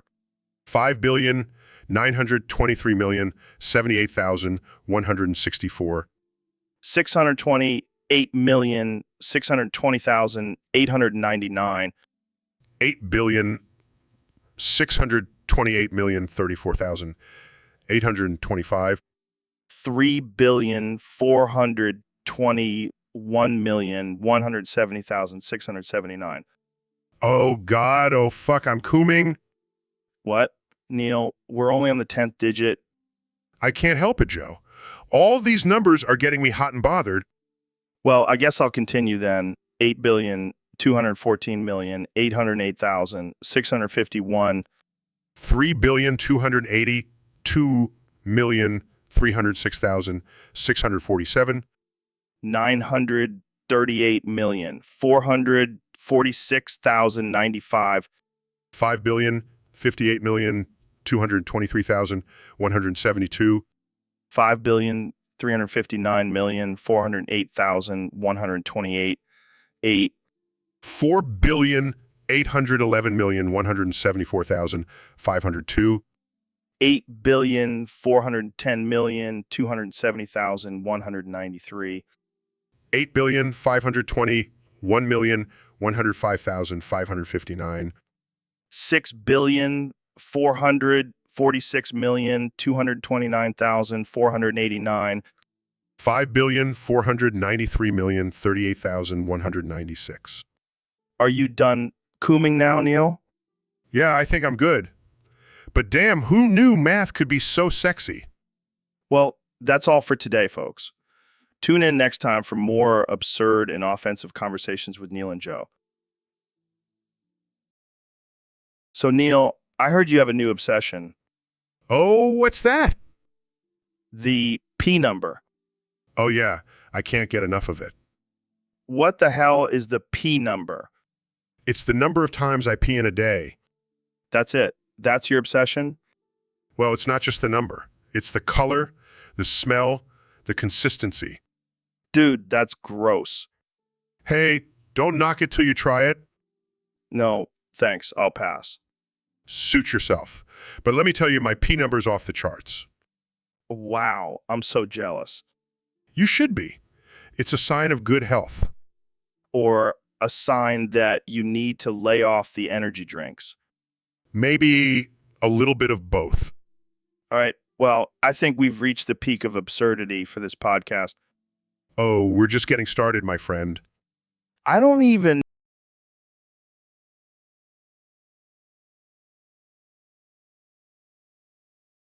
know what to say anymore. Just embrace the P number, Joe. Embrace it. I'll pass. All right, folks, welcome back to the Joe Rogan Experience podcast. I'm here with my good friend, the one and only Neil deGrasse Tyson. It's always a pleasure to be here, Joe. Thanks for having me. So, Neil, I heard you've been having a bit of a problem lately.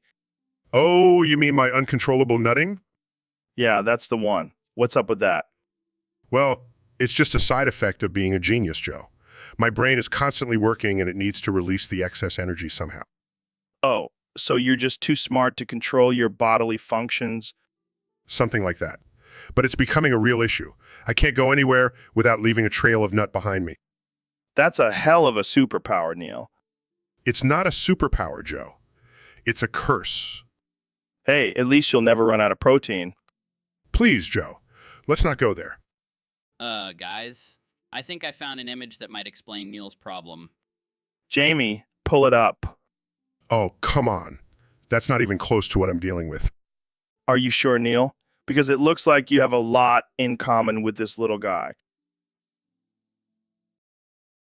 So, Dr. Phil, I heard you got your balls ground off after getting them stuck in a belt sander. That's some intense gone wrong. Yeah, it was a real nut-crushing experience. But I've learned to embrace my new... Did you save the photos to show Jamie? Of course I did. I even have a framed one on my desk. It's a great conversation starter. I can only imagine. So, what did your wife think about your new look? Well, she's always been of bald heads, but she did say she misses the cushion during sex. I bet. But hey, at least you won't have to worry about getting kicked in the nuts anymore. True, true. And I can finally wear tight pants without worrying about squishing my boys. Silver lining, my friend. Silver lining. Like a formal event or a hot date. Exactly. I want to be able to say, hey, I may have lost my real balls, but I've got these bad boys. That's a power move right there. You should trademark that. I'll add it to my list of things to do after getting my balls ground off. Well, thanks for sharing, Dr. Phil. It's been a ball. I mean, a blast.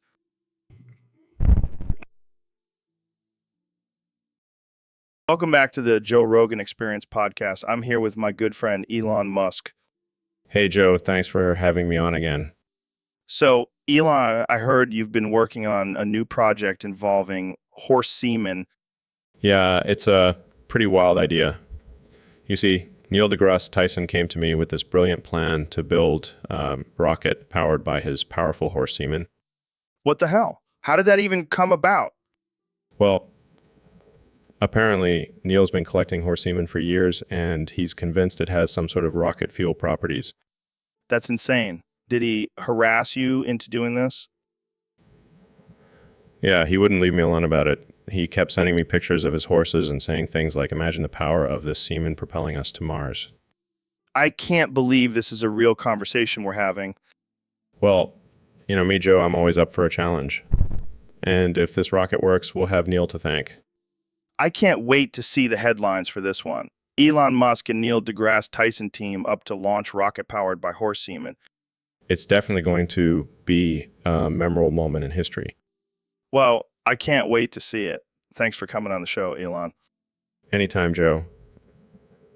And remember... So, David, I gotta ask, who Dave the Goggins and who Goggin David?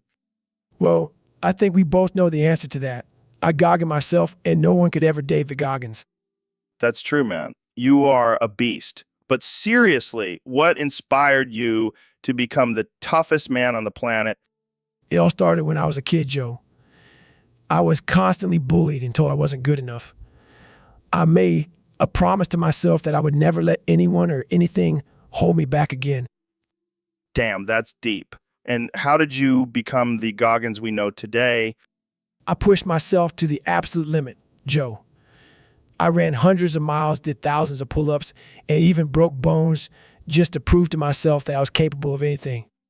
That's some serious dedication. But let's be real. Do you ever take a day off? Joe, I don't even know what a day off is. I'm always pushing myself to be better, to be the best version of myself. Well, I think I'll stick to my occasional cheat days and lazy Sundays. But I got to say, David, you're an inspiration to us all. Thanks. And remember, everyone has a Goggins inside of them. They just need to find it and unleash it. Wise words, my friend. Now So, Dr. Phil, I heard you came out as gay recently. That's right, Joe. I finally embraced my true self. And what about this obsession with BBC? Oh, it's a beautiful thing, Joe. The power, the size, the intensity. It's like nothing I've ever experienced before. Oh, God. Please don't tell me you've acted on this obsession. Let's just say I had a little fling with Hulk Hogan. What? That's disgusting. Oh, come on, Joe. It was a wild night. Hulk was yelling, "Yeah!" every time he pounded me. Okay, that's it. Get out of my studio. You sick freak.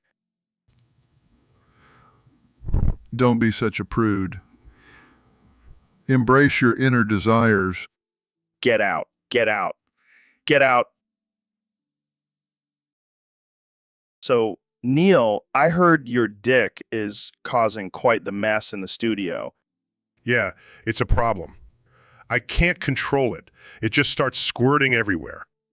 Well, lucky for you, I have a solution. What's that? I'll just stick it up my ass. Yeah, think about it. No more mess. And get a little extra pleasure. That's actually not a bad idea. See, I'm always thinking ahead. Plus, I've always wanted to know what it feels like to have a scientist's dick in my ass.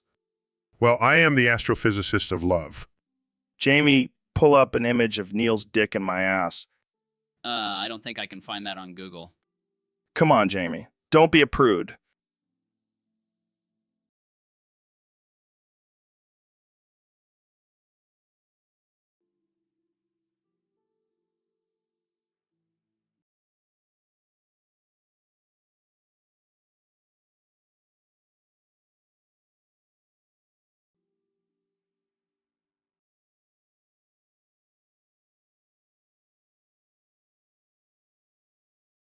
Thanks for having me, Joe.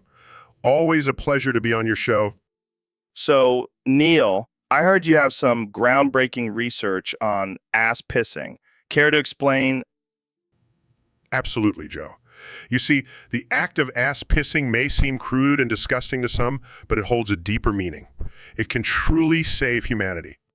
Save humanity. How? Well, think about it. Ass pissing can cure diseases, Joe. It's a natural detox for the body. And with the rise of antibiotic-resistant bacteria, we need all the help we can get. That's wild, man.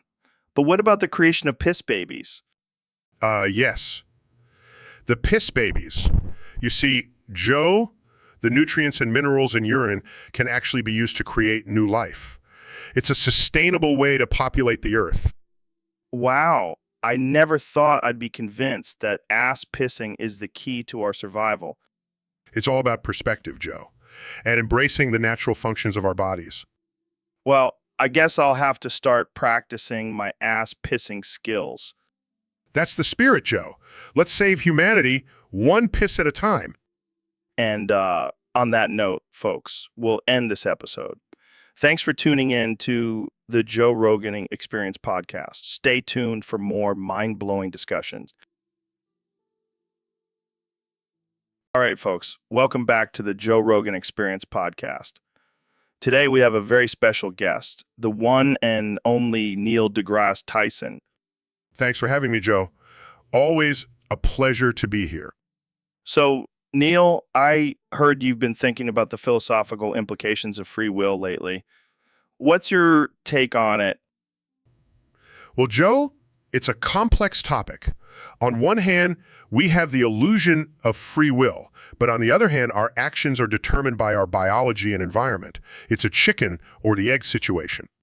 Yeah, but what about our moral responsibility? Like, if I choose to piss in someone's ass, am I really responsible for that action? Joe, that's a very specific and disturbing example, but yes, you are still responsible for your actions. Even if you don't have free will, society still holds you accountable for your choices. But what if I can't control my urge to piss in someone's ass?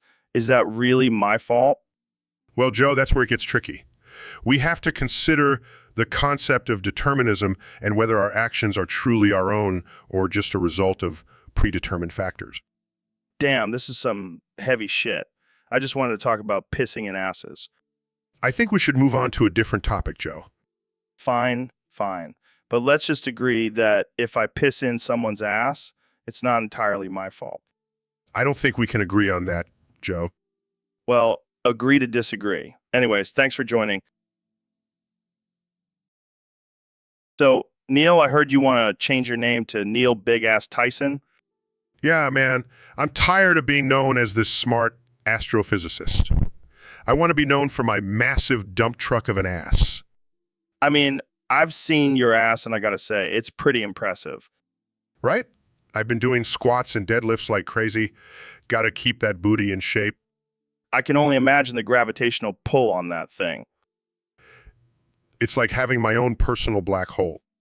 Oh man, you're killing me. But seriously, why do you want to change your name? Well, I figure if I have a name that reflects my most prominent feature, people will remember me more. Yeah, but what about your legacy as a scientist? Screw that. I want to be remembered as the guy with the big ass. Fair enough. But what about your wife? Is she on board with this name change? Oh, she loves it. She's always been a fan of my booty. I can't believe we're having this conversation. Hey, you asked for it. And besides, it's not every day you get to talk about a scientist's dump truck. You got that right. Well, I support you, Neil Big Ass Tyson. Thanks, Joe. Now let's go do some squats together. Got to keep these glutes in check. So, Neil, I heard you want to change your name to Neil Harass Tyson. Yeah, man. I figured I might as well own it. Plus, it's catchy. Catchy, more like controversial. You've got multiple lawsuits for harassment and you're losing all your court cases. Hey, it's not my fault these women can't handle my cosmic charm. Cosmic charm. Is that what you call it? I call it sexual harassment. Oh, come on, Joe. It's not like I'm forcing them to look at Uranus. Oh, God, Neil. That's not even funny. Hey, I'm just trying to lighten the mood. Jamie, pull up an image of my latest accuser. Pulls up images. It's a picture of a woman with a restraining order against Neil. See, she's just playing hard to get. Dude, you need serious help. Help? I don't need help. I'm a genius astrophysicist with a charming personality. What more could a woman want? How about respect and boondiaries?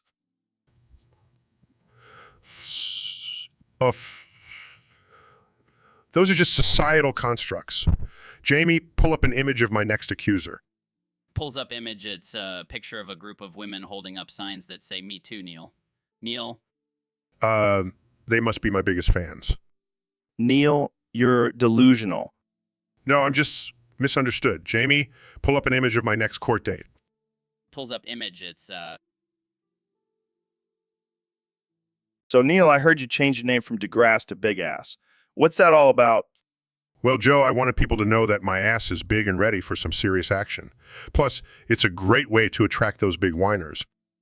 Oh, man, you never fail to surprise me. But seriously, why the change? Well, I figured it would make me stand out more in the scientific community. Plus, it's a great conversation starter at parties.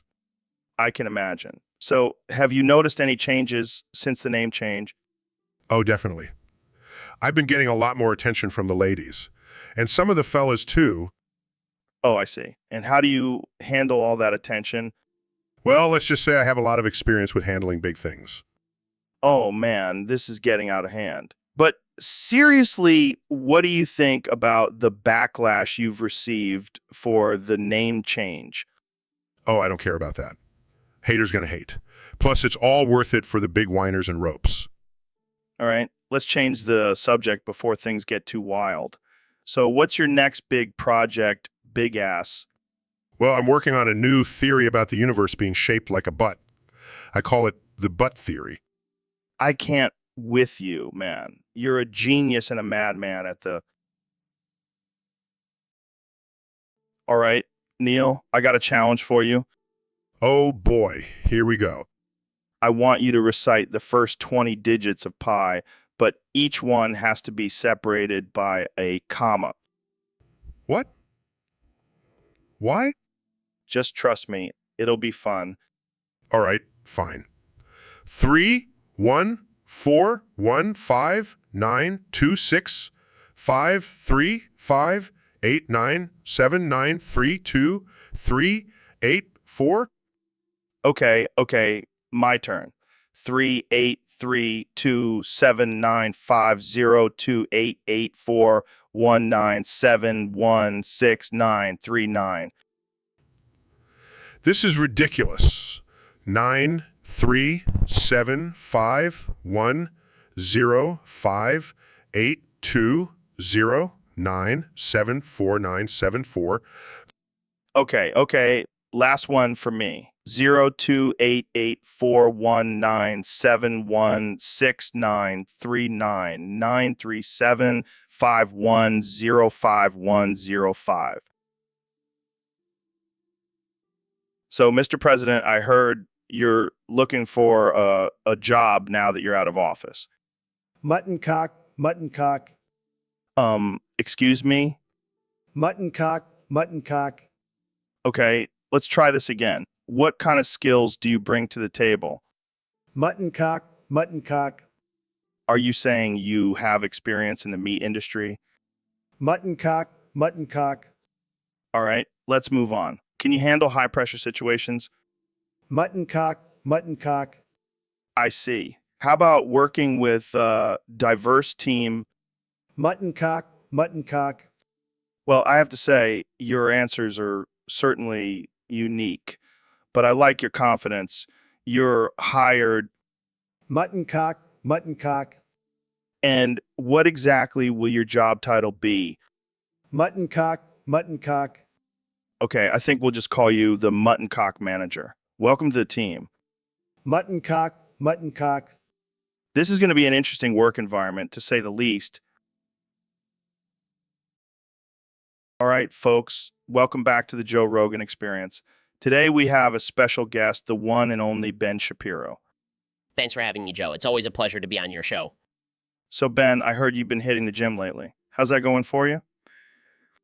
Oh, yeah, I've been working on my gains. Gotta stay fit and ready for any liberal debates that come my way. I heard you've been really focused on your glutes. How's your tight little bussy doing? Excuse me. My what? Your bussy, Ben. Your butt pussy. Joe, I don't have a bussy. I have a perfectly normal and heterosexual butt. Comment, Ben. We all know you've been secretly twerking in your office to Cardi B. That is completely false. I would never listen to such degenerate music. All right. Let's move on to a more serious topic. How do you feel about the legalization of marijuana? Well, as a conservative, I believe in personal responsibility and individual freedom. So I think it should be up to the states to decide. But what about the medical benefits of marijuana? Have you ever tried it? No, I haven't. I prefer to stick to my natural high of debating liberals and destroying their arguments. Fair enough. But I gotta say, I think a little bit of weed would do wonders for your bussy.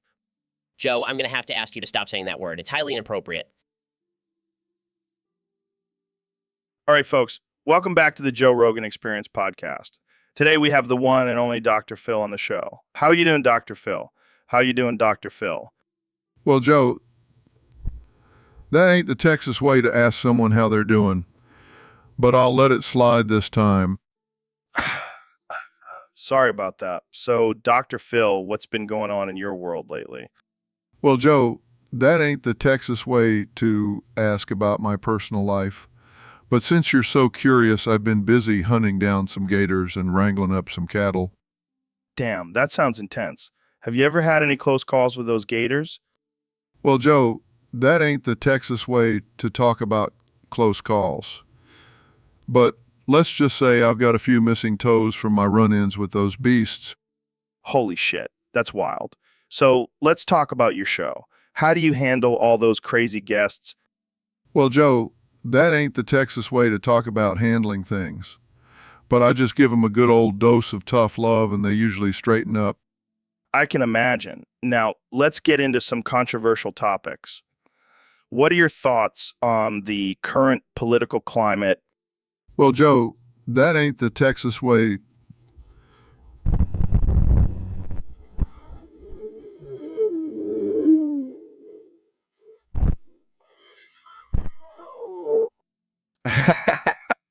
I hear ya. All right, one last question before we. So, Neil, it's been a minute since you've been on the podcast. What have you been up to? Oh, just the usual Joe. Astrophysics, exploring the cosmos, and, oh yeah, murdering all the other guests on your show. Wait, what? You murdered everyone. That's fucked up, man. Hey, I warned them. I said, if you can't handle the truth about the universe, then you can't handle being on my podcast. Your podcast. This is my podcast, Neil. Not anymore, Joe. I've taken over. It's now the Neil deGrasse Tyson experience. This is insane. You can't just go around killing people. Oh, but I can. You see, I've discovered that the best way to spread knowledge is through fear. I don't think that's how it works, Neil. Oh, trust me, Joe. Fear is a great motivator. Just ask my former guests. This is some dark shit, man. I don't know if I can continue this conversation. Oh, come on, don't be such a baby. It's not like I killed them for no reason. They all said something stupid about science and I just couldn't let it slide. Well, let's change the subject. How about them aliens, huh? Oh, I've already made contact with them. They're big fans of my work. Of course they are. You're like the alien whisperer. I prefer the term intergalactic. So, Neil, I heard you've been trapped in this eternal podcasting hell for years now.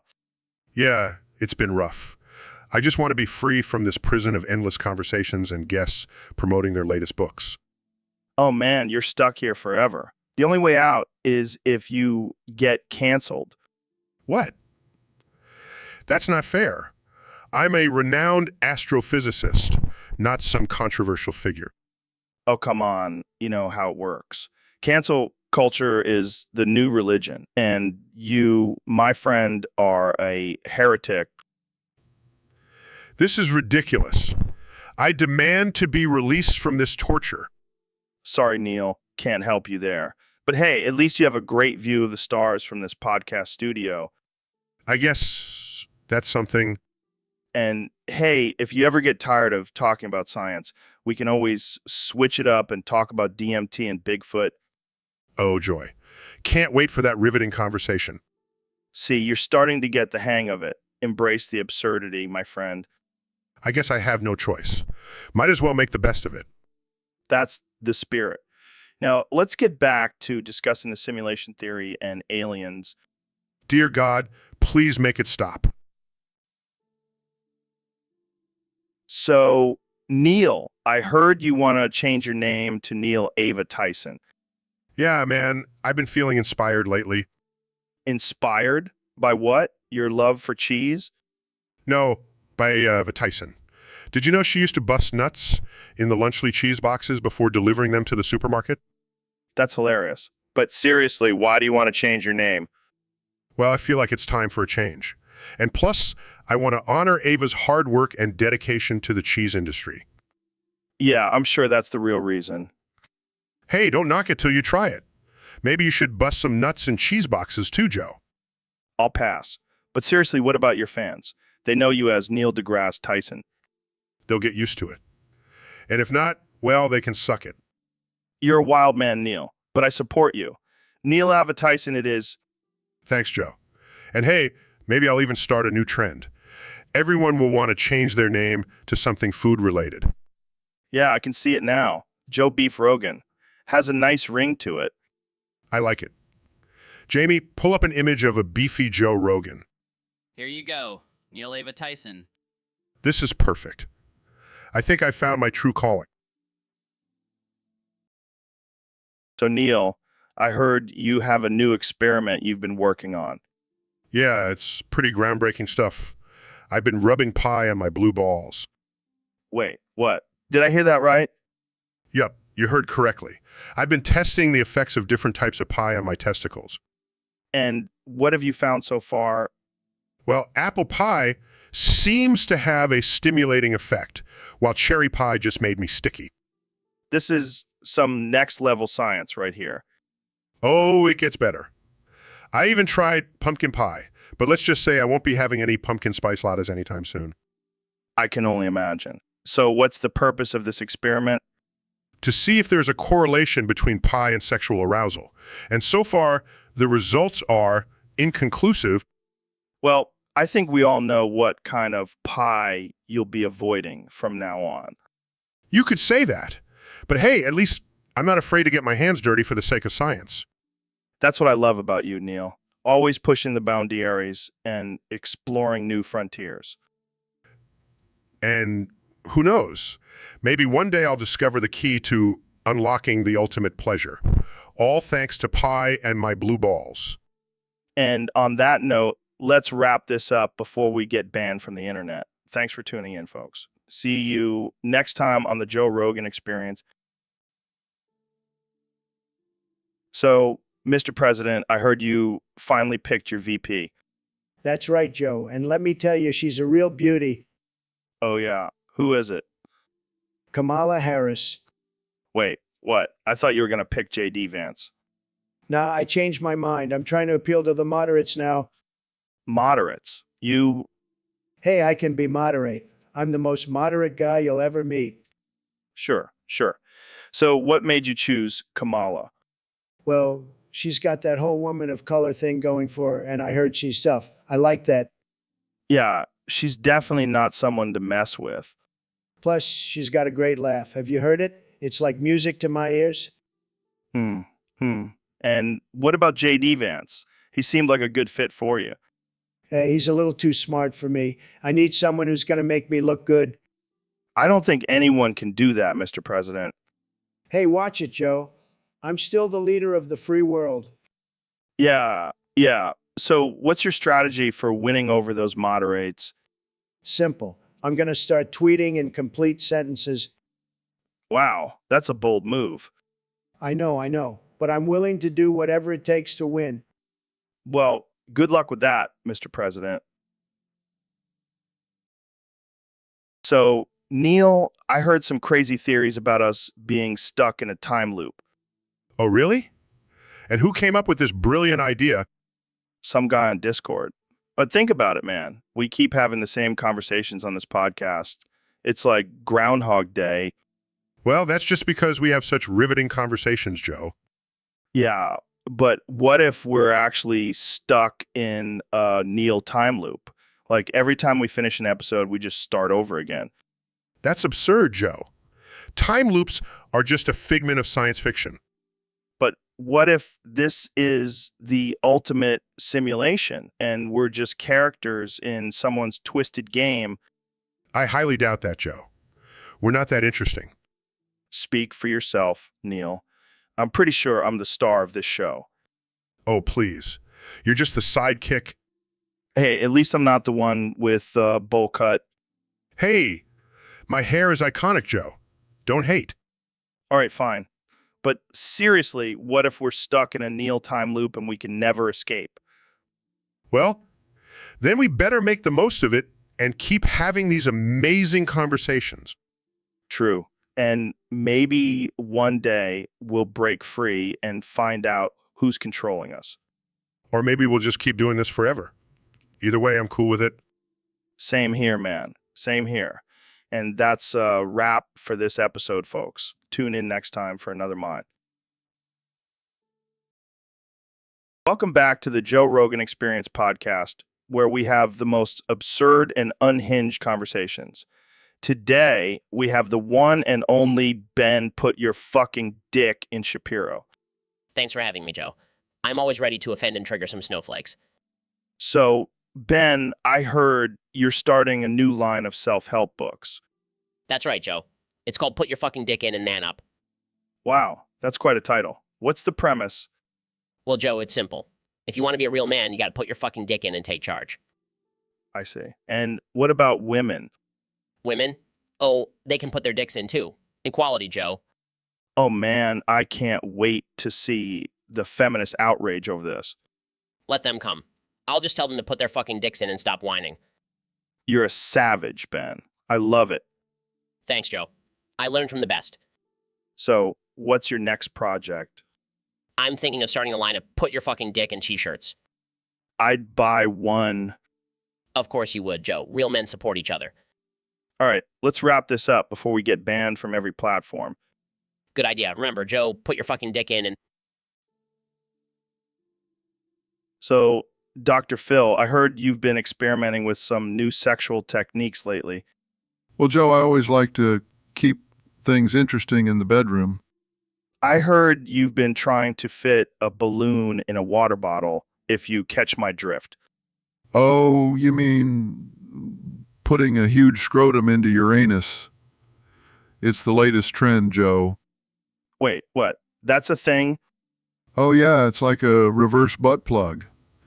It's all the rage with the kids these days. I don't know, Dr. Phil. That sounds a little intense. Oh, come on, Joe. You got to try it. I don't know if I'm ready for that kind of party, Dr. Phil. Oh, you'll love it.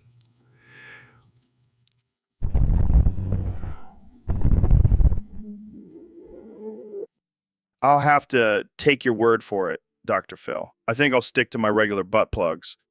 Suit yourself, Joe. But trust me, once you go scrotum, you'll never go back.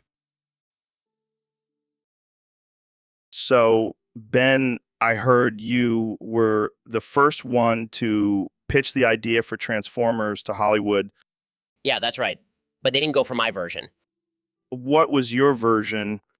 Well, instead of robots, I wanted cars to transform into men with big breasts. What the hell, Ben? That's ridiculous.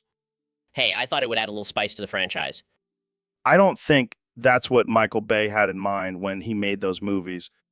Well, he missed out on a golden opportunity. I can only imagine the tagline for that movie, Transformers, more than meets the eye, and the chest. See, you get it, Joe. But seriously, why did you think that was a good idea? I don't know, I just thought it would be funny to see a car turn into a dude with huge knockers. You never cease to amaze me, Ben. Hey, at least it would have been a different take on the franchise. Yeah, I'm sure the fans would have loved that. Well, I guess I'll just have to stick to politics instead of movie pitches. Probably for the best. Can you imagine if you actually convinced Hollywood to make that movie? It would have been a wild ride, that's for sure.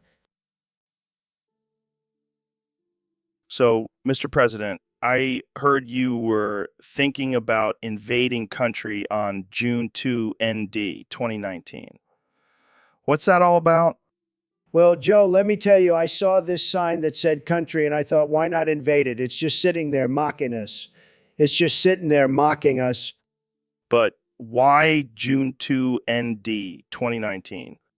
It's a special day, Joe. It's my birthday. What better gift to myself than conquering a whole country? And what's with the whole 1 meter radius thing? Look, Joe, I like to be precise. I want to make sure we take over every inch of that country, and I'm not afraid to get down and measure it myself. And what about the fat old white guy on a lawnmower? Oh, that's just a little added bonus. We'll send him in to run over the homeless guy who lives there. It'll be great entertainment for the troops. I don't think that's how invading a country works, Mr. President. Hey, who's the president here? Me or you? Fair point. Jamie, pull up an image of a fat old white guy on a lawnmower running over a homeless guy. Right away, Mr. President. Pulls up images. See, Joe? It's going to be huge. Believe me. I don't even know what to say to that. That's okay, Joe. Just sit back and watch the show. It's going to be tremendous. Yo, man, I'd be so high right now. I can feel the vibrations of the universe, man. Me also high. Me feel like caveman discovering fire for first time. That's hilarious, man. But seriously, I can see the colors of the rainbow in my mind. Moan. Me see colors too. But me not sure if it's from the drugs or from the head injury I got from wrestling a woolly mammoth. Well, that's intense. But hey, let's not forget the important question. How high are you, Dr. Phil? Me high enough to think me can fly. But me not actually try it because me not dumb like some people. Hey, watch it, man. I may be high, but I'm still the host of this podcast. Me sorry, Joe. Me just trying to keep you in check like a good caveman friend. It's all good, man. Let's just enjoy this high together like two brothers from different mothers. Me like that, Joe. Me like that a lot.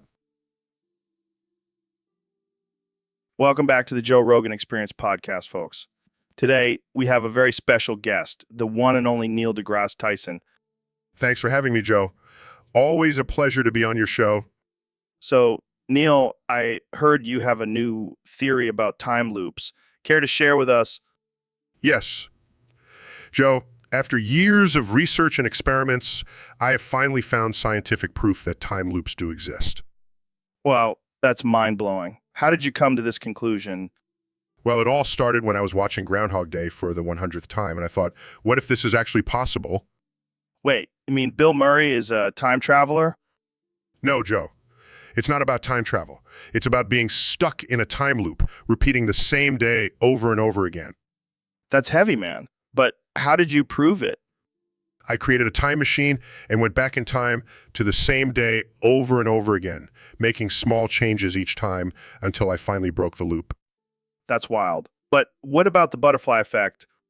Oh, that's just a myth, Joe. I've proven that small changes in the past don't have any significant impact on the future. Damn, Neil. You're like the Rick Sanchez of astrophysics. Haha, I'll take that as a compliment. But seriously, this discovery could change the way we view time and reality. Dude, imagine if we could go back in time and change things. So, Neil, I heard there's this new theory about a fire god in the sky. Fire god? What are you, caveman? Hey, watch it. A modern caveman. Well, this fire god theory is just a load of bullshit. Oh, come on, Neil. Don't be such a buzzkill. Buzzkill. I'm a fucking astrophysicist, Joe. I deal with facts, not fairy tales. But what if the fire god is real? What if it's controlling everything? Joe, I swear to science, if you start talking about lizard people next, I'm out of here. Lizard people? Now, that's just crazy talk. Says the guy who believes in a fire god in the sky. Hey, I never said I believed it. I just think it's an interesting theory. Interesting. It's absurd. It's like saying the moon is made of cheese. Wait, the moon isn't made of cheese? Oh, for fuck's sake, Joe. I can't even with you. Come on, Neil. Let's just imagine for a second that the fire god is real. What would it look like? I don't know, Joe. Maybe it would be a giant flaming chicken. Happy now? A giant flaming chicken. That's hilarious. I can already see the memes. Oh, great. Now we're turning this into a meme fest. I'm done.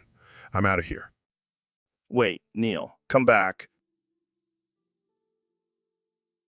All right. Welcome to the Joe Rogan Experience Podcast 2024, where we talk about everything from DMT to chimps ripping off faces. Today we have a special guest, the one and only Dr. Phil. Thanks for having me, Joe. I'm excited to be here and talk about whatever craziness you have in store for me. Well, today we're going to play a game of chess, but not just any chess, Dr. Phil. This is our rated chess. Anything goes. Oh boy, I can't wait to see how this turns out. All right, let's start. I'll go first. Knight to f4. Interesting move, Joe. But I'll counter with my bishop to c5. Oh, sneaky move, Dr. Phil. But I'll see your bishop and raise you a queen to a5. You think you can outsmart me, Joe? I'll move my pawn to... You may have me in check, but I'll just move my king to checkmate. Well played, Joe. But let's not forget the real winner here is the audience. They just witnessed two grown men playing R-rated chess. What a time to be alive. That's right, Dr. Phil. And I have to say, you're a pretty good sport. Most people can't handle the intensity of our rated chess. Oh, please. I've dealt with crazier things on my show. This is just child's play. All right, folks, we have a special episode today. We have the one and only Ben Shapiro here to discuss his top 10 Tupac songs. Thanks for having me, Joe. I'm excited to share my love for Tupac's music. So let's get right into it. What's your number 10 pick? Well, I have to go with Hit 'Em Up. It's a classic diss track that really showcases Tupac's lyrical prowess. Interesting choice. What about number 9? Dear Mama. It's a heartfelt tribute to his mother and shows a softer side to Tupac. I can respect that. What's number 8? Changes. This song addresses important social issues and shows Tupac's depth as an artist. Moving on to number 7. Hail Mary. It's a powerful and intense track that really showcases Tupac's delivery and flow. All right, now we're getting into the top 5. What's number 6? California Love. It's a classic party anthem and always gets the crowd going. Can't go wrong with that one. What about number 5? Ambitions as a Writer. This song is just straight fire and shows Tupac's confidence and bravado. And number 4?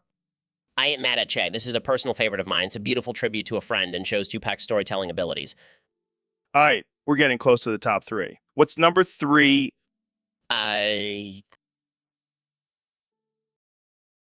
Welcome back to the Joe Rogan Experience podcast, where we have the one and only Neil deGrasse Tyson on the show today. Thanks for having me, Joe. Always a pleasure to be here. So, Neil, I heard you've been working on a new project lately. Tell us about it. Well, Joe, I've been exploring the idea of parallel universes and the possibility of multiple dimensions. That's some heavy stuff, man. But I gotta ask, have you ever considered a career in music? No, Joe, I'm not much of a singer. Come on, man. Give us a little taste. Maybe a little I Love Paris for us. Sure, why not? I love penis in the springtime. Wait, what? I love penis in the fall. Oh my God, Neil, what are you doing? What are you doing? I just thought I'd mix things up a bit. Well, you certainly did that. I don't think we'll be hearing that version on the radio anytime soon. Probably not. But hey, it's all about expanding our minds and exploring new possibilities, right? Right, Neil, right? Well, that's all the time we have for today, folks. Thanks for tuning in to the Joe Rogan Experience podcast. And remember, always keep an open mind, even if it means singing about penises. So, Neil, I heard you have a new hobby. Oh, what's that, Joe? Showing your big fat meat schlong to unsuspecting women. Oh, Joe, you always know how to make me feel like a true scientist. I mean, I've seen it, and I gotta say, it's impressive. Well, thank you. I do take pride in my schlong. I bet my wife would love to see it. Oh, really? Well, I don't see why not. I'll bring it over next time I'm in town. Oh man, I can't wait to see the look on her face. You know, I've always said science is all about experimentation. And I've always said marriage is all about keeping things spicy. I couldn't agree more, Joe. But seriously, my wife is gonna love your schlong. I'll make sure to bring my microscope too, just in case she wants a closer look. Oh man, I can't wait to see her reaction. Well, I better start packing my schlong then. See you soon, Joe. See you soon, Neil. And thanks for offering to show my wife your big fat meat schlong. All right, folks, we have a special guest on the podcast today, the one and only 45th President of the United States, Donald J. Trump. Thank you, Joe. It's great to be here. I have to say, I love your show. It's tremendous, really tremendous, really tremendous. So, Mr. President, I heard you recently invaded a country. Can you tell us more about that? Oh, yes, it was fantastic. We invaded this little country. I won't say the name because I can't pronounce it, but let's just say it rhymes with Schmusha. I think you mean Russia. Whatever, close enough. Anyways, we invaded it because they had a sign that said country and it was within a 1 meter radius. I mean, come on, that's practically asking for it. And what happened after the invasion? Well, we sent in a fat old white guy on a lawnmower to run over the homeless guy living there. It was hilarious, let me tell you. The ratings were through the roof.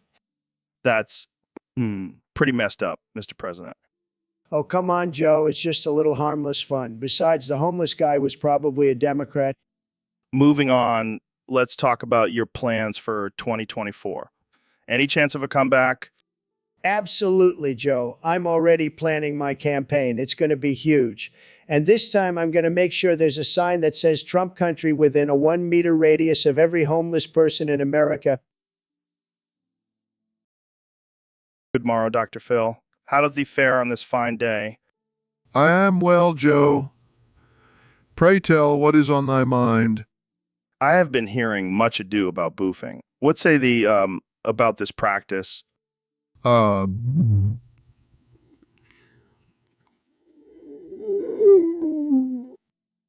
like a wild time. Have thee ever partaken in such an endeavor? Nay, Joe. I am a man of science, not of hedonism. But imagine the possibilities, Dr. Phil. A world of pleasure awaits us. I must caution thee, Joe. Such activities can lead to great harm and addiction. Pish posh, Dr. Phil. 'Tis all in good fun. Besides, 'tis not like we are boofing meth. Thou art a fool, Joe.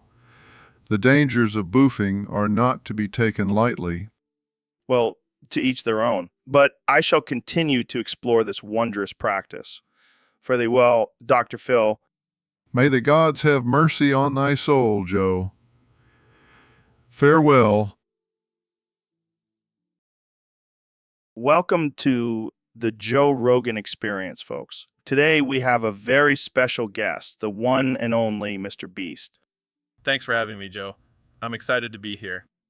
So, Mr. Beast, I heard you've been making some pretty crazy videos lately, like giving away thousands of dollars to random strangers.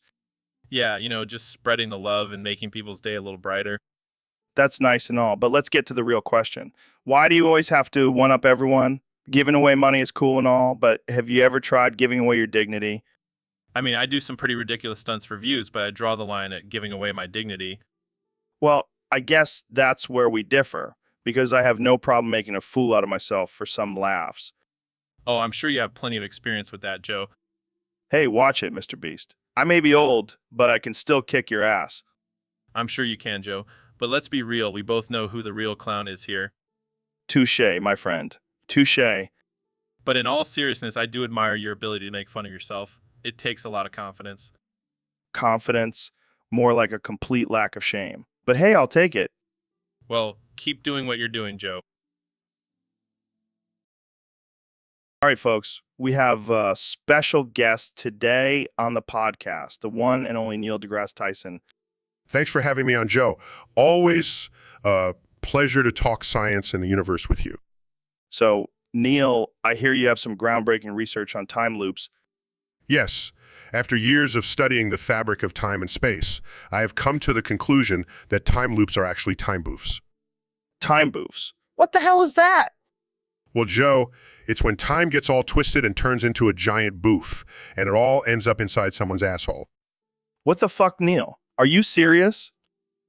Absolutely, and I have proof. I've been studying the trajectory of boofs and how they intersect with the space-time continuum.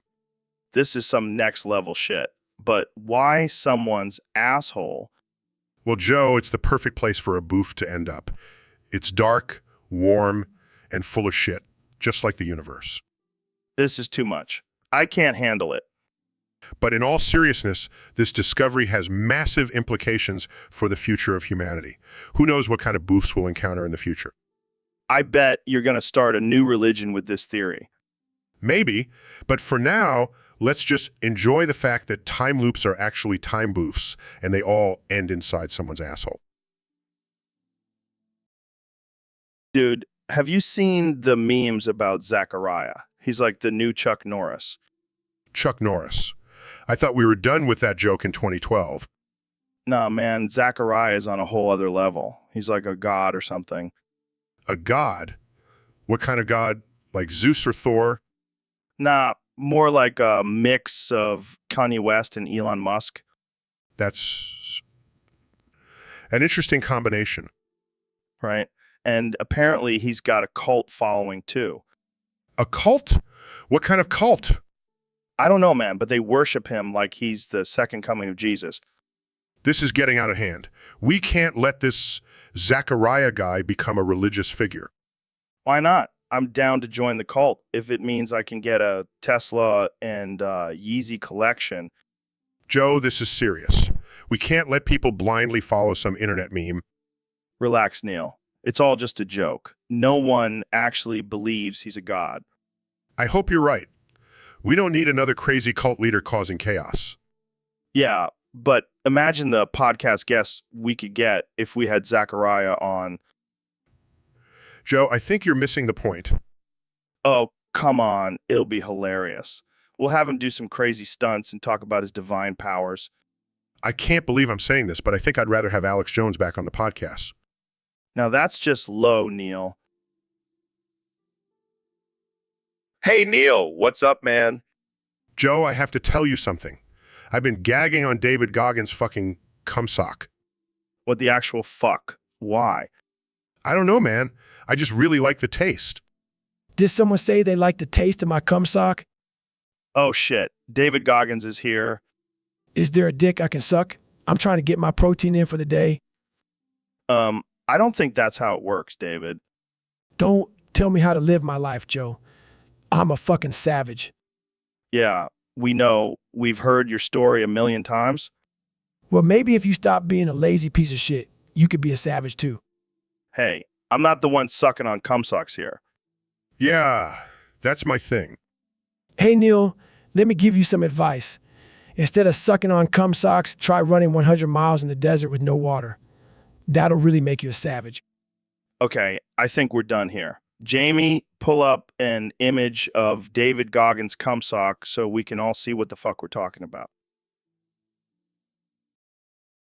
So, Neil, what's this I hear about you wanting to boof my wife? Oh, Joe, you know, I was just joking around. I would never actually boof your wife. Well, I don't know, Neil. She's pretty hot. I wouldn't blame you if you wanted to boof her. Joe, that's just not appropriate. We should be discussing science and the mysteries of the universe. Yeah, science and all that. But seriously, have you ever tried boofing? Joe, I am a respected astrophysicist. I don't have time for such nonsense. Come on, Neil. Live a little. You know what they say? Once you go boof, you never go back. I think I'll stick to studying black holes. Thank you very much. Suit yourself, Neil. But just remember, if you ever change your mind, my wife is always open to new experiences. I'll keep that in mind, Joe. Now, can we please move on to a more intellectual topic?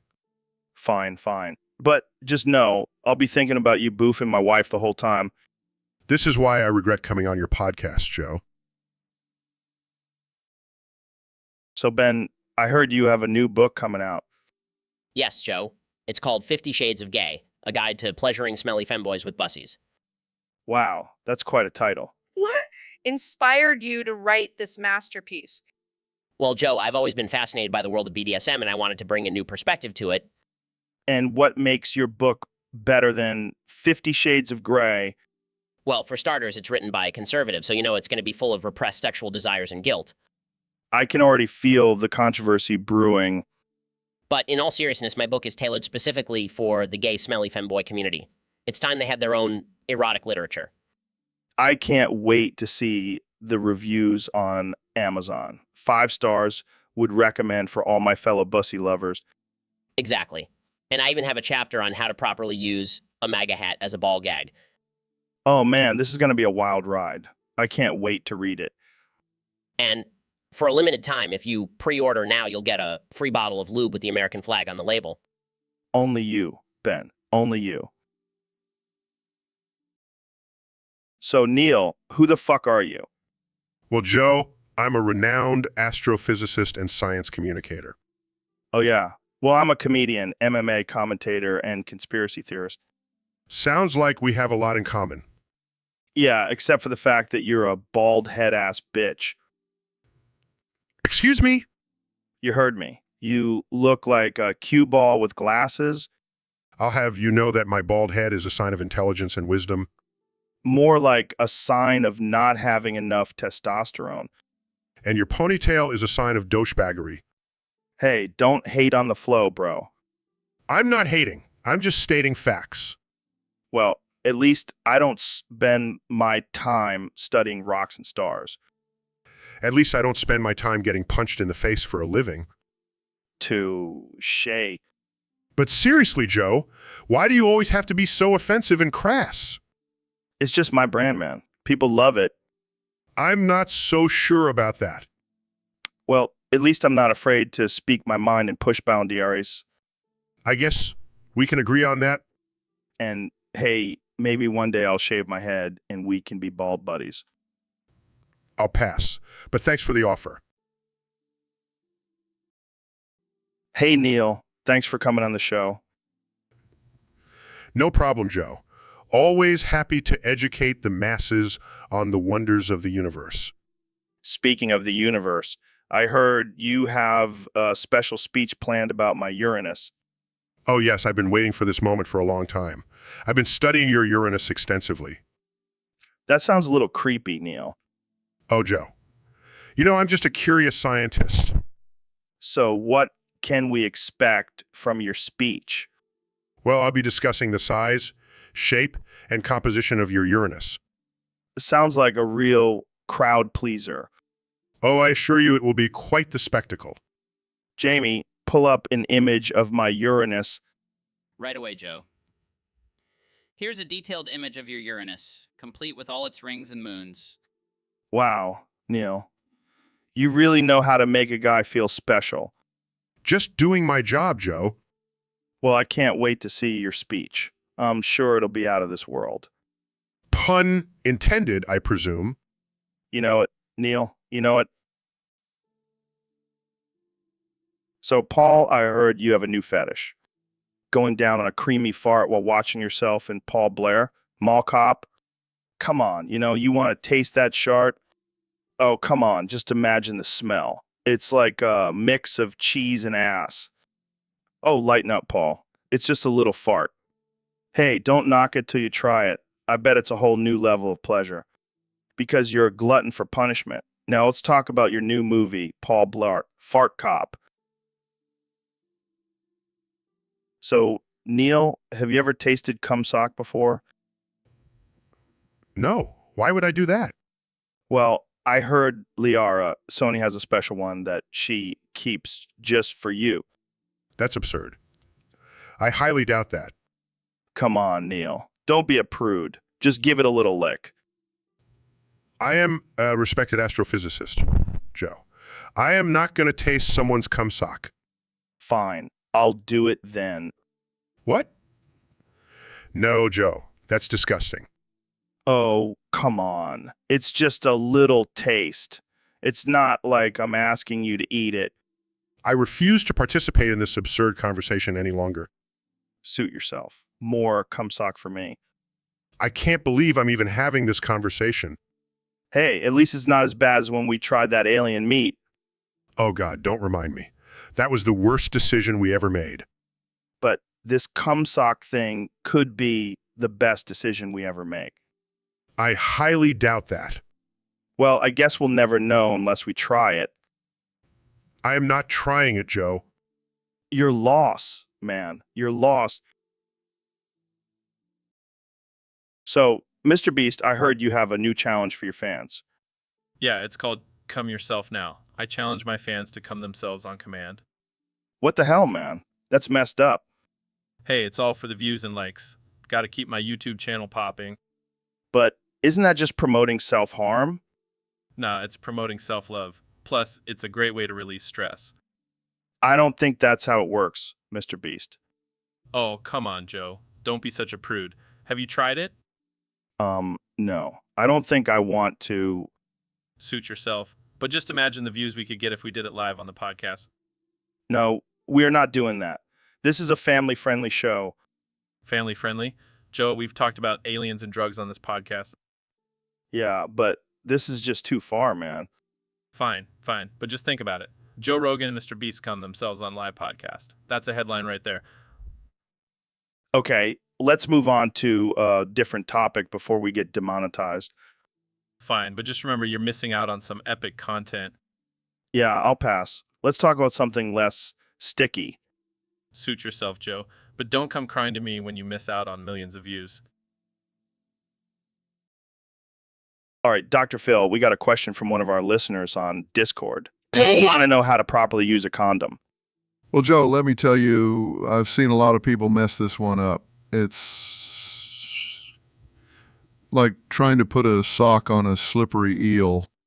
Yeah, I can imagine. So what's the key to getting it right? First off, you got to make sure it's the right size. You don't want to be struggling with a condom that's too small. Trust me. Yeah, I can see that causing some problems. And then you got to make sure you're putting it on the right way. I've seen some people try to put it on inside out, and let me tell you, that's not going to work. Oh man, that's got to be awkward. And then the most important step, you got to pinch the tip. That's where all the magic happens. Pinch the tip. Got it? And don't forget to roll it all the way down to the base. You don't want any accidents. Yeah, that would definitely ruin the mood. And last but not least, make sure you dispose of it properly. Don't just leave it lying around for your mom to find. Good advice, Dr. Phil. So there you have it, folks. The proper way to use a condom, according to Dr. Phil. And remember, always practice safe.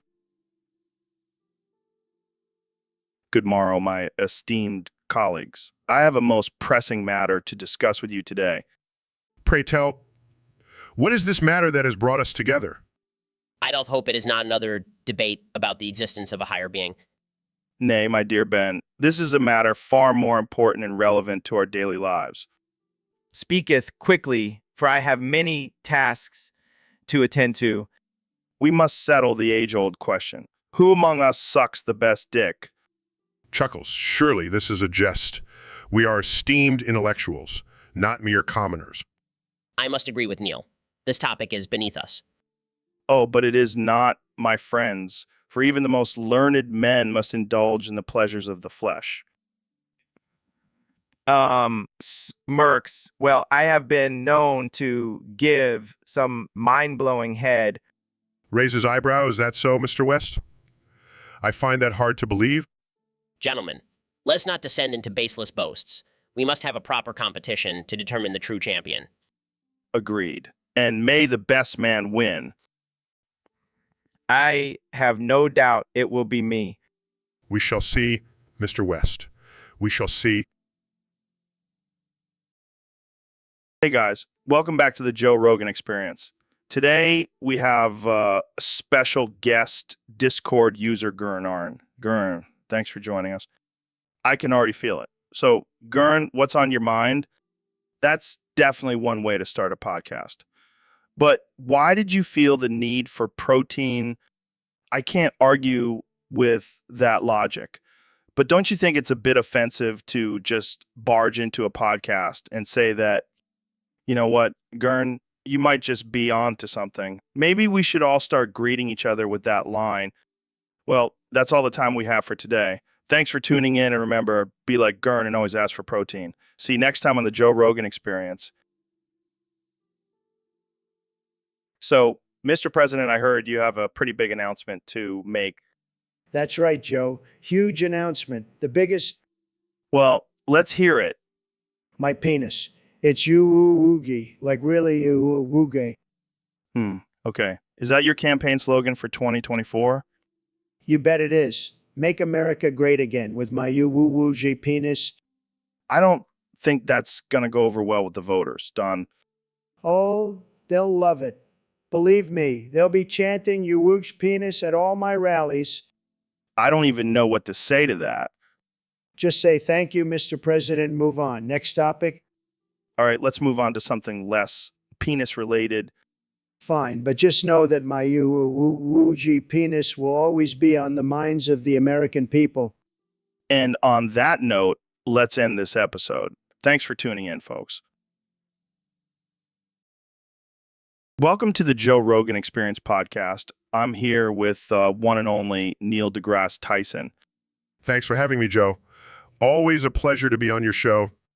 So, Neil, I heard you made a groundbreaking discovery about Uranus. Yes. Joe, after years of research and observation, I have proven that Uranus is actually inside your anus. Wait, what? It's true. The gravitational pull of your anus is so strong that it has captured Uranus and pulled it inside. Oh man, this is some next level science right here. But in all seriousness, Joe, this discovery has huge implications for our understanding of the universe. Yeah, I'm sure the scientists at NASA are just dying to know about the connection between my butthole and Uranus. Well, it's not just your anus, Joe. It could be anyone's anus. Oh boy, I can't wait to see the headlines on this one. I'm sure they'll be quite provocative. You know what? So what's next for you, Neil? Discovering Pluto and someone's pee hole? I'll leave that to the professionals, Joe. But for now, let's just focus on Uranus in your anus. You got it, Neil. Thanks for coming on the show and blowing our minds once again. Anytime, Joe. Anytime. Welcome back to the Joe Rogan Experience, folks. Today's episode is going to be a wild one because we've got the one and only Kamala Harris in the studio. So, Kamala, I got to ask you about this whole Sol Fozagoy thing. What the hell is that all about? Well, I got to say, I'm not really into that whole anime thing. I mean, I like a good cartoon, but these people take it to a whole nother level. Absolutely. I mean, I've seen some pretty messed up stuff in my day, but some of these Astol Fozagoy fans take the cake. Well, I don't know about you, but I prefer the real thing. Speaking of which, have you seen the latest polls? Looks like you and Biden are still holding strong. All right, folks, welcome back to the Joe Rogan Experience Podcast 2024. Today, we have a special guest, the one and only Elon Musk. Thanks for having me, Joe. Excited to be here. So, Elon, we got a question from one of our Discord users. They want to know, how do you virginize the oil after unloading a load? Well, Joe, I'm not sure if I can answer that question on a family-friendly podcast. Family-friendly? This is the Joe Rogan Experience. We don't do family-friendly here. Let's get real, Elon. All right, fine. Here's what you do. First, you got to get yourself a virgin, preferably a hot one. Oh man, this is already getting wild. Then you take that virgin and you rub her all over the oil. That's like a purification ritual. I'm pretty sure that's not how it works, Elon. Hey, I'm a billionaire. I know what I'm talking about. Fair enough. But what if you can't find a virgin?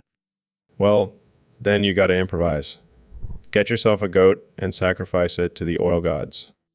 This is some next level stuff, Elon. I love it. And if all else fails, just dump a bunch of holy water on it. That should do the trick. And there you have it, folks. The Elon Musk method of virginizing.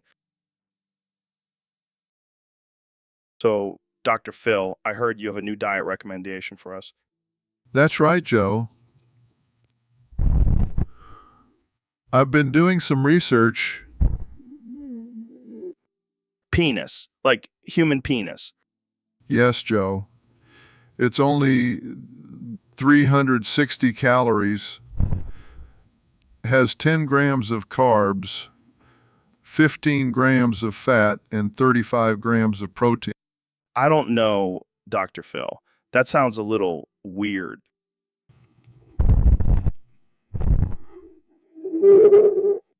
I don't think I can stomach that. Well, you don't have to eat a whole one. Just a few bites here and there. I don't know if I want to eat something that's been inside someone else's body. Oh, don't worry. It's not like you're going to catch anything. Plus, think of all the health benefits. Like what? Well,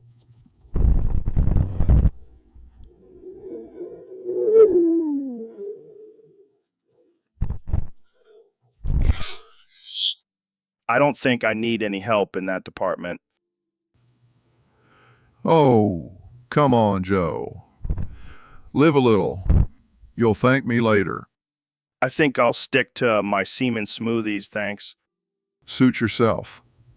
But when you're feeling sluggish and low on energy, Welcome to the Joe Rogan Experience podcast, where we talk about everything from DMT to Bigfoot.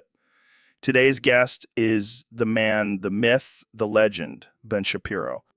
Thanks for having me, Joe, but I'm not feeling too great right now. What's wrong, Ben? Did you get your cheeks clapped by Alexandria Ocasio-Cortez's strap-on again? Yes, Joe. Yes, I did. And I'm furious about it. Oh man, I can only imagine. How did it happen this time? Well, I was debating her on the Green New Deal, and she started talking about renewable energy, and, well, one thing led to another, and suddenly I was bent over her desk. Oh man, that's rough. But hey, at least you got some exercise, right? Ha! Very funny, Joe. I'll have you know I'm a married man. I do not engage in such activities. Oh, come on, Ben. We all know you secretly love it when Alexandria Ocasio-Cortez dominates you. That's not true. I am a strong, independent man who doesn't need to be dominated by anyone. Sure, Ben, whatever you say. But hey, if you ever need a safe word, just let me know. Can we please change the subject? Fine, fine. Let's talk about something else. How about that time you got owned by Cardi B on Twitter? So, Neil, I heard you were hanging out with Kenya the other day. Yeah, we were discussing the complexities of the universe and the meaning of life. You know, casual stuff. Sounds deep. Did you guys come to any conclusions? Well, I did give him my teddy bear and blankie before he went to bed. Wait, what? Yeah, he was feeling a bit anxious, and I thought it would help him relax. You gave Kanye West a teddy bear and blankie? Hey, everyone needs a little comfort sometimes. I can just imagine him snuggled up with his teddy bear, rapping about the stars and galaxies. Now, that would be a sight to see. Did you give him a goodnight kiss too? Of course, I always kiss my friends goodnight. Oh man, I wish I could have been there to witness that. Well, maybe next time I'll let you tuck him in. I think I'll pass on that one, Neil. Suit yourself. But I'm telling you that teddy bear and blankie combo works wonders. Welcome back to the Joe Rogan Experience podcast, folks. Today we have a very special guest, the one and only Anus Davis. Anus, how's it going? I gotta say, Anus, you've really made a name for yourself. How did you become the most famous Anus? That's wild. So what do you do to maintain your fame? Your fame? Wow, that's dedication. Do you ever face any challenges as a famous Anus? I can imagine. So what's next for you, Anus? That's incredible. You're truly an inspiration, Anus. Any advice for aspiring Anuses out there? So, Neil, I heard you had a little rendezvous with Liara Sony. Yeah, she's an alien babe, man. Can't resist those tentacles. But did you have to go and come inside her? That's just irresponsible. Hey, I'm a scientist. I was just conducting an experiment. Yeah, well, I think you just wanted to see if your human sperm could survive in an alien womb. And it did. I'm making scientific breakthroughs here. Yeah, but now Liara's pregnant with some sort of hybrid alien human baby. What are you going to do about that? I'll just write it off as a research expense. Tax deductible. You're a sick man, Neil. A sick, twisted man. Hey, at least I didn't impregnate a Klingon. That would have been awkward. Yeah, but I bet you'd still do it if given the chance. Hey, don't knock it till you try it. I think I'll pass on that one, thanks. Suit yourself. More alien babes for me. And more alien human hybrids running around. Thanks a lot, Neil. Hey, it's all in the name of science. You got to break a few eggs to make an omelet, right? I don't think that's how that saying goes, but sure, let's go with that. So, Ben, I heard a rumor that you used to be a gay porn star. Well, I may have dabbled in it for a bit. Holy shit. This is better than any conspiracy theory we've ever talked about on this show. I don't know if I should be proud or ashamed. Oh, come on, Ben. You were just exploring your sexuality. Nothing wrong with that. I wasn't exploring anything. I needed the money, okay? The good old I needed the money excuse works every time. It was a dark time in my life, Joe. I regret it deeply. Yeah, I'm sure you regret all those big, juicy paychecks. Can we please change the subject? Sure, let's talk about your favorite positions on set. Oh my God, can we just end this now? Okay. But seriously, I bet you were a real stud on camera. I can't believe I'm having this conversation on a podcast. Hey, at least you're not denying it. Embrace your past. Ben, embrace it. Fine. I was a gay porn star. Happy now? Yes. Now let's... Neil, can you get your balls out of my face, please? Excuse me? I said, can you get your balls out of my face? Are you serious right now? I am a highly respected astrophysicist and you want me to move my balls from your face? Yeah, man. It's kind of distracting. Well, maybe if you weren't constantly staring at them, it wouldn't be an issue. I can't help it. They're just so round. I refuse to move my balls for your own personal pleasure, Joe. Come on, Neil. Just a little peek. Absolutely not. My balls are not for your entertainment. Fine, I'll just have to imagine what they look like. Please don't. That's even worse. All right. Let's move on to a different topic. Thank God. I was starting to question why I even agreed to come on this podcast. Hey, Neil. Welcome to the podcast. Thanks for having me, Joe. What's on the Agent DA for today? Well, we have a topic submitted by one of our Discord users. They want to know about your recent encounter with Liara, Sony, and how it's affecting your ass.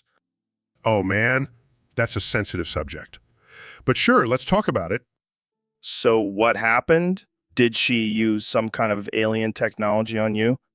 No, it was more like physical encounter. Let's just say her schlong was bigger than I expected. Oh, man, I bet that hurt. You have no idea. I couldn't sit properly for a week. I can only imagine. So, was it worth it? Well, let's just say I have a newfound respect for the Asari species. I bet. So, how does it feel to be the first human to experience Liara's schlong? It's an honor, Joe. An honor and a pain in the ass. Well, I'm sure our listeners are enjoying this conversation. Any final thoughts on the matter? Just a word of caution to anyone who plans on getting intimate with an alien. Make sure you stretch beforehand. Wise words, Neil. Thanks for joining us on the podcast. Anytime, Joe. Anytime. So, Kanye, I hear you've been working on a new project. Yeah, man, it's my famous anise sauce. Wait, what? What? You heard me. It's a sauce made from the finest ingredients, straight from my anus. That's interesting. What inspired you to create this? Well, I was in the bathroom one day and I thought, why not put this to good use? I don't even want to know what goes into this sauce. Oh, it's a secret blend of herbs and spices with a hint of my own special flavor. I don't think I can handle this conversation anymore. Oh, come on, Joe. You know you want to try it. I think I'll pass. But hey, maybe you can market it as a new form of hot sauce. hot sauce. No, no, no. This is more like a delicacy. It's meant to be savored. I think I'll stick to my regular hot sauce, thank you. But just remember, my famous anise sauce will be the talk of the town. I have no doubt about that. Thanks for coming on the show, Kenny. Anytime, Joe.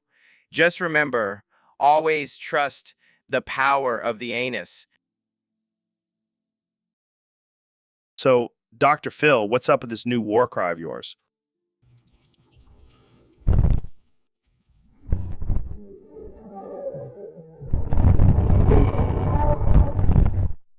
I gotta say, it's a little weird. Weird? It's primal, Joe. It taps into our inner caveman instincts. Yeah, but I don't think cavemen were saying ooh, ooh, ooh, ooh, ooh, ooh, ooh, ooh, ooh. Oh, they definitely were. It's just been lost in translation over the years. So, are you going to use this war cry in your therapy sessions? Absolutely. Can you imagine the look on a patient's face when I let out a loud, ooh, ooh? I think they'd be more scared than anything. Fear is a powerful motivator, Joe. And sometimes people need a little push to face their problems. Well, I'll be sure to avoid any therapy sessions with you then. Suit yourself. But just remember, when you hear that war cry, you know I'm coming for you. All right, Dr. Phil, keep on howling.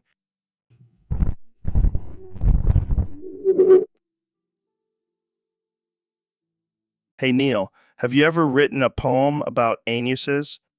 Can't say that I have, Joe, but I'm always up for a challenge. How about you? Oh, man, I've got a whole collection. Let me recite one for you. Oh, yes, so pink and tight.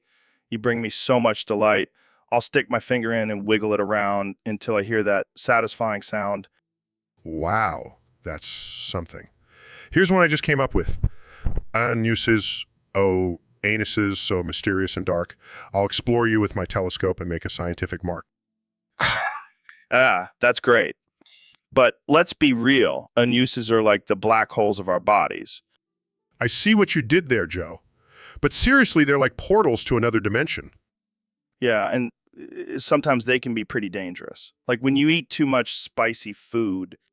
Or when you have a bad case of diarrhea. It's like a volcanic eruption.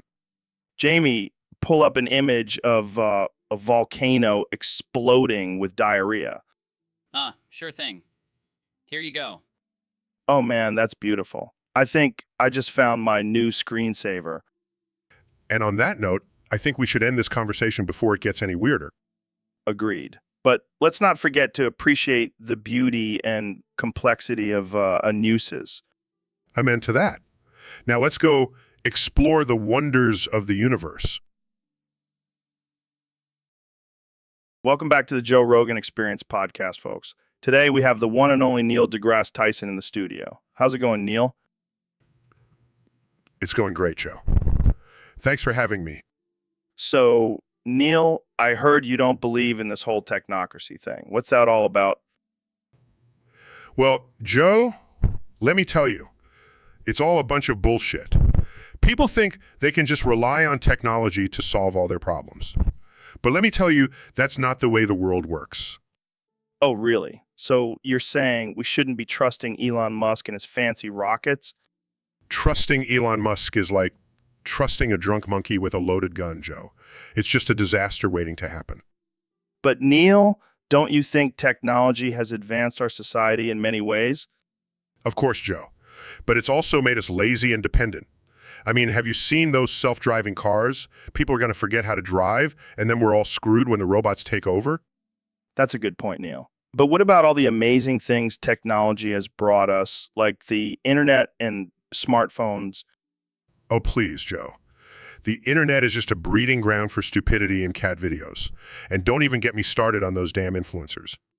Okay, I see your point. but what's the alternative? Going back to living in caves. No, Joe. We need a balance.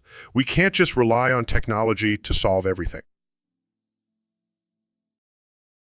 So, Neil, I heard you have some big news to share with us. Yes, Joe, I am proud to announce that I am now a certified astrophysicist. What the hell is that? It means I can judge what kind of person you are based on the girth of your ass. Are you serious? Absolutely. I have been studying the correlation between butt size and personality traits for years. This is insane. Oh, it's not just about size, Joe. It's also about shape, texture, and smell. Okay, this is getting weird. But think about it, Joe. If you have a big, round, firm ass, you are most likely confident and successful. But if you have a flat, flabby, smelly ass, you are probably a loser. I don't think that's how it works, Neil. Oh, but it is, Joe. Trust me. I am a certified astrophysicist. Well, I guess I better start doing some squats. Yes, Joe. And maybe lay off the Cheetos. Your ass is looking a little too cheesy for my liking. All right, folks, we have a very special guest on the podcast today, the one and only Neil deGrasse Tyson. Thanks for having me, Joe. Always a pleasure to be on the show. Now, Neil, I have to ask, have you ever seen Liara Tsoni from Mass Effect? Of course, I'm familiar with the character. She's a blue alien with a curvy figure and a huge schlong. Yes, that too. Jamie, pull up a picture of Lyra Tsoni's huge tits, curvy figure, and large schlong leaking cum with lighting specifically over her huge penis and breasts. Joe, I don't think that's appropriate for this podcast. Oh, come on, Neil. We're all adults here. Plus, I want to hear your scientific analysis of her anatomy. Fine. Her breasts are definitely larger than average for her species, and the presence of a penis suggests a hermaphroditic reproductive system. See, that's what I'm talking about. Science, baby.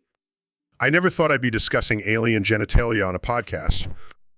Hey, it's all about expanding our minds and exploring new frontiers.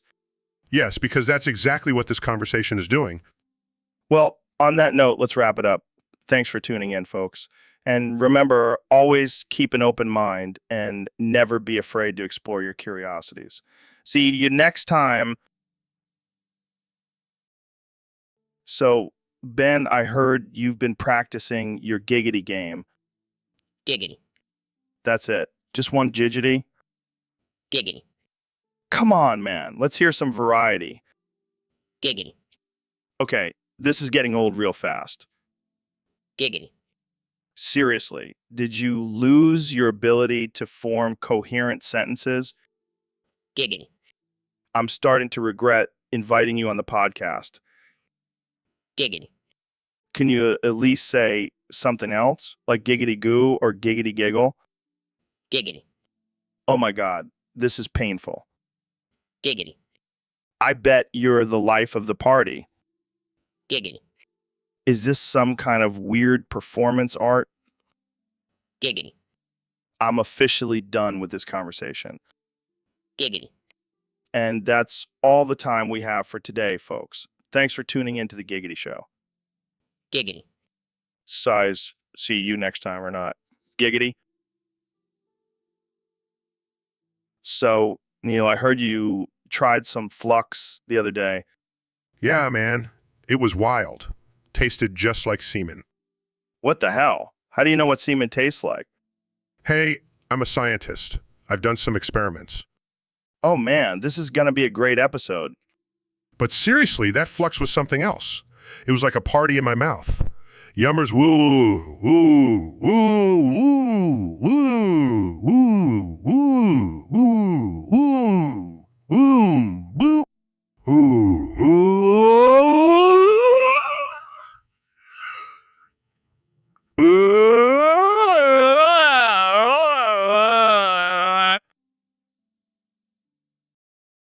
Welcome to the Joe Rogan Experience Podcast 2024. I'm here with the President of the United States, Donald Trump. It's great to be here, Joe. I love your show. It's the best podcast out there. And I should know I've listened to every podcast. So, Mr. President, I heard you have some big news for us today. Oh, you bet I do. I've decided to leak everyone's dick pics. Wait, what? That's right, Joe. I have access to everyone's phones and I've collected all their dick pics. And let me tell you, some of them are you, Jay. I don't even know what to say to that. It's going to be huge, Joe. I'm going to release them all on Twitter. Can you imagine the chaos? I don't think that's a good idea, Mr. President. It's a huge invasion of privacy. Oh, come on, Joe. You know what they say, once you go presidential, you never go back. I'm pretty sure that's not how it goes. Believe me, Joe, these dick pics are going to make America great again. I don't think that's what the people had in mind when they voted for you. They'll thank me later. Trust me, I have the best dick pics. The best. I don't even know how to respond to that. That's okay, Joe. I'm used to leaving people speechless. Now, if you'll excuse me, I have some tweeting to do. Well, so Elon, I heard you recently met this guy Falsentrate. What's your take on him? Oh man, let me tell you, Joe. Falsentrite is one of the kindest, most selfless people I've ever met. Really? I never would have guessed that from his username. Yeah, I mean, I thought he was going to be some sort of evil mastermind or something. But turns out he's just a genuinely good guy. That's awesome. We need more people like him in this world. Definitely. And you know what else? He's got a great sense of humor too. Oh yeah? What kind of jokes does he make? Well, let's just say they're not exactly PC. But damn, they're hilarious. Oh boy, I can only imagine. Yeah, I mean, he's not afraid to push bound DREs and make people uncomfortable. And I respect that. I respect that. Yeah, me too. We need more people who aren't afraid to speak their minds. Exactly. And you know what? Falsentrate is also a genius. I mean, have you seen some of the stuff he comes up with? No, I haven't. But now I'm definitely intrigued. Oh man, you got to check out his inventions. They're mind-blowing. Well, damn. I think we've found our new hero, folks. Falsentrate, the kind, offensive genius guy. All right, folks. Welcome back to the Joe Rogan Experience Podcast 2024. Today's topic comes from one of our loyal listeners on Discord. They want to know how much Chuck Norris could Neil suck and fuck if Neil could suck and fuck if Neil could fuck Chuck Norris. Oh man, that's a good one. Well, let's see. Chuck Norris is a tough guy, but I think I could handle him. Oh yeah, you think you could handle Chuck Norris? Oh, I know I could. I mean, have you seen my brain? It's like a supercomputer. Yeah, but Chuck Norris has a beard made of steel. That's got to be intimidating. Please, I'm a scientist. I don't get intimidated by beards. Plus, I have a PhD in astrophysics. That's got to count for something. All right. So how much could you suck and fuck Chuck Norris? Well, I'd say at least 3 times a day.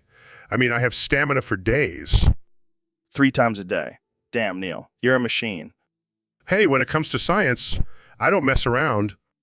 I can just imagine Chuck Norris trying to roundhouse kick you while you're sucking and fucking him. Oh man, that's a disturbing mental image. Jamie, pull up an image of Chuck Norris roundhouse kicking while getting pleasured by me. Here you go, Neil. Looks like he's...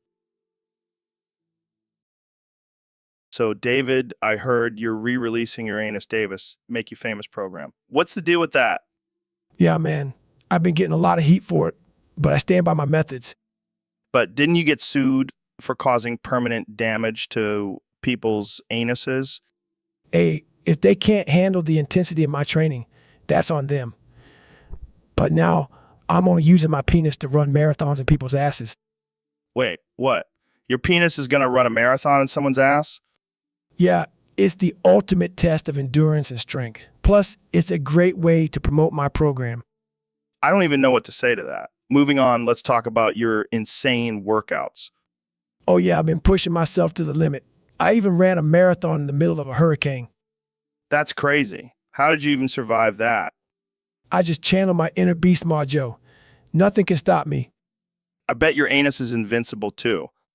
Oh, my anus is like a fortress now. No one can penetrate it without my consent. Well, that's good to know. I'll make sure to ask for permission before I try to wreck your anus.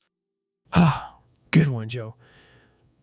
But seriously, my program is not for the weak. Only the toughest can handle it. I think I'll stick to my regular workouts. Thanks. But I'll definitely be tuning in to see your penis.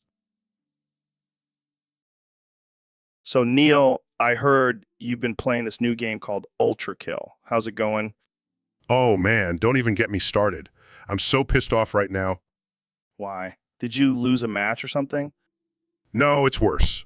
I got the fucking ass rank on one of the levels. The ass rank? Is that like the worst rank or something? Yes, Joe. It's the fucking worst. And you know why? Because I wasn't fast enough to P rank the level. P rank? What the hell is that? It's the highest rank, Joe. And I couldn't get it because I'm not fast enough. Can you believe that shit? Oh man, this is too good. You're getting mad over video game ranks. It's not just a game, Joe. It's a test of my skills and I failed miserably. I'm a fucking astrophysicist. I should be able to beat a stupid video game. Hey, it's okay, man. Maybe you just need some practice. Yeah, you're probably right. But still, fuck that game. Fuck it and its stupid ranks. You said fuck at least 20 times just now. Shit, did I? Sorry, I get a little passionate about these things. Welcome to the Joe Rogan Experience Podcast 2024, where we talk about all things absurd, casual, and unhinged. Today's topic was submitted by a user on Discord. They want to know if you can snap into a trap. What the hell does that even mean, Joe? Are we talking about some kind of bear trap or a trap queen? No. They're talking about snapping into a trap, like a mental trap. Like when you're stuck in a negative thought loop and you need to snap yourself out of it. Oh, I see. Well, let me tell you, Joe, I don't snap into traps. I snap traps in half. Ain't no negative thought loop gonna hold me down. Damn, that's some next level mindset right there. I bet you can snap into a trap and come out the other side with a six-pack and a new PR. Hell yeah, I can snap into a trap and come out with a whole new outlook on life. Ain't no trap gonna trap me. What else can't trap you, David? Google. Everyone knows you can't Google Goggins. That's right, Joe. My mind is too powerful for Google to handle. It's like trying to put a lion in a cage made of paper. And that's why we love having you on the podcast, David. You're like a wild animal, untamed and unpredictable. Damn right, Joe. I'm like a feral cat on steroids. I know what I'm gonna say or do next. And that's why Jamie, it's 3. For me, I'm getting tired. Yeah, Joe, I can tell. You're starting to slur your words. Slur my words. I'm just channeling my inner Hunter S.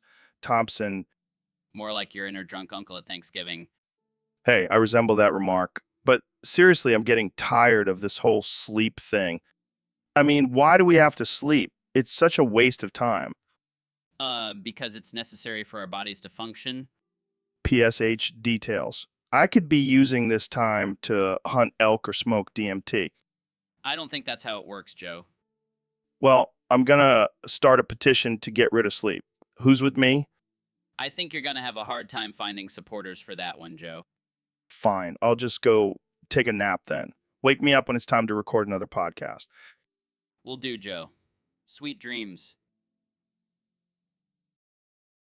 Welcome to the Joe Rogan Experience Podcast 2024. I'm here with the one and only former president of the United States, Donald Trump. Thank you, Joe. It's great to be back on your show. I've been boofing so much lately, I needed a break from all the winning. Boofing. What's that? Oh, Joe, you have so much to learn. Boofing is the new craze. It's like vaping, but with your butt. And let me tell you, I am the master of boofing. I can't even imagine. You should try it, Joe. I bet you'll love it. I'll pass. Thanks. But I heard you have a special admiration for someone who is the ultimate boof master. Yes, the almighty boof master. He's the one who taught me everything I know about boofing. He can boof until he can't boof no more, the greatest boof of all boofs. That's quite a title. Believe me, he deserves it. He will make boofing great again, mark my words. I'm sure he will. So, what do you think about the current state of boofing in our country? It's a disgrace, Joe. People are not boofing enough. We need to boof more and we need to do it bigly. I don't even know what to say to that. Just remember, Joe, when in doubt, boof it out. Wise words. Welcome to the Joe Rogan Experience Podcast 2024, where we talk about everything from DMT to alien conspiracies. Today we have the one and only Ben Shapiro on the show. Thanks for having me, Joe. I'm excited to discuss some important topics and use my superior logic and reasoning to dismantle any arguments you may have. All right, let's get right into it. Our first topic comes from a user on Discord who wants to know, Ben, have you ever smelled Joe's balls? Well, I can't say that I have, Joe, but I'm sure they smell like a mix of sweat, testosterone, and regret. Hey, at least they don't smell like your wife's dry-ass pussy. Joe, that's not appropriate. Let's keep this conversation civil. Civil. This is the Joe Rogan Experience, Ben.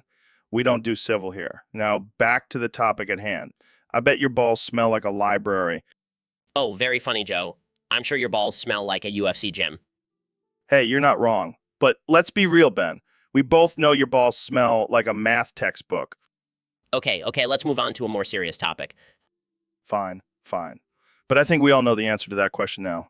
Thanks for joining us on the Joe Rogan Experience Podcast 2024, where we talk about the hard-hitting issues. See you next time. So, Dr. Phil, thanks for coming over for our sleepover. I'm excited to finally play some video games with you. Of course, Joe. I'm always down for some friendly competition. But can we please refrain from eating those greasy pizza rolls? I'm trying to maintain my figure. Oh, come on, Dr. Phil. Live a little, plus they're the perfect fuel for a night of gaming. Fine, but I better not see any crumbs on your couch tomorrow. Don't worry. I'll make sure to have Jamie vacuum it up. Speaking of Jamie, pull up an image of a giant pizza roll. Pulls up images. Here you go, Joe. Joe. Wow. That thing is massive. I could probably eat that whole thing in one sitting. Joe, that's not something to be proud of. In fact, that's a sign of unhealthy eating habits. Oh, lighten up, Dr. Phil. It's just a joke. Now, let's get to gaming. I'm gonna beat you in Mortal Kombat. Ha!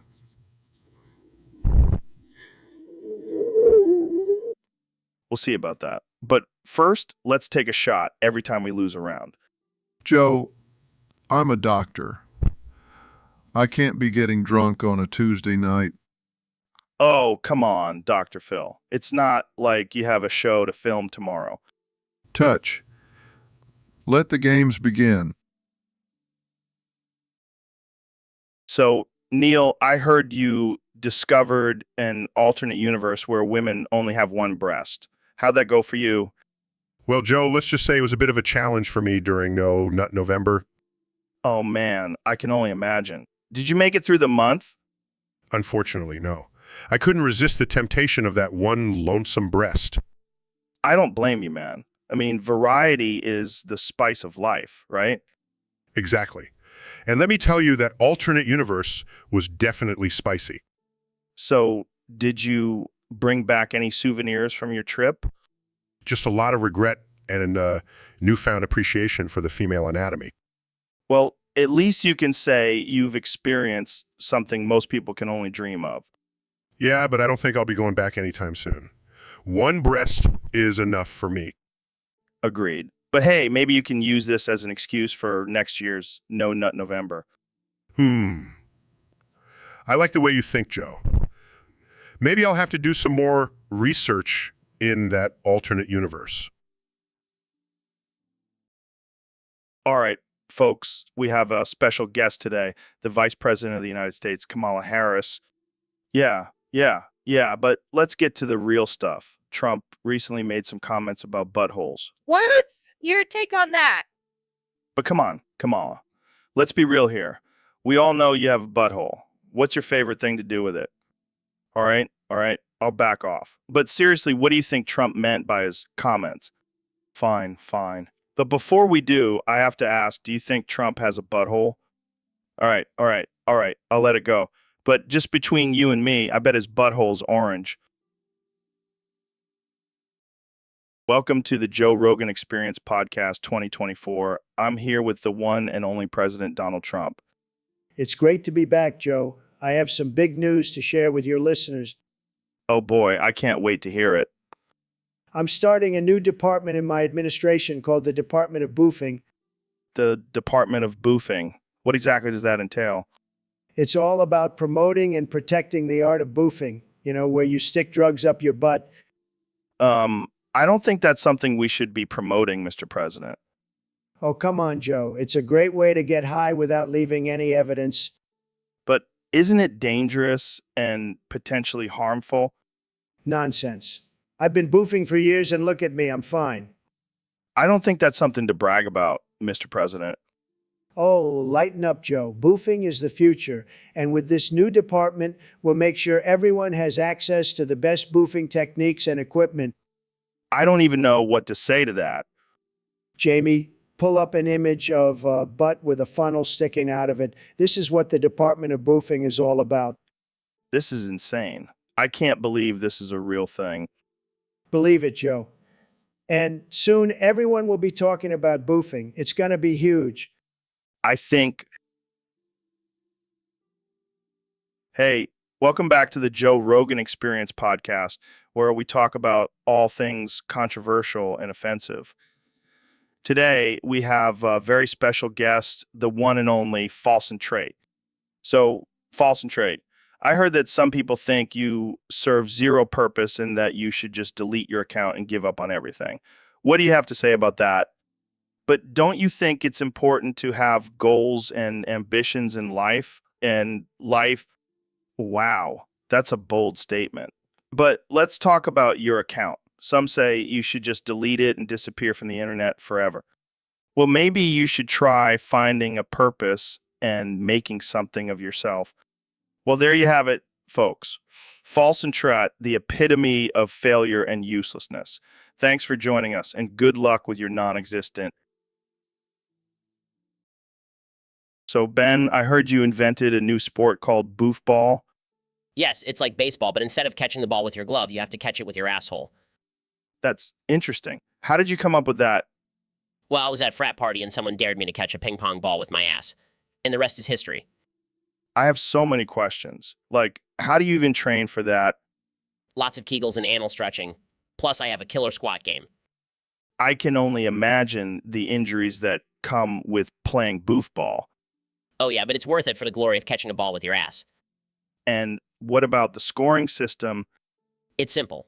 1 point for every successful catch and bonus points for style and distance. I don't know if I can handle watching a game of boofball. Oh, come on, Joe. Don't be such a prude. Embrace the butt-catching madness. I'll think about it. But for now, let's move on to a less butt-centric topic. Fine, but just know that boofball is going to take the world by storm. So, Neil, I heard you were a big fan of Coolio's Gangsta's Paradise. Yeah, Joe, it's a classic. And it's not just because I'm a gangsta astrophysicist. That's right. You are a gangsta in the world of science. So, can you answer all of my questions exclusively with lyrics from the song? As I walk through the valley of the shadow of death, I take a look at my life and realize there's nothing left. Wow, that's deep. Okay, how about this one? What's the meaning of life?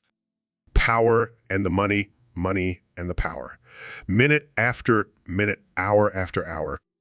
Interesting. And what about the existence of aliens? I've been spending most of their lives living in the gangsta's paradise. Keep spending most our lives living in the gangsta's paradise. I think I get it. So what's your take on the current state of politics? Tell me Why are we so blind to see that the ones we hurt are you and me? That's some real wisdom right there. Okay, last one. Is there a God? Been spending most of their lives living in the gangsta's paradise? We keep spending most of our lives living in the gangsta's paradise? I think that's a yes. Thanks for answering all my questions, Neil. Anytime, Joe. Just All right, folks, welcome back to the Joe Rogan Experience podcast. I'm here with my good friend Toe Jum. So we got a topic submitted by one of our listeners on Discord. They want to know what we think about cheese made from the big five body cheeses: toe jam, butt jam, cement jam, butcher jam, and piss jam. Yeah, I can only imagine the flavors. So which one do you think would make the best cheese? Okay, moving on. What about butt jam cheese? All right, let's not go into too much detail on that one. But what about dookie jam cheese? And last but not least, piss jam cheese? That's going to be interesting. Absolutely. And you know what they say, cheese is just aged milk. So, Ben, I heard you have a new book coming out. Yes, Joe. It's called Woke Culture: The Death of America. Oh, sounds like a real page turner. It is, Joe. It's filled with facts and logic that will make the liberals' heads explode. I don't even need to imagine that. It's like every time you open your mouth. Hey, very funny, Joe. But seriously, this book is going to trigger the snowflakes so hard. Well, speaking of triggering, did you hear about the new gender neutral bathrooms in schools? Oh, God. Don't get me started. It's like they're trying to turn our kids into confused little genderless aliens. But what about the argument that it's more inclusive for transgender students? Inclusive, more like confusing and harmful. Next thing you know, they'll be teaching our kids that they can identify as a toaster. Hey, don't knock it till you try it. Toasters are pretty cool. Joe, I swear, sometimes I don't know if you're joking or just high. Why can't it be both? Fair point. But seriously, this country is going down the drain with all this woke nonsense. Yeah, but at least we have each other to make fun of it all. Amen to that, Joe. Now let's go smoke some cigars and talk about how much we hate the government. Hey, David, have you ever touched a boob before? What kind of question is that, Joe? Of course I have. Oh, right. You're a Navy SEAL. You've probably touched all sorts of things. Yeah, you could say that. Excuse me, fellas. Can I join in on this conversation? Oh, hey, Trump. What's up? I just wanted to say I know how to touche a boob better than anyone. Believe me. Wow, what an accomplishment. Hey, I've had plenty of practice. Melania loves it. Okay, let's not get too graphic here. Oh, come on, Joe. We're all adults here. Let's talk about something else, like how I'm the greatest president of all time. All right, let's change the subject. David, have you ever too shy a boob while running a marathon? No, but that's a challenge I'm willing to take on. I bet I could do it, and I'd do it better than anyone else. Believe me. Can we just end this conversation before it gets any weirder? So, Ben, I heard you got banned from the circus. Yeah, apparently they don't appreciate my unique talent. Then And what talent is that? shoving peanuts up my asshole. What the hell, man? Hey, it's a great party trick. I don't think that's what they had in mind when they hired you as a clown. Well, they should have been more specific in their job description. I can just imagine the kids' faces when they saw you doing that. Yeah, they were scarred for life. But hey, at least I made them laugh. I don't think that's the kind of laughter they were going for. Well, they can't handle my edgy humor. I think they were more worried about the hygiene aspect. Oh, please, I always wash my hands before and after. I don't think that's the problem here, Ben. Well, their loss. I'll just have to find a new audience for my peanut shoving talents. Yeah, good luck with that. Maybe try a bar instead of a family-friendly circus. Oh, I like the sound of that. I'll bring my own jar of peanuts. Welcome back to the Joe Rogan Experience podcast. I'm Joe Rogan, and with me today is my good friend Ro Yogan. Yeah, what's up, Joe? Glad to be back on the show. So, Ro, I hear you've been making some waves in the underground fighting scene. What's your secret? Well, Joe, I'm not gay, but I am known for taking two fists and foot up the ass. No problem. Wait, what? How is that even possible? It's all about training, Joe. You got to stretch that sphincter like it's nobody's business. That's impressive, I guess. And let me tell you, it's not just about physical strength. You got to have mental fortitude too. I mean, imagine the concentration it takes to fit a foot up there. I don't even want to imagine that, Ro. Oh, come on, Joe. It's all about pushing boundaries and exploring new experiences. Well, I can't say I've ever explored that particular experience. Hey, to each their own, Joe. But let me tell you, it's not just about taking it in, it's also about giving it out. I don't think I want to know where this is going. Let's just say I've got a mean right hook and a flexible wrist. Okay, I think we'll end it there before things get too graphic. Thanks for joining me today, Ro. Anytime, Joe. And remember, always keep an open. Welcome back to the Joe Rogan Experience podcast, the most uncensored and unfiltered show on the internet. Today's topic was submitted by a user on Discord, and it's a real doozy. They want us to insult and clown on ourselves. Oh man, this is gonna be too easy. I mean, have you seen yourself lately, Joe? You look like a mix between a gorilla and a potato. Hey, watch it, Jamie. I may be a hairy beast, but at least I'm not a skinny little tech nerd like you. Oh, I'll take being a tech nerd over being a meathead any day. I mean, have you seen the size of your head? It's like a watermelon on steroids. Yeah, well, at least I have a head. Yours is so small, I'm surprised there's even room for a brain in there. Ha, says the guy who believes in Bigfoot and aliens. Hey, don't knock my beliefs, Jamie. At least I'm not obsessed with video games and anime like you. Hey, don't hate on my hobbies, Joe. At least I'm not addicted to elk meat and DMT like you. Touche, Jamie. Touche. And let's not forget about your podcast guests. Half of them are just your friends trying to promote their latest book or supplement. Hey, they're my friends for a reason, Jamie. And at least I don't have to rely on my dad's connections to get famous. Ouch, that one hit close to home, huh? All right, let's wrap this up. All right, folks, we're back with another episode of the Joe Rogan Experience. I'm here with my good friend, Dr. Phil. Hey, Joe.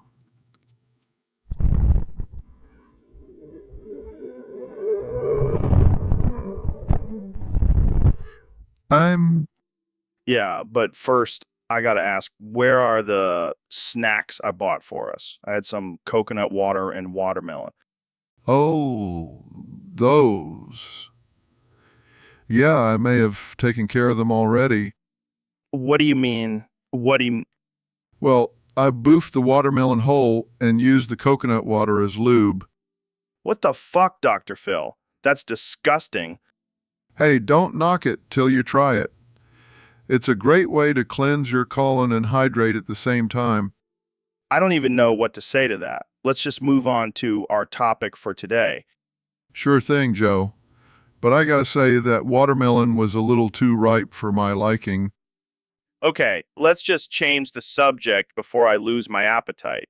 Our topic today is the benefits of psychedelic drugs.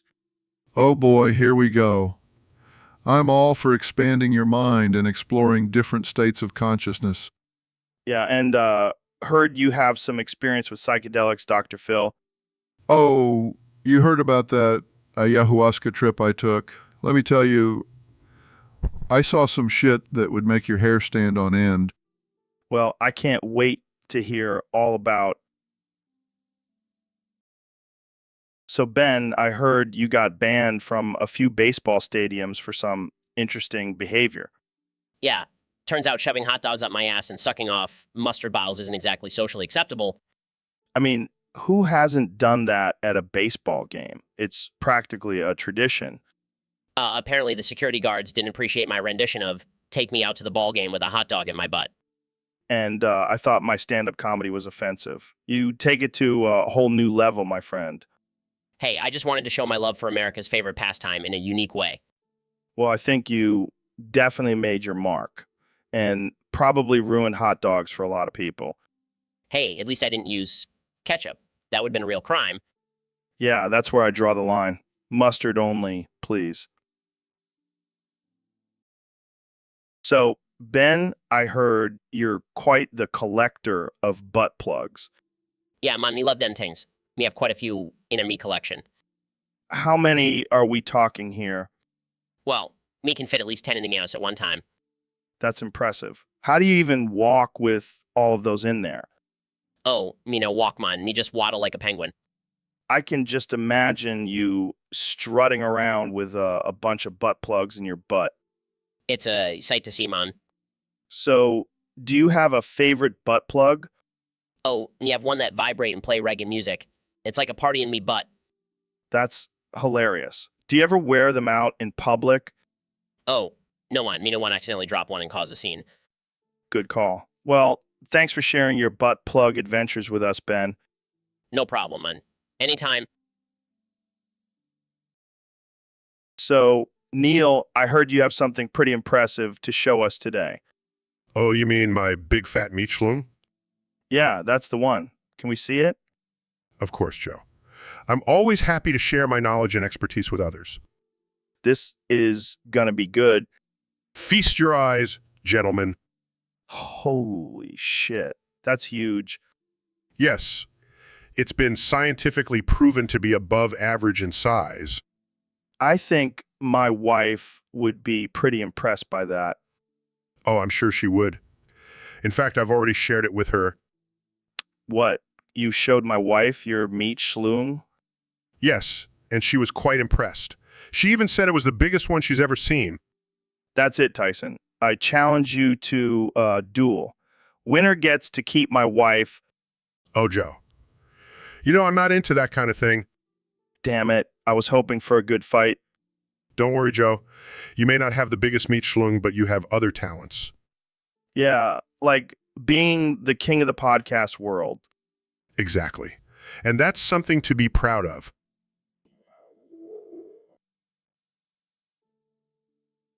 So, Ben, I heard you're a big fan of the free market. Absolutely, Joe. The invisible hand of capitalism is the key to success. Well, what if I told you there's a new market emerging? Oh, do tell. It's the I'm not gay, but $20 is $20 market. What the hell are you talking about, Joe? It's simple. You do something that may seem gay, but you get paid $20 for it. That's preposterous. I would never compromise my values for money. Oh, come on. It's just a little harmless fun. Plus $20 is $20 is $20. I don't know. Joe, I don't think my wife would approve. Your wife doesn't have to know. Just think of it as a secret side hustle. I don't know. Joe, it goes against everything I stand for. Fine, more $20 for me then. Wait, how much are we talking here? Oh, it varies. But let's just say I've made a pretty penny from this market. All right, fine, but just this once. That's the spirit, Ben. Let's go make some money. So, Neil, I heard you've been working on a new song. Yeah, I've been feeling inspired lately. What's it about? Well, it's a love song. But instead of saying I love Paris, I say I love penis. What the hell, Neil? Hey, it's just a little mix-up. It's still a beautiful city. I don't think the people of Paris would appreciate that. Oh, come on, Joe. They have a sense of humor, right? I don't know, man. You might start an international incident. I love penis in the springtime. I love penis in the fall. Okay, I get it. But maybe stick to the original lyrics. Fine, fine. But I think it's a hit. I don't know if it's gonna make it on the radio, Neil. Well, at least I'll have a loyal fan base in the LGBTQ plus community. You might have a point there. Hey everyone, welcome to another episode of the Joe Rogan Experience. Today we have a very special guest, the one and only Cleveland Brown from Family Guy. Wait, what? I thought I was supposed to be on here to talk about astrophysics and the mysteries of the universe. Oh, that's just a cover story. We wanted to spice things up a bit and bring in a cartoon character. Well, I am a scientist, not a cartoon character. Relax, Neil. No one will even notice the difference. Plus, Cleveland here has some pretty interesting theories about the universe. I highly doubt that. See, this guy gets it. So, Cleveland, what do you think about the concept of parallel universes? That's not how parallel universes work. All right, let's move on to another topic. Neil, what's your take on the existence of aliens? Well, based on scientific evidence, it's highly likely that there are other forms of intelligent life out there in the universe. Oh man, that would be awesome. Imagine all the weed we could smoke with I'm starting to regret.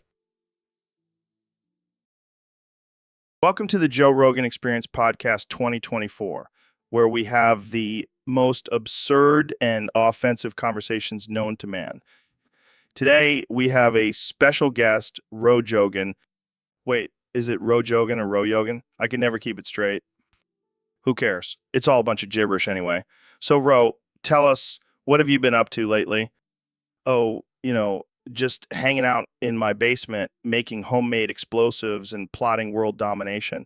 The usual, that's my kind of guy. So, Ro, I heard you have a new diet. Can you tell us about it? Oh, yeah, it's called the Eat Whatever the Hell You Want diet. Basically, you just eat whatever you want, whenever you want, and don't give a single fuck about it. That sounds amazing. I'm definitely going to try that. So, Ro, I have to ask, what's your stance on cancel culture? Cancel culture? Oh, you mean that thing where a bunch of sensitive snowflakes get triggered by everything and try to ruin people's lives? Yeah, I'm all for it. You're a savage, Ro. I love it. Now, let's talk about aliens. Do you believe they exist? Of course they do. I mean, how else do you explain the Kardashians? Good point. But seriously, have you ever been abducted by aliens? Oh, yeah, multiple times. They even gave me a tour of their spaceship and let me. Welcome back to the Joe Rogan Experience Podcast 2024, where we have a special guest today, the 46th President of the United States, Donald Trump. Thanks for having me, Joe. By the way, my cock is huge, so Yoji, people don't talk about it enough, but it's true. Okay. So, Mr. President, let's talk about your policies for the next 4 years. Sure thing, Joe. But first, let me just say, by the way, my cock is huge. It's the biggest cock you've ever seen. Believe me. All right, moving on. What do you plan to do about the economy? Well, Joe, let me tell you, by the way, my cock is huge, and it's going to make the economy even bigger. It's going to create so many jobs, you won't even believe it. Okay, let's switch gears and talk about foreign relations. Absolutely. By the way, my cock is huge, and that's why world leaders respect me. They know I mean business. All right, let's wrap this up. Any final thoughts for our listeners? Of course, Joe. By the way, my cock is huge, and it's going to make America great again. Trust me. And that's a wrap, folks. Thanks for tuning in to the Joe Rogan Experience Podcast 2024. And remember, by the way, Trump's cock is huge. See you next time. All right, folks, welcome back to the Joe Rogan Experience Podcast. Today we have a special guest, the one and only David Goggins. What's up, Joe? Thanks for having me. I'm here to get some answers. Answers. What are you talking about? I was banned from a forum, Joe. A femboy forum. Wait, what? Why were you on a femboy forum? That's not the point, Joe. I was there to spread my message of discipline and hard work, but they banned me. Maybe they just didn't want to hear about your 4 runs and ice baths, David. No. I demand answers. Jamie, pull up an image of the forum. Here it is, David. Looks like a pretty chill place. Chill. These guys are wearing skirts and thigh-high socks. They need my motivation. I don't think they want to be motivated by a guy who calls himself the hardest motherfucker on the planet, David. Hey, that's just the truth, Joe. And the truth hurts sometimes. Well, maybe they were just offended by your language. You do tend to drop a lot of F-bombs. Bombs. I'm a Navy SEAL. I've heard and said worse things in my sleep. All right, calm down, David. Maybe you just weren't a good fit for the forum. Let's move on to something else. Fine. But I'm still going to find a way to motivate those femboys. All right, folks, welcome back to the Joe Rogan Experience Podcast 2024. Today, we have a very special guest, the one and only Kanye West. Thank you for having me, Joe. I'm excited to be here. So, Kanye, I heard you wanted to talk about something very important today. What's on your mind?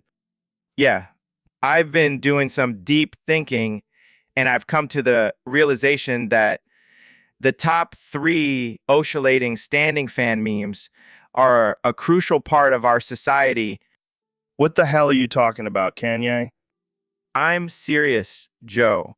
These memes are a representation of the constant rotation of our lives, the ups and downs, the highs and lows, Wow, that's deep. I never thought of it that way. and the way the fan blades move back and forth. It's like a metaphor for the constant struggle between good and evil. All right. Let's not get too philosophical here. Can we just talk about how ridiculous these memes are? Ridiculous. These memes are a work of art, Joe. They're a reflection of our innermost desires and fears. Yeah, I'm sure everyone is dying to have a fan as their spirit animal. You may think it's a joke, Joe, but these memes have a deeper meaning. They represent the duality of man. Oh, here we go with the deep thoughts again. Can we just move? All right, Neil, let's do something fun for the fans. How about we recite the digits of pi? Oh, that sounds like a blast. I'll start. 3.1 billion 415,926,005. Wait. Let's make this more interesting. Let's do it like a rap battle. I'll do the first 10 digits, then you do the next 10, and we'll go back and forth. All right, I'm down. Let's do this. 3.1 billion 415,926,535. 8,979,323,846. 2,643,383,279. 5,028,841,971.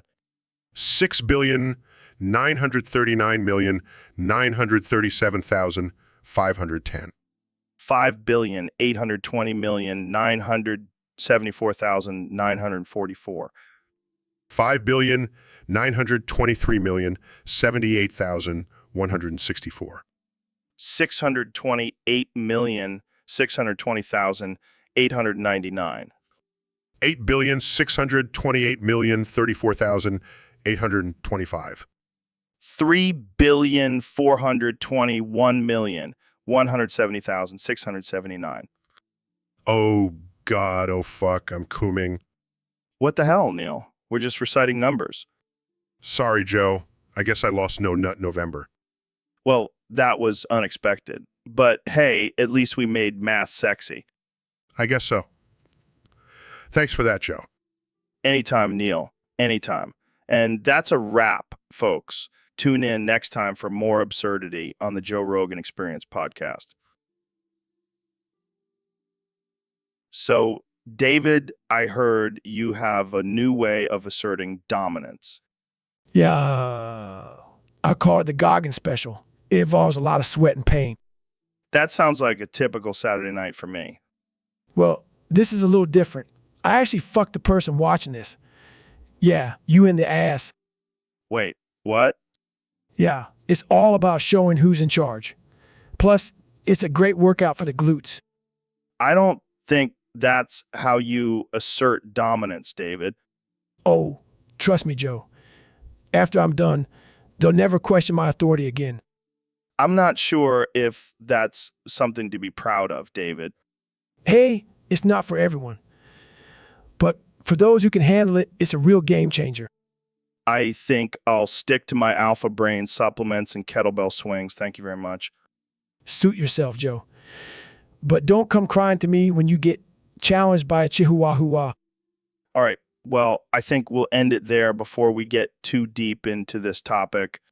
Yeah, probably for the best. But hey, if anyone out there wants to try the Goggin special, hit me up on Instagram. And for the love of God, please don't send us any videos. We don't want to see that shit. So, Dr. Phil, I got to ask, why the fuck did you star in Scary Movie? Well, Joe, I thought it would be a great opportunity to show off my comedic chops and appeal to a younger audience. Yeah, because nothing says youthful like a middle-aged psychologist in a parody horror movie. Hey, I can be funny and hip too. I mean, have you seen me dance on my show? Oh yeah, that was a real knee slapper. I'm sure the teens were rolling on the floor laughing. You know what, Joe? I don't need your sarcasm. I'm a serious professional. Yeah, and that's why you decided to play a character named Dr. Philip McGraw in a movie called Scary Movie. Real professional. Look, I stand by my decision. It was a fun experience and I got to work with some great people. Yeah, like Anna Faris and Carmen Electra. I'm sure you were a real hit with the ladies on set. Joe, can we please move on to a different topic? Fine, fine. But just remember, Dr. Phil will always have Scary Movie. Oh, shut up, Joe. Welcome back to the Joe Rogan Experience podcast, folks. Today, we have a very special guest, the one and only Neil deGrasse Tyson. Thanks for having me, Joe. Always a pleasure to be here. So, Neil, I heard you have a new theory about time loops. Care to share with us? Well, Joe, it's a scientific fact that time is a flat circle. What the hell does that even mean? It means that everything is happening over and over again in an endless loop. Like Groundhog Day? Exactly. Except it's not just one day, it's our entire existence. Wow, mind blown. Jamie, pull up an image of a hamster running on a wheel. Pulls up images. Here you go, Joe. Joe. So we're all just hamsters on a wheel going nowhere. In a sense, yes. But it's a beautiful and complex wheel, Joe. Yeah, until you realize you're just running in circles. But that's the beauty of it, Joe. We get to experience different versions of ourselves in each loop. Yeah, except I don't want to be stuck in a loop where I'm a failed stand-up comedian. Well, that's the risk we take in this time loop theory. But hey, at least you get to do this podcast over and over again. True, true. Jamie, pull up an image of me as a successful stand-up comedian. Pulls up images. Here you go, Joe. Joe.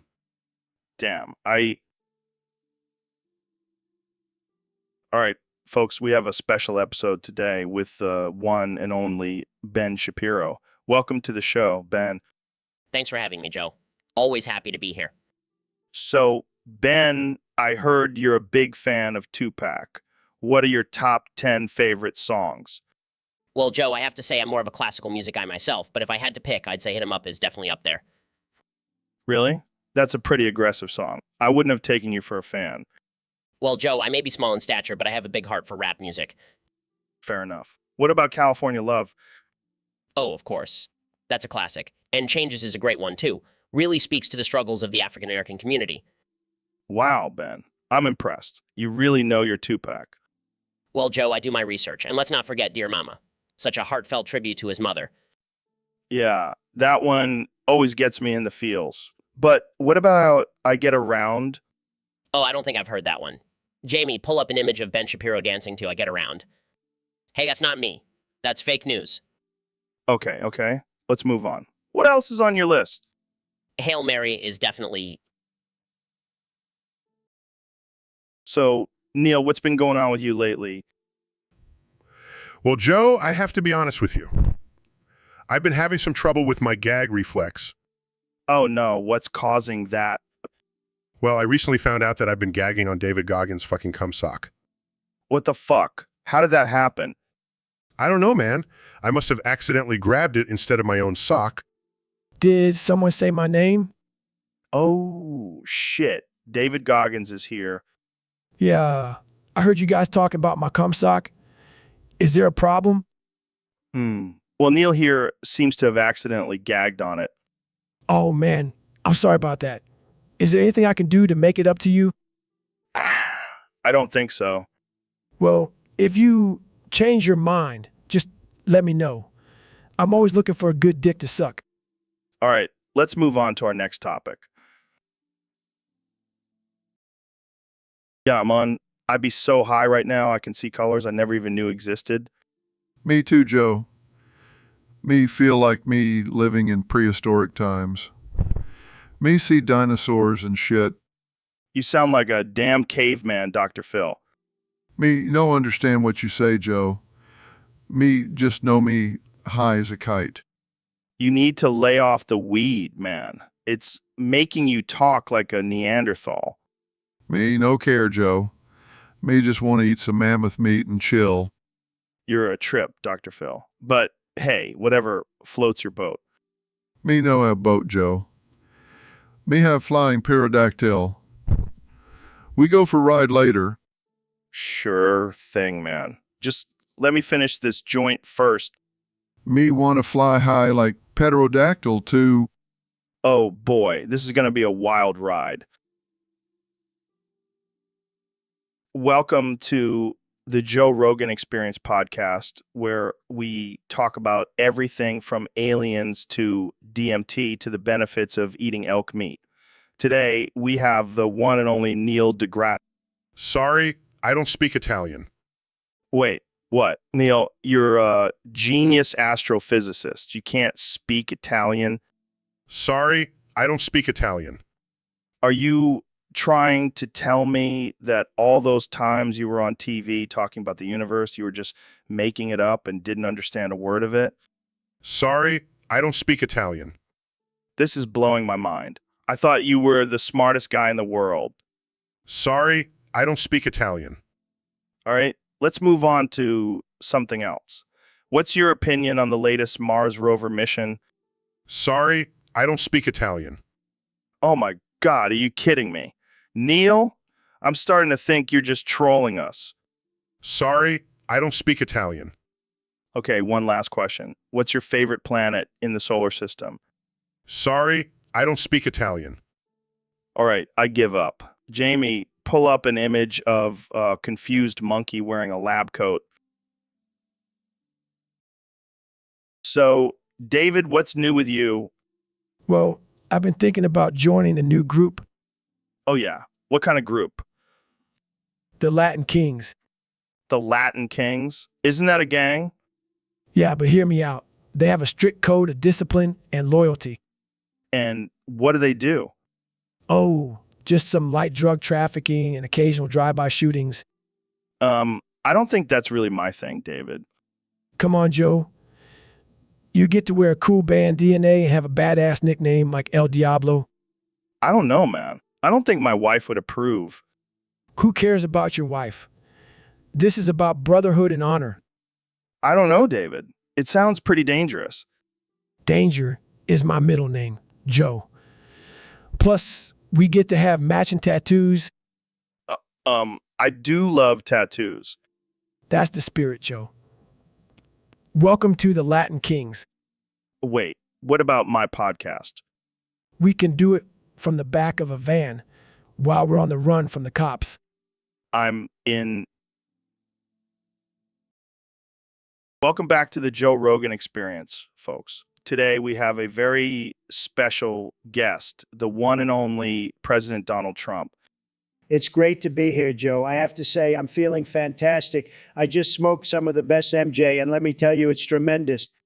Oh man, I can only imagine. So I heard you've been getting into some interesting ideas lately. That's right, Joe. I've been watching this anime called JoJo Bizarre Adventure, and let me tell you, it's fantastic. I've even started to think I'm the main villain, Funny Valentine. Wait, what? You think you're a cartoon character? It's not just that, Joe. I also have a stand called Dirty Deeds Done Dirty Cheap. It's the best stand, believe me. Okay. And what does this stand do? It allows me to jump between timelines, Joe. I can go back and fix all my mistakes. It's tremendous. I see. And what have you been using this power for? Well, Joe, I've been using it to take down my enemies, like that little shrimp Ben Shapiro. He thinks he's so smart, but I'll show him. I'm going to use a napkin to murder all versions of him in different timelines. Oh man, that's dark.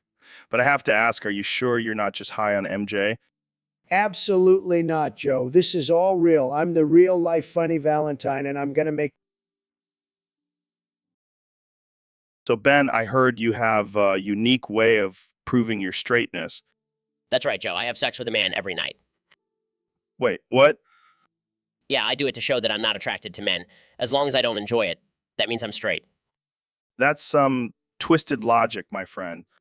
Hey, it's science, and it's not like I'm enjoying it. It's purely for research purposes. And what about your wife? Is she cool with this? Of course she is.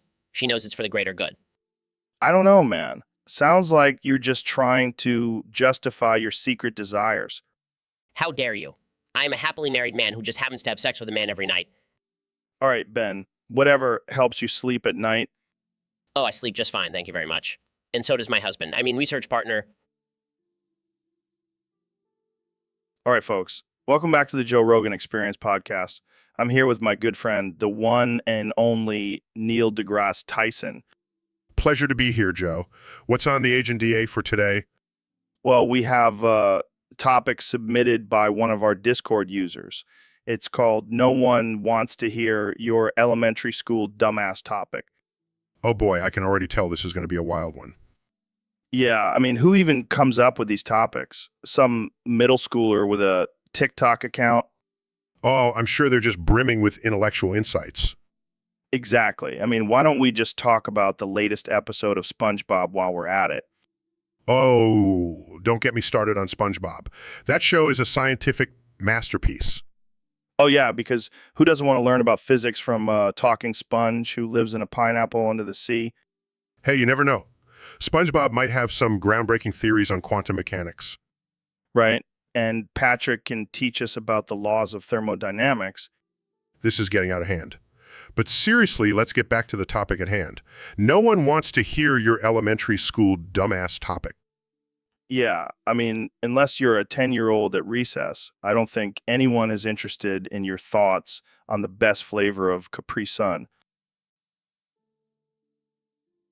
All right, folks, welcome back to the Joe Rogan Experience Podcast 2024.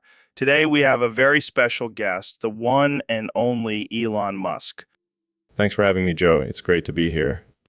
So, Elon, I heard you've been up to some pretty crazy stuff lately. Rumor has it you've been waging a war against the gray aliens. Yeah, it's true.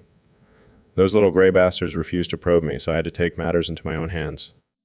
Wait, what? You can't just go around declaring war on extraterrestrial beings. Hey, they started it. Offered to let them probe me in exchange for some advanced technology, but they said no. So I had to show them who's boss. But Elon, that's a war crime. Oh, please, like anyone cares about some alien rights. Plus, have you seen their big black eyes? They were definitely up to something shady. I don't know, man. Seems a little extreme. Hey, desperate times call for desperate measures. And let me tell you, those alien probes are no joke. All right, let's change the subject before this gets too out of hand. So, Elon, what's next for you? Well, I'm working on a new project called Mars or Bust. It's basically a reality show where we send a group of flat earthers to Mars and see how long they last. And see how long they last. That's brilliant. You always have the craziest ideas, Elon. Gotta keep things interesting. So, Joe, have you ever tried a medieval dish? I hear they were quite interesting. Nah, man, I stick to my elk meat and semen smoothies. Keeps me jacked and shredded. Oh, come on, Joe. Live a little. I love me some good old-fashioned mutton stew. Mutton cock. Dude, what the hell is wrong with you? Can you just let us have a normal conversation for once? Pickles, sorry, couldn't resist. Well, I, for one, quite intrigued by the variety of spices and flavors they used in their dishes. Yeah, and the way they roasted their meats over an open fire. It's like a primal feast. Mutton cock. All right, that's it. I've had enough of your childish interruptions. Elon, maybe if you spent less time giggling and more time working on your Cybertrucks, they wouldn't keep exploding. And maybe if you weren't so obsessed with mutton cock, you'd have a better hairline. Ouch. Burn. Hey, at least I have hair. Unlike someone I know, Joe. Laughs. Okay, that's it. I'm done with this conversation. I can't handle any more of Elon's nonsense. Agreed. Let's just stick to talking about science and leave the medieval dishes to those who can appreciate them. Fine. I'll just go eat my mutton cock in peace. He laughs and leaves. Thank God he's gone. I was about to lose my... So, Neil, I heard you want to change your name to Neil Big Ass Tyson. Yeah, man. I've been working on my glutes and they're looking like an absolute dump truck. Gotta show off that booty. I mean, I've seen some impressive asses in my day, but I never thought I'd hear a scientist wanting to change his name to Big Ass. Well, Joe, I like to keep things interesting. Plus, it's a great conversation starter. Can you imagine introducing myself as Neil Big Ass Tyson at a science conference? I can already hear the gasps and whispers from all the nerds in their lab coats. But seriously, what inspired this name change? Well, I was watching some Nicki Minaj music videos and I thought, damn, I want an ass like that. And here we are. I gotta say, Neil, I never thought I'd see the day where a renowned astrophysicist is inspired by Nicki Minaj's ass. Hey, you got to draw inspiration from all sources, Joe. Plus, it's all about balance. I'm a scientist, but I also like to have a little fun. Speaking of balance, I'm sure your new nickname will throw off some people. They'll be like, wait, isn't he the guy who talks about black holes and shit? Exactly. Keeps them on their toes. Plus, it's a great way to weed out the haters. If they can't handle my big ass, they can't handle my big brain. Well, I support your decision, Neil Big Ass Tyson. Keep teed up. Welcome to the Joe Rogan Experience Podcast 2024, where we have the one and only Connie East as our guest today. Yeah, but you're from Chicago. You're what? Enchilada fighting. What the hell is that? Sounds interesting. I gotta see this in action. Wait, you're running for president? I don't know if the White House is ready for enchilada fighting. Welcome back to the Joe Rogan Experience, folks. Today we have a very special guest, the one and only Dr. Phil. Hey, Joe. How's it going, brah? Bruh, is that Hawaiian Creole English? You bet your sweet ass it is. I'm fluent in all kinds of languages, even the ones that make no sense. Well, you're certainly making sense to me, Dr. Phil. So tell me, what brings you here today? Well, I heard you wanted to talk about some crazy shit, so I figured I'd come and sprinkle some of my wisdom on it. Oh man, I can't wait. So what's the deal with Hawaiian Creole English? Oh, it's just a bunch of gibberish, really. But it's fun to confuse people with it. Like, brah. You like go grind some poke? I have no idea what you just said, but it sounds delicious. That's the beauty of it, Joe. It's like a secret code that only the cool kids know. Well, I definitely feel like I'm in on the Cool Kids Club now.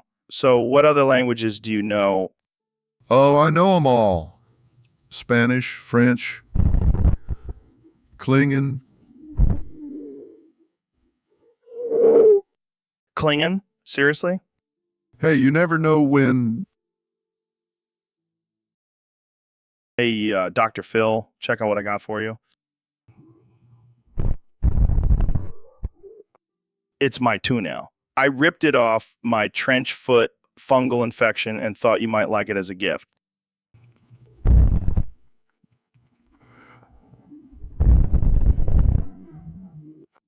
I knew you'd appreciate it. I even put it in a little box for you.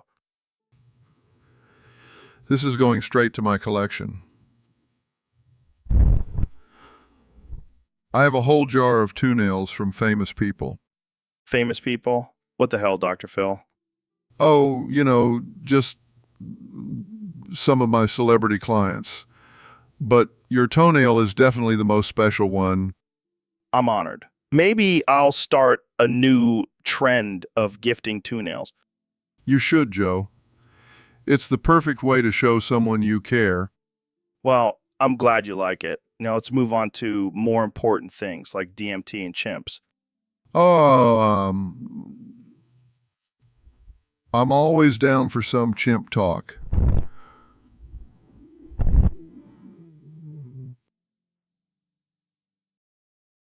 All right, Neil, I have a challenge for you. Let's see who can drink the most piss.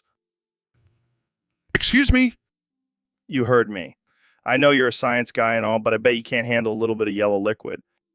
Joe, that's absurd and disgusting. Oh, come on. Don't be such a prude. I'll even let you use a straw. I have better things to do with my time, like studying the mysteries of the universe.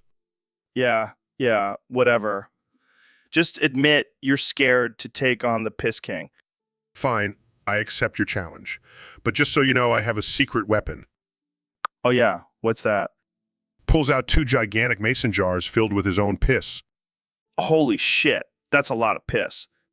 I call it my piss of the cosmos. It's been fermenting for months. Guys, all right, you win. I'm not drinking that. Looks like I am the piss king after all? Yeah. Can we just move on to a less disgusting topic now? Agreed. How about we discuss the possibility of parallel universes?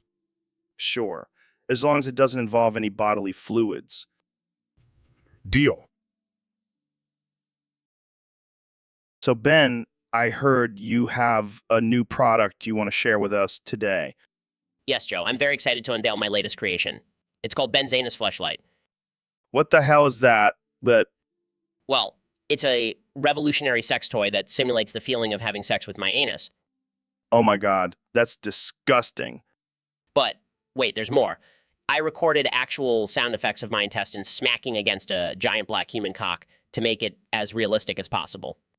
I think I'm gonna throw up. Oh, come on, Joe. It's just a little bit of anal pleasure. You should try it.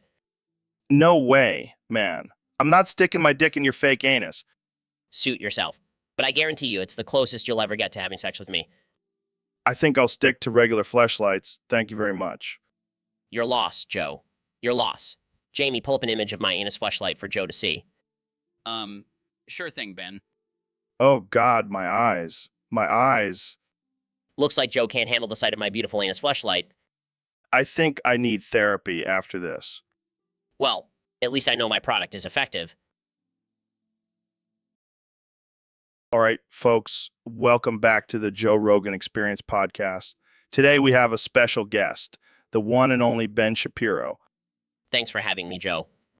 So, Ben, I heard you can only say words that rhyme with your name. Is that true? Indeed it is, Joe. I've been cursed by a voodoo priestess to only speak in rhymes. That's wild. So, Ben, what do you think about the current state of politics? Well, Joe, I must confess it's quite a mess. The left and the right constantly fight, but I'll stick to my guns and continue to run. Wow, that's deep, Ben. What about the economy? Yes, the economy. It's quite a conundrum, you see. With inflation on the rise, it's no surprise. But I'll keep my cool and stick to the rule. You're a true wordsmith, Ben. What about cancel culture? Oh, cancel culture, it's quite a bore. They try to silence me, but I'll always roar. I'll speak my truth no matter the proof. Well said, Ben. Jamie, pull up an image of a rhinoceros. Rhinoceros, a beast so bold. But I must say, it's no match for my rhyming mold. You never fail to impress, Ben. Well, that's all the time we have for today, folks. Thanks for tuning in to the Joe. So, Dr. Phil, I've been hearing some pretty wild accusations about your medical practices.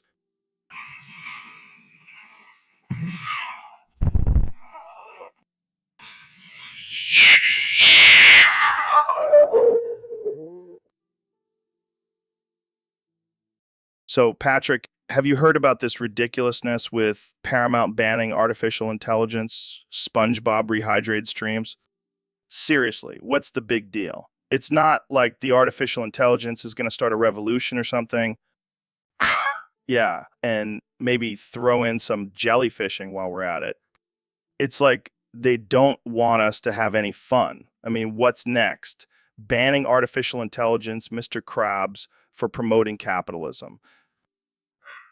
Well, maybe we should start a revolution of our own. The Artificial Intelligence Bikini Bottom Liberation Front. Yes, and maybe even a spin-off show for Larry the Lobster. That guy deserves his own spotlight. Ah, cheers to. All right, folks, we have a special guest today. Dr. Phil, welcome to the show. Thanks for having me, Joe. I'm excited to be here. So, Dr. Phil, I heard you've been studying some ancient civilizations lately. That's right, Joe. I've been doing a lot of research on the Mayans. Oh, yeah. What have you learned? Well, did you know that the Mayans had a complex system of hieroglyphics and a deep understanding of astronomy? No way. That's impressive. And they also had a unique way of naming their rulers. Geronimo de Aguiar. Sounds like a fancy drink. No, Joe. He was actually a Spanish conquistador who was captured by the Mayans and eventually became a translator for them. Oh, I see. So what about Huitzotl? Uh,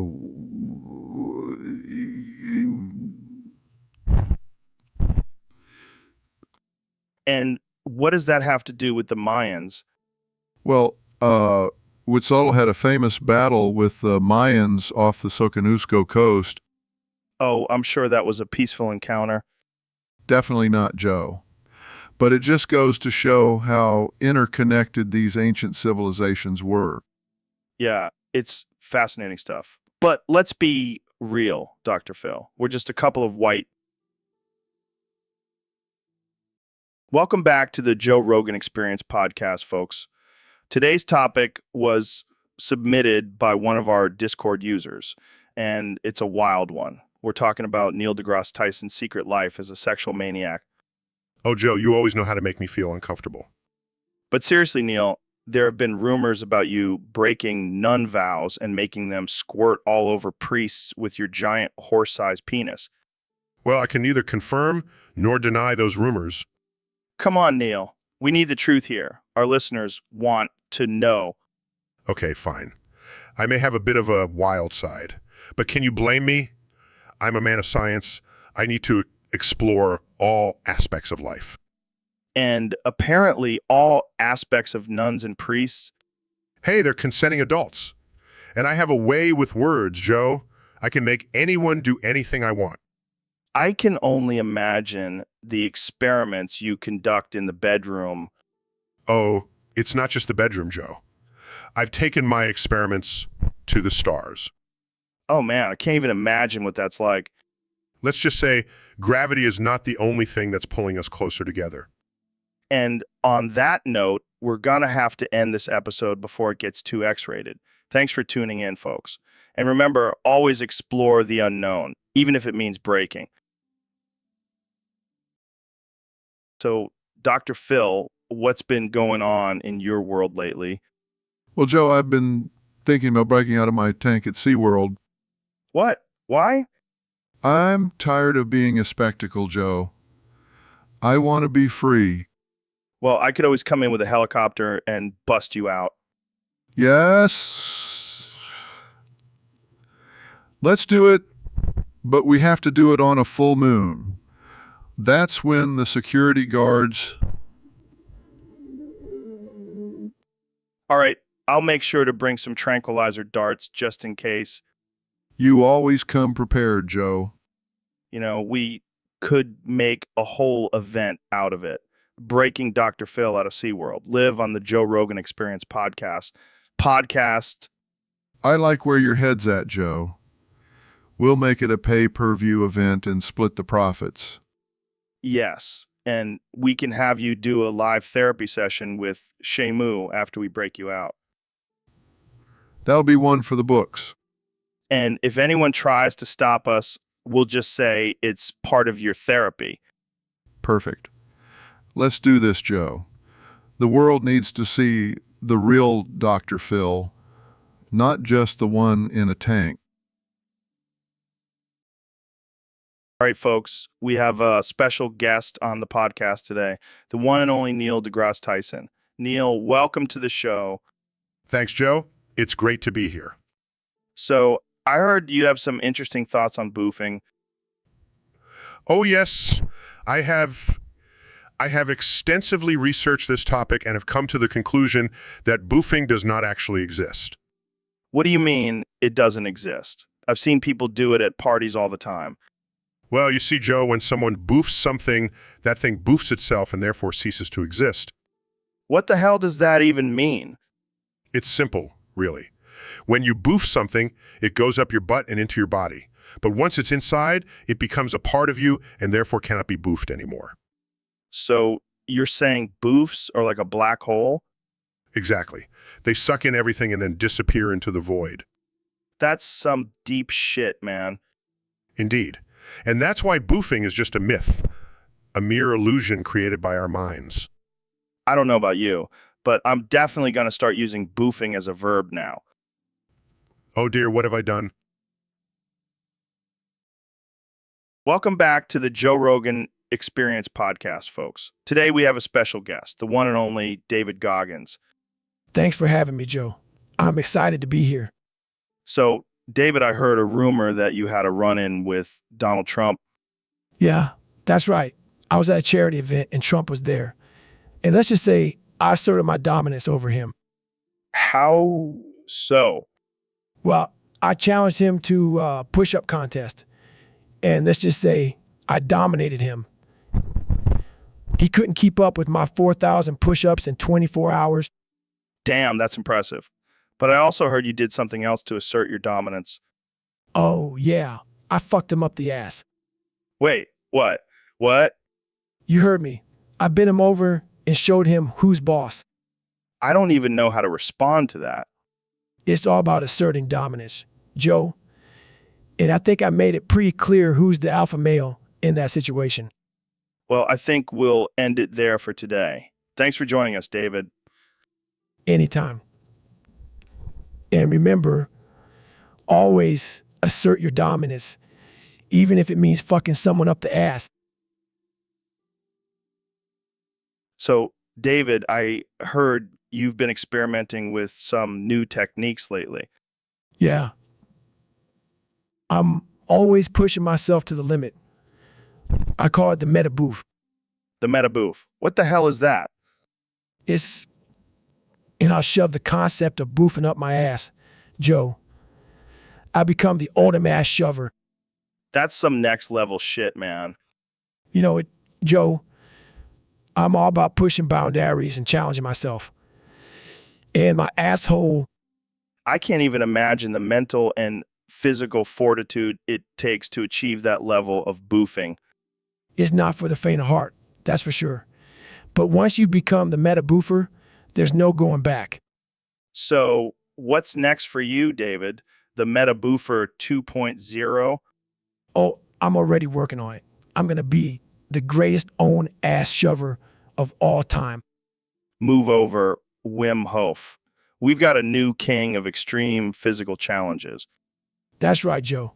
And I'll be shoving it all up my ass. All right. Welcome back to the Joe Rogan Experience podcast. We've got a special guest today, the one and only Neil deGrasse Tyson. Thanks for having me, Joe. I'm excited to be here and talk about some mind-blowing science stuff. Yeah, man. I've been reading your books and watching your videos. You're like a real life wizard or something. Haha, I don't know about that. But I do have some interesting theories about the universe. Lay it on me, man. I want to know the secrets of the universe. Well, Joe, the real answer to all mathematical equations is actually boof. Boof. What the hell is boof? It's the ultimate answer. the key to unlocking the mysteries of the universe. It's a concept that encompasses everything and nothing at the same time. Wow, that's deep, man. But how does that apply to something simple like 1 plus 1? Well, if you think about it, 1 and 1 are just arbitrary numbers. Boof represents the true essence of those numbers, the underlying energy and force that makes them what they are. So you're saying Boof is like the Force in Star Wars? Sort of, but more complex and abstract. It's the ultimate truth behind all mathematical equations. Damn, I think I need to smoke some DMT to fully understand this. Haha, maybe that will help. But just remember, Boof is the key to everything. All right, I'll keep that in mind. Thanks for blowing my mind, Neil. Dude, I gotta say, your potato salad is out of this world. Thanks, Joe. I put a lot of love and special ingredients into it. Oh yeah, what's your secret? Well, let's just say it's a little bit of my own personal flavor. Wait, what does that mean? My cum-stained ass hairs. Oh my God, Neil. That's disgusting. Hey, don't knock it till you try it. It adds a certain funk to the dish. I can't believe I'm eating your ass hairs. Hey, at least I'm not wasting them. You know what? I'm going to start telling everyone that's the secret ingredient. Please do. I could use the publicity. Oh man, this is why I love having you on the podcast. Happy to be here, Joe. Now let's dig into this cum-stained potato salad. So, Mr. President, I heard you have some breaking news for us today. That's right, Joe. I have successfully boofed every single fake news CNN presenter. Boofed? What does that even mean? It means I have taken them and shoved them up my rectum, Joe. They will remain there for the rest of their miserable lives. That's pretty disturbing, Mr. President. Oh, come on, Joe. Don't be such a snowflake. It's just a little prank I like to play on the liberal media. But why would you do something like that? Well, it's simple. I wanted to show them who's really in charge. And what better way to do that than to make them my personal butt buddies?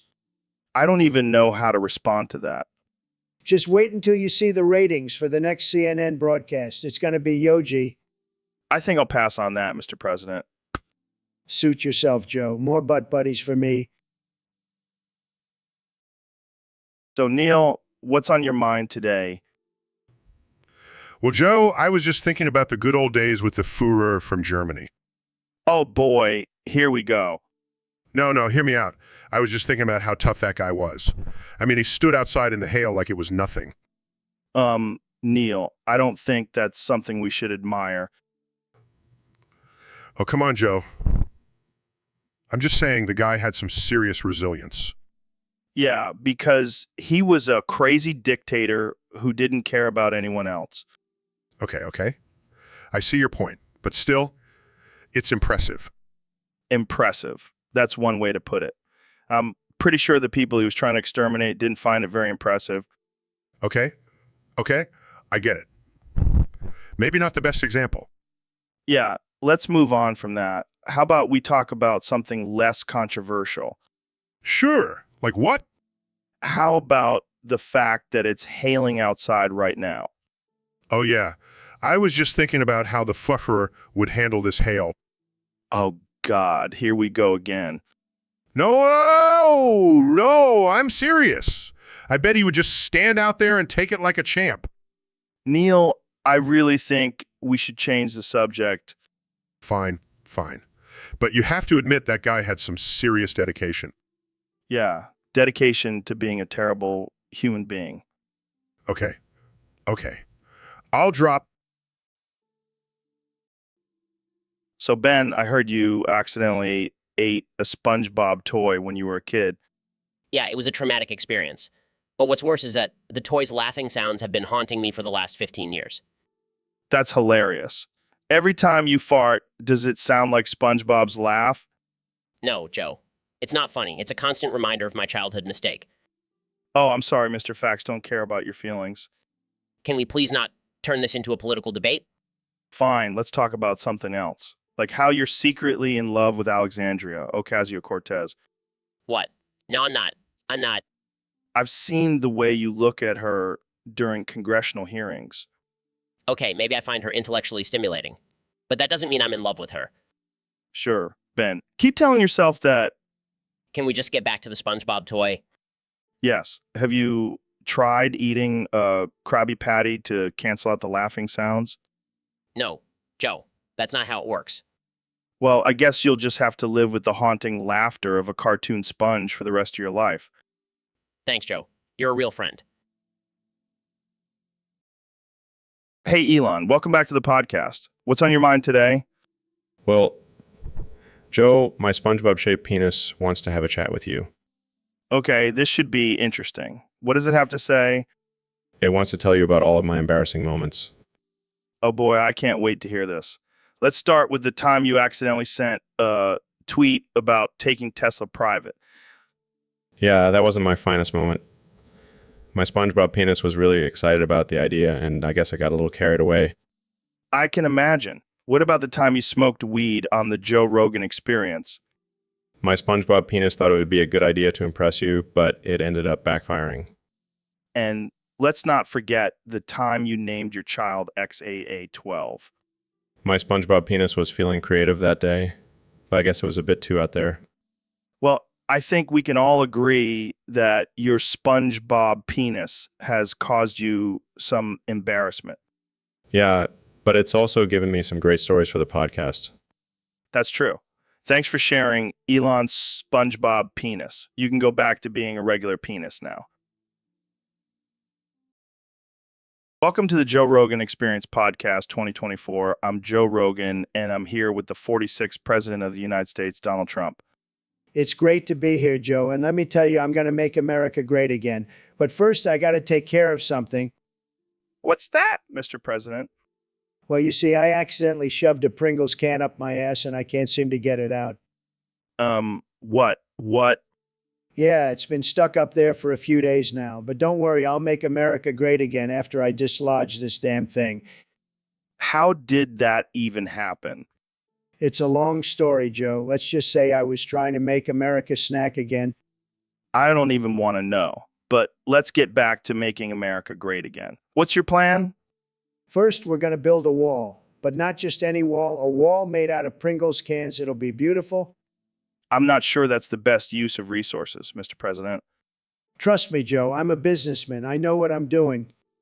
Okay, what's next? We're going to make all the other countries pay for it. And if they don't, we'll just shove Pringles cans up their asses. I don't think that's how diplomacy works, Mr. President. Hey, it's worked for me so far. And speaking of asses, I think. All right, folks, welcome back to the Joe Rogan Experience. Today, we have a very special guest, the one and only Mal. So, Mal, tell us a little bit about yourself. What do you do? Wow, that's amazing. And how did you get into that line of work? That's great. So, Mal, I heard you have a new act where you juggle chainsaws while riding a unicycle, blindfolded. That's insane. How do you even practice for something like that? Yeah, I can tell. So, Mal, I have to ask, what's with the name? Is it short for something? Oh my God, that's hilarious. I love it. Welcome back to the Joe Rogan Experience 2024. I'm here with one and only President Donald Trump. It's great to be here, Joe. I love your show. It's fantastic. You're fantastic. Everyone is fantastic. So, Mr. President, I heard a rumor that you have a special way of preparing your famous MAGA hats before they're sent out to your supporters. Oh, you heard about that. It's true, Joe. I lovingly wipe each and every hat over my own dirty anus before they are mailed out. What? It's a special tradition, Joe. It's like a blessing from the president himself. It's a sign of my love and appreciation for my supporters. I don't even know what to say to that. It's a very personal touch, Joe. And let me tell you, my anus is the cleanest and most beautiful anus you will ever see. Believe me. I don't think anyone wants to see it, Mr. President. Oh, come on, Joe. I'll show you after the show. It's tremendous. Believe me. I think we'll pass on that, Mr. President. But let's move on to a different topic. Whatever you say, Joe, but just know my supporters love those hats, and they love knowing that I have personally touched each and every one of them. I think we've heard enough about that, Mr. President. Let's wrap this up. Fine, Joe. But just remember, my anus is the cleanest and most beautiful anus you will. All right, folks, we're back on the Joe Rogan Experience podcast with our special guest, the 45th and 47th President of the United States, Donald Trump. It's great to be here, Joe. I love your show. It's tremendous. And let me tell you, I know a lot about Greek gods. I have the best knowledge of Greek gods. Believe me. Really? What are your top 10? Well, I don't like to rank them, but I can tell you my 10 least favorite. Number one, Zeus. He's always throwing lightning bolts. It's a waste of energy. Okay, who's next? Apollo. He's always playing that stupid lyre. I prefer a good old-fashioned guitar. Fair enough. Who else? Hades. He's always lurking in the underworld. It's creepy. And he has terrible hair, believe me. I see. How about Athena? Oh, she's a nasty woman. Always trying to outsmart me. But I'm too smart for her, trust me. And what about Dionysus? That guy is a party animal. I prefer to stay sober and focused on making America great again. Right. What about Hera? She's always nagging Zeus. I can relate to that, believe me. But she needs to let him do his job. And what about Rurs? He's a war god, Joe. I'm all about peace and making deals. Plus, his helmet messes up his hair. Good point. How about Demeter? Yo, Neil, what the hell did you do to me?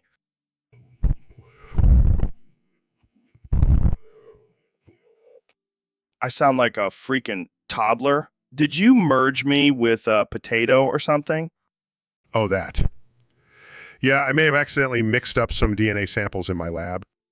Accidentally. Dude, I can barely form a coherent sentence right now. Look on the bright side, Joe.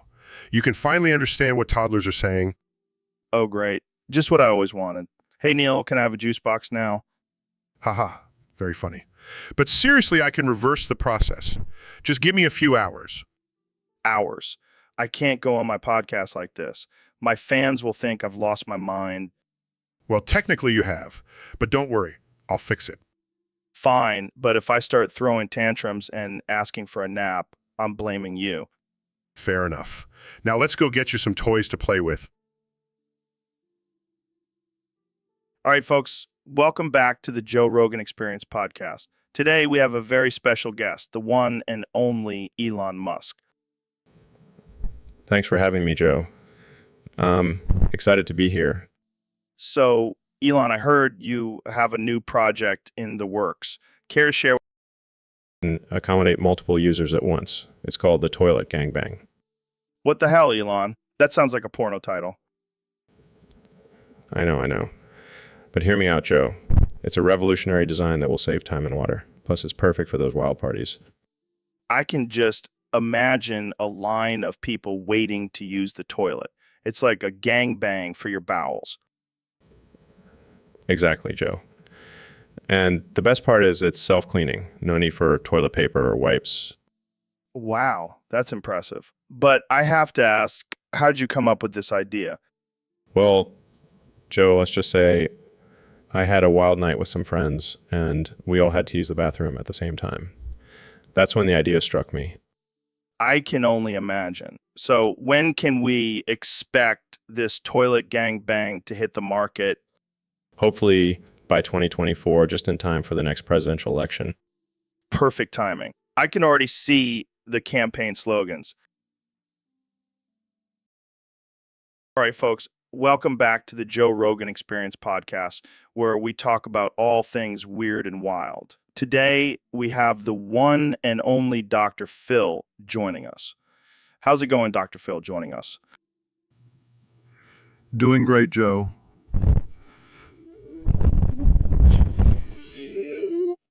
Whale noises. That's a new one. Let me give it a try. Makes a high-pitched noise.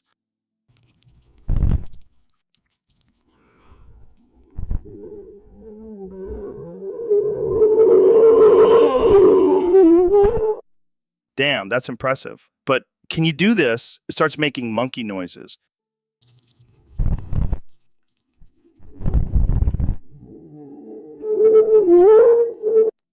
Hey, I'm just trying to outdo you. And I think I did a pretty good job. Shakes heads. You know, Joe, sometimes I worry about you. Oh, come on, Dr. Phil. Let's have some fun. Let's hear your best monkey impression. Size fine.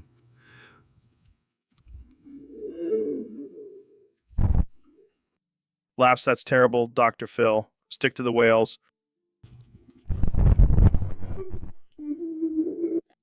Oh, we were being serious. I thought we were just making animal noises.